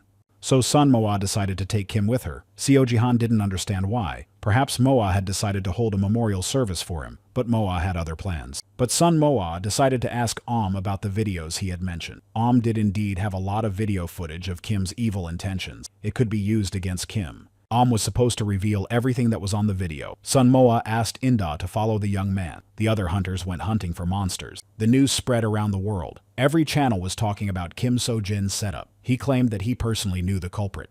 In Korea, they found out that Son Moa had survived. They interviewed the boy whom Moa had saved first in Guam and now in Korea. Everyone became curious about who Son Moa was. Could she really have become the #1 hunter? What would you do if you knew that the world would be destroyed in 2 days? An interesting question to which everyone will give a different answer. But hardly anyone would answer that they would pick up a newspaper and start looking for their name in it. After Kim's death, the world did not change much either. The world just kept on living, waiting for the end that was coming soon. But the hunters still had hope that they could defeat this evil. In the last few days, Son Moa was still exhausted. The only thing that made her happy was that there was no internet in the dungeon, so they couldn't read the news there. Son Moa decided to go to the dungeon. Shinju and their mother immediately ran to meet her. Only her mother knew that Son Moa was alive. Shinju rushed into Moa's arms. She had to tell him that she was alive. Son Moa explained that it was dangerous for anyone to talk about it. Moa's mother told Shinju everything that had happened in Moa's life. She told him about the dungeon and So Jihan. Shinju found it hard to believe that Moa had fought alongside Jihan. Shinju found it hard to believe that monsters had destroyed Seoul. He wanted to believe that it was all a terrible dream, but unfortunately, it was reality, not a dream. Shin Se-yoon and Kim saw Son Moa and immediately ran to her. They were very happy that Son Moa was okay. Shin Se-yoon immediately began to apologize to Son Moa. Shin Se-yoon was very ashamed that she had allowed Moa to join the Bule Light Guild. Moa also apologized to them. But Son Moa assured them that they were not to blame for what had happened. Moa also apologized for not telling them that she had actually survived the trip to the Bargus dungeon. She wanted to tell them something and suggested they go inside the fortress. At the same time, Son Moa wanted to tell them everything that had happened in her life. Son Moa said that everything was calm outside. The monsters had begun to return to the dungeon. It seemed that the monsters sensed the danger that was approaching the world. But Son Moa decided to ask Yoon and Dam once again if the problem with the monsters had been resolved. Yoon and Dam assured her that Secretary was actively working on the issue. Yoon and Dam believed that everything had been done through the contract, so was able to stop everything immediately after revoking the agreement. Bang So-jin believed that the scoundrels had simply decided to use the contract as a cover. They knew exactly how many victims there could be. Soho was curious to find out what Director Kim was really planning. Seo Jihan believed that Director Kim had no intention of doing anything. He just wanted to shift all the blame onto them. Similar plans always worked out for Kim, so he hoped that this time he would also get away with it. Director Kim was a man who was impossible to understand. Perhaps it was not even worth trying. Son Moa was lost in her thoughts as usual. Yoon and Dam interrupted Moa's thoughts. He said that the media was trying to pin all the blame on Son Moa. They were doing it even without Kim. Many people were involved in the problems that had occurred in Korea. If someone started digging deeper, the scoundrels could be caught, so they would do everything to prevent that from happening. Yoon and Dam liked to talk a lot, so he hurried to tell Son Moa that Soho was actively trying to fight the media when they were looking for the hidden underground. Ban Soho tried to use the videos that Son Moa had. He continued to publish articles about the programs that Director Kim had produced. Thanks to this work, people gradually began to take their side. Son Moa praised Seo-ho, but he continued to insist that it was all thanks to Son Moa. Bang So-ho was confident that thanks to the opportunities Son Moa had created, they were able to use the videos correctly and change people's opinions about them. But Son Moa was sure that Bang So-ho also tried very hard to let people know the truth. Son Moa wondered if the news about the Devourer had been reported. Yoon and Dam assured her that it had, and that people thought it was just another monster. Those present did not understand who Moa and Indam were talking about. Kim believed that everything had been resolved and that everything would now be fine. Son Moa completely forgot to tell the others about the predator that devoured everything in its path. When the monsters attacked, Son Moa didn't have time to tell them everything. It was a long story about the predator, so Moa decided to tell them everything briefly. Son Moa confessed to Kim and Shin that her name at the market was Luther. In the dungeon, Moa met So Jihan after saving them, but a lot had changed in her life. She told them about her hidden ability to gather things. Now the other hunters could understand how Moa was able to gather supplies so quickly. Indam understood why Moa had told them to eat the horn. Kim hoped that they had a chance to escape and save themselves, but Son Moa did not yet know if that was really the case. If they won, they would have the choice to flee or continue fighting. Kim wanted to just run away without fighting. If they lost, everyone would die. Elphanis decided to share the bad news. Only those who had awakened could escape. But even among those who had awakened, only the strongest could survive the spatial displacement. Only those who could withstand the transformation of their souls into magical stones had the right to escape. All the rest would simply die. For this reason, the king had to decide who to leave behind and who to take with him. Son Moa was saddened but grateful that Elphanis had told her about this. Kim and Shin Se-yoon wanted to know everything, but that was all the news Sun Mo-a could tell them for now. So Sun Mo-a asked Kim and Shin Se-yoon to go to their people and spend the time they had left with them. But what about Sun Mo-a herself? After all, Sun Mo-a and her team had to prepare for an important match in order to win. Only then would they have a choice to escape or stay. But Sun Mo-a hoped that she hadn't scared Kim and Shin Se-yoon too much. Mo-a wanted to be honest with. Before leaving, Shin Se-yoon offered to have dinner with Mo-a when everything was over. Yoon and Dam noticed that Kim and Shin Se-yoon were good people, but enough talk about them. It was time to talk about the matters at hand. Of course, Elphiny knew more than the others, so Sun Mo-a asked him to tell them about the last refuge and what would happen next. Elphinus informed the hunters that when the second barrier was destroyed, the refuge would begin immediately. At that moment, the king would be able to choose only 5 loyal subordinates who could go with him. Only then would the king and his subordinates be able to go to the refuge. At the top of the altar will be a pentagonal throne. When the king sits on it, he will be proclaimed the winner of the refuge. Ban So-jin thought that first they would have to defeat all the monsters, but in fact, it would be enough to simply sit on the throne. Fighting the monsters would not be necessary. Each king would be the same distance from the throne. Sun Mo-a wondered what to do after they sat on the throne, run away or fight. Elphinus announced that they had 5 to 10 hours to decide. It seemed that this time was given to prepare either for escape or for battle. This was a wise decision, unless the enemy was much stronger. A maximum of 10 hours to think and prepare. Sun Mo-a decided that it would be better to avoid all the kings and not fight them in order to save her strength for the final battle. The hunters had already used a method of escaping from battle, but no one understood what method Sun Mo-a was talking about. Everyone was shocked by the method Mo-a used. She simply wanted to become a beetle. The conversations about monsters and battles were quite exhausting. While Sun Mo-a was talking to the hunters, her mother and brother Shinju decided to take a break. The hunters' main task was to win the shelter. If they wanted to be the first to take the throne, they would have to avoid direct battles. That was the only way they could be the first. For such a case, Sun Mo-a prepared a lot of S-rank potions. Each hunter had to take a potion and drink it from time to time. The hunters looked at the large pile of potions in surprise. Director Kim had potions like these. Sun Mo-a asked them to choose a permanent power-up and warned them about the effects of the potions. Sun Mo-a also said that permanent enhancement does not give much strength and only increases it by 5 points. Ban So-jin was thrilled to hear this news. Yoon and Dam asked Sun Mo-a about the horns she had collected after defeating the bosses. Mo-a must have collected a lot of them thanks to her ability to collect items. Sun Mo-a really did have a lot of horns, and she wasn't going to eat them, especially since the predator would soon be coming to their land. Yoon and Dam decided to ask Elphinus about the connection between him and Sun Mo-a. If everyone ate a horn, would the connection between the king and his servants be broken? Elphinus assured the hunters that this would not happen, but he did not want to believe that his queen was really ready to fight the devourer. Sun Mo-a did not yet know if she would really fight, but if she chose to flee, the people dear to her would simply die. And if they accepted the duel and lost, everyone would die without exception. There were no other options. Elphinus knew a lot of different information, but even he did not have an answer to this particular situation. They had never even considered fighting. They always chose to run away, Elphinus explained to the hunters. Surely every hunter felt this when they saw the predator. There was no chance of victory. Everyone was focused on the chance to escape, and defeating the devourer was as impossible as ants moving a mountain. Sunju woke up. He was glad to see that the hunters had finished talking about monsters. Sun Mo-a was surprised to see that her mother and brother had been together the whole time.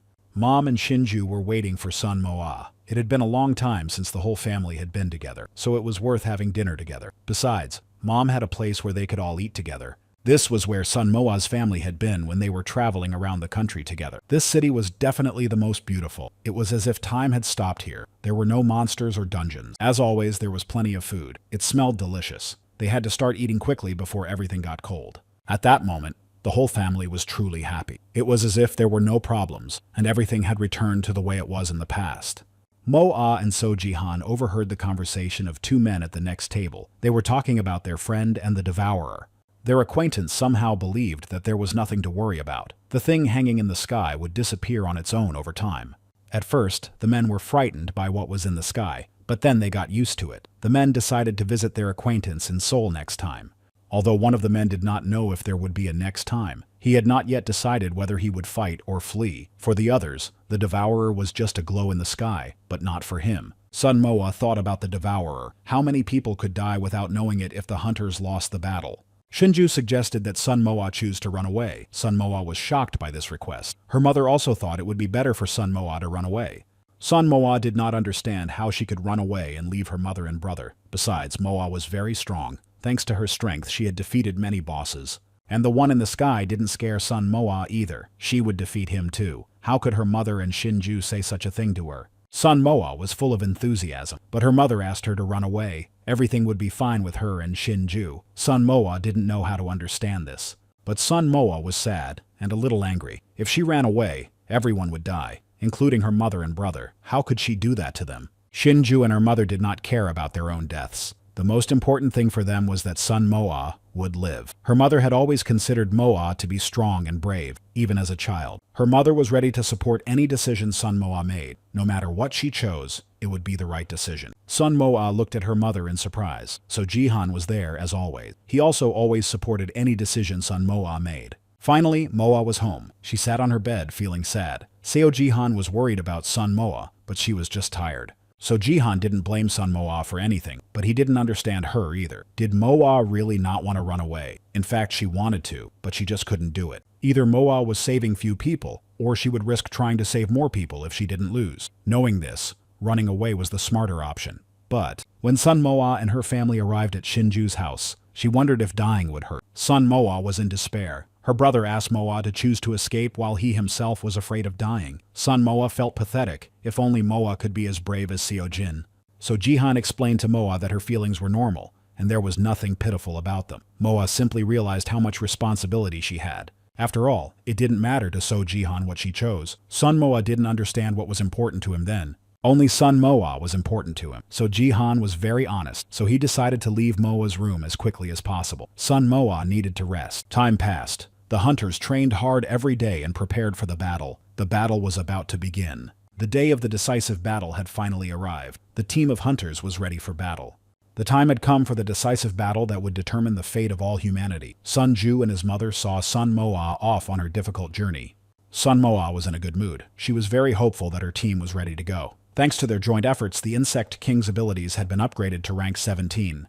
This was shocking news for the others. The king was supposed to be that strong, but Sun Moa herself did not know this yet. Yoon and Dam decided to double-check if the right number of people had gathered for the duel, including Nefgis. There were 5 of them. So Jihan was not among them as he belonged to Sun Moa. He was like an ace up their sleeve. Nefgis was to join them in the final duel. It would be very soon. Everyone had to prepare for departure. Sun Moa was in a good mood. She was confident that she would return home victorious. All participants were successfully transported. The barrier worked. The sanctuary had to be blocked first. In the sanctuary, it was forbidden to use abilities to destroy the territory. It was also forbidden to move beyond the barrier. Before entering the sanctuary, Sohu asked Sun Mo what her first action would be. She wanted to check if she could leave the barrier. If not, then what would happen next? If Sun Moa couldn't go beyond the barrier, she would have to demonstrate her power to the others. Sun Moa asked everyone to step back. After Moa's blow, everyone was shocked except Jihan. He was the only one who was happy, but Moa's blow was not strong.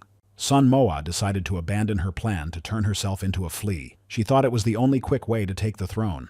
Without the help of the hunters, Sun Moa could not carry out this plan on her own. Sun Moa could not think of any other dangerous way to achieve her goal. But Seo Jihan did not want to carry out this plan. Sun Moa wanted Seo Jihan to sit on her tiny back when Moa turned into a flea. Sun Moa explained that if she became smaller, all her ears would become smaller too. It had always worked that way. It was time to carry out the plan. After drinking the invisibility potion, Sun Moa asked Seo Jihan to hold on tightly to her hair so that he wouldn't fall. They left. Sun Moa was so small that she was completely invisible. Moa was a tiny flea that moved quite quickly. Sun Moa was sure that no one could stop them, but unexpectedly, the monster's paw hung over them. Suddenly, Seo Jihan asked Sun Moa not to slow down. He was ready to protect Moa and himself. Moa and Seo Jihan's invisibility disappeared, so Jihan decided to stay behind to delay the monsters. Sun Moa had to keep going. So Jihan just asked Moa not to stop. While all the monsters' attention was on Seo Jihan, Sun Moa confidently walked toward the throne. Sun Moa was just a few steps away from the throne. She had a pretty good feeling about it. Therefore, Sun Moa became convinced that this throne was made especially for her. If Sun Moa did not sit on the throne, no one else would be able to sit on it, so she had to get to the throne quickly. As soon as Sun Moa reached the throne, a bright light shone from it. A new ruler of the shelter had appeared. The hunters were overjoyed. They had succeeded. The task of finding the last hiding place was complete. The monsters fled in the middle of the battle. A new ruler had to be announced. It was a victory. Now the hunters had a choice, to flee or to continue fighting. Everyone in the system was to receive the message. The queen of the fleas, Sun Mo-A, had become the ruler of the temple. For Sun Mo-A and the rest of her subordinates, this message was shocking. She couldn't understand why the queen of fleas. Had this message really been sent to everyone? Sun Moa wanted to fix everything, otherwise everyone would think she was a flea. Sun Moa was herself again. She wanted the message to be sent out again, but this time announcing that she was the queen of humans. It really worked. The system changed from queen of fleas to queen of humans. Sun Moa breathed a sigh of relief. It would have been very offensive to Sun Moa if nothing had changed. It would have been funny if Moa had remained the queen of fleas. For Jihan, the main thing was that they had won. Sun Moa received a notification giving her 10 hours to decide whether to flee or stay for the match. According to Elfina, they should have been given 5 to 10 hours. They probably gave them the maximum amount of time because the match was coming to an end. Sun Moa reread all the information. It was mostly about the evacuation, but Sun Moa couldn't understand why there was almost nothing about the match. So Jihan believed that this could only be because most people chose to flee in order to stay alive. Shelter guaranteed safety, even if only for a small number of survivors. All those who fled were awakened to the ordinary people who remained, and they didn't care, because it wouldn't affect them. But Sun Moa was different. She couldn't abandon people to certain death, so Sun Moa decided to postpone the evacuation. Banso Jin used her telekinesis to move the others upstairs to Sun Moa. Banso Jin really liked how Sun Moa looked on the throne. In fact, Banso Jin was rushing to Sun Moa just to ask if Sun Moa was really a flea. Sun Moa explained that it was just a glitch in the program due to Moa's transformation into a flea. Banso Jin laughed. Seo Jihan didn't like that very much. For some reason, So Jihan remained small, and while he was ranting about the bosses and monsters that needed to be destroyed, the others just looked at him in amazement. Yoon In-dam asked Sun Moa if this was the decision she had mentioned. Everyone began to laugh at Sun Jihan's small stature. Yes, that was the decision.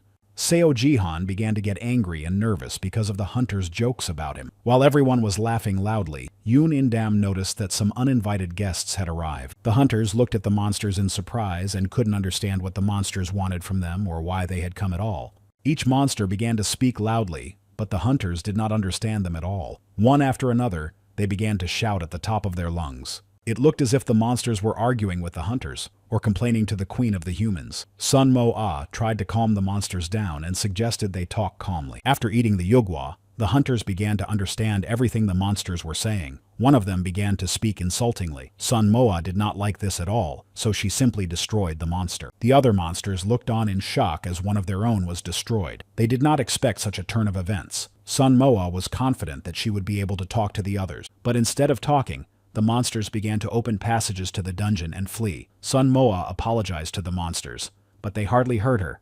Returning to his dungeon, Elphinus explained to Sun Moa that when the barrier collapsed, the monsters would stop coming out of the dungeon. Especially after Sun Moa had shown her power, they would not come out. Sun Moa just wanted to talk to the bosses and negotiate peace. That meant she would have to find all the bosses herself. Elphinus looked sadly at Sun Moa and told her that she should find a dungeon in case Moa changed her mind and decided to run away. Sun Moa smiled sweetly at Elphinus and said that she had made her final decision. She would stay and take part in the final battle. Everyone looked at Sun Moa as if she were crazy. She had a chance to save herself, but she wasn't taking it. Sun Moa explained that she had a good feeling about winning. No one else had the strength that Sun Moa had. Besides, everyone always chose to run away, so no one knew if she had a chance of winning. Sun Moa tried to calm Elfina down. There was no need to worry about her. Sun Moa would be able to win this fight. There was little time left. Sun Moa decided to take a look at the dungeon while there was still time. Banso Hu stopped her. Many countries had sent invitations for negotiations. Perhaps Sun Moa could spare some time to negotiate with them. Banso Jin didn't like her brother's suggestion, so she yelled at him. Banso Ho wanted to reject all invitations, but after the news of the evacuation, the International Hunting Association wanted to get in touch. The International Hunting Association included famous hunters from all over the world, so Sun Moa decided not to reject the requests. The association needed some information from Moa. Sun Moa agreed to a meeting, but on the condition that it would not last longer than 30 minutes. Soon, the hunters were at the HUN International Hunting Association. Time was running out, so there was no need to waste it. Sun Moa noticed the moon through the window. It was full, but a small piece was missing, as if someone had bitten it off. Jihan joked that it was the devourer. Sun Moa looked at the moon in fear. This was normal. Sohu convinced Moa that everything was fine, that it was just the devourer approaching the earth. Upon entering the room, the hunters noticed people waiting for them at the table. One of the leaders of the hunting association greeted the hunters and hurried to tell Sun Moa that they had been waiting for. Sun Moa greeted them in return. She said that they had conveyed their desire to meet with Moa. After a long meeting, the hunting association came to the conclusion that only Sun Moa could help them in the current situation. That was why they had turned to her. Sun Moa did not quite understand what they were talking about, so she thought that the hunting association wanted to offer her to join forces to fight the threat hanging in the sky. But they did not call Sun Moa to talk about the final battle. They wanted Sun Moa to evacuate the entire hunting association with her. The hunters did not expect to hear this. Evacuation meant going far away to avoid danger. But the system allowed those who chose evacuation to choose which region to take with them. However, they could not choose who exactly they wanted to take with them. Of course, servants were an exception. They always moved with the king.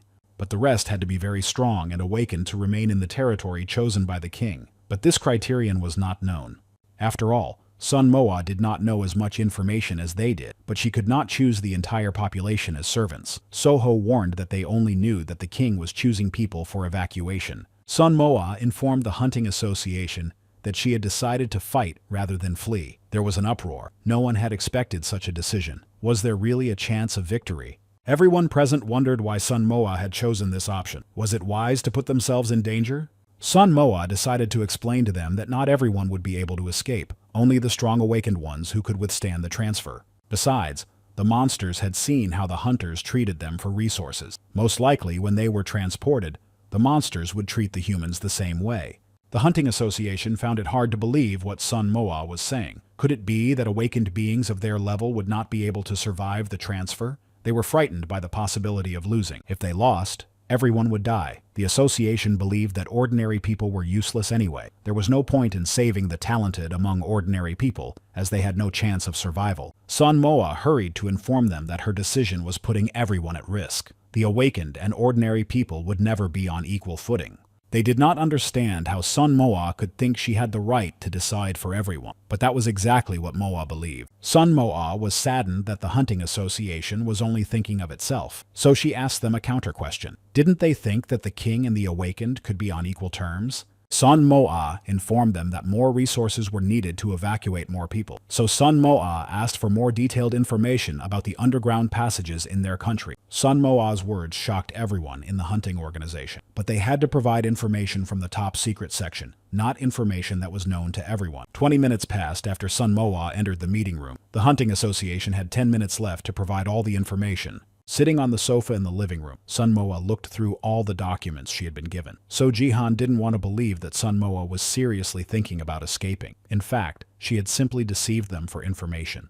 But Sun Moa also considered the possibility of losing. She even began to have nightmares about monsters destroying people and harvesting their resources. Seo Jihan wasn't against Sun Moa's plan, but he kept wondering if Moa would still choose to fight, even if she could save her mother and brother.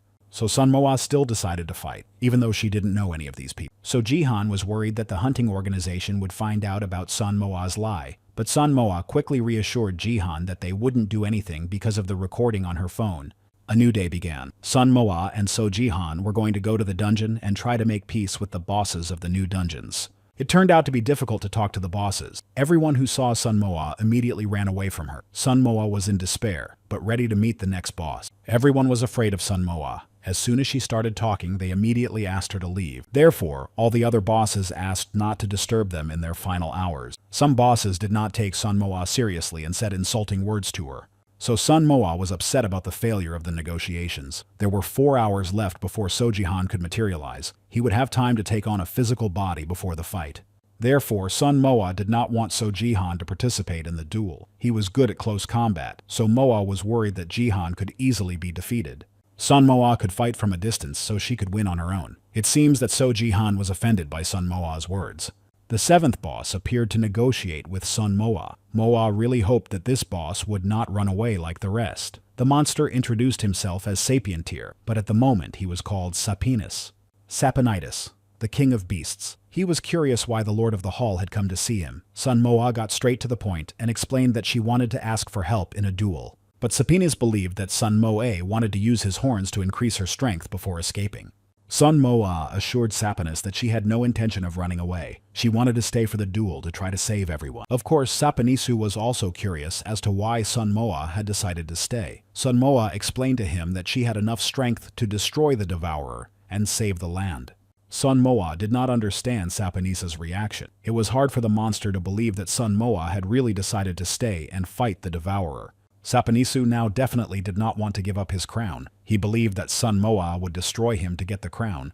Sun Moa assured Saponisu that no one needed to be destroyed, but Saponisu was not convinced, so he asked Sun Moa to leave his dungeon. So Jihan did not expect them to just turn around and leave. If Sun Moa wanted to take the crown, she could have done so by force. Sun Moa thought that Saponisa knew something. If he was simply destroyed, the information would not be obtained. There were still bosses, and it was necessary to talk to them as well. Besides, there was the future that Nefgis had shown Moa and Jihan. Sun Moa was alive and well there. It was nothing like the present. That was the future, which meant that Moa had won. So Sun Moa hoped only for victory. Even now she could win, but she had to act carefully. Still, Sun Moa was worried because she had cried alone that day. There was no one around her, not even So Jihan. Sun Moa looked anxiously at Seo Jihan and asked if he would stay with her no matter what. Seo Jihan's cheeks flushed. Of course he would stay with Moa. He was her subordinate, and she was his queen. That was all Moa wanted to hear. It was time to go to the next dungeon. Sun Moa's level rose to L35. Thanks to So Jihan, Sun Moa got everything she wanted. When So Jihan materialized, they managed to obtain the crowns of the 9 bosses. There was little time left, so they had to act decisively. Sun Moa only had to make a choice. There were 10 minutes left before the barrier was completely destroyed.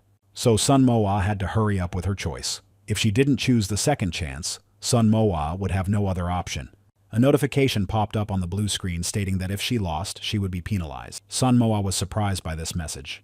But Sun Moa felt that the system was worried about her. Moa made her choice. Everyone received a notification that Sun Moa had refused to evacuate. Of course, everyone was shocked and did not understand Sun Moa's choice. As soon as Sun Moa's team saw this message, it became clear that the match was about to begin. Everyone was very nervous.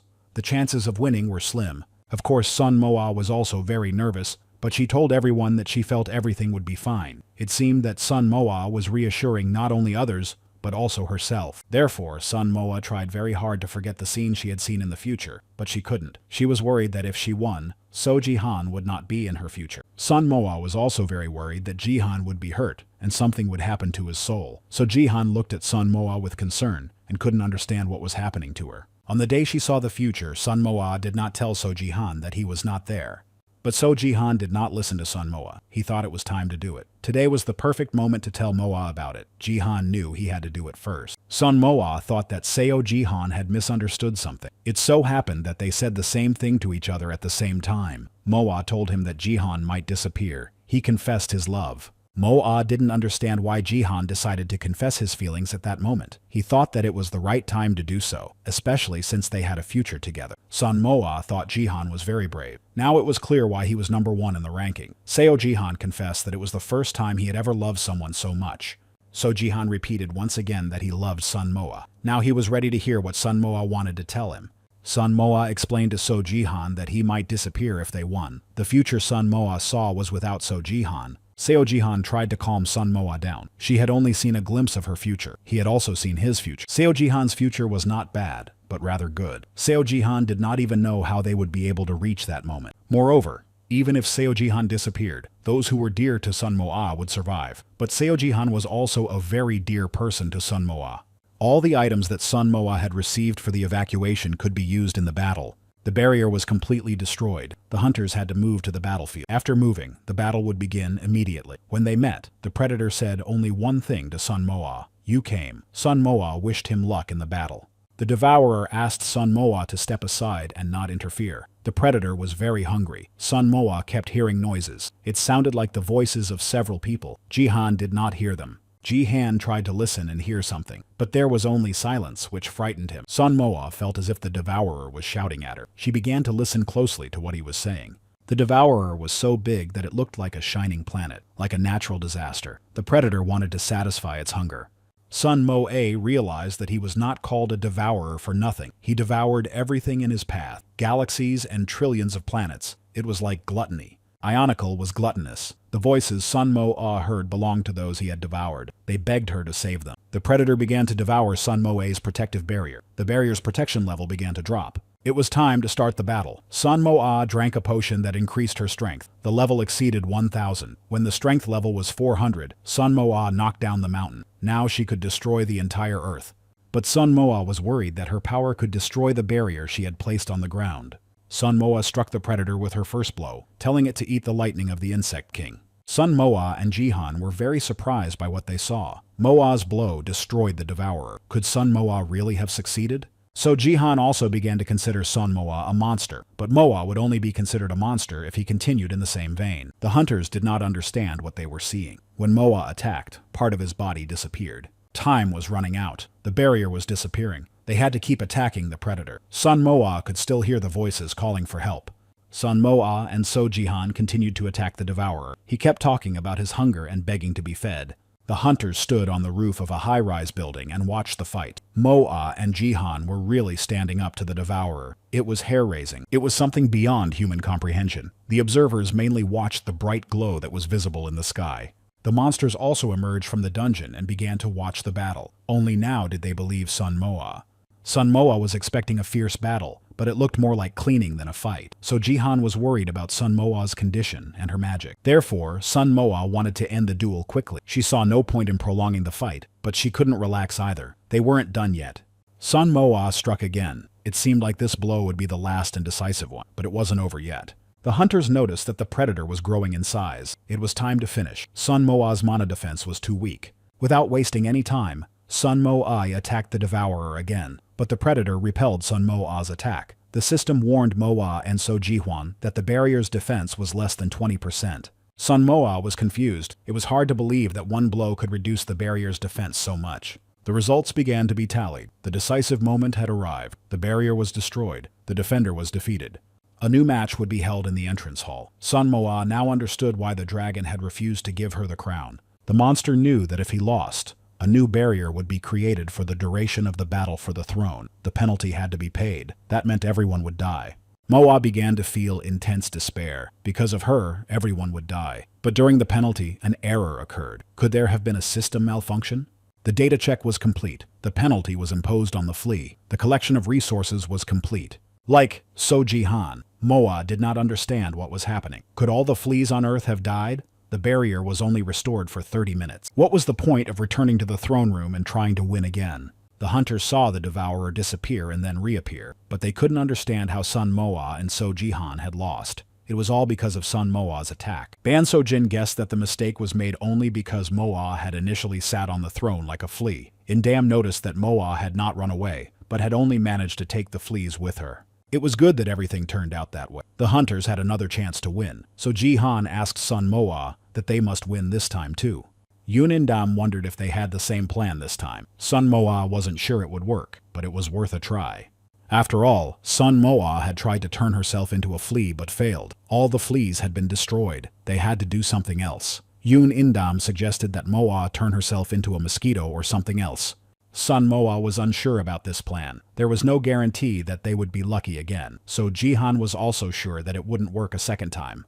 Sun Mo-ah noticed that all the monsters were on alert, but she didn't understand why. Ban So-ho explained that all the monsters would try to destroy the strongest lord first. If that happened, it would be very difficult for the hunters in this battle. The barrier was raised. The hunters prepared to attack the monsters, but all the monsters stood still. The hunters did not understand why no one was attacking. Yoon In-dam suggested that Sun Mo-ah simply run to the throne, but Bang So-ho noticed that one of the monsters had started to move. Sephinus was approaching Sun Mo-ah. She understood perfectly well that this boss knew more than the other. Sephinus was just waiting for Sun Mo-ah to lose because he knew that the hall would open again. Sun Mo-ah guessed that Sephinus wanted to take her crown and claim the throne, but Sun Mo-ah was not going to give up easily. But none of the monsters attacked Sun Mo-ah. They had come to bow down to their king. Sun Mo-ah's entire team was shocked and surprised. The monster's move was very unexpected. Sun Mo-ah looked at the monsters in surprise and just wanted someone to explain what was happening in the hall. So Sun Mo-ah proved her loyalty. All the monsters recognized Sun Mo-ah's sincerity. Each king began to give up his crown one by one and become her servant.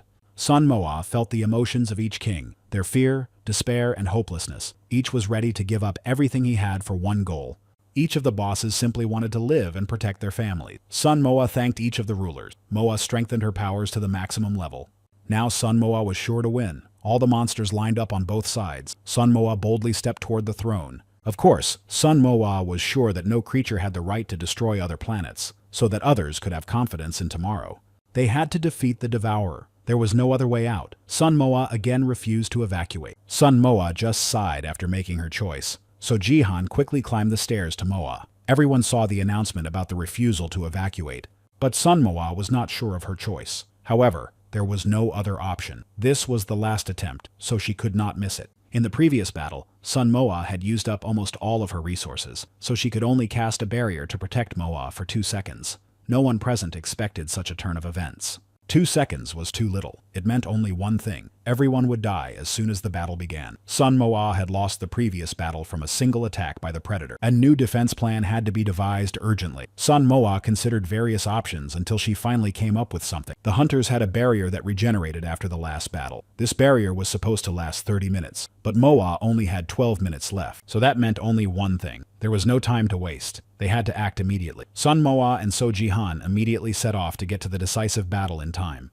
What Sun Moa and So Jihan saw surprised them greatly. It was hard to believe. The Predator began to change shape again. It seemed as if it had grown paws. This was the real Ionicle, the Devourer. Sun Moa could still hear voices calling for help. The voices of those who just wanted to live. No matter what Ionicle looked like to Sun Moa, it didn't change anything. There wasn't enough time left to save humanity, so Sun Moa immediately began attacking the Devourer. Sun Moa wanted the Predator to die as quickly as possible, so she attacked without stopping. So Jihan was shocked by how strong Sun Moa had become. The effect of the potion that had enhanced her strength had long since worn off, so Sun Moa was using only her own strength. For So Jihan, as for everyone else, Sun Moa was much more terrifying than Ionicle. Moa had become very strong. With a single blow, she could destroy the entire Earth.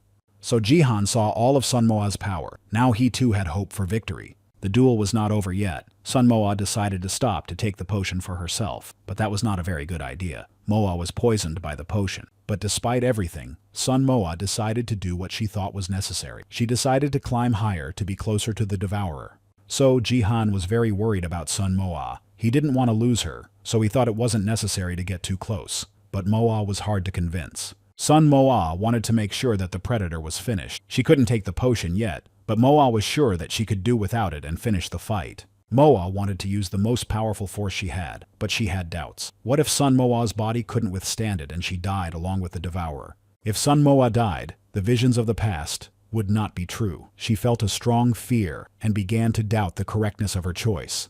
Sun Moa wanted to run away. She began to regret not choosing evacuation when she had the chance. All Sun Moa wanted was to live a normal life.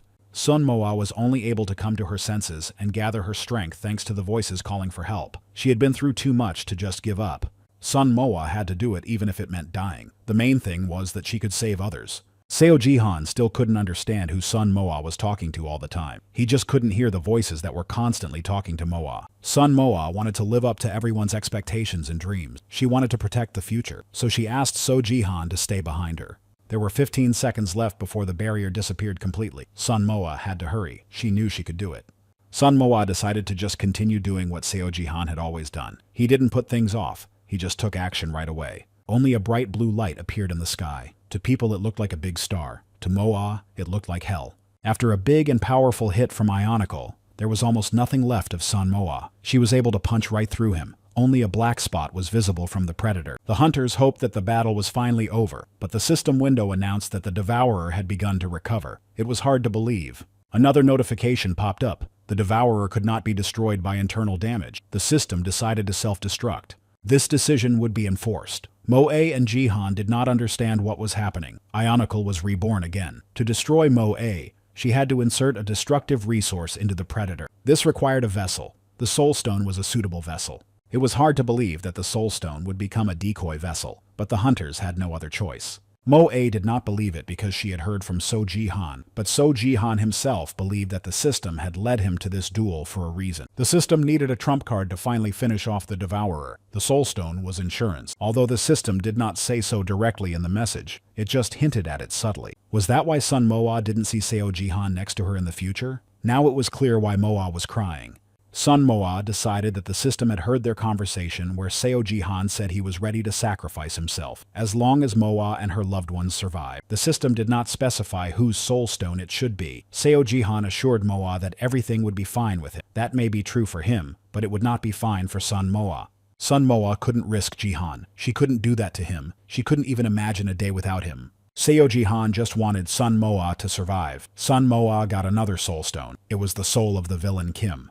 As soon as Sun Moa got the stone, Kim's soul appeared before them. He didn't understand what he was doing in space, or what Moa and Jihan were planning.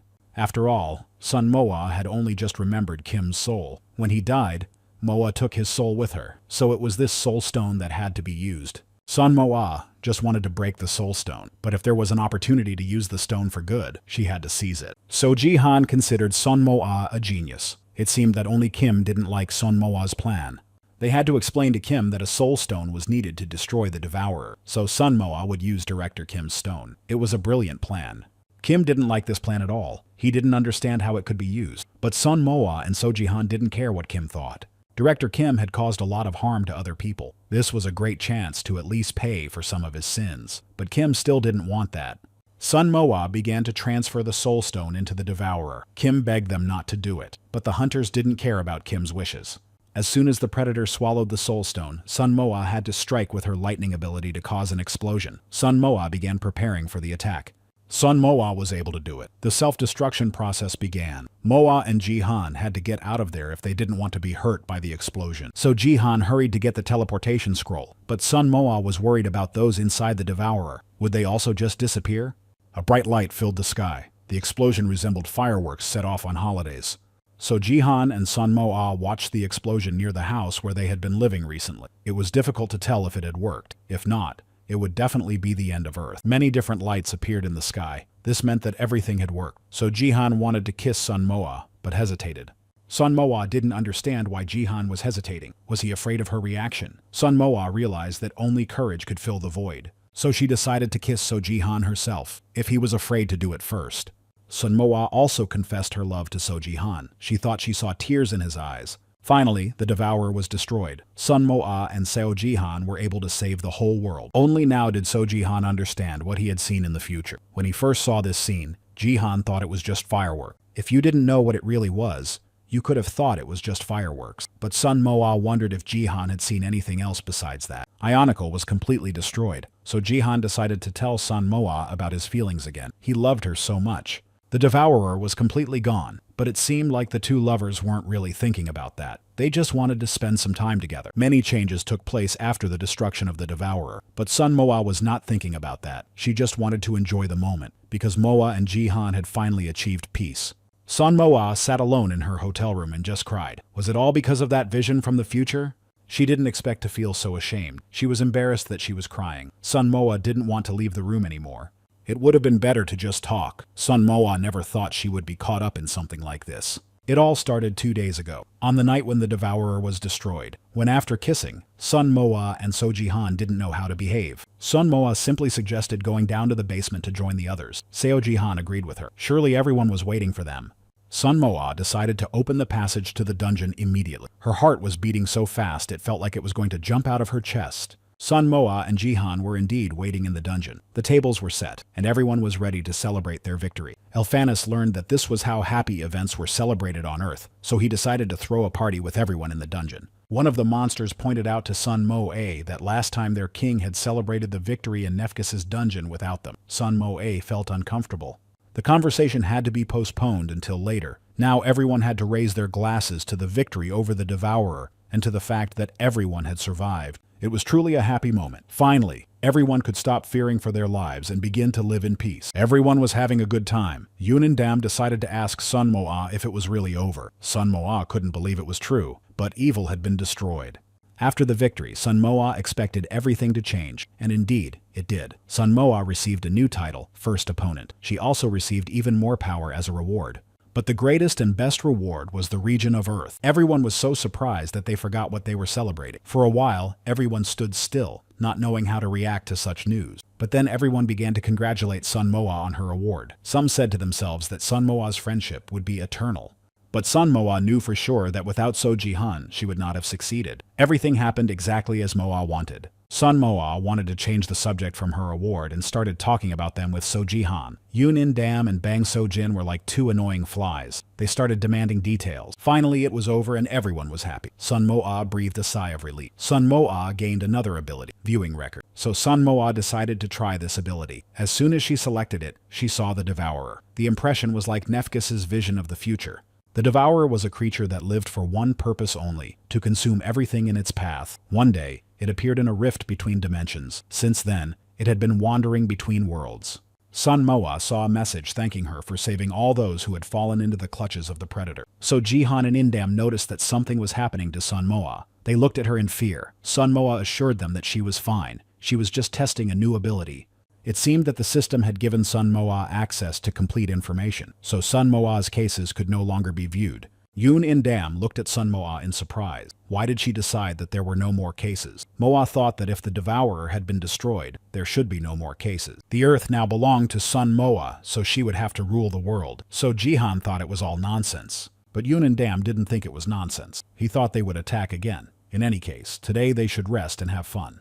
The next morning, Sun Moa decided to check the news. There were many comments, and they were all directed at Sun Moa. This was the attack that In-dam had mentioned. The shocking news was that a duel for the right to own the dungeon was to take place, so Jihan did not understand what this cold duel was about. So Sun Moa understood that this was just manipulation by the government. They wanted to get rid of her because of public opinion. Yoon In-dam hoped that Moa would not stand aside. But Sun Moa hoped that the hunters would understand. They had to understand that they could all die. But unfortunately, in the face of power and money, that meant nothing. Sun Moa couldn't just stand by and watch, so she decided to fight back. In-dam was overjoyed at her decision. The meeting about the ownership of the dungeon was to take place the following month. Sun Moa decided to attend as well. It was time to find out who was behind this.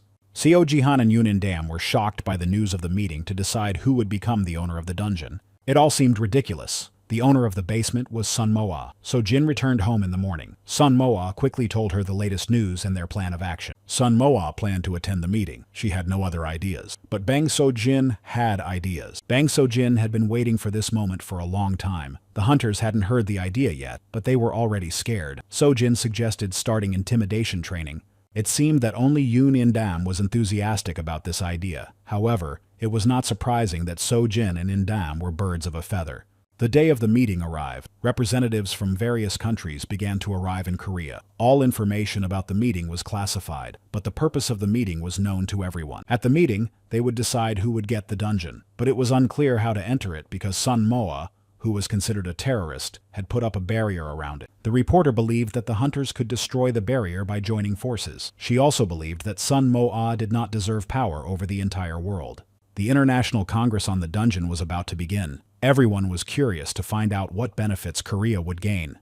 Everyone knew why they had gathered, so there was no time to waste. Korea had long been an ally of other countries. Noise and commotion broke out in the meeting hall. Everyone was asked to calm down. Everyone at the Congress had agreed earlier that they would unite and use the underground world according to common rules. The Congress had gathered to establish rules for use, not to put on a circus. Unknown people appeared before the Congress and claimed that it was ridiculous to listen to them. The Congress looked at Sun Moa in surprise. She was immediately informed that Moa must renounce her illegal appropriation of public property. The Congress also insisted that Sun Moa revoke her ownership rights to the dungeon and pay compensation for the dungeons that Moa had closed. Congress believed that the Devourer was the work of Sun Moa, so they demanded that she explain everything. Everyone spoke different languages, but Sun Moa understood them all. On the day of their last meeting, Sun Moa assured them that everyone could die, but this did not happen. So they accused Moa of simply lying. It seems that Sun Moa understood them because the earth was all hers.